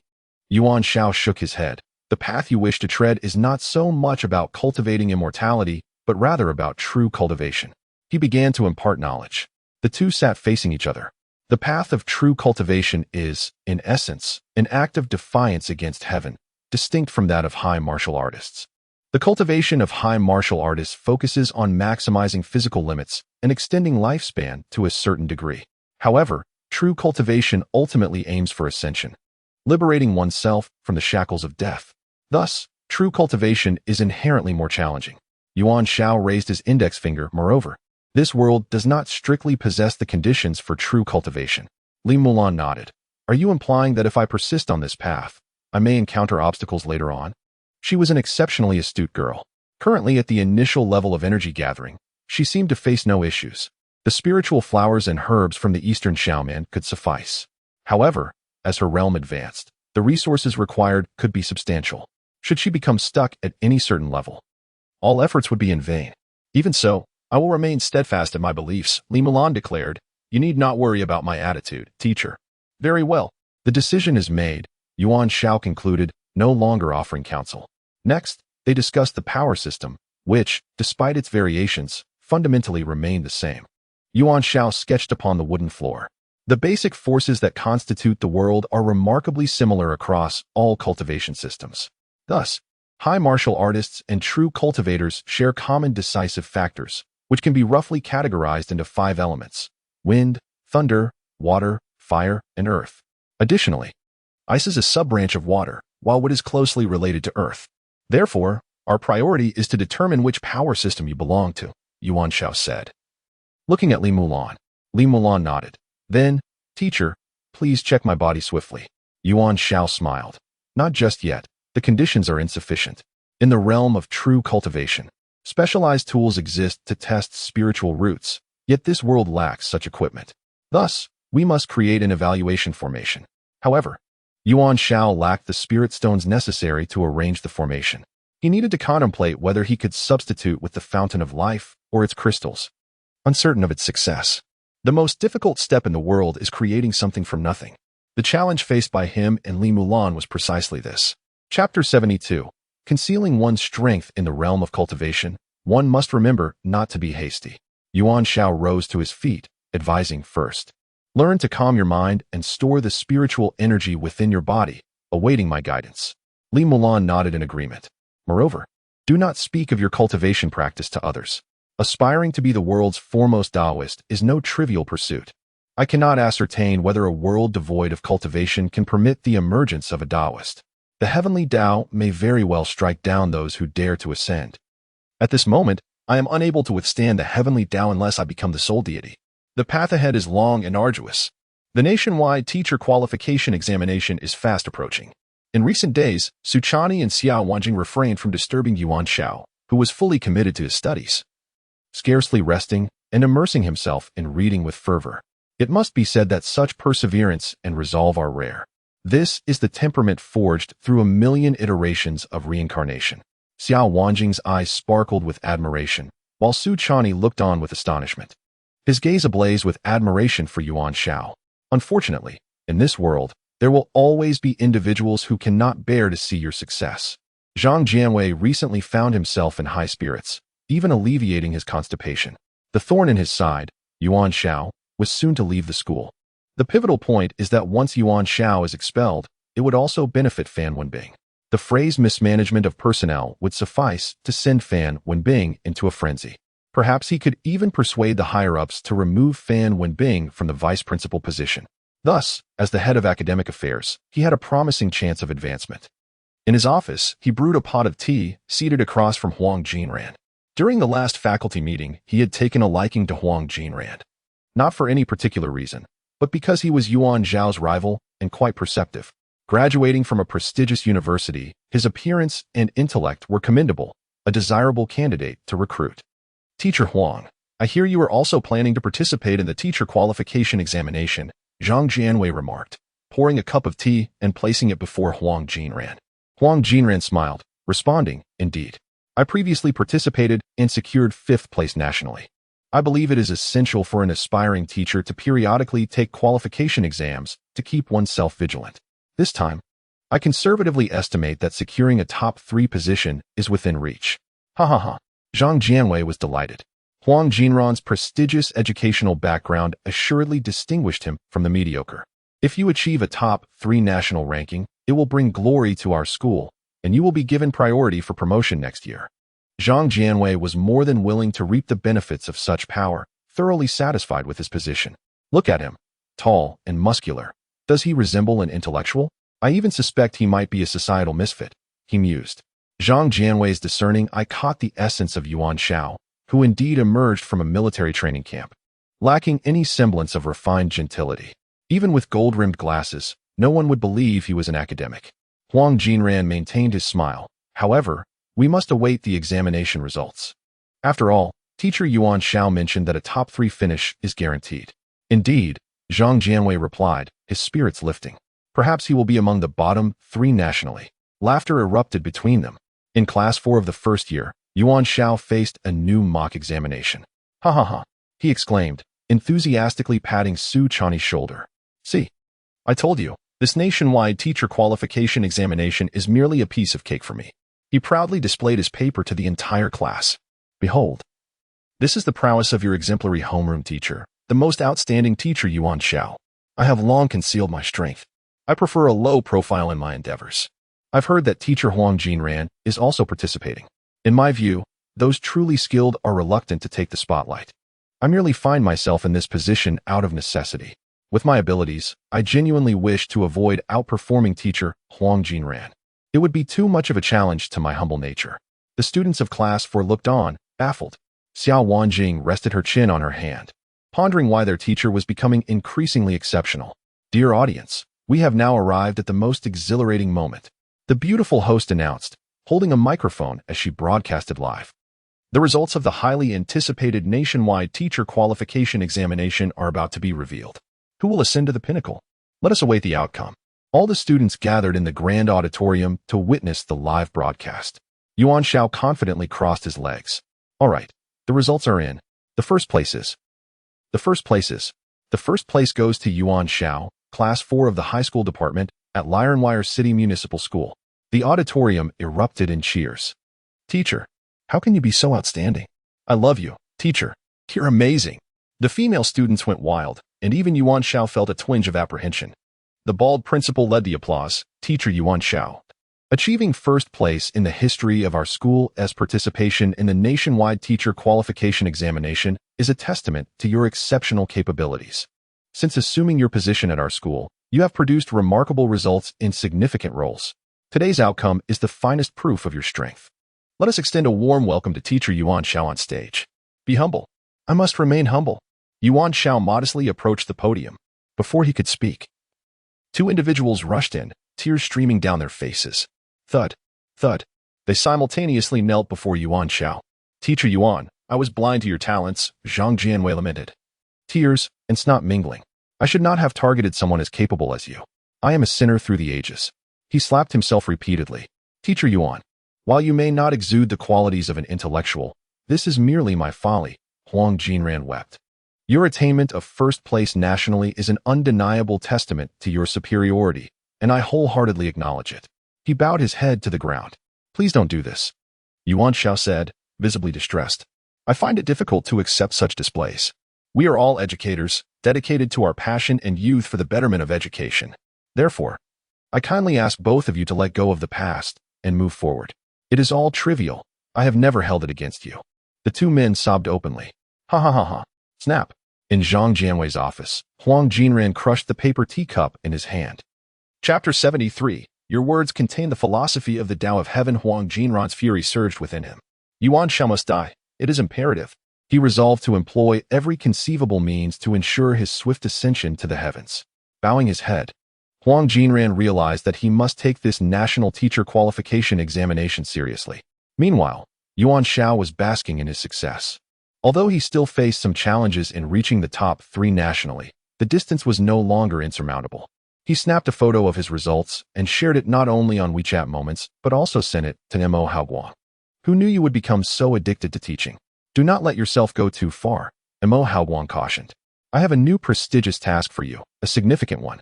I'll contact you once the details are finalized. Yuan Xiao felt a sense of fulfillment. Success is meant to be flaunted. What could be wrong with that? Absolutely nothing. In addition to the knowledge-based written exam, the qualification test included essay-type questions. This aspect was less straightforward, as it was a matter of differing perspectives. His students could not assist him in this regard. Upon returning to the Fengyan Pavilion, Yuan Xiao noticed a truck parked at the entrance. Dongfang Xiaoman and Su Yi were busy transporting flowers and plants into the pavilion. Previously, Li Mulan had exchanged purple thunder crystals for flowers valued at 500,000. And now Dongfang Xiaoman had brought them over. Yuan Xiao greeted them with a smile and lent a hand. I hear you are participating in the National Teacher Qualification Examination the day after tomorrow? Dongfang Xiaoman inquired with a gentle smile. Word travels fast. After all, many students frequented her flower shop, and she was always privy to the school's gossip. Being a homeroom teacher, I suppose I have my share of responsibilities, Yuan Xiao remarked while carrying the plants. With the examination certification, he felt less burdened by doubts from others. Dongfang Xiaoman nodded. Exceptional individuals often attract skepticism. Yuan Xiao reveled in the praise from a beautiful woman. Upon reaching Li Mulan's residence, Dongfang Xiaoman began arranging the flowers in different locations. Consolidating them would indeed enhance the aura, yet each type of flower had its own environmental needs. They could not all be kept indoors. Li Mulan followed Dongfang Xiaoman, absorbing her insights on the nuances of nurturing various plants. Yuan Xiao trailed behind, eager to learn how long the spiritual flowers and plants would last. He was particularly curious about how Dongfang Xiaoman cultivated them, but he refrained from asking directly. Their relationship had not yet reached that level.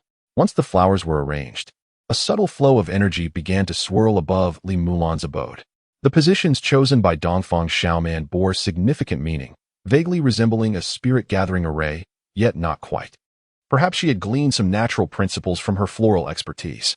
Whether through martial prowess or cultivation, many aspects of existence are fundamentally about adhering to the laws of nature. Dongfang Xiaoman's arrangements were based on the characteristics of the flowers, which are intrinsically part of nature. Perhaps it was serendipitous. As the commotion grew, others from the Fengyun Pavilion gathered. Wang Lingyun, a martial artist, observed with keen eyes. Though she lacked sensitivity to spiritual energy, She could discern the unusual ambience surrounding them. It felt remarkably pleasant, and she focused her gaze on Dongfang Xiaoman. Who is she? She asked the owner of the flower shop. Wang Linglong added. The flowers have enhanced the air quality tremendously. Not just the air, Wang Lingyun replied, shaking her head. Such an environment is also greatly beneficial for a martial artist's comprehension.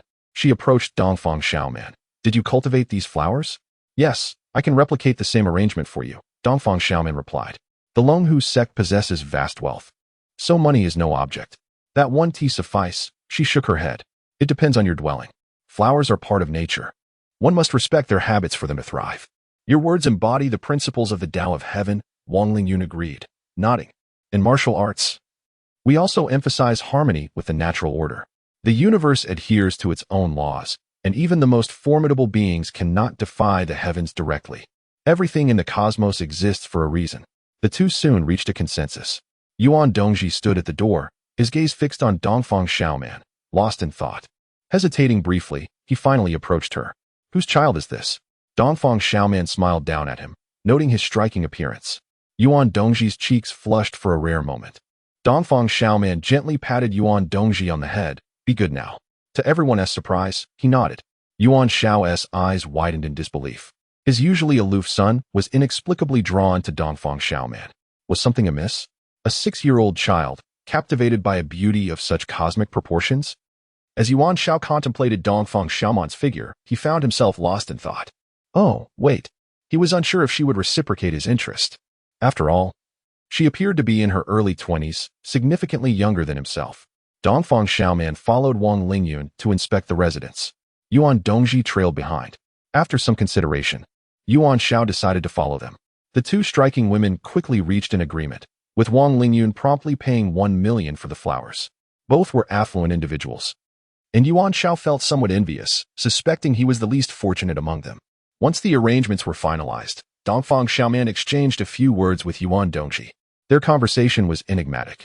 It was indeed curious how the dynamics of attraction and influence manifested. With the flowers adorning the space, the spiritual energy expanded, enveloping the Fengyun Pavilion. Everyone felt an overwhelming sense of well-being. Ordinary individuals like Su Chun and Yi Xiaowan merely felt rejuvenated. Evidently, this was a place for martial artists to hone their skills. A true sanctuary of talent and spirit. Productivity soared. Yi Xiaowan even managed to write over 10,000 characters in a single day. Eagerly awaiting Yuan Zhao's examination results to submit her manuscript for consideration. In contrast to the many online novels hastily churned out, true masters always had a repository of work. Having a cache of material proved advantageous, allowing for timely adjustments in content and style while gauging reader and market reactions. In the following days, life at the school continued in a rhythmic manner. Yuan Xiao immersed himself wholeheartedly in his preparations for the examination. Finally, the day of the National Teacher Qualification Examination arrived. The venue was the university section of the Lironwire City Public School, a first for Yuan Xiao. The institution encompassed all educational levels, from kindergarten to university, with adjacent facilities yet distinct entrances. At the university gate, Yuan Xiao spotted Yi Xiaowan conversing with a girl. Chapter 74. Did you ask me before doing this? Teacher. Xiao Wanqing's keen eyes quickly spotted Yuan Xiao, and she waved her hands, signaling, here. Yuan Xiao ambled over, while the girl beside Xiao Wanqing appeared somewhat apprehensive. Retreating behind her, birds of a feather flocked together. Thus, she too was strikingly beautiful. With her cat-like grace, she appeared even more poised than Xiao Wanqing. Likely a university student. After all, this was the entrance to a university, so the presence of such beauty was hardly surprising. Wow, speaking of this journey, if nothing else, the girls here are all exceptionally attractive. Were it not for the advancements of modern civilization, Yuan Xiao might have believed he had entered a realm of immortals. As he gazed at the girl, Xiao Wanqing grew displeased. Teacher, what do you mean by staring at her like that? She asked, visibly irritated. In terms of appearance, Xiao Wanqing was slightly more appealing than the girl. However, no matter how beautiful Xiao Wanqing was, she held no allure for Yuan Xiao. After all, she was merely a high school student, and pursuing her would be akin to a crime. The girl, feeling the weight of Yuan Zhao's unabashed gaze, became even more bashful. Wanqing, Yuan Xiao smiled. Is this your senior from university? What university? Xiao Wanqing rolled her eyes. Is your eyesight failing, teacher? This is in June. Also a student from class 4, grade 1, she exclaimed, spreading her hands. Did you not know? In June? Class 4, grade 1? Yuan Xiao was taken aback to discover she was one of his own students. Well, in that case. Oh, I remember now. Look at my memory. Yuan Xiao scratched his head. I must head to the exam now. Time to go. Since she was also a high school student, he decided not to linger. Xiao Wanqing playfully punched him. At least in June is your student too. Is that all you have to say? She felt it was dismissive, especially with more important matters at hand. Compared to flirting, the most pressing issue was the nationwide teacher qualification exam.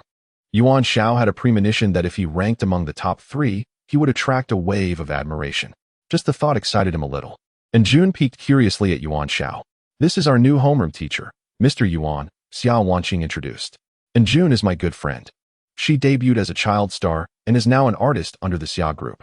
We happened to run into each other while she was scouting for a scene. So, she is a star, Yuan Xiao thought, feeling even less interest. He had once won an acting award and had seen his fair share of beauties in the entertainment industry. He was well aware of the character of these so-called beauties. As in June was his student, he refrained from making any assumptions. Yet he was disinclined to engage with the entertainment world. Goodbye, take care, he said, and work hard on your acting to become a leading actress. Go on. Xiao Wanqing understood Yuan Xiao's priorities and waved him off, wishing him success in the exam. Don't worry, I'll definitely score 100. Yuan Xiao patted his chest confidently. And June silently observed their interaction, remaining quiet. She seemed to possess a timid nature. Such a personality would likely struggle in the entertainment industry. As Yuan Xiao turned to leave, the primary focus was still the exam. Upon reaching the university entrance, a sudden screech of tires echoed behind him, accompanied by Xiao Wanqing's shrill scream. What the? In broad daylight, someone is being kidnapped, Yuan Xiao exclaimed, realizing that the victim was one of his students. Did they even think to ask me before doing such a thing? Students scattered in panic, none daring to report the incident. It appeared that they were dealing with some unsavory individuals, and no student would wish to provoke them. However, Yuan Xiao was unafraid. His student was in their hands. And he feared for her safety.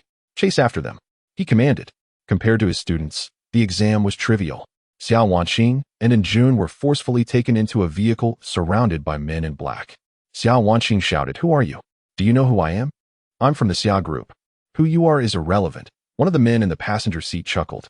You've offended the young master of the money gang. And even the king of heaven would not save you. Xiao Wanqing was left speechless. Beside her, In June trembled, gripping Xiao Wanqing's hand tightly. The car soon left the city and arrived at a dilapidated factory in the outskirts, a favorite spot for villains, typically convenient for wreaking havoc. The men in black shoved the two beautiful girls into a room. In the center of the room sat a well-groomed young man on a brand-new sofa. He was the young master of the money gang. He stood up. And June, you see, you must obediently come to me. And June bit her lip. The young master clapped his hands, and a black-clad man placed a document before In June signed this. He said, lighting a cigar. You must star in this drama. I want to see you play this role, authentically, huh? Xiao Wanqing understood. The so-called young master had his sights set on In June, wanting her to star in a television series, likely one with questionable content. In June, don't be afraid. Xiao Wanqing clenched her fists. You are an artist of the Xiao group. We will protect you. Oh, quite the spirited one. The young master exhaled a cloud of smoke. I like your stubborn nature. He leaned back on the sofa, crossing his legs. This drama, I spent a lot of effort writing the script. Thus, having you star in it is my biggest wish. Xiao Wanqing thought. What kind of foolish young master is this? Wait until we go live. Some unsuitable scenes will quickly spread nationwide. Let's see if you still want to sign. Chapter 75. The teacher's educative fist. Soon, several figures clad in black swiftly approached, setting up ultra-high-definition cameras. The network connection was established, awaiting the commencement of the live broadcast. Xiao Wanqing's complexion turned ashen. As a renowned actress, the exposure of any scandalous footage could lead to her utter disgrace in the entertainment industry, leaving her with no hope of survival. And June's eyes were also red with distress. Do you see? The young master sneered. I am quite serious about my endeavors. Come on, film it. At this juncture, he abandoned the notion of casting her in his idol drama. Do not assume that you are the only beautiful star in this world. He lit a cigar and waved his hand. The black-clad individual swiftly advanced, forcefully pushing Xiao Wanqing aside. With a ripping sound, and June's stockings were torn away. In no time, two black-clad men seized her feet, while another brandished an object, a feather. Indeed, he began to tickle in Jun's soles with the feather. It was an excruciating ordeal, while the high-definition camera commenced its live feed. Should anyone recognize in Jun as the subject of the broadcast, the ensuing virality would spell her ruin. The sensation was a penetrating tickle that rendered in Jun weak and tearful. Xiao Wanqing remarked, "Truly, the young master is a fool with peculiar ideas. Tickling. Do it vigorously, ha ha ha." The young master appeared thoroughly entertained by the scene. "Yes, put some effort into it, but the props are inadequate." Suddenly, a voice resonated from behind. It was Yuan Xiao. "Teacher," Xiao Wanqing exclaimed joyfully. The young master's companion among the black-clad figures displayed a peculiar expression as he handed over a phone. "Look," the phone revealed a photo featuring Yuan Xiao. "Recently, someone has issued a bounty on him," reported the black-clad man. "Perfect timing," the young master chuckled. "You chose not to walk the path of heaven, yet you wander into hell. Subdue him." A throng of black-clad men surged forward. Yuan Xiao was unperturbed by these assailants. Knowing they were mere societal ruffians with slightly enhanced combat capabilities, at best equipped with firearms. Even high-level martial artists would struggle against him, let alone these black-clad figures. "Behold my educative fist." Yuan Xiao unleashed a powerful punch, sending several black-clad men sprawling. "This is what you get for being mischievous and skipping class."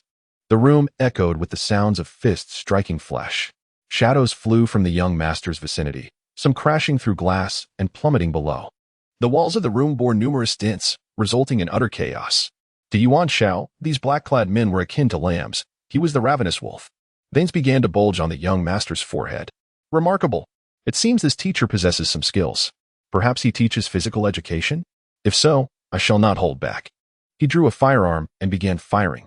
Yet, he could not hit Yuan Xiao. As gunfire erupted, the waiting black-clad men outside burst in, brandishing their weapons. For these societal figures, possessing a gun was commonplace. However, their adversary was Yuan Xiao. Bullets ricocheted within the room, accompanied by the piercing screams of the two beautiful women. Stray bullets posed a significant risk of collateral damage. Yuan Xiao swiftly maneuvered to the side of the two women, unlocking the door with a push, ensuring their safe exit. Having accomplished this, he stood up with a smile. "We are nearing the climax." "Kill." The young master's face twisted with malice. Everyone resumed their actions. Outside, Xiao Wanqing and Jun trembled in fear. The gunfire within intensified, causing the very walls of the room to shudder. This revelation altered Xiao Wanqing's perception. She had never imagined her teacher to be so formidable, and Jun, already timid, clutched her collar even tighter. After several minutes, the cacophony inside finally subsided. Xiao Wanqing's heart raced with anticipation. Who would emerge victorious? She firmly believed it would be her teacher. The door swung open, revealing the young master's face. Xiao Wanqing's smile froze. "Teacher," she stuttered, her words caught mid-sentence. Could it be that something had happened to him? Just as this thought crossed her mind, Yuan Xiao appeared, gripping the young master by the neck as he stepped out. Xiao Wanqing wept tears of joy. "As expected of my teacher, unharmed." Yuan Xiao cast the young master to the ground. "I hear someone has issued a bounty on me. Do you know who it is?" The young master shook his head. "In our world, there are rules. Tasks may be accepted or declined, but secrets must not be disclosed." Yuan Xiao held no hope of extracting information. He contemplated how to deal with the young master. Turning him over to the law enforcement might be a prudent choice, given his dwindling time. Suddenly, a thin mist enveloped the surroundings, revealing a faint figure before the young master. The young master cackled maliciously. "Xiao? Eliminate that fool." Xiao was the young master's dark guard, a standard accompaniment for individuals of significant social standing. In a world with martial artists, ordinary people were no match. Xiao, an ability user with a combat power of 4,315, was of D-grade caliber, nearly on par with Yuan Xiao. Ability users not only excelled in combat, but also in the full manifestation of their powers. Yuan Xiao preferred not to resort to system techniques. Both were evenly matched, and employing system abilities would drain his life essence, a waste he deemed disgraceful. While the traveler possessed a system, self-reliance was essential. Thus, Yuan Xiao accepted the challenge from Xiao, though he remained uncertain about the nature of this ability user's powers. As long as he understood them, it would not pose a problem. Chapter 76. "I only need an hour." Yuan Xiao gestured to Xiao Wanqing and Jun, and the two understood, supporting each other as they maneuvered away. The surrounding mist thickened, rendering visibility ineffective. Yuan Xiao raised an eyebrow. It appeared that they were dealing with a water-based ability user, manipulating the fog, or perhaps this was merely a superficial skill. In a battle between experts, one must never reveal their trump cards too easily. Xiao merely gazed coldly at Yuan Xiao. It seems you are not an ordinary person. A faint smirk curling at the corner of his mouth, and you do not resemble a high-level martial artist either. Then, let me test your depth. He vanished into the dense fog. How intriguing. The ability to obscure vision is indeed quite effective against lower-tier fighters. Flash. When he reappeared, a dagger was already in his hand, aimed at Yuan Xiao's neck. This ability user was also a killer, swift and precise, never one to linger. Yuan Xiao reacted quickly, retreating just in time. The dagger glinted coldly, narrowly missing its target. Xiao vanished once more into the mist. I see. It appears this battle is destined for a swift conclusion. Xiao launched a second attack. The sound of tearing fabric echoed through the air. Yet Yuan Xiao retaliated with a powerful punch. The dull thud resonated as Xiao disappeared into the fog. He pushed with both palms, creating a whirlwind to disperse the mist. This fog served not only to obstruct vision, but also to sense those who entered it. Yuan Xiao saw through it all. After all, his battles were beyond the imagination of ordinary folk. Zhao's figure emerged, and Yuan Xiao seized the opportunity. Transforming into a blur, he unleashed a full-force punch. To his surprise, his fist struck a shard of ice formed from condensed water vapor. Zhao's figure was but an illusion. As Yuan Xiao attempted to counter, a chill crept along his back. Yao's dagger had pierced the muscle at his rear. Just a slight push forward, and it would penetrate his heart. Yet, Yuan Xiao had been waiting for this opportunity. He used his body as bait, luring the fish to bite. As his back muscles contracted, the dagger became lodged. His right fist met Zhao's left cheek with a resounding crack, sending Xiao spiraling through the air to crash onto the ground. Without hesitation, Yuan Xiao continued his assault, creating a spiderweb of cracks upon impact. He gradually straightened, noting that Xiao had lost the ability to fight. Yuan Xiao was satisfied with the outcome. As the fog lost its control, it quickly dissipated in the wind. The young deputy at the side witnessed the result and knelt, begging for mercy. The victor and vanquished were clear, leaving no room for doubt. Xiao Wanqing and Injun hurried over upon seeing the scene. Teacher, you're injured, Xiao Wanqing exclaimed. Reaching for the dagger. It's nothing serious, Yuan Xiao reassured. He had anticipated this strike, so the injury was minor, merely a superficial wound. He glanced at the abandoned factory. I'll make a call. Xiao Wanqing nodded, ready to notify the national enforcement team, and the Xia family's lawyer would also come. It was best to leave this matter to the authorities. After all, Injun was a public figure. Yuan Xiao had not killed anyone. He was concerned about causing trouble for Xiao Wanqing and Injun. The individuals here were simply society's people, unlike high-level martial artists or ability users. Teacher, you still have the exam, Xiao Wanqing reminded him. It dawned on Yuan Xiao then. Damn it, engrossed in fighting, he had completely forgotten about the crucial exam. Checking his phone, he realized that an hour had already passed since the start time. Would he even be allowed to enter the examination hall? He kicked a stone, which struck the young deputy, rendering him unconscious. Wanqing, I leave this matter in your hands. I must rush to the exam. The outcome of this exam would determine his future at the school. He could not afford to be careless. And Jun was taken aback by Yuan Xiao's urgency, casting several glances his way. But Yuan Xiao was already hurrying off, making his way towards the school as swiftly as possible. Wanqing, that teacher. And Jun murmured, watching his retreating figure. He is different, Xiao Wanqing replied, a hint of pride in her voice. He is my favorite teacher.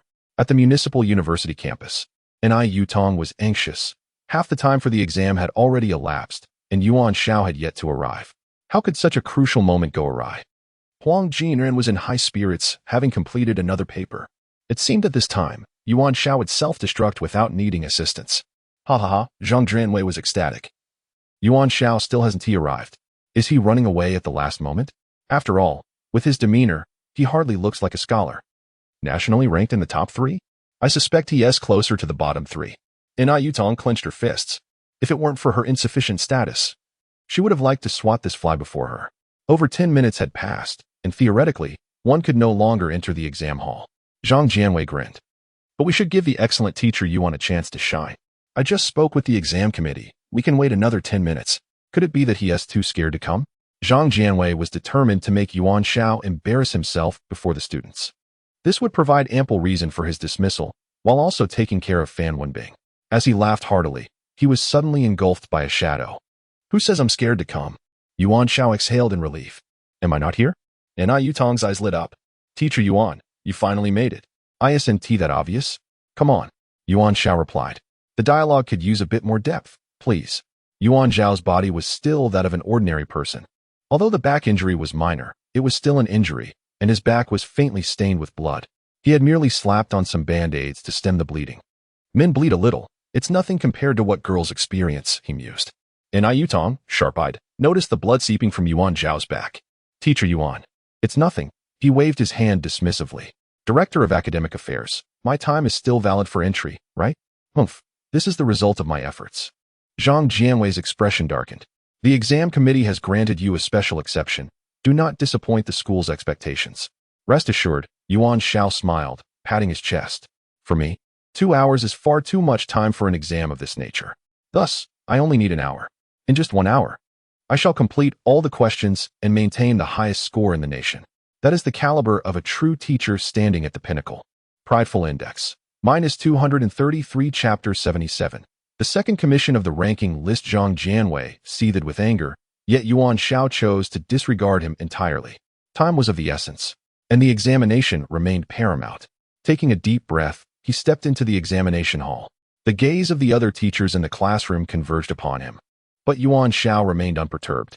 All his efforts had been invested. Today was the moment of truth. He took his seat and meticulously scanned through the entire test paper from beginning to end. He was acutely aware of the answers to every question. Yuan Xiao began to write, taking less time than the average person, yet he did not rush. In the realm of examinations, talent was abundant. He had reviewed past performances, noting that the top scorer nationwide had approached full marks in all 4 subjects. One cannot afford to be careless. As time ticked away, the prolonged posture began to aggravate the wound on his back, yet he endured it. He was close, just a step away from success. This was the resilience cultivated through countless reincarnations. The so-called perseverance was not something the average person could aspire to. The final question required a comprehensive discussion on educational perspectives. Yuan Xiao focused intently and began to write. It has been said that the finest educational methods and arts arise from a teacher's profound love for their students. Thus, as an educator and homeroom teacher, one must first love the children. Education devoid of emotion and love is akin to a pond without water. Without water, there can be no pond. Without love, there can be no education. I believe this encapsulates the essence of education. A teacher should not merely act as a conveyor of knowledge, but also as a disseminator of noble thoughts and a cultivator of beautiful sentiments. Hence, love becomes the most crucial subject in the curriculum of education. Education begins with love is not merely a passionate slogan, but rather a gentle warmth. Coincidentally, this sentiment resonates with Yuan Xiao, who finds himself unexpectedly cast as a high school homeroom teacher in this world. Just like the students of Class 4, they are distinctive, exceptional, and deserving of care. Yuan Xiao's worldview concerning education is reflected sincerely in his writing. As the bell rang, signaling the end of the examination, Yuan Xiao exhaled. He had given his all. He gently placed his pen down and stood up after his paper was collected. His gaze met Huang Jinran's, calm as still water. While Huang Jinran clenched his fists in frustration, he despised Yuan Xiao's ability to maintain such serene composure amidst the many helplessness and resignations of life. How could Yuan Xiao remain so tranquil? Huang Jinran could not fathom his actions. Yuan Xiao offered no explanation. Their souls were destined never to intertwine. Mr. Yuan. About the exam. Upon exiting the classroom, he was met with Yu Tong's concerned greetings. Yuan Xiao raised his thumb in affirmation, a declaration of victory. Zhang Jianwei, on the side, chuckled, having made his own preparations. No matter how well Yuan Xiao performed, it would be futile. As his paper had already been swapped out when it was collected, this was the power of authority. Yuan Xiao was, after all, an outsider to the educational system. The higher-ups remained beyond his reach. Unbeknownst to Yuan Xiao, he was unaware of the underlying intricacies. He first dialed Xia Yuqing's number. Xia Yuqing had reported the incident to the National Enforcement Team, and matters were being handled. To Yuan Zhao's surprise, June had followed along. Wanting to personally thank the teacher, Xia Yuqing explained, I am indeed your homeroom teacher. It's nothing, Yuan Xiao replied nonchalantly. It's all part of my duty. Is that so? Xia Yuqing retorted, pinching Yuan Zhao's wound with tweezers, including your casual disregard for your own life? Yuan Xiao cried out in pain. This malicious girl, who often spoke of life being unworthy, had the audacity to say such things. When you grow a bit older, you will surely learn what it means to suffer. With only 2.5 months remaining, Yuan Xiao smiled. No problem. In the past, it might have been different, but this time, I will undoubtedly achieve the top score in the nation. Once the results are out, I will be recognized as the finest teacher in the country. What a privilege it would be for you to have such a teacher. Ha! Xiao Wanqing was left utterly speechless. The reason for the truancy of class 4 had nothing to do with their teacher. Even if he were the best teacher in the universe, they would still skip class. Su Chani smirked. You are indeed remarkable. I wonder if it's not enough stimulation. During this time, no one had contributed to the pride index. Yuan Xiao felt a twinge of regret. It certainly wasn't shocking enough. There was a need to up the ante and enhance the speed. The examination results would only be released on Monday, and everyone would need to wait patiently. Yuan Xiao opened his phone, only to find a flurry of messages from Mo Haoguang. Upon reading them, he immediately understood. The second commission of the ranking list had arrived. This time, the task bore no relation to the Li family conglomerate. The subject of the commission was a beautiful woman. The message on Yuan Zhao's phone showcased this enchanting lady, exuding a mature, sweet aroma reminiscent of ripe peaches. However, beside her, she was holding the hand of a young boy. Oh, it's Rinqi, Yuan Xiao thought, surprised that Mo Haoguang had such a preference. It made sense, considering Mo Haoguang was a 50-something bachelor. There was nothing wrong with having an affinity for Rinqi. Unlike himself, who was youthful and charismatic, a prince charming to girls worldwide. After so many reincarnations, Yuan Xiao brimmed with confidence. The commission was straightforward: to protect the beautiful woman and the young boy from an organization known as Sh.Nlu.W. Nexiying. It appeared to be quite a formidable organization. After all, its name comprised 4 characters. Sh.Nlu.W. Nexiying seemed not to be a domestic organization within Lilongwei City, but rather a nationally recognized alliance of individuals with extraordinary abilities. Where its headquarters lay and its specific branches were completely unknown. Mo Haoguang's intelligence was of little help. This was intriguing. It seemed to be an organization of international caliber. Moreover, if they possessed extraordinary abilities, did that mean the woman or the boy in the photograph were also endowed with such powers? Or perhaps they were special beings in the realm of extraordinary individuals. Yuan Zhao's interest was piqued. Of course, what truly captured his attention was Chapter 78. The details of the second commission, the Fountain of Life, serves as the fundamental source of all power within this realm. Both technological civilizations and martial arts societies rely upon it. Even the system of Yuan Xiao, with its skills and abilities, is inextricably linked to the Fountain of Life. Notably, Li Mulan, who recently entered the Qi gathering stage and is the world's first cultivator, cannot be said to be unrelated to this vital resource. Given its significance, Yuan Xiao naturally desires it. This was, in fact, his primary motivation for entering the inner world. In the outer world, he merely holds the identity of an ordinary high school teacher, a role that offers little assistance in acquiring substantial amounts of the Fountain of Life. However, the rankings within the inner world differ. As long as one is willing to exert effort, appropriate rewards are forthcoming. A mere 300 milliliters of the Fountain of Life could fetch a market price of at least 10 to 20 million. Moreover, this precious substance cannot simply be purchased with wealth alone. This also subtly indicates the formidable difficulty of the task at hand. The information provided by Mo Haoguang indicates that the task is rated as yellow level, yet previous attempts to undertake it have all ended in failure. Conversely, experts of the Xian level on the rankings disdain such a task. Thus, for Yuan Xiao, it presents a rare opportunity. Without hesitation, he accepted the commission. After sending a message to Mo Haoguang, he noticed Yuan Dongji emerging from the room. May I ask you something? Yuan Xiao inquired casually. Are you familiar with the organization known as Shenlua Wanxiang? Yuan Dongji's movements remained unperturbed as he poured water. As I mentioned, I have amnesia. Whether I know or not is solely for me to decide. Excellent. Quite the character, Yuan Xiao mused. Were it not for the fact that this was his own son, he might have been tempted to retaliate. Yet, he did not anticipate gaining any valuable information from Yuan Dongji. Perhaps, as it appeared, he was indeed just a boy suffering from memory loss. Such reasoning is not without merit. If he were an individual of great importance, he would not have been so carelessly placed in a hospital. Yuan Xiao turned to leave, having scheduled a meeting with Mo Haoguang and the client. Yuan Dongji watched his retreating figure, a flash of purple light flickering in his eyes. To his surprise, he would soon reunite with old acquaintances. Or perhaps, it was merely a matter of coincidence. Regardless, restoring his strength as swiftly as possible was paramount. He clenched his fists. Yuan Xiao and Mo Haoguang agreed to meet the client at the Golden Hair Hotel on Bodhi Avenue. This area is a no-man's land, teeming with a mix of people. Yet it maintains its own order. Each unique world operates under its own set of rules. Yuan Xiao gazed at a striking woman before him, realizing she was indeed Rin Qi. Mo Haoguang expressed his excitement, clearly taken with her. However, the peril associated with the task was considerable, no matter how alluring Rin Qi may be. His life was of greater importance. Thus, he relegated such thoughts to the recesses of his mind. My name is Su Muqing, and this is my son Chu Chun. The beautiful woman stated, her expression neutral. I presume you both have a general understanding of the task's details. Yes, Yuan Xiao replied directly. May I boldly inquire? Your son possesses special abilities, does he not? No, Su Muqing shook her head.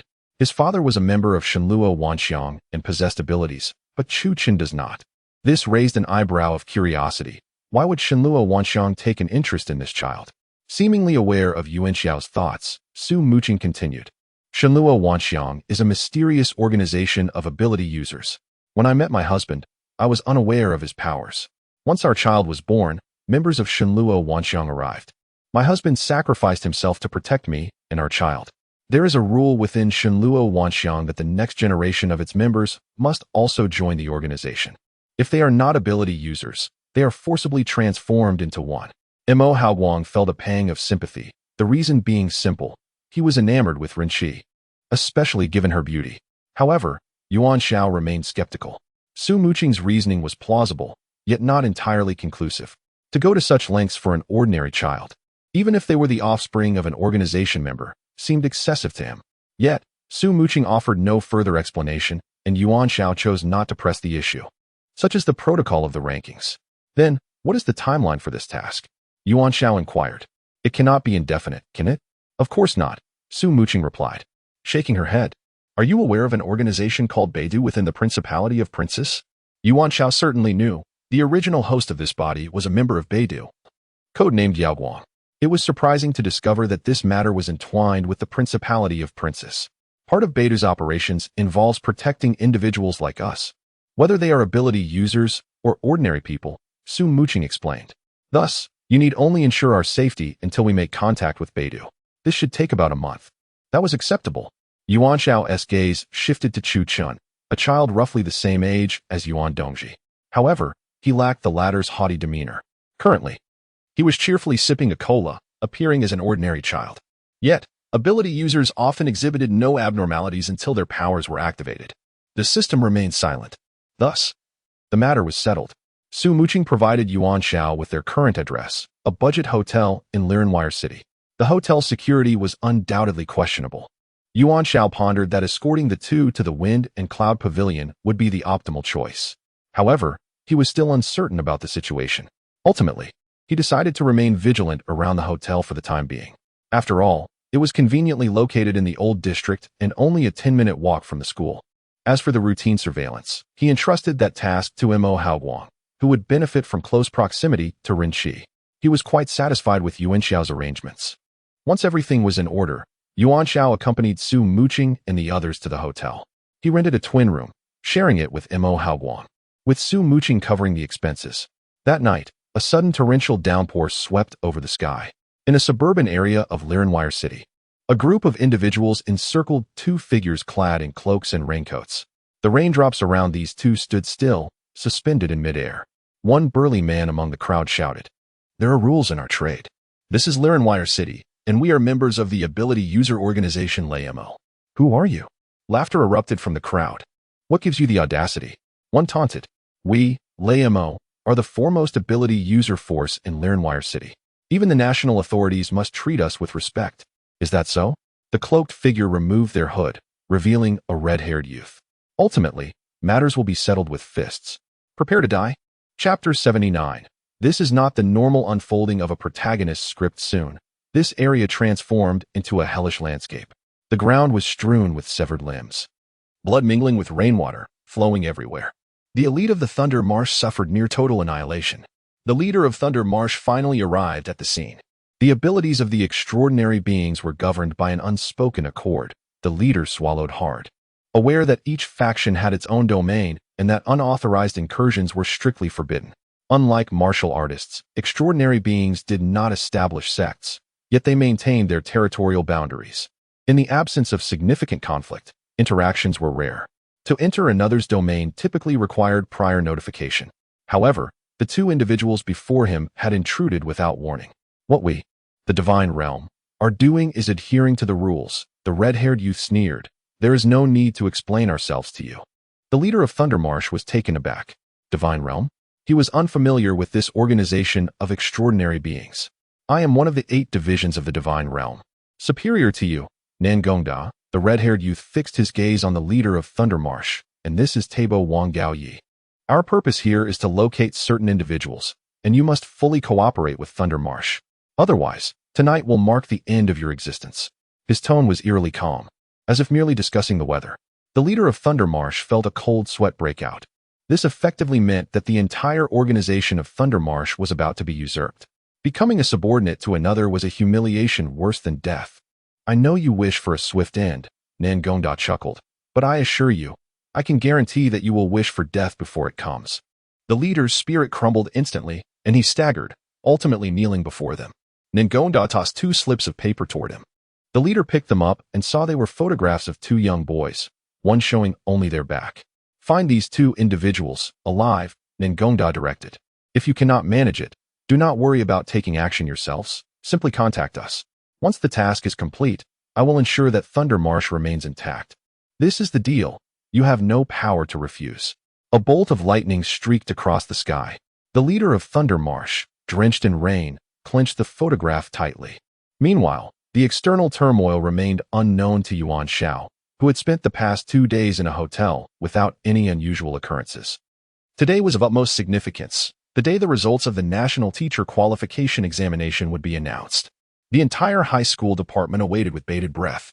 The school's treatment of Yuan Xiao had caused quite a stir, with students whispering about the exceptional teacher from Class 4. Many students felt envy and admiration, while others looked upon him with resentment. Yuan Xiao relished this animosity, confident that his prestige would undoubtedly soar. Among them was the esteemed teacher Huang Jinran from the 3rd year, who had personally taken action. Huang Jinran, a graduate of a top-tier university, radiated an impressive aura that Yuan Xiao could not hope to rival. Everyone was eager to learn the final outcome. Upon arriving at the office, Ni Yutong approached him. Someone has placed a bet against you. They're certain you won't make it into the top 3, she informed him. Her popularity in school granting her access to the latest news. What are the odds? Yuan Xiao inquired, intrigued. I might wager on myself. 1 to 100. Ni Yutong replied with a smile. I bet on you. After all, Huang Jinran's demeanor was rather off-putting. Yuan Xiao agreed. Huang Jinran? Isn't that just a weasel? Besides eating chickens, what else can he do? The office door swung open, and Zhang Jianwei strode in with purpose. The weather was clear, a perfect day for dismissing someone. Everything was in place. Mr. Yuan, once the results are out today, I hope you will adhere to our agreement, Zhang Jianwei said with a grin. Make sure not to play any tricks. Certainly not, Yuan Xiao reassured him, thumping his chest. Rest assured, I will secure the top spot nationally. Having spent considerable time with Yuan Xiao, the pride index had diminished slightly due to the lack of stimulating surprises. Yuan Xiao was accustomed to this decline, patiently awaiting Zhang Jianwei's inevitable backlash, which would leave him with nothing but bones.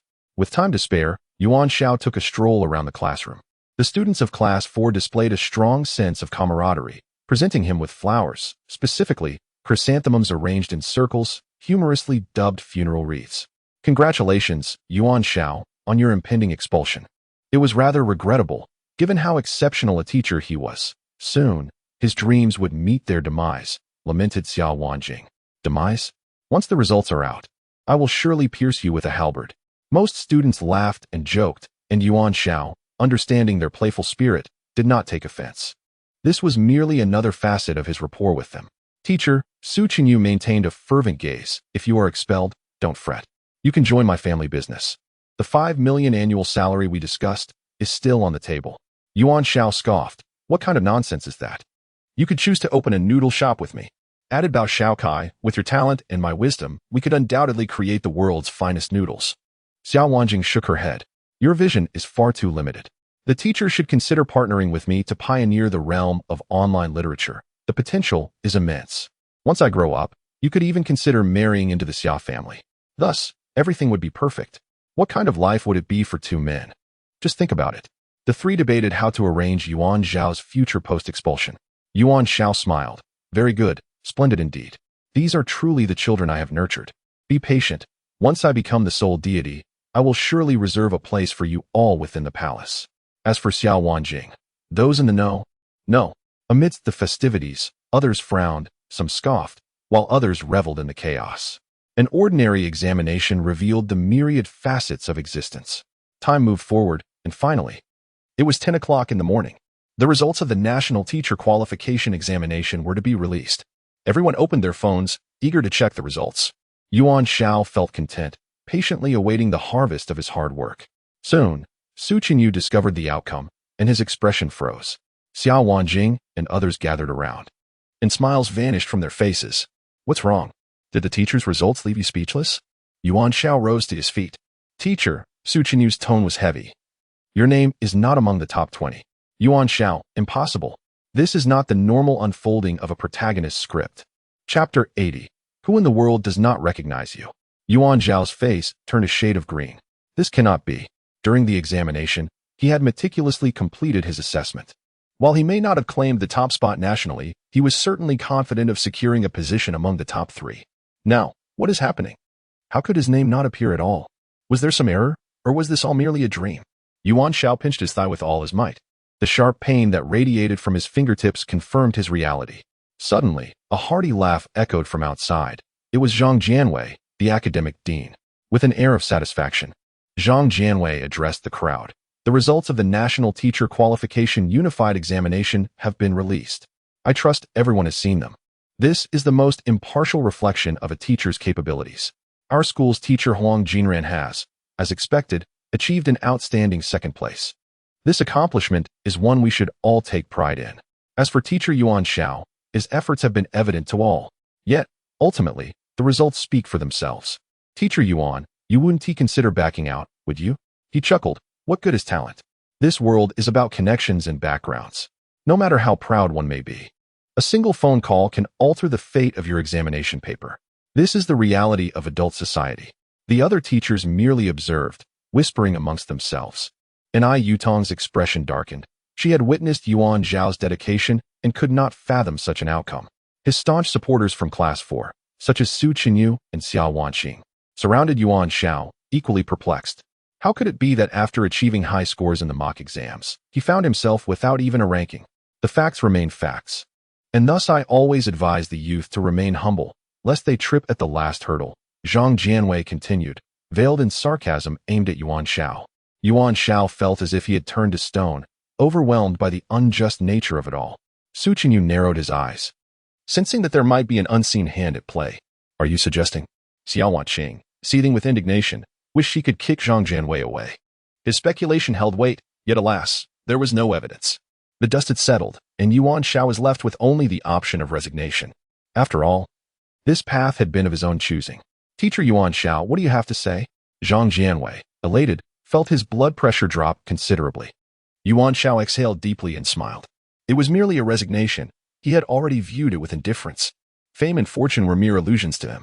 However, he gazed around at the crowd, reciting, "Yellow clouds stretch 1,000 miles under the waning sun." Is this poetry? At this moment, he still recites poetry? The north wind blows, snowflakes swirl. Do not worry about the road ahead without a confidant. Su Qinyu gripped his phone tightly, his eyes ablaze. Xiao Wanqing buried her face in her hands and wept. Do not worry about the road ahead without a confidant. Who in the world does not recognize you? This was Yuan Zhao's self-encouragement. Teacher, Bao Shaokai shouted hoarsely.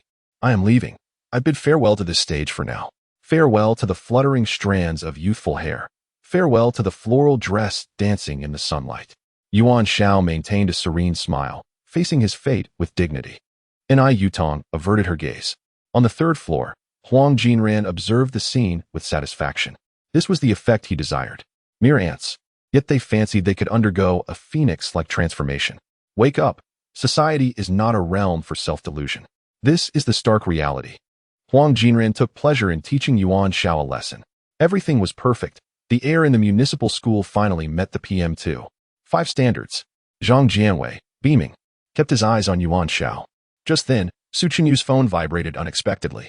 Habitually, he pulled it out to check and was instantly taken aback. This is. He could hardly believe his eyes. Xiao Wanqing leaned closer, glancing at the headline and skimming the initial lines. She let out a scream. Everyone, look. Look at the Ministry of Education's WeChat. Without needing to say more, all the teachers and students present were familiar with the Ministry of Education's WeChat, as it represented the most authoritative body in the education sector. Everyone pulled out their phones and soon discovered a new post from the Ministry of Education, a new star in education. A high school teacher's education begins with love. We salute all those devoted to the education cause. You are the most compassionate and noble individuals. Moreover, in the recent National Teacher Qualification Unified Examination, he is the only individual in history to achieve a perfect score. Therefore, after discussion, Teacher Yuan's score will not be included in the rankings, but will instead be recognized as a historical testament, specially acknowledged in the name of the Ministry of Education. Most importantly, Teacher Yuan's actual responses during the examination included the composition education begins with love. This serves as a milestone summary for the education sector. Wait a moment, gasped one. Did everyone see that? The Ministry of Education directly acknowledged him. Although his full name was not mentioned, we all know it refers to him, and it states he is the only person in the history of the National Teacher Qualification Unified Examination to achieve a perfect score. This is impossible. Reality does not permit such a miraculous existence. A perfect score? The examination cannot consist solely of standardized answers. There are also essays. And he did not lose points on any of that. Not only did he not lose points, but the Ministry of Education also directly quoted his work. No wonder his name was absent from the announced rankings. He no longer belonged to the same echelon. Education begins with love. The phrase carries an air of grandeur. Wow. Xiao Wanqing leaped high with joy, tears streaming down her face. Yuan Zhao supporters rejoiced, while the other teachers experienced a tumult of emotions. Envy, jealousy, and resentment mingled within them. Zhang Jianwei clutched his heart. Is this really happening? He trembled, taking a heart medication, feeling more jolted than a roller coaster ride. The crux of the matter was that the one being stimulated was himself. It cannot be. A person like Yuan Xiao could not possibly score a perfect mark. How could the Ministry of Education issue a red-headed document promoting him individually? This is absurd. His paper had been switched, hadn't he? Where had the error occurred? Observing from the third floor, Huang Jinran's eyes widened in disbelief. Impossible. Yuan Xiao cannot possibly perform better than me. This defies all logic. Yet, this was the undeniable truth. Yuan Xiao smiled, his pride soaring with an index of 689, 94, 572, 153, 496, 87. Chapter 81. In truth, my greatest preference lies in maintaining a low profile. Success. I have effectively reaped a substantial wave of accolades, known as the Pride Index. Now Yuan Xiao has come to understand that in order to garner this index, there must be a certain connection between oneself and the subject of the results. For instance, within the realm of classical poetry and prose online, it is widely recognized that the beloved Tang Yuan, sweet dumpling, of the world is none other than Yuan Xiao. Although the recent Ministry of Education document did not disclose the full name, references to teacher Yuan and other particulars can be aligned with oneself. Thus, the Pride Index can be perfectly harvested. Furthermore, this wave of the Pride Index has experienced significant fluctuations, ranging from dozens to hundreds, determined by the familiarity of the subjects with Yuan Xiao. For example, those from the same school who know Yuan Xiao naturally create a more profound shock effect, contributing more to the index. Conversely, those who merely recognize the name Yuan Xiao experience a more subdued reaction. Nevertheless, Yuan Xiao is quite content. After all, what child does not require an education? Monitoring indicated that the user completed domain dominance, earning 3 lottery opportunities. See, when one is thriving, even fate cannot stand in the way. Zhang Jianwei's forehead was veined with tension. Yuan Xiao, ever humble, remarked, "Oh dear. I never anticipated that the Ministry of Education would bestow such an honor upon me. In truth, I cherish a low profile. Participating in examinations is merely a form of self-improvement. To unexpectedly achieve a historic perfect score is quite astonishing." Zhang Jianwei's forehead pulsed with strain. Yuan Xiao continued his modesty. "I have always believed that in order to become one of the nation's finest educators, one must constantly remember that learning is boundless. Past academic achievements reflect the past, while the path to the ivory tower undoubtedly belongs to the future. As long as we are willing to invest effort, we shall undoubtedly see corresponding results. The crowd was taken aback. You have succeeded. Whatever you say is right. It is an undeniable truth that the rules of the world are written by the victors. Huang Jinran, observing from the third floor, nearly leapt from the building. Impossible. No one at this school can surpass themselves. Yuan Xiao, one day, I shall ensure your downfall. Zhang Jianwei's forehead erupted in veins. Academic Dean. Academic Dean. A teacher, noticing the anomaly, hurried over to assist. Blood pressure soared to 250, heart rate at 180. The shock was overwhelming, leading to immediate unconsciousness. In his fading awareness, Zhang Jianwei, mouth agape, still clung to his resentment. The assassination plan against Yuan Xiao, tentative in a secluded area of the school, drop 100 yuan. And when Yuan Xiao bends to retrieve it, deliver a fatal blow to the head. Insert a poison needle into Yuan Xiao's seat, ensuring guaranteed demise upon his sitting down. Coat Yuan Xiao's dedicated water cup with lethal poison. Once ingested, death is certain. Gain entry to Yuan Xiao's residence. Sever the gas pipeline. Creating an incident of gas poisoning with a perfect alibi. Hire a killer for a long-range sniper shot, aiming for a clean headshot. In summary, there are countless executable options. An ambulance arrived, whisking Zhang Jianwei away. The crowd dispersed in a frenzy. Suchani and Xiao Wanqing gathered around. Teacher, what a dramatic turn of events today. The academic dean fainted. Teacher, your actions are akin to murder without bloodshed. To be the sole recipient of a perfect score in history is exhilarating to contemplate. The students of Class 4, having spent ample time with Yuan Xiao, did not harbor any animosity towards him. Yuan Xiao typically did not impose strict rules nor preach grand philosophies. His occasional displays of ability were immensely captivating to the students. Naturally, in their eyes, he was akin to a beloved pet, and over time, affection inevitably developed. Thus, the students of Class 4 were not particularly inclined to see Yuan Xiao dismissed. Of course, they were eager to bask in Yuan Xiao's brilliance. As I have expressed to everyone, Yuan Xiao's eloquence while standing at the podium is indeed the right approach to achieving success. After all, I am the true protagonist. My scores during the mock examinations speak volumes. Remember, standing here is the nation's finest educator, with the highest examination scores in history. The Ministry of Education has fully acknowledged this. With such a teacher guiding you, you should feel privileged. Let us cease any antics of absenteeism. Such behavior is reserved for elementary students. We are on the brink of adulthood and must exercise a degree of self-discipline. Therefore, contact those who have been absent and clarify that the greatest teacher in history awaits them in the classroom. This embodies the essence of my educational philosophy. As I have always maintained, education begins with love. Rest assured, I will cherish you all dearly. He felt inflated with pride, almost ready to soar. However, Yuan Xiao had every reason to feel triumphant. The recognition from national departments was genuine and substantial. After a long day of classes, the students of Class 4 appeared dejected. They had endured an entire day of Yuan Xiao's grandstanding. No one could withstand such arrogance. The glimmer of ambition in his eyes grew ever more perilous. The previous directive to eliminate him had yielded no results. Now, with national recognition, the path to his downfall seemed increasingly challenging. Ambition sought new strategies. Xiao Wanqing approached him. This is a recent manuscript, approximately 20,000 words. It primarily focuses on a novel. Teacher, please provide your insights.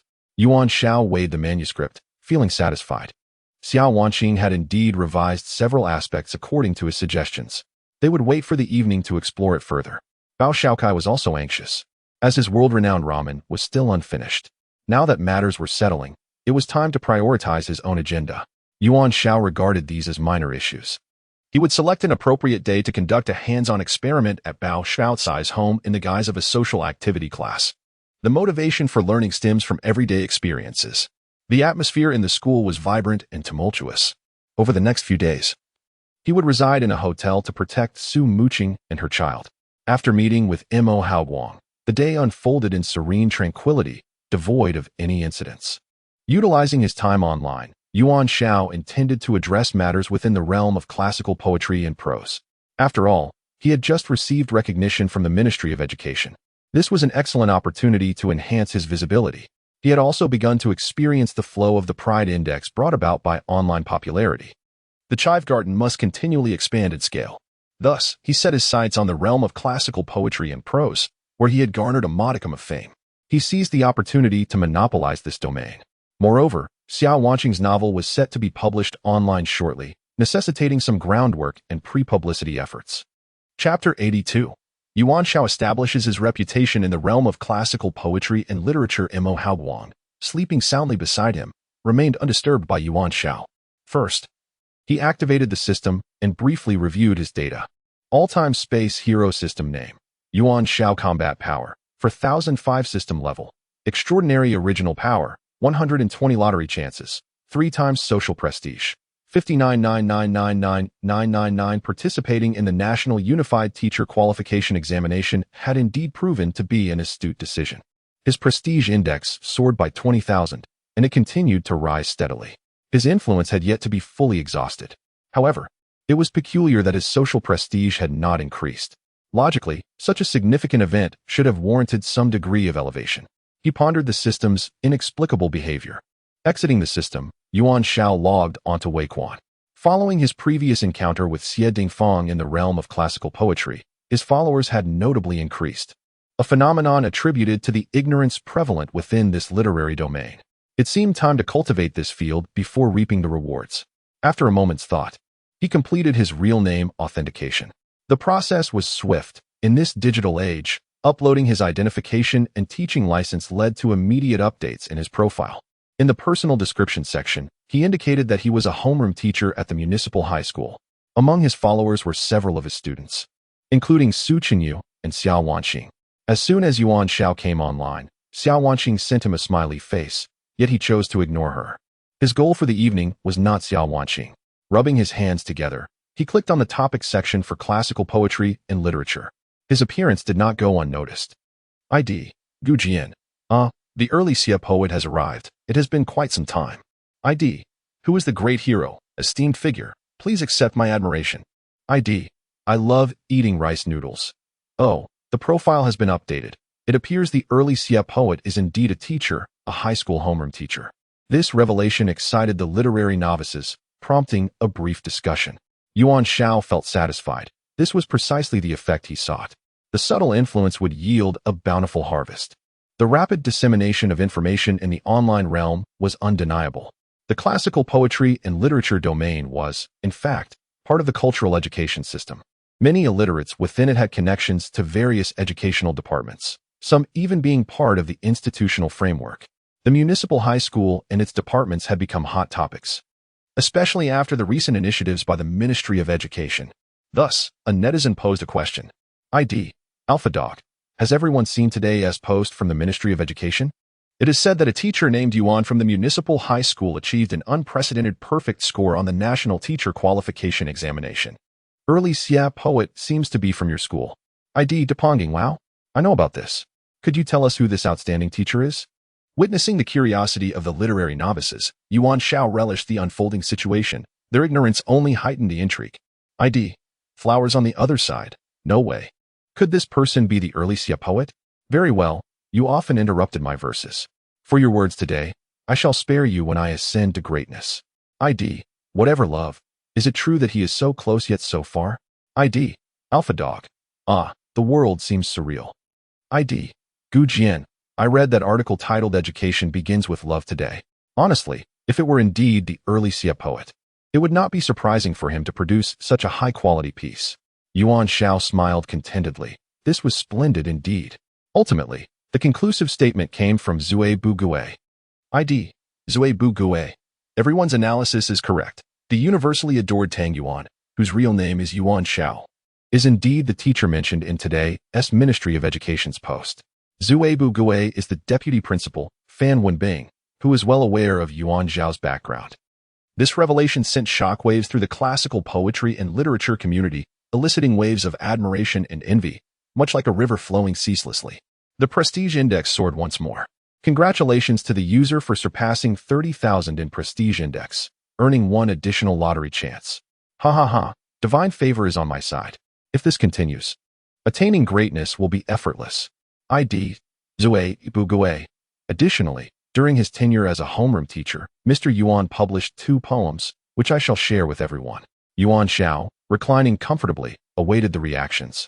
Behold, such is the power of fervent admirers. Fan, you need not venerate me so excessively. Soon, the two poems were posted, one titled A Declaration from an Educator and the other untitled. The latter bore significance. Its original title was Farewell to Dongda, which Yuan Xiao dared not use. Plagiarizing poetry is fraught with risk. Thus, he deemed it prudent to borrow the sentiment, finding peace in his conscience. The moment the poems were unveiled, the classical poetry and literature community erupted in excitement. Who is the great hero? Wow. I must collect and read this. Duck neck. Is there a modern poem? It evokes a sense of defiance and fervor. Modern poetry, relatively speaking, resonates more with contemporary readers. Upon reading, they immediately grasp the essence. Deponging. I retract my previous underestimation of the early Xia. Mr. Yuan. Gujian. Death cannot silence me. I laugh in the face of mortality. The palaces of the powerful tremble amidst my laughter. This is me. A declaration from an educator. For reasons unknown, tears welled up in my eyes. I love eating rice noodles. Do not fret about the road ahead. Who in the world does not recognize you? This struck a chord with me. Painless Director Liu. Please accept my admiration. Flowers on the other side. Please accept my admiration one. Whatever love, please accept my admiration too. Everyone was thoroughly convinced. This was undoubtedly the result of the Ministry of Education's official endorsement. After all, the official recognition of Yuan Xiao's identity held far more weight than any self-advocacy. This exemplified the power of the state. Thus, the illiterate remained as such. Yuan Xiao was unconcerned, as long as he could harvest his prestige index. Their comprehension of his borrowed poetry mattered little. What truly solidified Yuan Xiao's reputation in the realm of classical poetry and literature was the subsequent post. Mountain Mover. Greetings, everyone. This is my first interaction here. I am a member of the National Archaeological Team and possess a profound interest in classical poetry and literature. The poems of Mr. Yuan were shared with me long ago by the netizen Zuebu Gue. Now, I can confidently say that I have detailed information at hand. Regarding Mr. Yuan's earliest poem, On the 9th day of the 9th month, reminiscing my brothers in Shandong, I would like to discuss its tonal patterns. Through meticulous comparison conducted by our archaeological team, the tonal pattern of this poem is as follows: oblique, oblique, oblique, level, level, oblique, oblique, oblique, level, level, oblique, oblique, level, level, level, level, level, oblique, level, level, oblique, oblique, oblique, level, level, oblique, oblique, level. Undoubtedly, this adheres to the tonal regulations of classical 7-character quatrains. Therefore, Mr. Yuan's poetry, at least in terms of structure, poses no issues within the classical poetry and literature domain. Chapter 83. One must not harbor arrogance and prejudice in this world. The field of archaeology holds a position of great esteem. The origins of all cultures and civilizations are attributed to the contributions of archaeology. It can be considered a beacon of civilization. At least, from the perspective of poetic structure, the poetry released by Yuan Xiao poses no issues whatsoever. Naturally, there remains an inherent term from the blue planet of Yuan Xiao that eludes thorough explanation. However, this does not diminish the admiration from the online community surrounding ancient poetry and literature. The transmission of ancient poetry and literature in this world has essentially been severed. Therefore, the online users, including Xie Dingfang, who once held Yuan Xiao in low regard, are, to a certain extent, novices. They create seemingly plausible works based on scattered poetic structures discovered by archaeology, but their caliber is no match for Yuan Xiao's poetry. User ID. Who is the great hero? Master Yuan is formidable. Master Yuan is invincible. User ID. Ancient sword. I see. Our initial focus was misguided. Master Yuan's poetry unexpectedly aligns perfectly with the structures of ancient poetry and literature. User ID. I love rice noodles. Initially, I merely found it smooth to read. It appears there is indeed some rationale behind it. User ID. Flowers on the other shore. From now on, I shall never dare to punctuate Master Yuan's poetry again. User ID. Duck neck. I wonder what teacher Xie Dingfang thinks about the current outcome. As discussions flourished, Xie Dingfang remained silent. Compiled several of Yuan Xiao's ancient poems and their structures, thus sealing the verdict. A significant surge of prestige followed. Congratulations to the user for establishing a foundational status in the realm of ancient poetry and literature, achieving a social reputation of 1,000. Yuan Xiao, unsure whether this was a high or low figure, felt quite content overall. The online community urged Yuan Xiao to share his thoughts. A successful person's declaration of victory is always worth articulating. Keep a low profile. There is no reason for to be overly proud.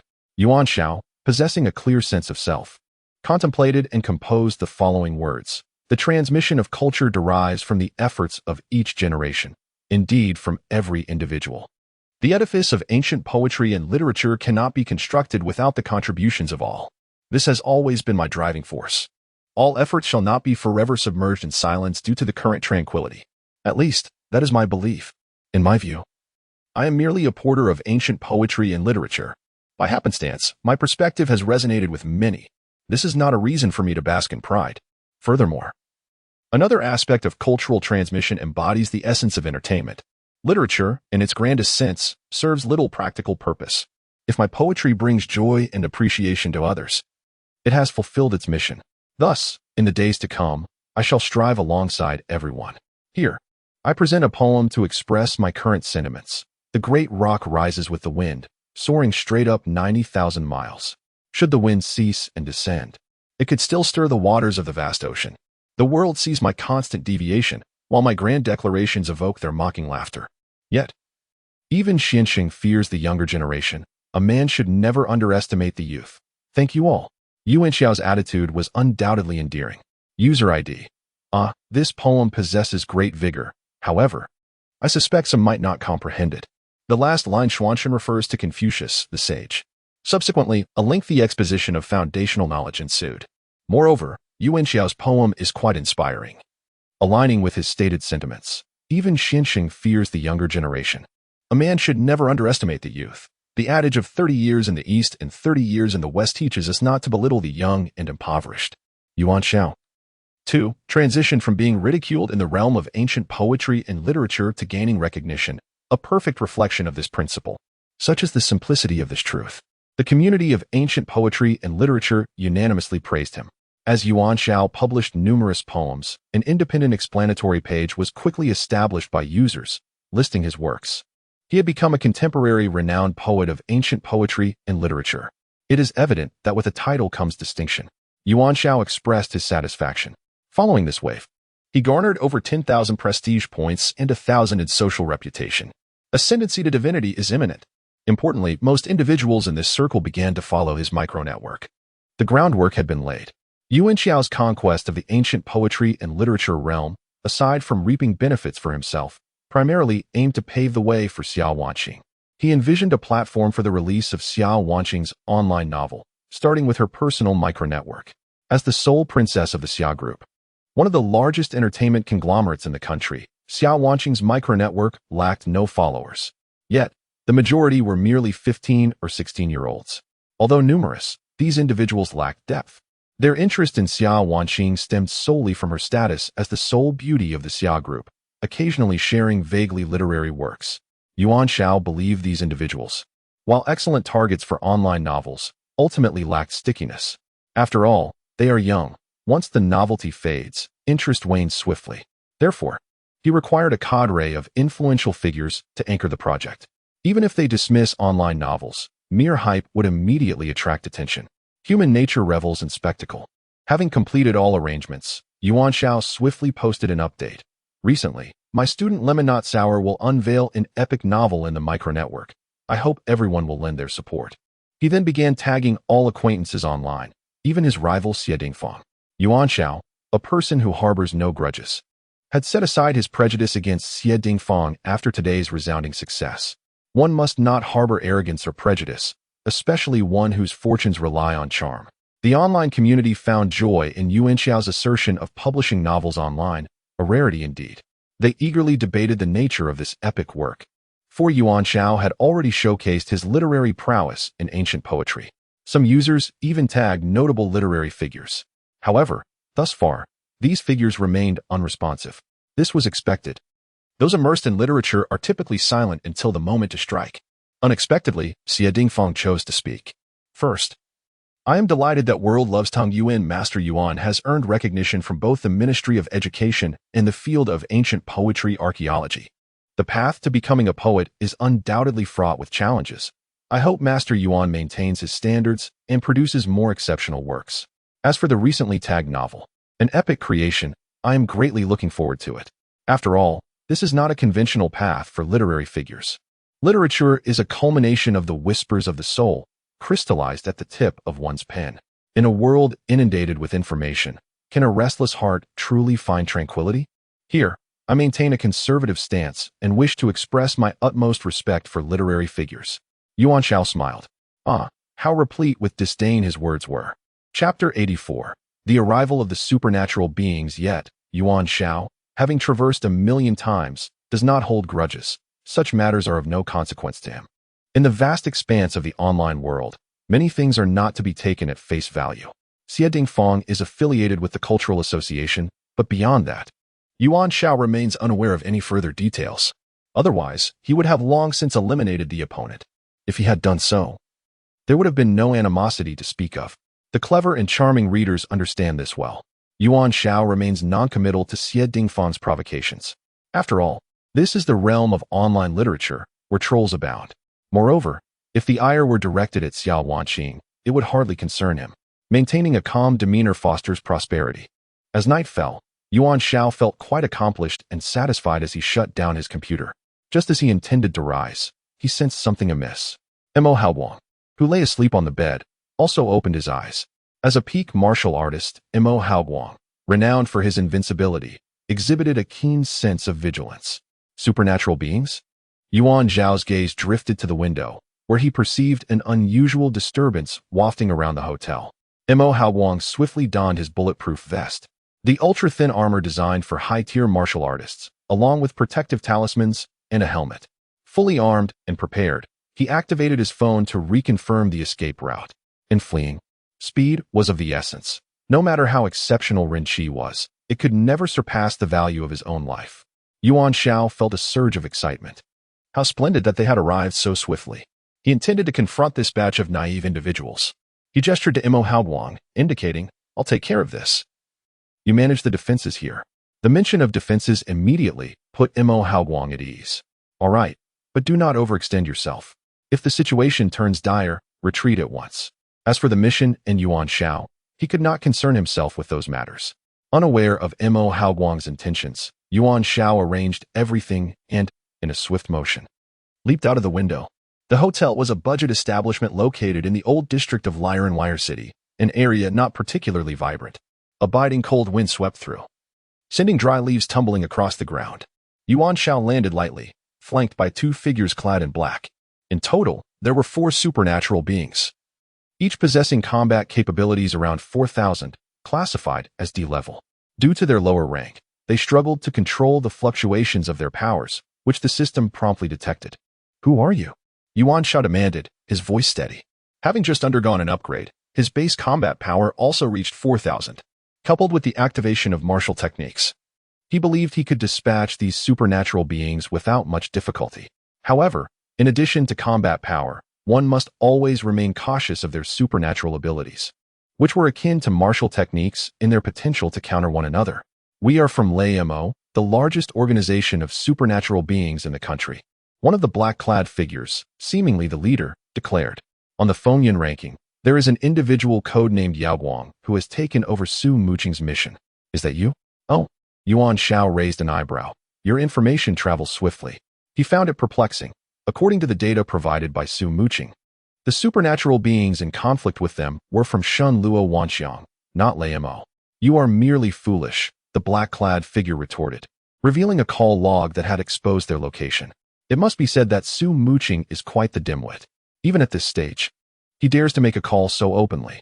The intrusion of supernatural beings into the network to obtain location data is not a challenging feat.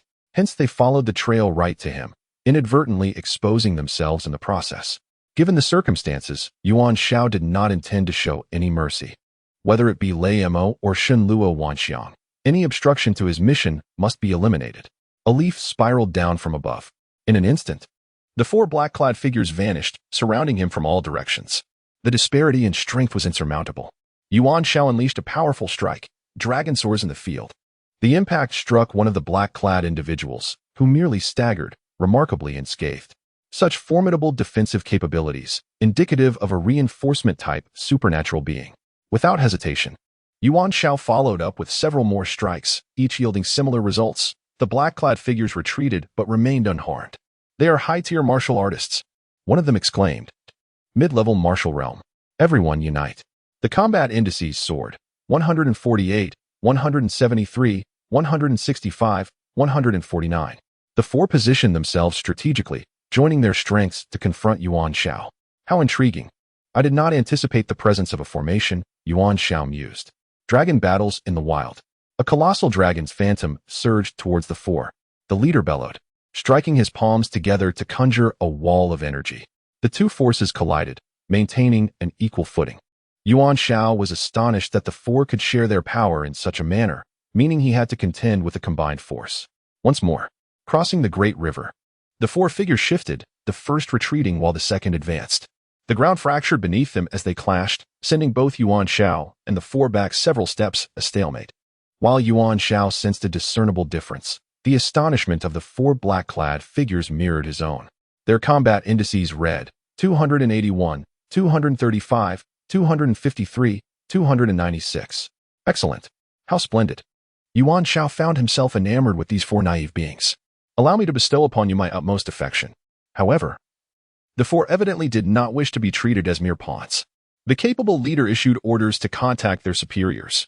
Yuan Xiao sighed, pondering why these naive beings did not cherish their own lives. At this moment, he preferred to keep a low profile. Thus, he resolved to eliminate these few naive souls. Such a pity. Tears welled up within him. One of the black-clad figures produced a phone, preparing to send a message. Yet Yuan Xiao would not permit such an occurrence. The power of the 18 dragon-subduing palms was insufficient to vanquish all four at once. Therefore, he decided to employ the 19th technique. One not documented in any texts, only Yuan Xiao from the blue planet knew of it. 18 dragon-subduing palms, unification. His hands intertwined, and in a swift motion, a massive surge of energy materialized before him. The dry leaves scattered on the ground were drawn toward the center of the swirling energy. The expressions of the four black-clad figures shifted dramatically. They had not anticipated Yuan Xiao possessing such a technique to gather energy. Wait, the leader, sensing the impending doom, attempted to negotiate. Go, he commanded, raising his hands as the dragon roared forth. Combined attack. The four black-clad figures merged once again, striving to withstand the assault of the 18 unified palms. The colossal dragon shattered their defenses, engulfing them entirely, launching them like cannonballs against the opposite wall. As rubble fell, the four bodies crumpled to the ground. In one blow, their bones lay shattered. Such was the might of the supreme palm technique. What a loss, my naive souls, Yuan Xiao lamented, shaking his head in silent mourning for 3 minutes. Come, let me at least inspect the remains. The four black-clad figures possessed little of value, save for a few vials of liquid, artificial life springs, offering no utility to Yuan Xiao. What a grand disappointment. Chapter 85. An undeniable honor for the school. The National Law Enforcement Team would soon discover the bodies of the four individuals and initiate an investigation.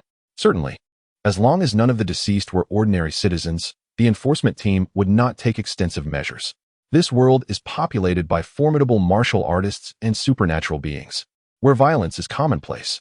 The law enforcement's actions are primarily directed at ordinary individuals, while internal conflicts among martial artists or supernatural beings are handled by their own organizations.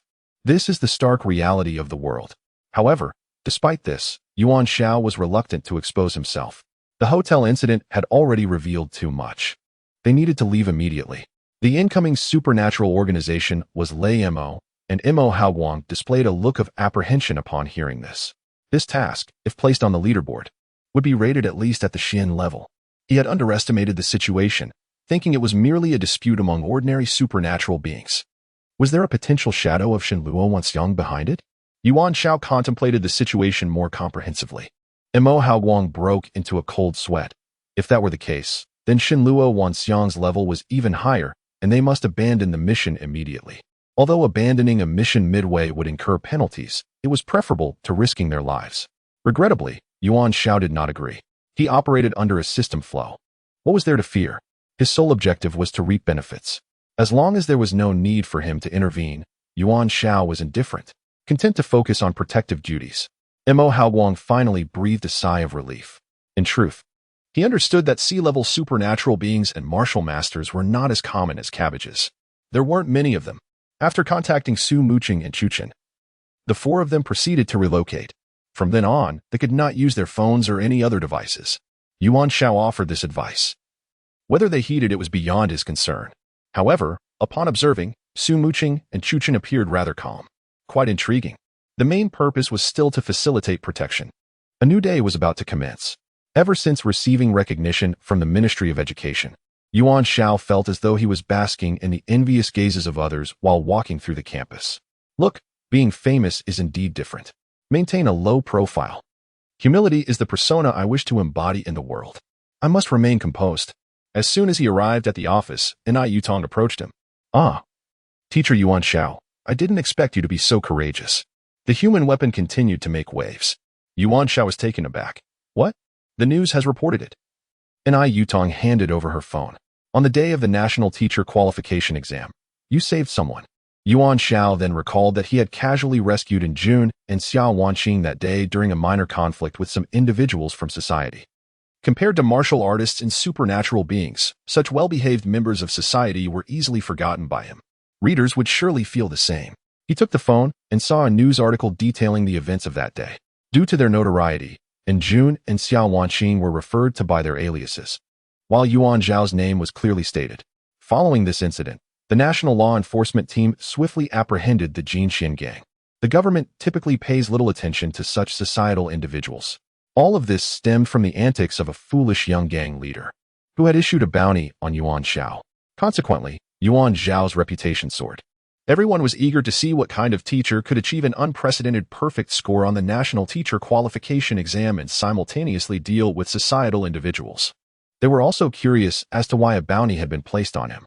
Yuan Xiao opened his microcircle, and indeed, his phone froze, displaying 99 notifications. The chat windows were overflowing, along with countless friend requests. Look, being publicly exposed online had remarkable effects. Yuan Xiao was quite pleased. This was precisely his envisioned plan for cultivating a field of benefits. It was a sure win. Yutong seemed about to say something when Zhang Jianwei entered, supported by N4 Drip. He had been rushed for emergency treatment the day before, but fortunately, there was no significant issue. He had suffered a sudden myocardial infarction, with a mortality rate of only 30. Feeling somewhat better, he thought of returning to school. How commendable! What a dedicated individual! Teacher Yuan Xiao, Zhang Jianwei said weakly. You. Yuan Xiao felt a pang of concern. How could he have deteriorated so much in just one day? Director of Academic Affairs, if you're unwell, you must take proper rest and care for your health, Yuan Xiao advised earnestly. Otherwise, you might suffer a sudden death. Zhang Jianwei felt the oxygen supply dwindling. As long as I am here, Class 4 of the first year will be absolutely fine, Yuan Xiao reassured him, believing everything was progressing in a positive direction. You see, there was another report about me. This is undoubtedly an honor for our school. Nonsense. It is precisely because of your presence that the school is in jeopardy. This institution is a prestigious public university in Lirenware City, with students who are either affluent or of noble birth. Just look at what you've done. You actually got involved with societal individuals. One Jinxian gang has fallen, but there are countless others behind it. The prestige of our school is likely to be ruined by your actions. Moreover, the safety of the students is the paramount concern. You are a cancer. It is best to eliminate you swiftly. Regrettably, Zhang Jianwei could not express these words. He merely opened his mouth, struggling to breathe. Yutong felt somewhat anxious. Is it really appropriate for the Director of Academic Affairs to be like this? Everything is fine. The director is merely in his 50s, and his health must be robust. Yuan Xiao replied with a smile, patting Zhang Jianwei's shoulder. Suddenly, Zhang Jianwei collapsed to the ground. What the hell? Is this for real? Yuan Xiao panicked. Get back, everyone. Let me perform CPR. Yutong turned pale. Start chest compressions. Immediately, Yuan Xiao understood. After all, he was a grandmaster who had traversed 1,000,000 times. Once, he had been a clinical doctor and had ultimately made a name in the medical field. This knowledge of emergency care was child's play. Even ordinary nurses could manage it. He ripped open Zhang Jianwei's shirt and began to compress his chest with force. The old man was all bones and ribs, feeling quite poor. Wait. That was not the time to be thinking like that. Right, artificial respiration. At this moment, artificial respiration was crucial. I must go for it. My first kiss. Compared to a human life, what is a first kiss? Yuan Xiao puckered his lips, preparing to lean in. Congratulations, teacher Yuan Xiao. At that moment, a large group of people burst through the door. And then, everyone froze. What they saw was Yuan Xiao, with his hands on Zhang Jianwei's body, lips poised to make contact. The crowd. Yuan Xiao, Chapter 86. The exclusive interview with the national television station. Yuan Xiao is drenched in sweat. Well, I can explain. The academic director suddenly fainted. Ni Yutong hurriedly nodded in agreement. Yes, he was just fine when he entered. Teacher Yuan Xiao is currently performing emergency aid. Only then did everyone notice that Zhang Jianwei had indeed collapsed. Some quickly called for an ambulance, while several other teachers rushed to assist. Fortunately, he was not in serious condition, as Zhang Jianwei's breathing gradually stabilized. Soon, the ambulance arrived and took him away once more. Yuan Xiao felt frustrated.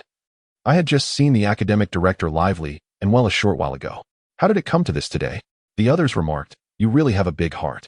How could you not know why the academic director ended up like this? Yuan Xiao was genuinely oblivious to the consequences of his actions. Once the situation was under control, one teacher suddenly remembered, Teacher Yuan Xiao, please prepare yourself quickly. The people from the national television station are here for an exclusive interview. An exclusive interview? Why would they want to interview me? Could it be that my charisma is simply too overwhelming? Yuan Xiao was overjoyed. This could potentially yield a significant boost to my prestige and social standing. Wow, it's the national television station. Yuan Xiao humbly replied. Ah, is that so? I feel a bit embarrassed. As a qualified teacher, I'm merely doing my job. An exclusive interview is truly too much of an honor for me. Fan Wenbing shook his head. You deserve the recognition. It also brings glory to the school. Hurry along. Yuan Xiao was elated. Then I should pay attention to my appearance. Enough, enough. Fan Wenbing waved his hand. You're already quite handsome. Go on, the host is waiting outside. This was a significant occasion for the school. Although the municipal school was quite renowned domestically, who would ever refuse greater fame? Such events were rare. Hence, all the teachers and students from the high school department had gathered. Yuan Xiao basked in the attention of the crowd. Excellent. This is truly gratifying. Indeed. Choosing a career in education was the right decision. Harvesting accolades. Harvesting accolades. Oh yes, harvesting accolades. This was a crucial step towards ascension. Once I become the unique deity, all of you shall ascend with me. This is your reward. Yuan Xiao had meticulously devised every detail. Ah. So that's the homeroom teacher of class 4 from the first year, Yuan Xiao. He towered over others, looking far from the gentle scholar stereotype. With his muscular build, could he be a martial artist? I heard he dismantled a gang, which is rather frightening. Shoo, keep your voice down. He seems to have heard us. Yuan Xiao indeed caught the whispers. That was certainly an accurate assessment of him, albeit with a slight misinterpretation. They still did not understand me well enough. This interview would provide a splendid opportunity to rectify my image. Ultimately, he arrived at the school's grand playground. Several vehicles were parked, and numerous cameras were already rolling. A beautiful host was speaking into the microphone. Upon seeing Yuan Xiao approach, everyone gathered around. You must be teacher Yuan Xiao. The beautiful host extended her hand. Thank you for your cooperation in this exclusive interview. It's my duty as a qualified teacher to assist, Yuan Xiao replied in a deep voice, exuding an aura of charisma. Is this live? Ah, not live. The beautiful host smiled. We intend to create a special feature, so live broadcasting isn't feasible. That's fine. Recording is better. We can make several attempts and choose the best outcome. Yuan Xiao was quite pleased with this arrangement. In essence, it was a simple interview. The beautiful host handed over the script. Please have a look, teacher. Are there any sensitive topics we should avoid? Yuan Xiao skimmed through it rapidly. Why are there no questions regarding my personal family life? He felt a bit disheartened. Personal family life? The host was taken aback. Unlike entertainment programs, the audience here is different. Thus, matters of private emotions are not to be disclosed. What a pity.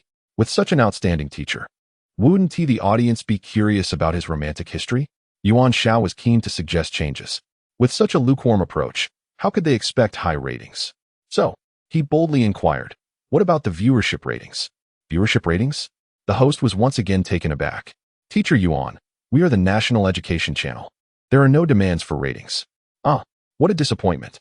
Who normally watches educational content anyway? Yuan Xiao felt somewhat deflated.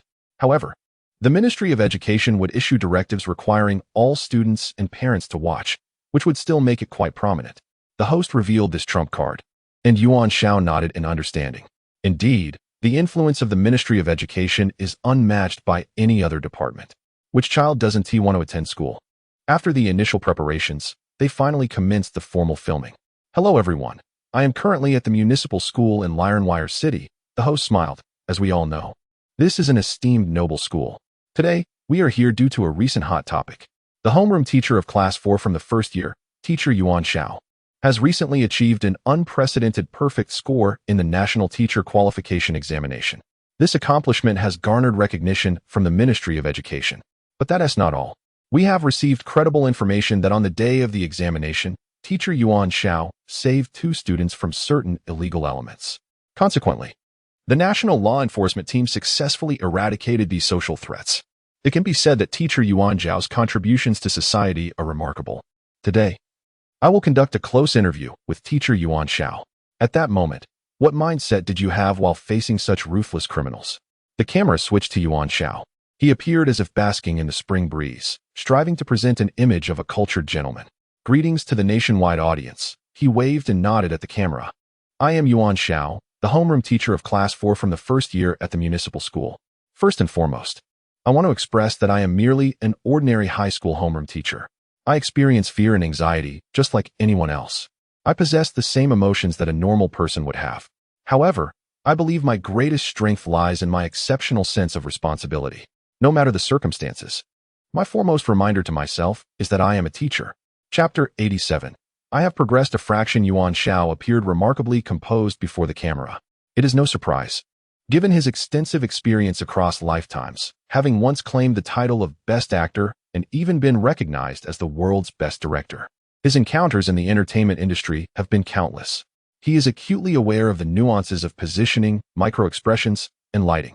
He can guarantee that, under the gaze of the camera, he presents himself from the most flattering angle, in the best light, and in his most captivating form, delivering outstanding results.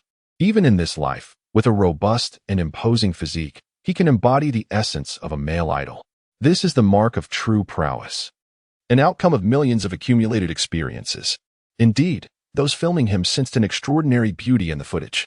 A faint, divine glow emanated from Yuan Xiao.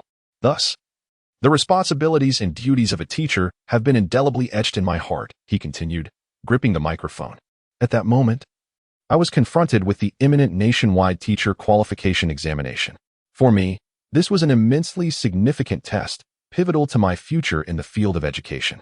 However, I understood more profoundly that, above all, a teacher's foremost duty is the safety of their students' lives. Therefore, when faced with the malevolent intentions of ill-meaning individuals towards my beloved students, I unhesitatingly chose to resist to the end. Life is what I desire. Righteousness is also what I desire. If I must choose between the two, I shall forsake life to uphold righteousness. This embodies my consciousness as an educator. The host regarded him with deep respect. What teacher Yuan conveys is the essence of sacrificing oneself for a greater cause, truly exemplifying the ideal of a teacher. May I inquire, teacher Yuan, did you not contemplate the potential consequences of your actions? Yuan Xiao smiled. I had indeed considered it thoroughly. I am yet unmarried and of an age suitable for marriage, actively seeking a partner. Everyone may wish to follow my WeCircle for updates, he added, not forgetting to promote himself. However, in comparison to personal gains or losses, my primary concern at that time was the future of our nation's youth. High school students are in the prime of their youth, a period of dazzling beauty. The season of blossoming is the most fitting metaphor for this stage of life. I cannot bear the thought of flowers withering away. Thus, the only thought that crossed my mind was that, even should I perish, there would still be countless others like me rising to take a stand. This is the power and legacy of education. Yuan Xiao's voice resonated loudly, nearly audible throughout the entire high school department. Other students and teachers may have been indifferent, as they were not well acquainted with him. In Class 4 of the first year, the expressions on their faces were rather cynical. Go ahead and boast. We are accustomed to your grandstanding in class. Now the entire nation is here to listen. Truly the king of boasting. Not long ago, education begins with love. Was that your heartfelt sentiment? Indeed, Yuan Xiao nodded. I have always believed that the greatest significance of education lies in the impartation of love. Teaching, assignments, guidance, and so forth are all fundamentally rooted in love. If one does not love their students, if one does not cherish their role as a teacher, I must ask, with what spirit will they shape a generation of promising youth? A qualified and exceptional teacher must possess this fundamental quality. Abandoning such a principle renders education meaningless. Not only teachers, but also the parents of students must take heed. A harmonious partnership between home and school is the most effective solution to educational challenges. The beautiful host nodded in agreement. What the teacher says is indeed correct. Many parents mistakenly believe that education is solely the responsibility of school teachers. This is not entirely erroneous, Yuan Xiao noted, but rather a reflection of incomplete understanding. A child spends most of their time with their parents. I hope more parents come to recognize this issue. The principal and Fan Wubing in the principal's office were equally moved. It seems this teacher is quite commendable. The plump principal squinted his eyes. Fan Wubing believed Yuan Xiao could not achieve a perfect score. Such a score has never been attained in the nationally sanctioned teacher qualification examination overseen by the Ministry of Education. He had discussed with Principal Zhao, hoping to leverage some personal connections to safeguard Yuan Xiao. This explains the current result. A perfect exam score. The Ministry of Education has directly endorsed Yuan Xiao. The rotund principal, Zhao, waved his fan. In truth, it is winter now, with temperatures hovering around 5 to 6 degrees. It is bitterly cold. Yet, as a scholar, one must maintain a semblance of elegance. The principal's weapon of choice is a fan. Old fan, he said, folding the fan. I did indeed call in favors from contacts in the Ministry of Education. However, my original request was merely to ensure that teacher Yuan Xiao secured third place to qualify. Fan Wubing turned in astonishment. What? The puppeteer behind this entire affair is not the principal. Then who could it be? A friend informed me that teacher Yuan Xiao's exam paper was switched at the last moment. The principal leisurely opened his fan. Switched. You say? Fan Wubing narrowed his eyes. Another party sought to sabotage teacher Yuan Xiao. The principal reclined in his chair. It is not difficult to guess who that is, Zhang Jianwei. Yet ultimately, they failed. Fan Wubing's expression changed. Are you suggesting that the results of this examination reflect teacher Yuan Zhao's true performance? Principal Zhao smiled without responding. Impossible, Fan Wubing was stunned. Such results are unreasonable. Indeed, it is unreasonable. Historically, no one has achieved such scores. Fan Wubing felt a sense of dread. Could it be that others were assisting teacher Yuan Xiao behind the scenes? That is also implausible. Yuan Xiao is but a novice in the education realm. Who could possibly aid him? With these questions lingering, the interview drew to a close. So, teacher Yuan, what are your thoughts on the results you attained in the National Teacher Qualification Examination?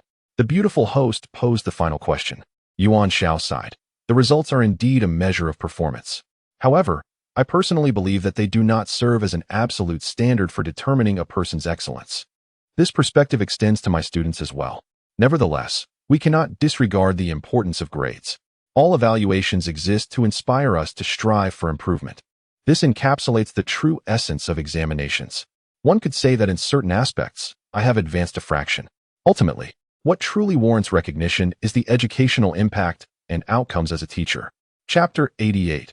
From today onwards, everyone must cooperate with me. It is perfect. Next, there will be some routine inquiries, including the teaching plan currently being implemented by Yuan Xiao. What kind of plan could there be? Nonetheless, it should be elucidated clearly. I have my own perspectives on teaching. The belief that practice leads to truth is my steadfast conviction. Yuan Xiao is quite self-assured, which is why my teaching lacks a fixed format or standard. Regardless of whether it is a black cat or a white cat, what matters is that it catches mice. The same applies to teaching plans. A genuine teaching plan must cater to the majority of students, enabling them to acquire and absorb knowledge through practice. In the distance, Xiao Wanqing turned to gaze at Su Cheney. Listen to this. What audacity it takes to say such words. Su Cheney shrugged. Isn't the teacher always like this?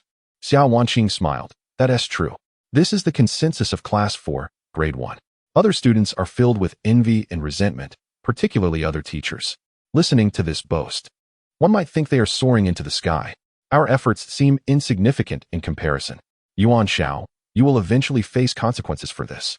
This time, we were careless. The exclusive interview finally concluded, leaving everyone quite satisfied. Since it was pre-recorded, Yuan Xiao is unaware of how much screen time he would receive. Any exposure is better than none. Even the smallest mosquito is still meat. In this world of harvesting, one cannot afford to be overly discerning. After all, According to the system's assertion, this time marked a dominance in a particular field, albeit a very minor one. He considered it a resounding success. Life must continue as usual. The fervor stirred by Yuan Xiao gradually dissipated. Classmates, we are about to embark on a new learning model. Yuan Xiao pressed his hand against the blackboard. As the most outstanding individual in the nation and someone who has appeared on national television, I am confident and capable of shaping you into talents beneficial to society and the nation. Therefore, from today onwards, everyone must cooperate with me and strive for progress in learning. Unfortunately, no one paid him any heed. Such was the atmosphere in Class 4, Grade 1. Yuan Xiao felt satisfied. After shouting his slogan, everything seemed auspicious. The habits of students require gradual nurturing. Xiao Wanqing submitted her new manuscript. Yuan Xiao estimated it to be around 30 to 40,000 words. There was no need for excessive drafts. As he perused through, he figured that an additional 20 to 30,000 would suffice. The key was to write and publish simultaneously, while also observing the evolution of the writing style and the direction of reader comments. Xiao Wanqing propped her chin on her hand. How do we monitor traffic data for the microcircle posts? Accurate statistics were certainly unattainable at present, but Yuan Xiao was aware that he could assist in generating topics later. Xiao Wanqing nodded, noting, should I manage my microcircle a bit? Absolutely, Yuan Xiao replied, stroking his chin. Your microcircle is overly artistic. Such a style is unsuitable for the novel you wish to publish. After all, Xiao Wanqing aimed to try a new approach this time. Yuan Xiao believed it was essential for her to trial and refine it herself. All the images needed replacing. Yuan Xiao opened Xiao Wanqing's microcircle and transformed it into a youthful, pet-themed style. It would be best to hire a designer to create a cohesive aesthetic. Xiao Wanqing noted, this is manageable. The Xiao Corporation has a graphic design team. The Xiao Corporation is the largest entertainment company in the nation, making this task trivial. All right, we will proceed this way for now. Once you have more drafts, I will visit the Xiao Corporation, Yuan Xiao stated, handing over the manuscript. I will connect with your team responsible for traffic and public relations. Xiao Wanqing narrowed her eyes. Teacher, you aren't eyeing any beauties in the PR department, are you? Of course not, Yuan Xiao chuckled. I am a person of integrity. Xiao Wanqing scoffed lightly. Bao Xiaokai interjected. Teacher, the char siu is ready as mentioned last time. After several tests, I finally achieved the same flavor as you. A student willing to put in the effort is indeed wise. Yuan Xiao was pleased with Bao Xiaocai's learning aptitude. You should pay close attention to the thickness of the char siu slices, Yuan Xiao continued, as both too thick and too thin are undesirable. Additionally, consider the thickness of the meat in relation to the broth and noodle texture. Only through such harmonious pairing can one achieve the best visual effect, and the taste will be more cohesive. Bao Xiaokai nodded in understanding. For the char siu slices, consider using a small diameter blowtorch to test the texture, Yuan Xiao suggested, standing up. You can decide for yourself whether to use the torch or not. As for the guidance provided to Bao Xiaokai, Yuan Xiao merely touched upon the key points. Certain techniques he could indicate, but detailed understanding needed to be digested by Bao Xiaokai himself. This was the essence of his teaching. The notion of the world's best ramen is, in fact, a misnomer. Enjoying this dish involves a high degree of subjective participation. No matter how delicious something is, not everyone will appreciate it. If you were to eat abalone every day, you would eventually tire of it. The principle is identical. Bao Xiaokai comprehended Yuan Xiao's intentions. Thus, he invested effort into contemplation. Ultimately, the crafting of ramen requires one's personal involvement. He must master every critical step and piece of knowledge. Now, it seems we can proceed to the next step, Yuan Xiao declared, grabbing his coat. Let us head to your home, Bao Xiaokai. The students gathered around him. Teacher, you nearly got expelled for the last social activity class. Xiao Wanqing responsibly reminded him. Yuan Xiao shook his head. So this time, I don't plan to take you all along. However, the students were reluctant.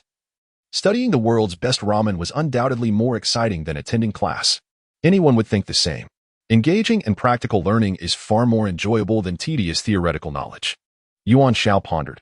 That could work. However, regarding the social activity class, the written report should not be less than 3,000 words. The crowd groaned. Isn't writing a paper something reserved for university? Yet, Yuan Xiao was resolute.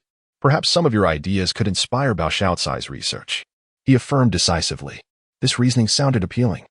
And all students in Class 4, Grade 1 nodded in agreement. Zhui Yu also blended into the crowd. Recently, he had been rather silent, primarily monitoring Yuan Xiao for any opportunity to undermine him. However, Yuan Xiao remained oblivious to this spoiled youth, as did the others. This left Zhuiyu with a sense of faint sadness. Thus, a group of students set off from school once again in high spirits. Chapter 89. The Craft of Noodles and Broth. The diligent and responsible director of academic affairs, Zhang Jianwei, was comfortably resting in the hospital. Recently, Yuan Xiao had been in the limelight, while the other teachers chose to bide their time. After all, they had witnessed Zhang Jianwei's near demise, serving as a cautionary tale. The group arrived smoothly at Bao Xiaocai's residence. Char siu pork was merely one component of the hand-pulled noodles, and Yuan Xiao aimed to enlighten his students today regarding the art of noodle and broth preparation. Hand-pulled noodles, fundamentally, revolve around the noodles themselves, which can be categorized into various types, with and without alkaline additives. These variations depend on moisture content as well. Additionally, they can be classified by thickness, ultra-thin, thin, medium, and thick noodles, among others. These choices directly influence the overall presentation of the bowl of hand-pulled noodles, as the broth and accompanying ingredients determine the noodle selection. This interplay is crucial. Yuan Xiao entrusted the decision-making to Bao Xiaocai. He was not particularly well-versed in the distribution of hand-pulled noodles throughout the world, but Bao Xiaocai, as an industry insider, had a wealth of knowledge. In Wire City and beyond, I have conducted research, Bao Xiaocai mused, with ultra-thin and thin noodles being the mainstream choices. In terms of texture, they lean towards a moderately firm consistency, reflecting consumer preferences. Thus, we must aim for some innovation, correct? Yuan Xiao smiled. Indeed. The flavor profile tends towards the lighter side, Bao Xiaocai added, and this extends to the accompanying ingredients and broth as well. Hence, I aspire to create a richer taste. With that in mind, medium-thick noodles, which yield a firmer result when cooked, would be more suitable. Bao Xiaocai's analysis was astute. Yet Yuan Xiao remained uncertain about its alignment with consumer market demands. Innovation, of course, comes hand in hand with risk. However, the notion of seeking fortune amidst peril held true. With the direction set, Yuan Xiao observed Bao Xiaocai as he prepared the dough. Utilizing high-gluten flour, he incorporated an appropriate amount of alkali to enhance the elasticity of the final product. The kneading must be consistent to ensure the dough's resilience. The water temperature needed to be maintained around 30 degrees Celsius. Extremes in temperature would be detrimental. This water, naturally, should be of high purity, as excessive mineral impurities could adversely affect the noodle's taste. The kneading force must also be considered. The precise balance would ultimately determine the noodle's firmness. Excessive force was, of course, unacceptable. Furthermore, after the dough was prepared, it required ample resting time. Bao Xiaocai excelled in this aspect, leaving Yuan Xiao with no room for criticism. Next came the cutting process with the noodle machine. The thickness of the blades must be carefully noted, as this would dictate the final noodle thickness. Teacher. Bao Xiaocai hesitated.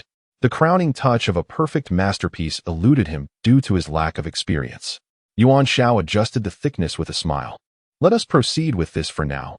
Ultimately, all components must converge in a single bowl to evoke the desired sensation. The group watched as the machine whirred to life, cutting several portions of noodles. Bao Xiaocai meticulously arranged the hand-pulled dough, while Yuan Xiao tested one, gauging its texture and flavor, finding it satisfactory. Next came the pivotal step, broth preparation. Bao Xiaocai's questioning gaze returned to Yuan Xiao. Given that your direction is a rich flavored noodle, the broth should align with this concept. Yuan Xiao advised. As for the fat content in the broth, a moderate amount is standard, but if catering to a female clientele, one might consider reducing the fat content, adjusting as needed during the serving, Bao Xiaocai offered. In that case, pork bone broth is the optimal choice, Yuan Xiao instructed, directing the movement of 2 large pots over. These pots were specifically designed for simmering the broth, cylindrical in shape. 30 kilograms of pork bones, 5 kilograms of fatty meat. Yuan Xiao commanded, issuing the order for green onions and dozens of garlic cloves. Bao Xiaocai diligently noted the instructions, preparing to source the ingredients. Some items were readily available in local stores, and with his father's approval, Bao Xiaocai temporarily borrowed them for use. However, a question lingered among the students. Is 30 kilograms of pork bones excessive? A rich broth necessitates a substantial quantity, Yuan Xiao clarified. Otherwise, a combination of pork and chicken bones would suffice, resulting in a lighter broth. Different flavor profiles dictate varying recipes. But in the future, you will face real-world challenges that carry genuine consequences, unlike exams where retakes are permitted. Reality offers no room for second chances. Su Chenyu, Xiao Wanqing, and others reflected thoughtfully upon this. The craft of a bowl of noodles encapsulated certain life philosophies. This was the message Yuan Xiao wished to impart to his students. Relishing in the satisfaction of a successful lesson. Half an hour later, all ingredients arrived, and the students gathered once more. First, we must blanch the pork bones. Yuan Xiao indicated. Due to their weight, some students assisted in placing them into boiling water. Blanching serves to purge the bones of blood and impurities. Soon, the water in the pot reached a rolling boil, with a frothy layer forming on the surface. This residue must be discarded, otherwise, it would taint the flavor of the broth during the subsequent simmering process. This step is essential for all types of broth, including chicken, duck, and pork. After a brief boiling, Yuan Xiao drained the bones and rinsed them thoroughly, repeating the process until clean. After washing, soak them in cold water, he continued. The purpose of this cold soak is to extract any remaining blood and impurities from the marrow. The others were impressed, recognizing the intricacies involved. As the time approached, Yuan Xiao returned the bones to the large pot to begin the simmering process. Each pot has a different heat setting, Yuan Xiao advised Bao Xiaokai. The first pot must be kept at a high flame to thoroughly extract the essence from the bones, which requires at least 24 hours. After a day, transfer everything, including the pork bones, to the second pot. The second pot should be simmered over medium-low heat, for this is where the rich broth is birthed. Bao Xiaokai meticulously recorded the details. The fatty meat, green onions, and garlic? Place the green onions and garlic in the first pot, Yuan Xiao instructed. Be mindful to discard them when moving to the second pot. The second pot's medium-low heat requires careful attention. Excess residue can lead to burning. The fatty meat should remain in the second pot to gradually melt, he advised, and you must gauge the fat content yourself. Yuan Xiao rose. Having effectively communicated the essentials of noodle and broth preparation with Bao Xiaokai. Chapter 90. Do you have a girlfriend? Next came the creation of the seasoning, with Yuan Xiao smiling cheerfully.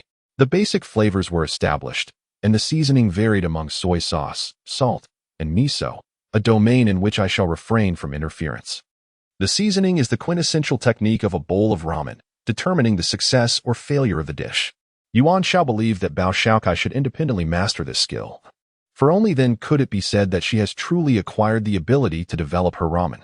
However, with persistent effort and gradual improvements, she could eventually reach the pinnacle of her craft.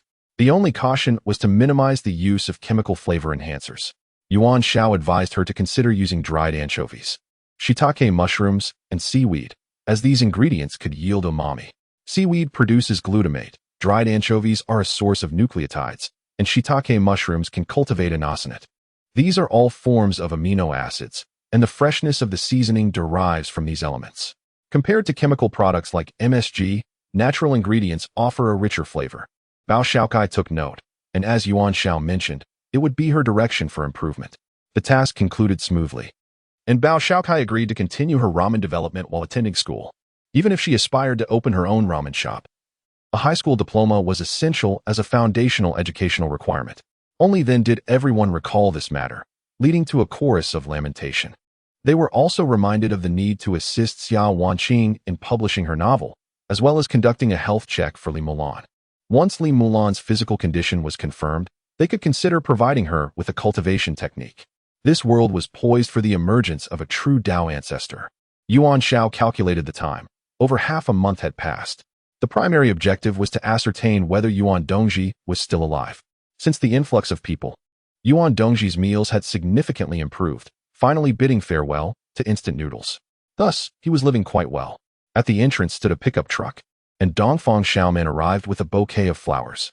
These were the flowers ordered by Wang Lingyun. Although Wang Lingyun's path in martial arts did not necessitate these spiritual flowers and herbs, their presence made the cultivation process particularly pleasant, offering some assistance and breakthroughs and insights. This was Wang Lingyun's intention. Xiaoman, Su Yi said, with her hands tucked in her trench coat pockets, the family is urging again. Your marriage needs to be settled soon. The candidate has already been determined. Dongfang Xiaoman bent down to unload the flower pots. Just tell them I've found a suitable marriage partner. It needs to be genuine talent. Su Yi replied with a hint of exasperation. Is your choice Yuan Xiao? After all, he was participating in some examination, and you even intervened with the Ministry of Education. Dongfang Xiaoman beamed. It's not to that extent. I just find teacher Yuan quite intriguing. Yuan Xiao, upon hearing this, felt elated. How wonderful to know that a cosmic-level beauty finds him interesting. Who wouldn't be pleased? Perhaps they could delve deeper into conversation. While moving the flowers, Yuan Xiao casually remarked, "These must be for Wang Lingyun, right? I'm quite curious about how you cultivated these flowers." Dongfang Xiaoman smiled. "I can show you when the time comes." Perhaps due to see you mentioning Yuan Xiao, Dongfang Xiaoman scrutinized him intently. The overlord who had traversed 1,000,000 realms, the shameless Yuan Xiao, felt a twinge of shyness under her gaze. Why was she looking at him as if she wished to devour him? Yuan Xiao stepped forward to assist. In the presence of a beautiful woman, one must remain modest. This is the result of everyone's collective effort. My abilities are limited, Yuan Xiao said, scratching his nose. I can only express my utmost dedication. You are a good teacher. Dongfang Xiaoman paused, as if hesitating. So, teacher Yuan, do you have a girlfriend? Here it comes. When a girl asks you this, there is a high probability she has taken a liking to you. Yuan Xiao felt a sense of helplessness. A man with overwhelming charm, a walking embodiment of pheromones, inevitably draws attention wherever he goes. What a dilemma. After saying this, he glanced at Dongfang Xiaoman's profile. She was exceedingly beautiful, with a flawless 360-degree view. Her figure was equally stunning, a true top-tier beauty. Dongfang Xiaoman halted her movements, straightening her back as their eyes met. Something felt different. A subtle shift in the air. At that moment, another figure appeared at the entrance, Yuan Dongji. Dongfang Xiaoman's attention was diverted. Ah, you must be teacher Yuan's son. Yuan Xiao cursed the little brat internally for interrupting at such a crucial moment. It felt as if the barrier between him and Dongfang Xiaoman was on the verge of being breached. What a pity. Yuan Dongji had arrived. Dongfang Xiaoman surely wouldn't mistake him for a burden, would she? Upon closer inspection, the boy bore no resemblance to her at all. Yuan Dongji nodded obediently. Come on. At a time like this, you shouldn't be acknowledging anything, Yuan Xiao thought. Are you attending school? Dongfang Xiaoman asked as she ruffled Yuan Dongji's hair. He was still just a 6-year-old child, of the right age for primary school. Yet, Yuan Xiao had yet to enroll him. He struggled to understand this matter, primarily due to the lack of women in his life. The only moderately suitable candidate was Wang Lingyun, a fierce tiger. The notion of sending a child to school was altogether confusing.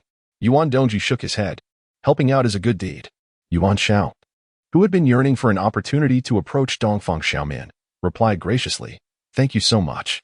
When the time comes, I'll provide you with the information, Dongfang Xiaoman said. Shaking her head, have you considered enrolling him in the elementary section of your municipal school? Yuan Xiao declined. Yuan Dongji merely scoffed. Let it go. We'll see each other during the day anyway. Both expressed their desire to vomit. Dongfang Xiaoman received her answer. Then I'll await your news.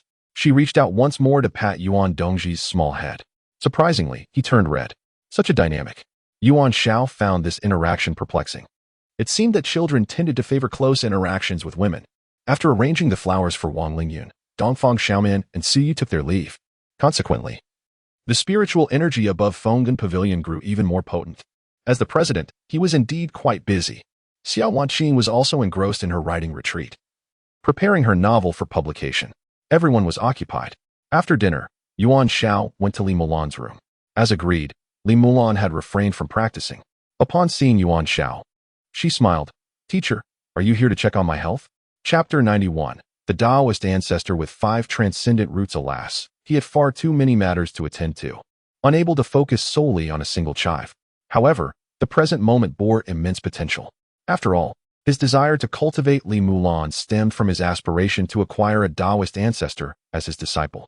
He harbored no ambition for world domination. Rather, he yearned to reap benefits through the Taoist ancestor. The mere thought sent a thrill through him. That said, it was not that he could not undergo a physical examination. Yuan Xiao seated himself cross-legged, expressing his need for some life-spring crystals, wondering if she possessed any. Crystals? Li Mulan paused. My Fengyan Pavilion was once a grand sect, and our ancestors left a considerable legacy. Allow me to show you. With that, Li Mulan gracefully floated away. Such is the nature of cultivators, their movements ethereal. Yuan Xiao followed closely behind. Li Mulan was indeed a stunning beauty, albeit somewhat slender. Fortunately, she had recently indulged in some vegetarian fare, otherwise, she might have perished from hunger before even engaging in cultivation. Only those with such unwavering dedication could carve a path of cultivation in a world where it seemed impossible. The heavenly Tao was, indeed, fair to all, including Yuan Xiao.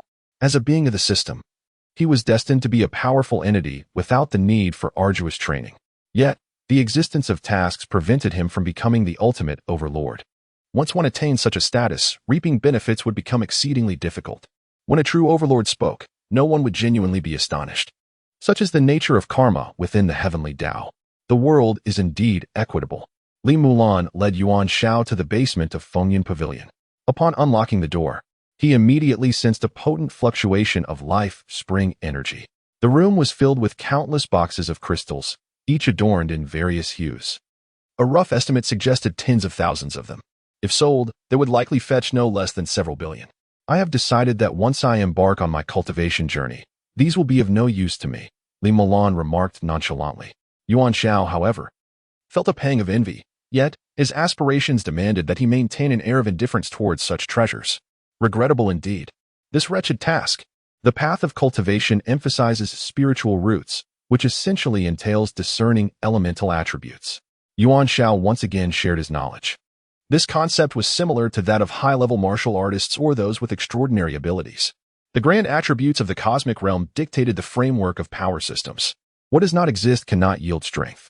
Thus, irrespective of the system, there are fundamentally 5 elemental roots: wind, thunder, water, fire, and earth. All other elements are merely branches derived from these 5. Li Mulan nodded, acknowledging that Yuan Xiao had previously conveyed this information. Today, we shall test which of the 5 elemental roots resonates with your cultivation, Yuan Xiao stated as he began to search, requesting crystals of wind, thunder, water, fire, and earth, each imbued with a similar essence of life, spring energy. Li Mulan assisted in the search, and soon, 5 crystals were selected, thanks to the ample collection of Fengyan Pavilion. Sit in the center, Yuan Xiao instructed. I shall construct the formation diagram. In the realm of cultivation, there are specialized instruments for testing spiritual roots, yet such devices were absent in this world. Yuan Xiao had no choice but to substitute it with a formation. This was a rather rudimentary formation, the only shortcoming being the lack of spirit stones. As a substitute, he was uncertain if the life spring crystals would suffice. Strangely, Li Mulan, in her cultivation journey, could not directly absorb the energy from the crystals.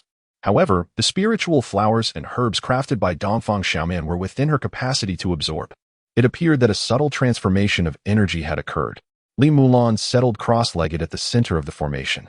Yuan Xiao retrieved the life spring essence from his left wrist and began to trace lines. The formation diagram was not overly complex, yet it consumed 50 milliliters of life spring essence, which made Yuan Xiao wince in pain. All preparations are complete. Follow your true heart and release your power, Yuan Xiao instructed. Upon contacting the formation, if activation is successful, it will reveal your attributes. Li Mulan nodded and closed her eyes. A radiant light enveloped her, and the spiritual energy began to ripple, flowing along the lines of the formation towards the apex of the pentagon where the crystals lay. The first to respond was the crystal representing the wind attribute. Upon stimulation, it illuminated with a vibrant green light. The green glow then flowed clockwise, reaching the crystal of the thunder attribute, which emitted a purple radiance. Soon after, the blue water attribute, red fire attribute, and orange earth attribute crystals were all illuminated. By the heavens, Yuan Xiao exclaimed, his mouth agape. No wonder Li Mulan had the potential to become a cultivator. She possessed what was known in the cultivation realm as the 5 transcendent roots. This meant she could seamlessly switch among nearly all elemental attributes. And from the brightness of the illumination, there was no indication of diminished conversion rates. This was truly astonishing, even in the cultivation realm. Such a 5 transcendent root would only manifest once every tens of millions or even hundreds of millions of years. Remarkably, he encountered one in this world, and she was his own student. Yuan Xiao felt immense satisfaction in this arrangement. Truly, she was destined to become a Taoist ancestor, emerging with unparalleled brilliance right from the start. Yet, no matter how extraordinary, she remained his student. Yuan Xiao was elated. The king of chives.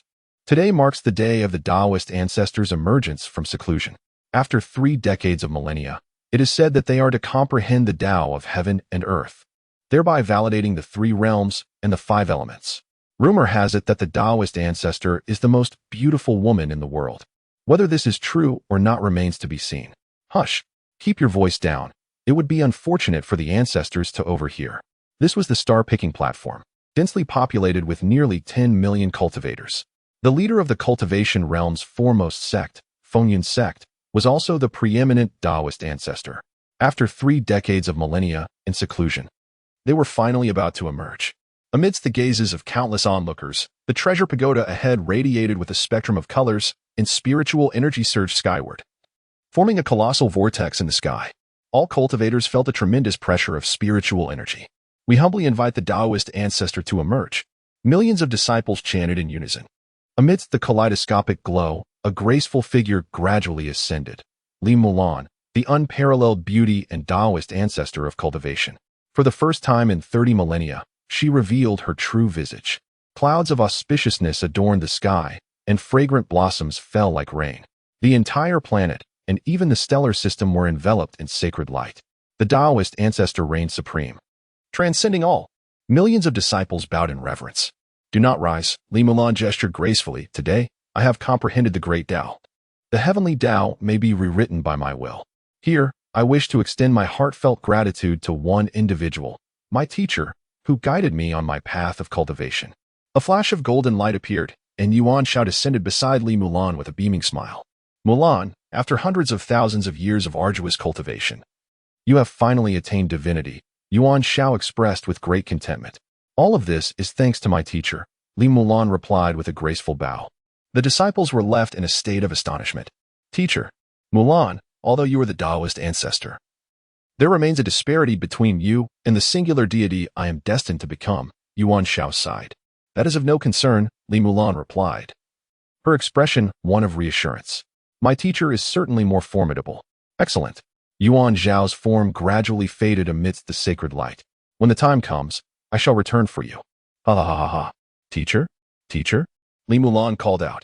Yuan Xiao wiped away his drool. Mulan, it's all over now. Is that it? Li Mulan's eyes widened in disbelief. That was far too quick. Chapter 92. The extraordinary abilities of the divine realm. Yuan Xiao smiled, explaining that this was merely a formation to test spiritual roots. The terminology within the realm of cultivation was rather commonplace, thus the process was swift. As a novice in the path of cultivation, Li Mulan naturally accepted Yuan Xiao's words without question. However, with her 5 transformation spiritual root, she possessed an extraordinary and all-encompassing potential. This left Yuan Xiao in a quandary. Having traversed the cultivation world and mingled with various formidable figures, including the likes of the Empress Xuan, he had encountered many female cultivators and was well-versed in their techniques.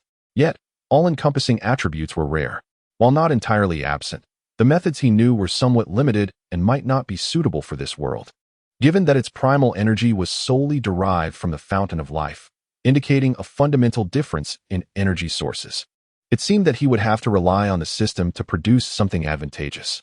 For the time being, there was no need for her to cultivate any specific technique. Yuan Xiao had made up his mind. She could absorb some spiritual energy to nourish her divine mansion. These were new concepts for Li Mulan, who admitted her novice status. With a brief guidance from Yuan Xiao, she swiftly grasped the fundamentals. The path of cultivation indeed differs, since receiving Yuan Xiao's mentorship. Li Mulan felt a sense of ease and expressed her gratitude to her teacher. Yuan Xiao thought to himself that no thanks were necessary. He would simply request her to cultivate a patch of leeks for him in the future. Next door were the rooms of Su Muqing and Chu Chun. There were no issues on their end, while Mo Haowang was enjoying a beer, with peanut shells scattered around. On the other hand, there was a troubling matter concerning the adoption of Yuan Dongji, initially compliant with national policies. Changes in the adoption regulations commencing next year stipulated that only traditional families, defined as those with both a husband and wife, would be eligible. In contrast, the single Yuan Xiao would be deemed an unconventional family, implying that he needed to find a wife quickly. Mo Haowang passed him a bottle of beer. Yuan Xiao took a sip. There are still 2 months left.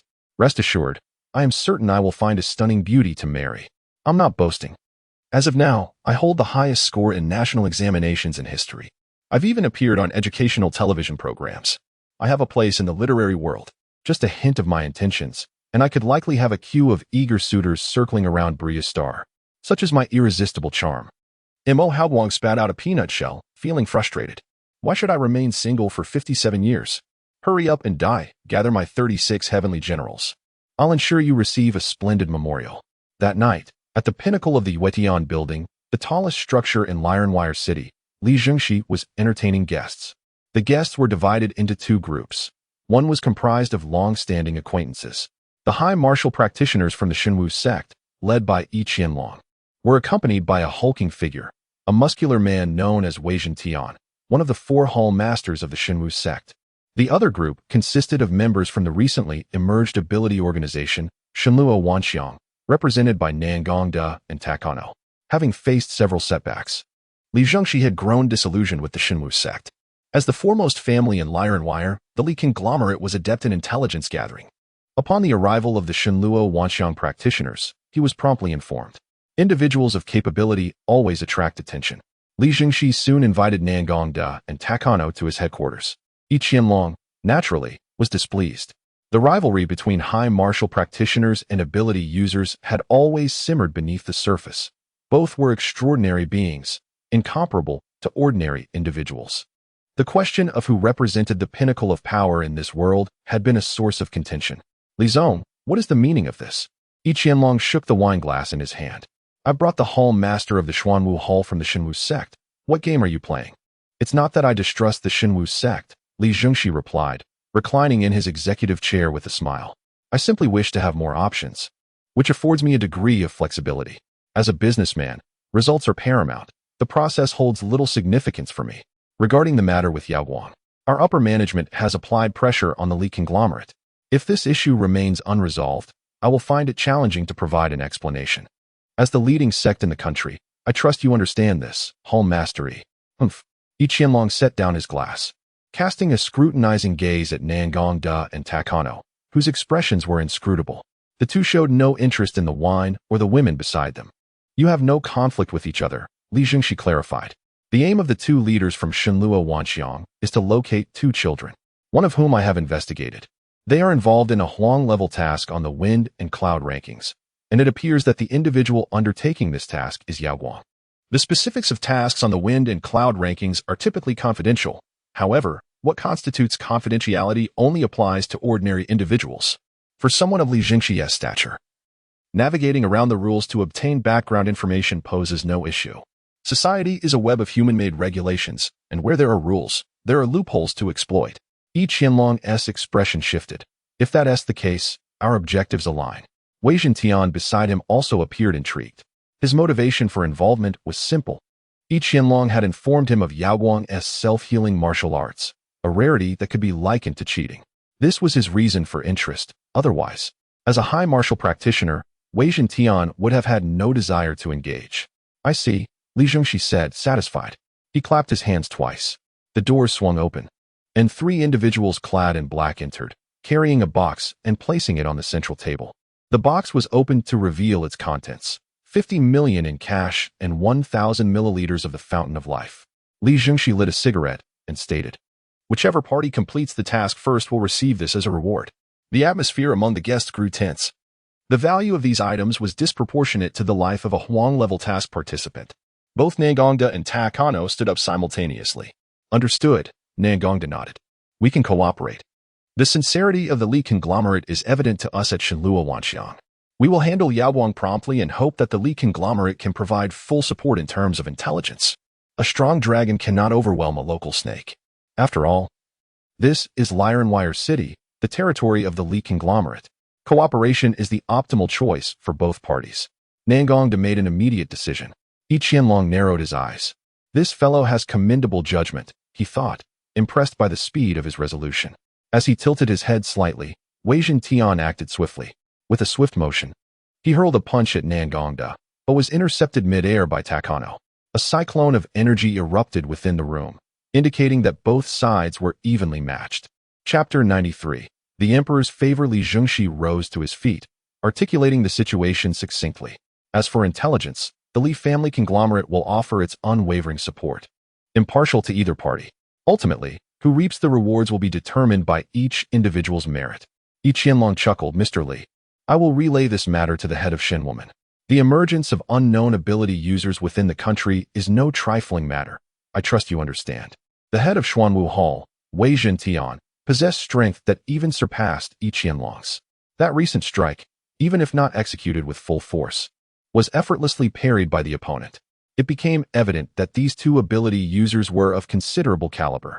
In battles between high-level martial artists and ability users of the same rank, martial prowess tends to dominate. However, considering the unique skills of ability users, the outcome remains uncertain. Li Zhengxi, unfazed, reflected on his previous encounters with Yi Qianlong, which had invariably ended in disappointment, primarily due to Yi's incessant prattling. In contrast, the two from Shenluo Wanxiang were notably taciturn. Indeed, the adage "those who are ruthless seldom speak" held true. Villains often meet their demise through excessive chatter, a trope frequently seen in melodramatic television dramas. Li Zhengxi recognized the need to learn from these experiences. As for the entry of other domestic factions, it was beyond his realm of concern. What he sought was a resolution aligned with his desires, especially given that there were others within his family eyeing his position as CEO. He could not afford any further missteps. With a resolution in place, a comprehensive hunt for Yuan Xiao commenced. At this moment, Yuan Xiao remained blissfully unaware that both Shenwoman and Shenluo Wanxiang had set their sights upon him. Had he known, he would have undoubtedly been elated. In the hotel, Imo Hao Guang was fast asleep, while Yuan Xiao was not. He was preoccupied. In the external world, he was a teacher, but internally, he was Yao Guang, and he had much to accomplish. Most crucially, he still possessed 4 opportunities for a lottery draw. His recent streak of good fortune was extraordinary. The emperor's favor had been with him continuously. This good fortune stemmed from the commencement of the nationwide qualification examination for teachers, where he achieved the top score, conquering the realm of classical poetry and literature and successfully featuring in an interview on the educational channel. Such privileges were the hallmarks of a true victor in life. Content with his current state, Yuan Xiao resolved to maintain his emperor-like disposition during the lottery draws. He yearned for one prize to be the cultivation technique of Li Mulan, and another to be a combat-oriented spirit. After completing his grooming and prayers, Yuan Xiao accessed the system, first checking his current data. Omnidimensional spirit system, name, Yuan Xiao combat power 4000. 5 system level, transcendent, original energy, 70, lottery chances 4, social prestige, 1050, 9999, 9999. Excellent. He had experienced a substantial enhancement. Next came the pivotal moment. All blood must be concentrated in a specific area, allowing it to swell adequately. Research indicated that the maximum expansion could reach 6 times its original size. The intricacies of human pupils are indeed marvelous, with keen observation. One can discern even the minutest changes. Thus, Yuan Xiao widened his eyes in anticipation. The slot machine descended, and with a grin, he pulled the lever. The dazzling images whirled before him, ultimately settling on 777. Yuan Xiao had become immune to the lottery system of this world, which always resulted in a perfect hit of 777. Whether the prize was genuine remained uncertain. Indeed, the system notified him of receiving an empty treasure chest. Damn it! Where's the promised emperor's favor? He lamented. Now he possessed a total of 3 empty chests. Yuan Xiao felt tears welling up. Once more, let us hit the jackpot. He allowed his gambler's instinct to take over. During a previous reincarnation, he had aspired to become a gambling master. Congratulations. The user has obtained the book Deep Neural Networks, a guide. Seriously, not again, Yuan Xiao protested. Previously, he had received the ultimate edition of hacker techniques. And now this Deep Neural Networks guide. Such literature on network applications was utterly useless. In this world of martial artists and ability users, he implored the system for something more practical. With 2 chances remaining, Yuan Xiao clenched his fists. Should the next draw prove unreliable, he would subject the system to 1,000,000 lifetimes of frustration. On his 3rd attempt, he successfully summoned a spirit. Spirit manifestation. The following spirit can manifest in its respective world, valid for 1 year. Name, Doryman. Level, transcendent. Manifestation cost, 300 points of original energy. This is a daily use spirit. While it's not entirely without merit, it's not a combat-oriented spirit either. In essence, it holds little value for me. Nonetheless, he had drawn it, and he could only accept it with a heavy heart. This was his final chance. The promised emperor's favor must surely reveal itself. Yuan Xiao closed his eyes and pressed the lever. After the 777 images passed, a treasure chest appeared. Gritting his teeth, he opened it. Congratulations. The user has obtained a spirit manifestation. Spirit manifestation. The following spirit can manifest in its respective world, valid for 6 months. Name, Zhenghua. Level, transcendent, great engineer attributes. Can ignore the technological tree to complete specified engineering projects within conditions. Manifestation cost: 100 points of original energy, 800 points of social prestige. Yuan Xiao recognized this name. Zheng Guo was the architect of the Zhenghua Canal from the Qin dynasty of the Blue Planet. Goodness, he has become a great engineer. While he can complete specified projects within conditions, what about those outside? If I manifest him only to discover that he cannot accomplish tasks beyond those conditions, then what have I gained? Yuan Xiao felt utterly disheartened, overwhelmed by frustration. What is this nonsense? It's all so chaotic. I would have preferred to manifest Teacher Can. That would have held some utility. As for whether the spirit system would archive such an entity, Yuan Xiao was uncertain. With his 4 lottery opportunities now exhausted, he sighed and closed the system. The computer before him remained on, so he logged into his microcircle, with little else to occupy his time. Having already conquered the classical poetry realm, he was about to log off when a notification appeared. Teacher Yuan, the archaeological community will hold an exchange meeting the day after tomorrow. Would you be interested in attending? The message was from an ID known as Moving Mountains and Shifting Ridges. Yuan Xiao recognized him. He was the one who had previously helped him gain recognition in the classical poetry realm. This individual was likely an elder, possibly in his 50s or 60s. As such figures typically populate the archaeological community, young people seldom show interest, being more concerned with matters akin to tomb raiding. The meeting was set to take place at the National Cultural Association. This reminded Yuan Xiao of Xie Dingfang, a member of the Cultural Association. Excellent. My status has risen further. I am now venturing into the higher echelons of the cultural realm. Yuan Xiao understood well that within this world, the apex of cultural and technological circles ultimately lay in archaeology. All civilizations are unearthed through archaeological endeavors. Very well, this presents a splendid opportunity. Allow me to witness your circle. As an ordinary high school teacher, I may lack the qualifications for such high-level academic exchanges. Yet I am drawn to the radiant brilliance of the cultural domain. Thus, should the opportunity arise, I would be most eager to pay my respects. Chapter 94. The super homebody Yuan Xiao cherished the values of humility and modesty. The Cultural Association was a gathering place for the country's foremost literary figures. Spearheaded by the archaeological community, Yuan Xiao was acutely aware of the high status the archaeological field held in this world. It was an elite circle he needed to infiltrate. Content: he shut down his computer. Currently, the students exhibited a slight improvement in their compliance with Yuan Xiao's directives, albeit marginal. Nevertheless, they completed the assignments he had set. Every student present submitted their work. Yuan Xiao felt satisfaction, as students ought to be obedient. As the door swung open, Xiao Wanqing entered, linking arms with a girl while engaging in lively conversation. Yuan Xiao recognized the girl as the star, and June. He had previously assisted her during the National Teacher Qualification Examination, which ultimately led to his selection as a prominent figure in the education sector. Yuan Xiao was grateful to this fortunate turn of events. Teacher, Xiao Wanqing announced, I brought in June. She wishes to express her gratitude to you. And June, hiding behind Xiao Wanqing, blushed deeply. Yuan Xiao glanced over. It was evident she was indeed a star. And June possessed the most enviable figure in the class. A result of her profession as an actress, appearing no different from an ordinary 20-year-old girl, radiant like a ripe peach. Thank you, teacher, and June stammered, her cheeks growing ever warmer. Yuan Xiao dismissed her gratitude, viewing the incident as trivial. Unlike other absent students, and June's absence was due to work commitments, thus warranting special consideration from the school. In a strict sense, she was not truly absent, and Yuan Xiao held no stringent expectations of her. And June nodded. Her shyness palpable. Yuan Xiao found it peculiar that someone with such an introverted disposition could thrive as an actress.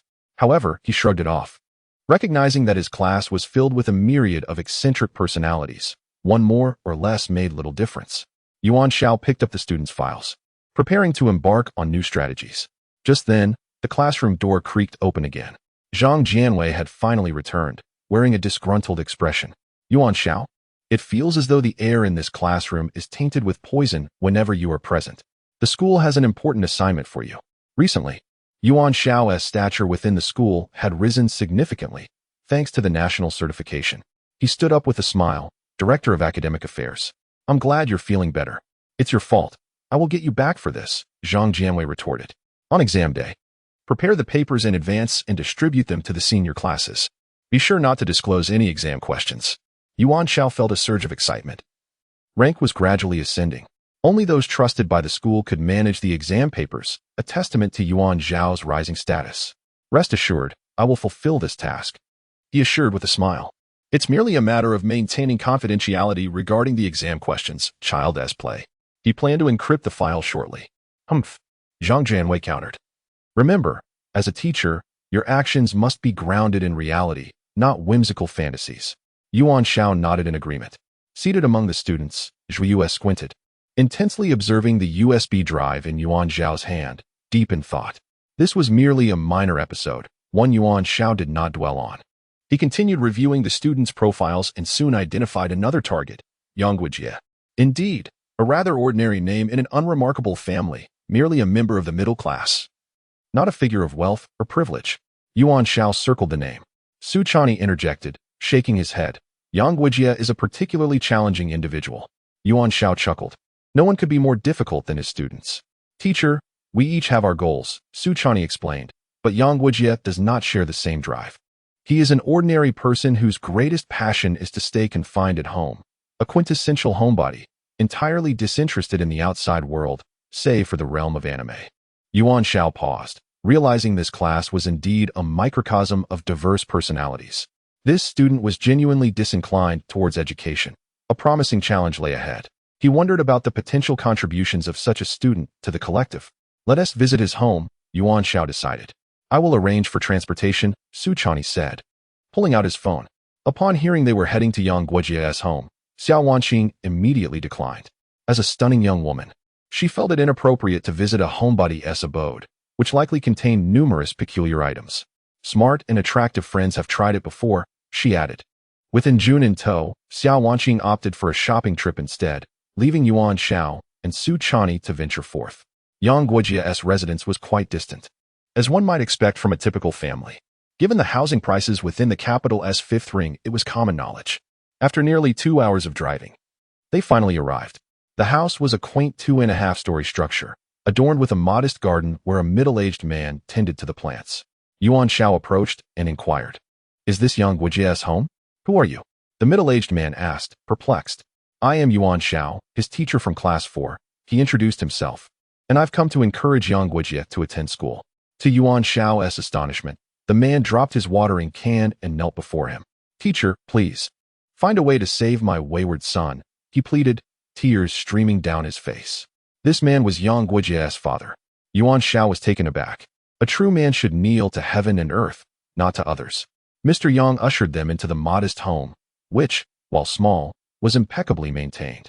Yang Guijie had once been an exemplary student, full of promise, but a drastic transformation occurred during his first year of middle school following his parents' divorce.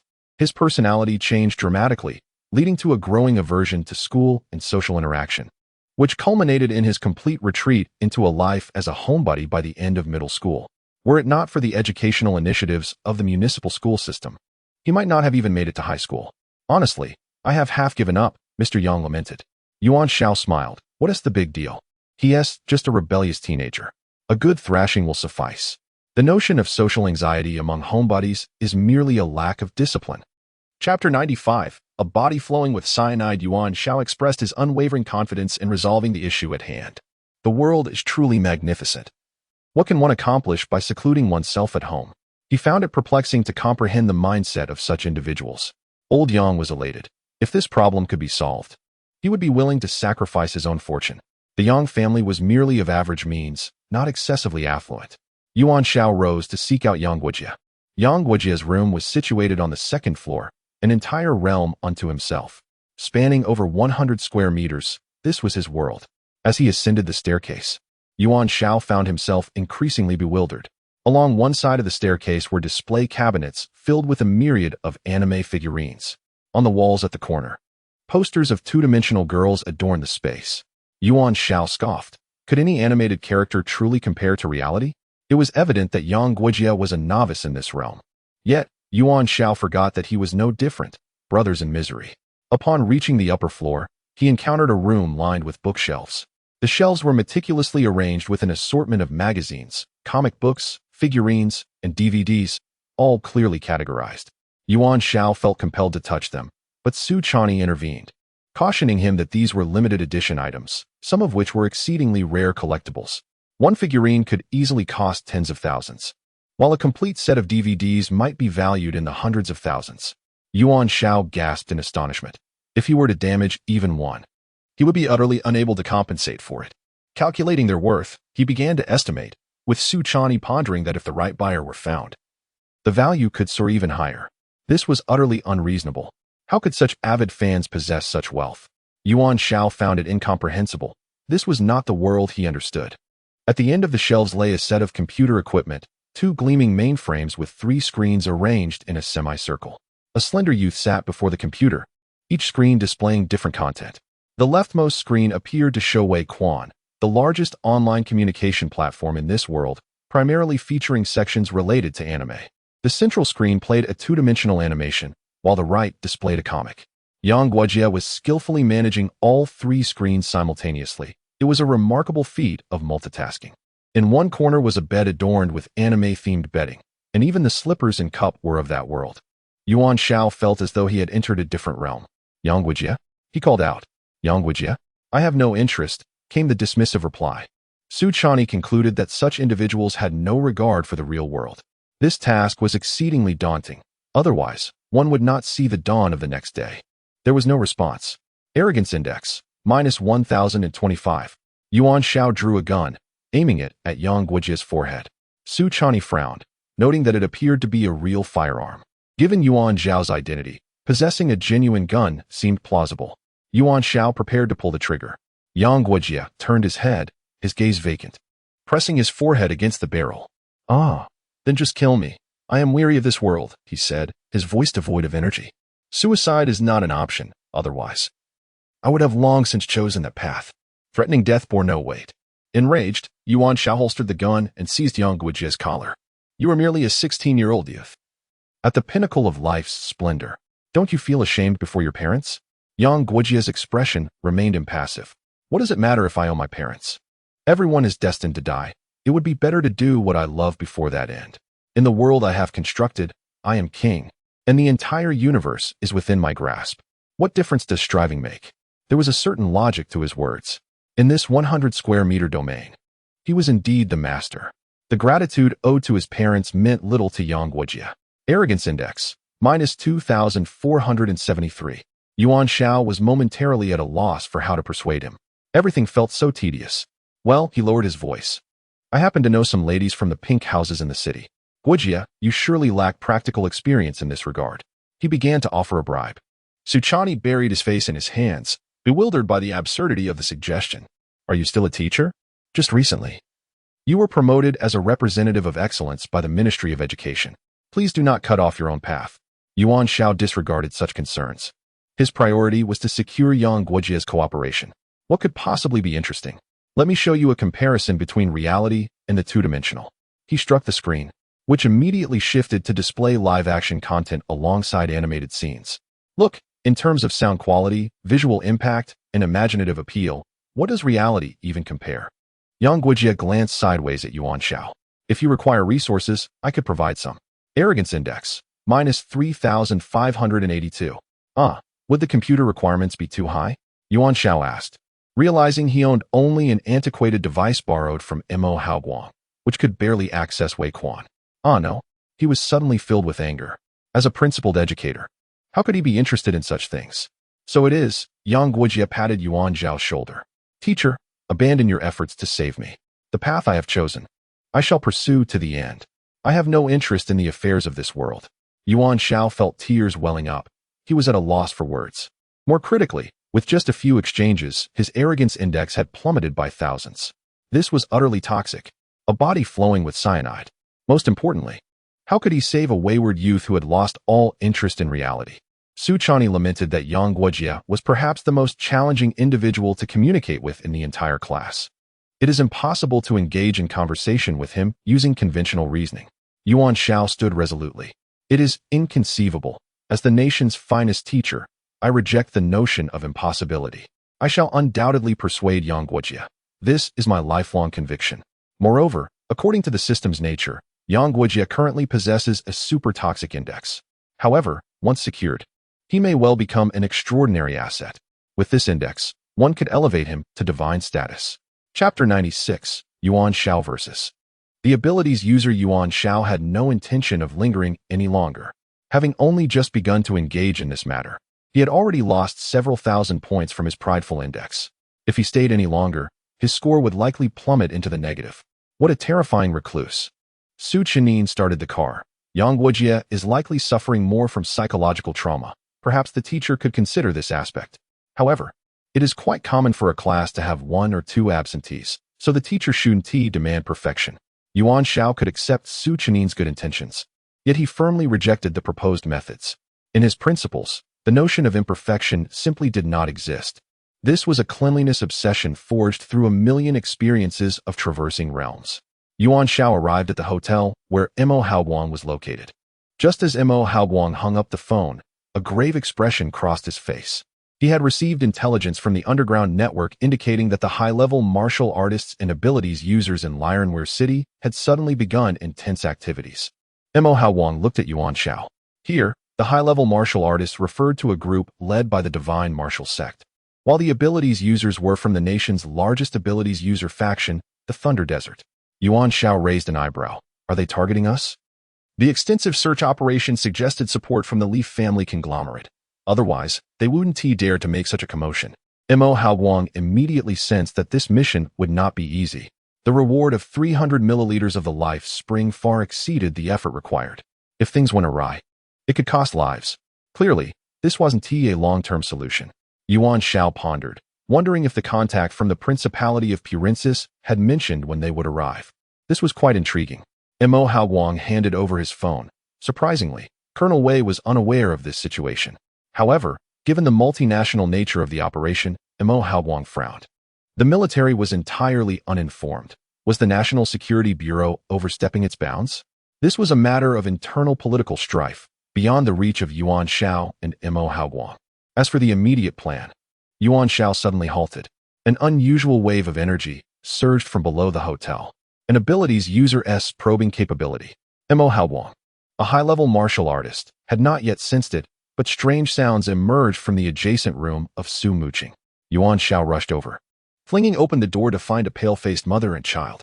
Your son is also an abilities user, isn't he? Yuan Xiao realized that the previous disturbance was likely caused by an abilities user with probing capabilities. Yes, Su Muqing gritted her teeth. I deceived you. I merely wished for my child to lead a normal life. Leave here at once, Yuan Xiao urged, knowing that their pursuers would soon arrive. Mo, you drive and let them escape first. What about you? Mo Haoguang hesitated. Don't worry. I'm not an abilities user. They might not resort to lethal measures. Yuan Xiao reassured him. Hurry. The unusual energy waves intensified, indicating that their adversaries were encircling them. Every organization has its own rules. Since Chu Chen's father was affiliated with the Divine Universe, the birth of a child with abilities would certainly not be tolerated. Escape was unthinkable, and they would be pursued relentlessly. This was an ironclad principle. Yuan Xiao understood. Nevertheless, he had his own tenets. Once he accepted a mission, he had no intention of abandoning it midway. Mo Haoguang led Su Muqing and her child through the emergency escape route, while Yuan Xiao focused on the elevator at the end of the corridor, which was rapidly ascending. Ding! The elevator arrived at their floor with a crisp sound. The doors slowly opened, and dozens of beams of light shot forth. Almost simultaneously, Yuan Xiao activated his celestial silkworm divine skill. With a series of sharp wind blades, he struck the silken threads, which rebounded and splintered the walls of the corridor. 3 abilities users charged towards Yuan Xiao. With a combat power surpassing 8,000, he stood at the pinnacle of martial arts mastery, equivalent to the apex of D-grade abilities users. The 3 assailants had combat powers of merely 6,000. They were no match for him. However, Yuan Xiao did not dare to underestimate them, as there were likely stronger foes behind. Swift resolution was imperative. While harvesting adversaries was ultimately Yuan Xiao's goal, he understood the importance of prioritization. In a life-and-death struggle, he could not afford to be careless without absolute certainty. The silken threads danced through the corridor, weaving in and out as Yuan Xiao swiftly subdued the 3 abilities users. Pride Index, 273, 198, 257, 179. A short-haired woman leaped through the window. Upon witnessing the scene, she couldn't help but exclaim. The martial technique of the celestial silkworm bore a resemblance to an abilities user's skills. The short-haired woman immediately attacked, her eyes emanating two beams of light. A fire-based abilities user. Fire was the nemesis of the silken threads. When they clashed in midair, Yuan Xiao's threads dissipated. Troublesome.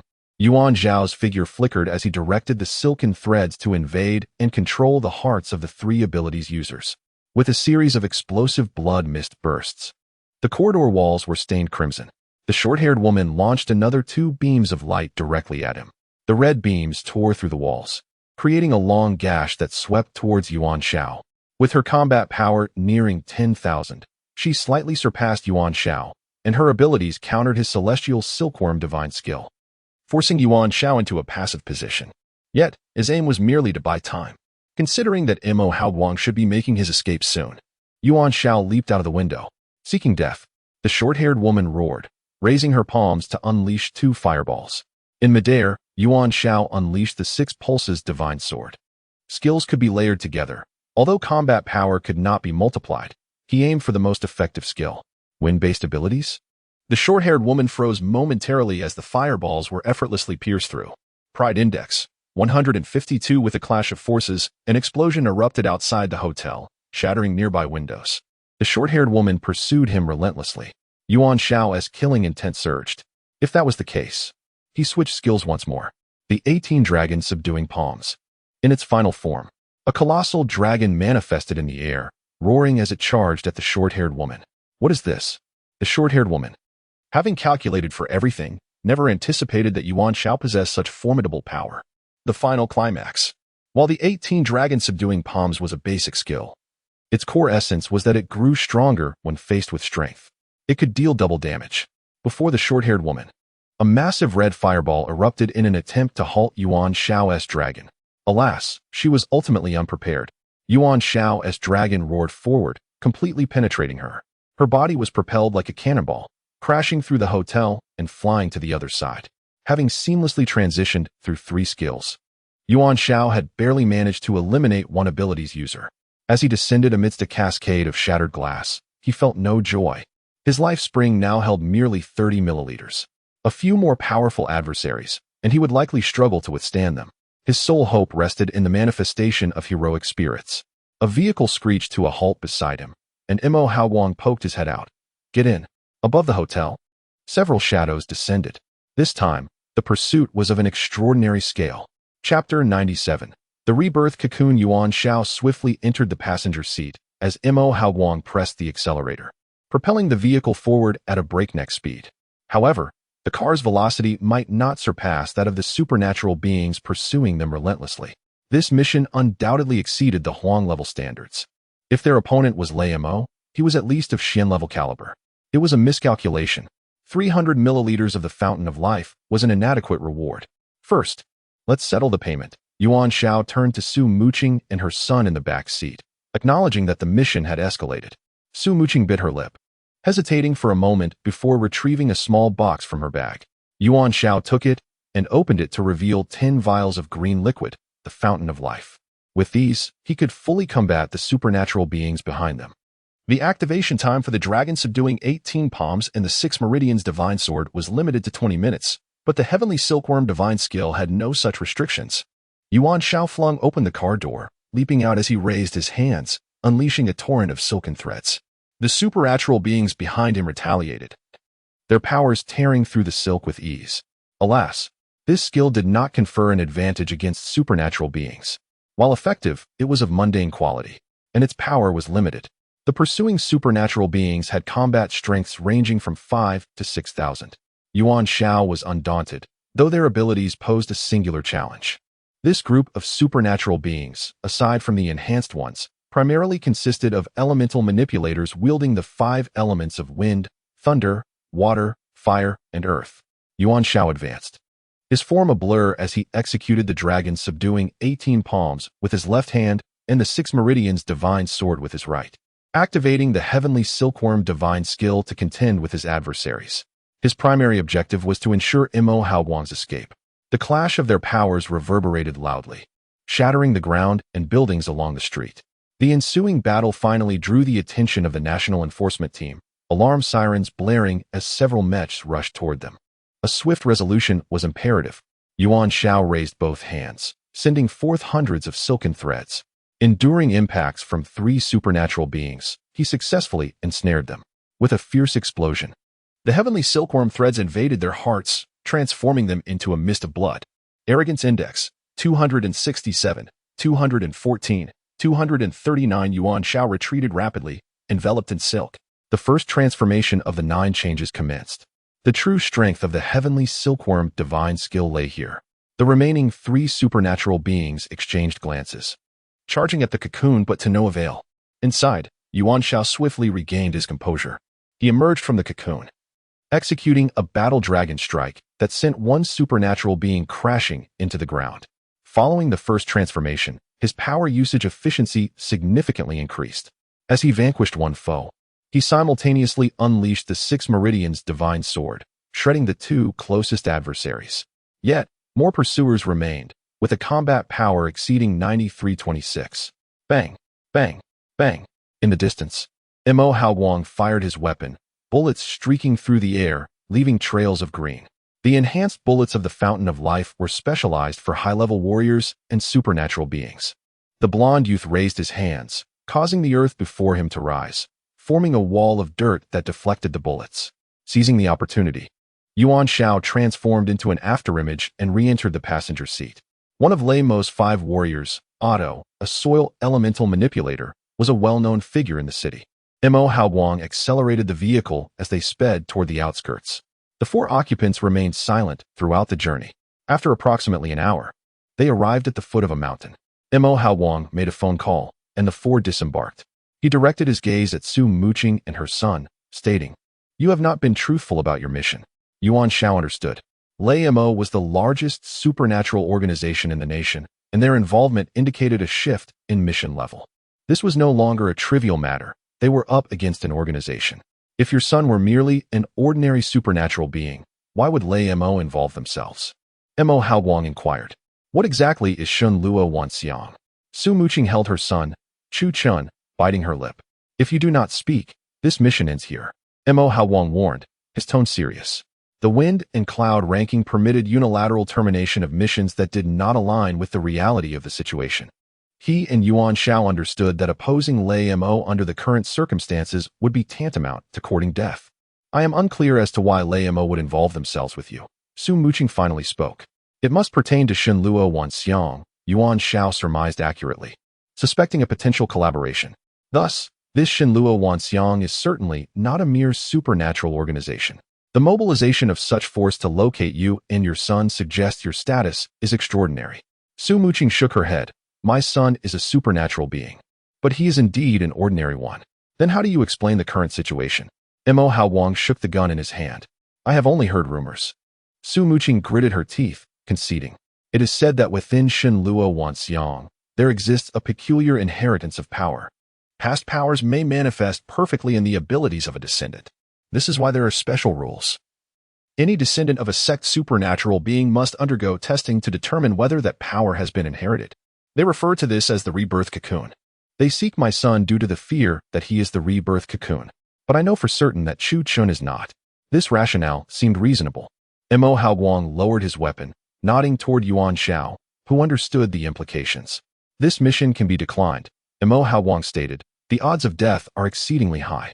It is likely that we are already in too deep. Yuan Xiao recognized Mo Haowang's thoughts, suggesting, why not withdraw? This matter has no connection to the Li Consortium. Your involvement is unnecessary. Have you lost your mind? Mo Haowang exclaimed, astonished. These are inconsequential individuals. Yuan Xiao fell silent.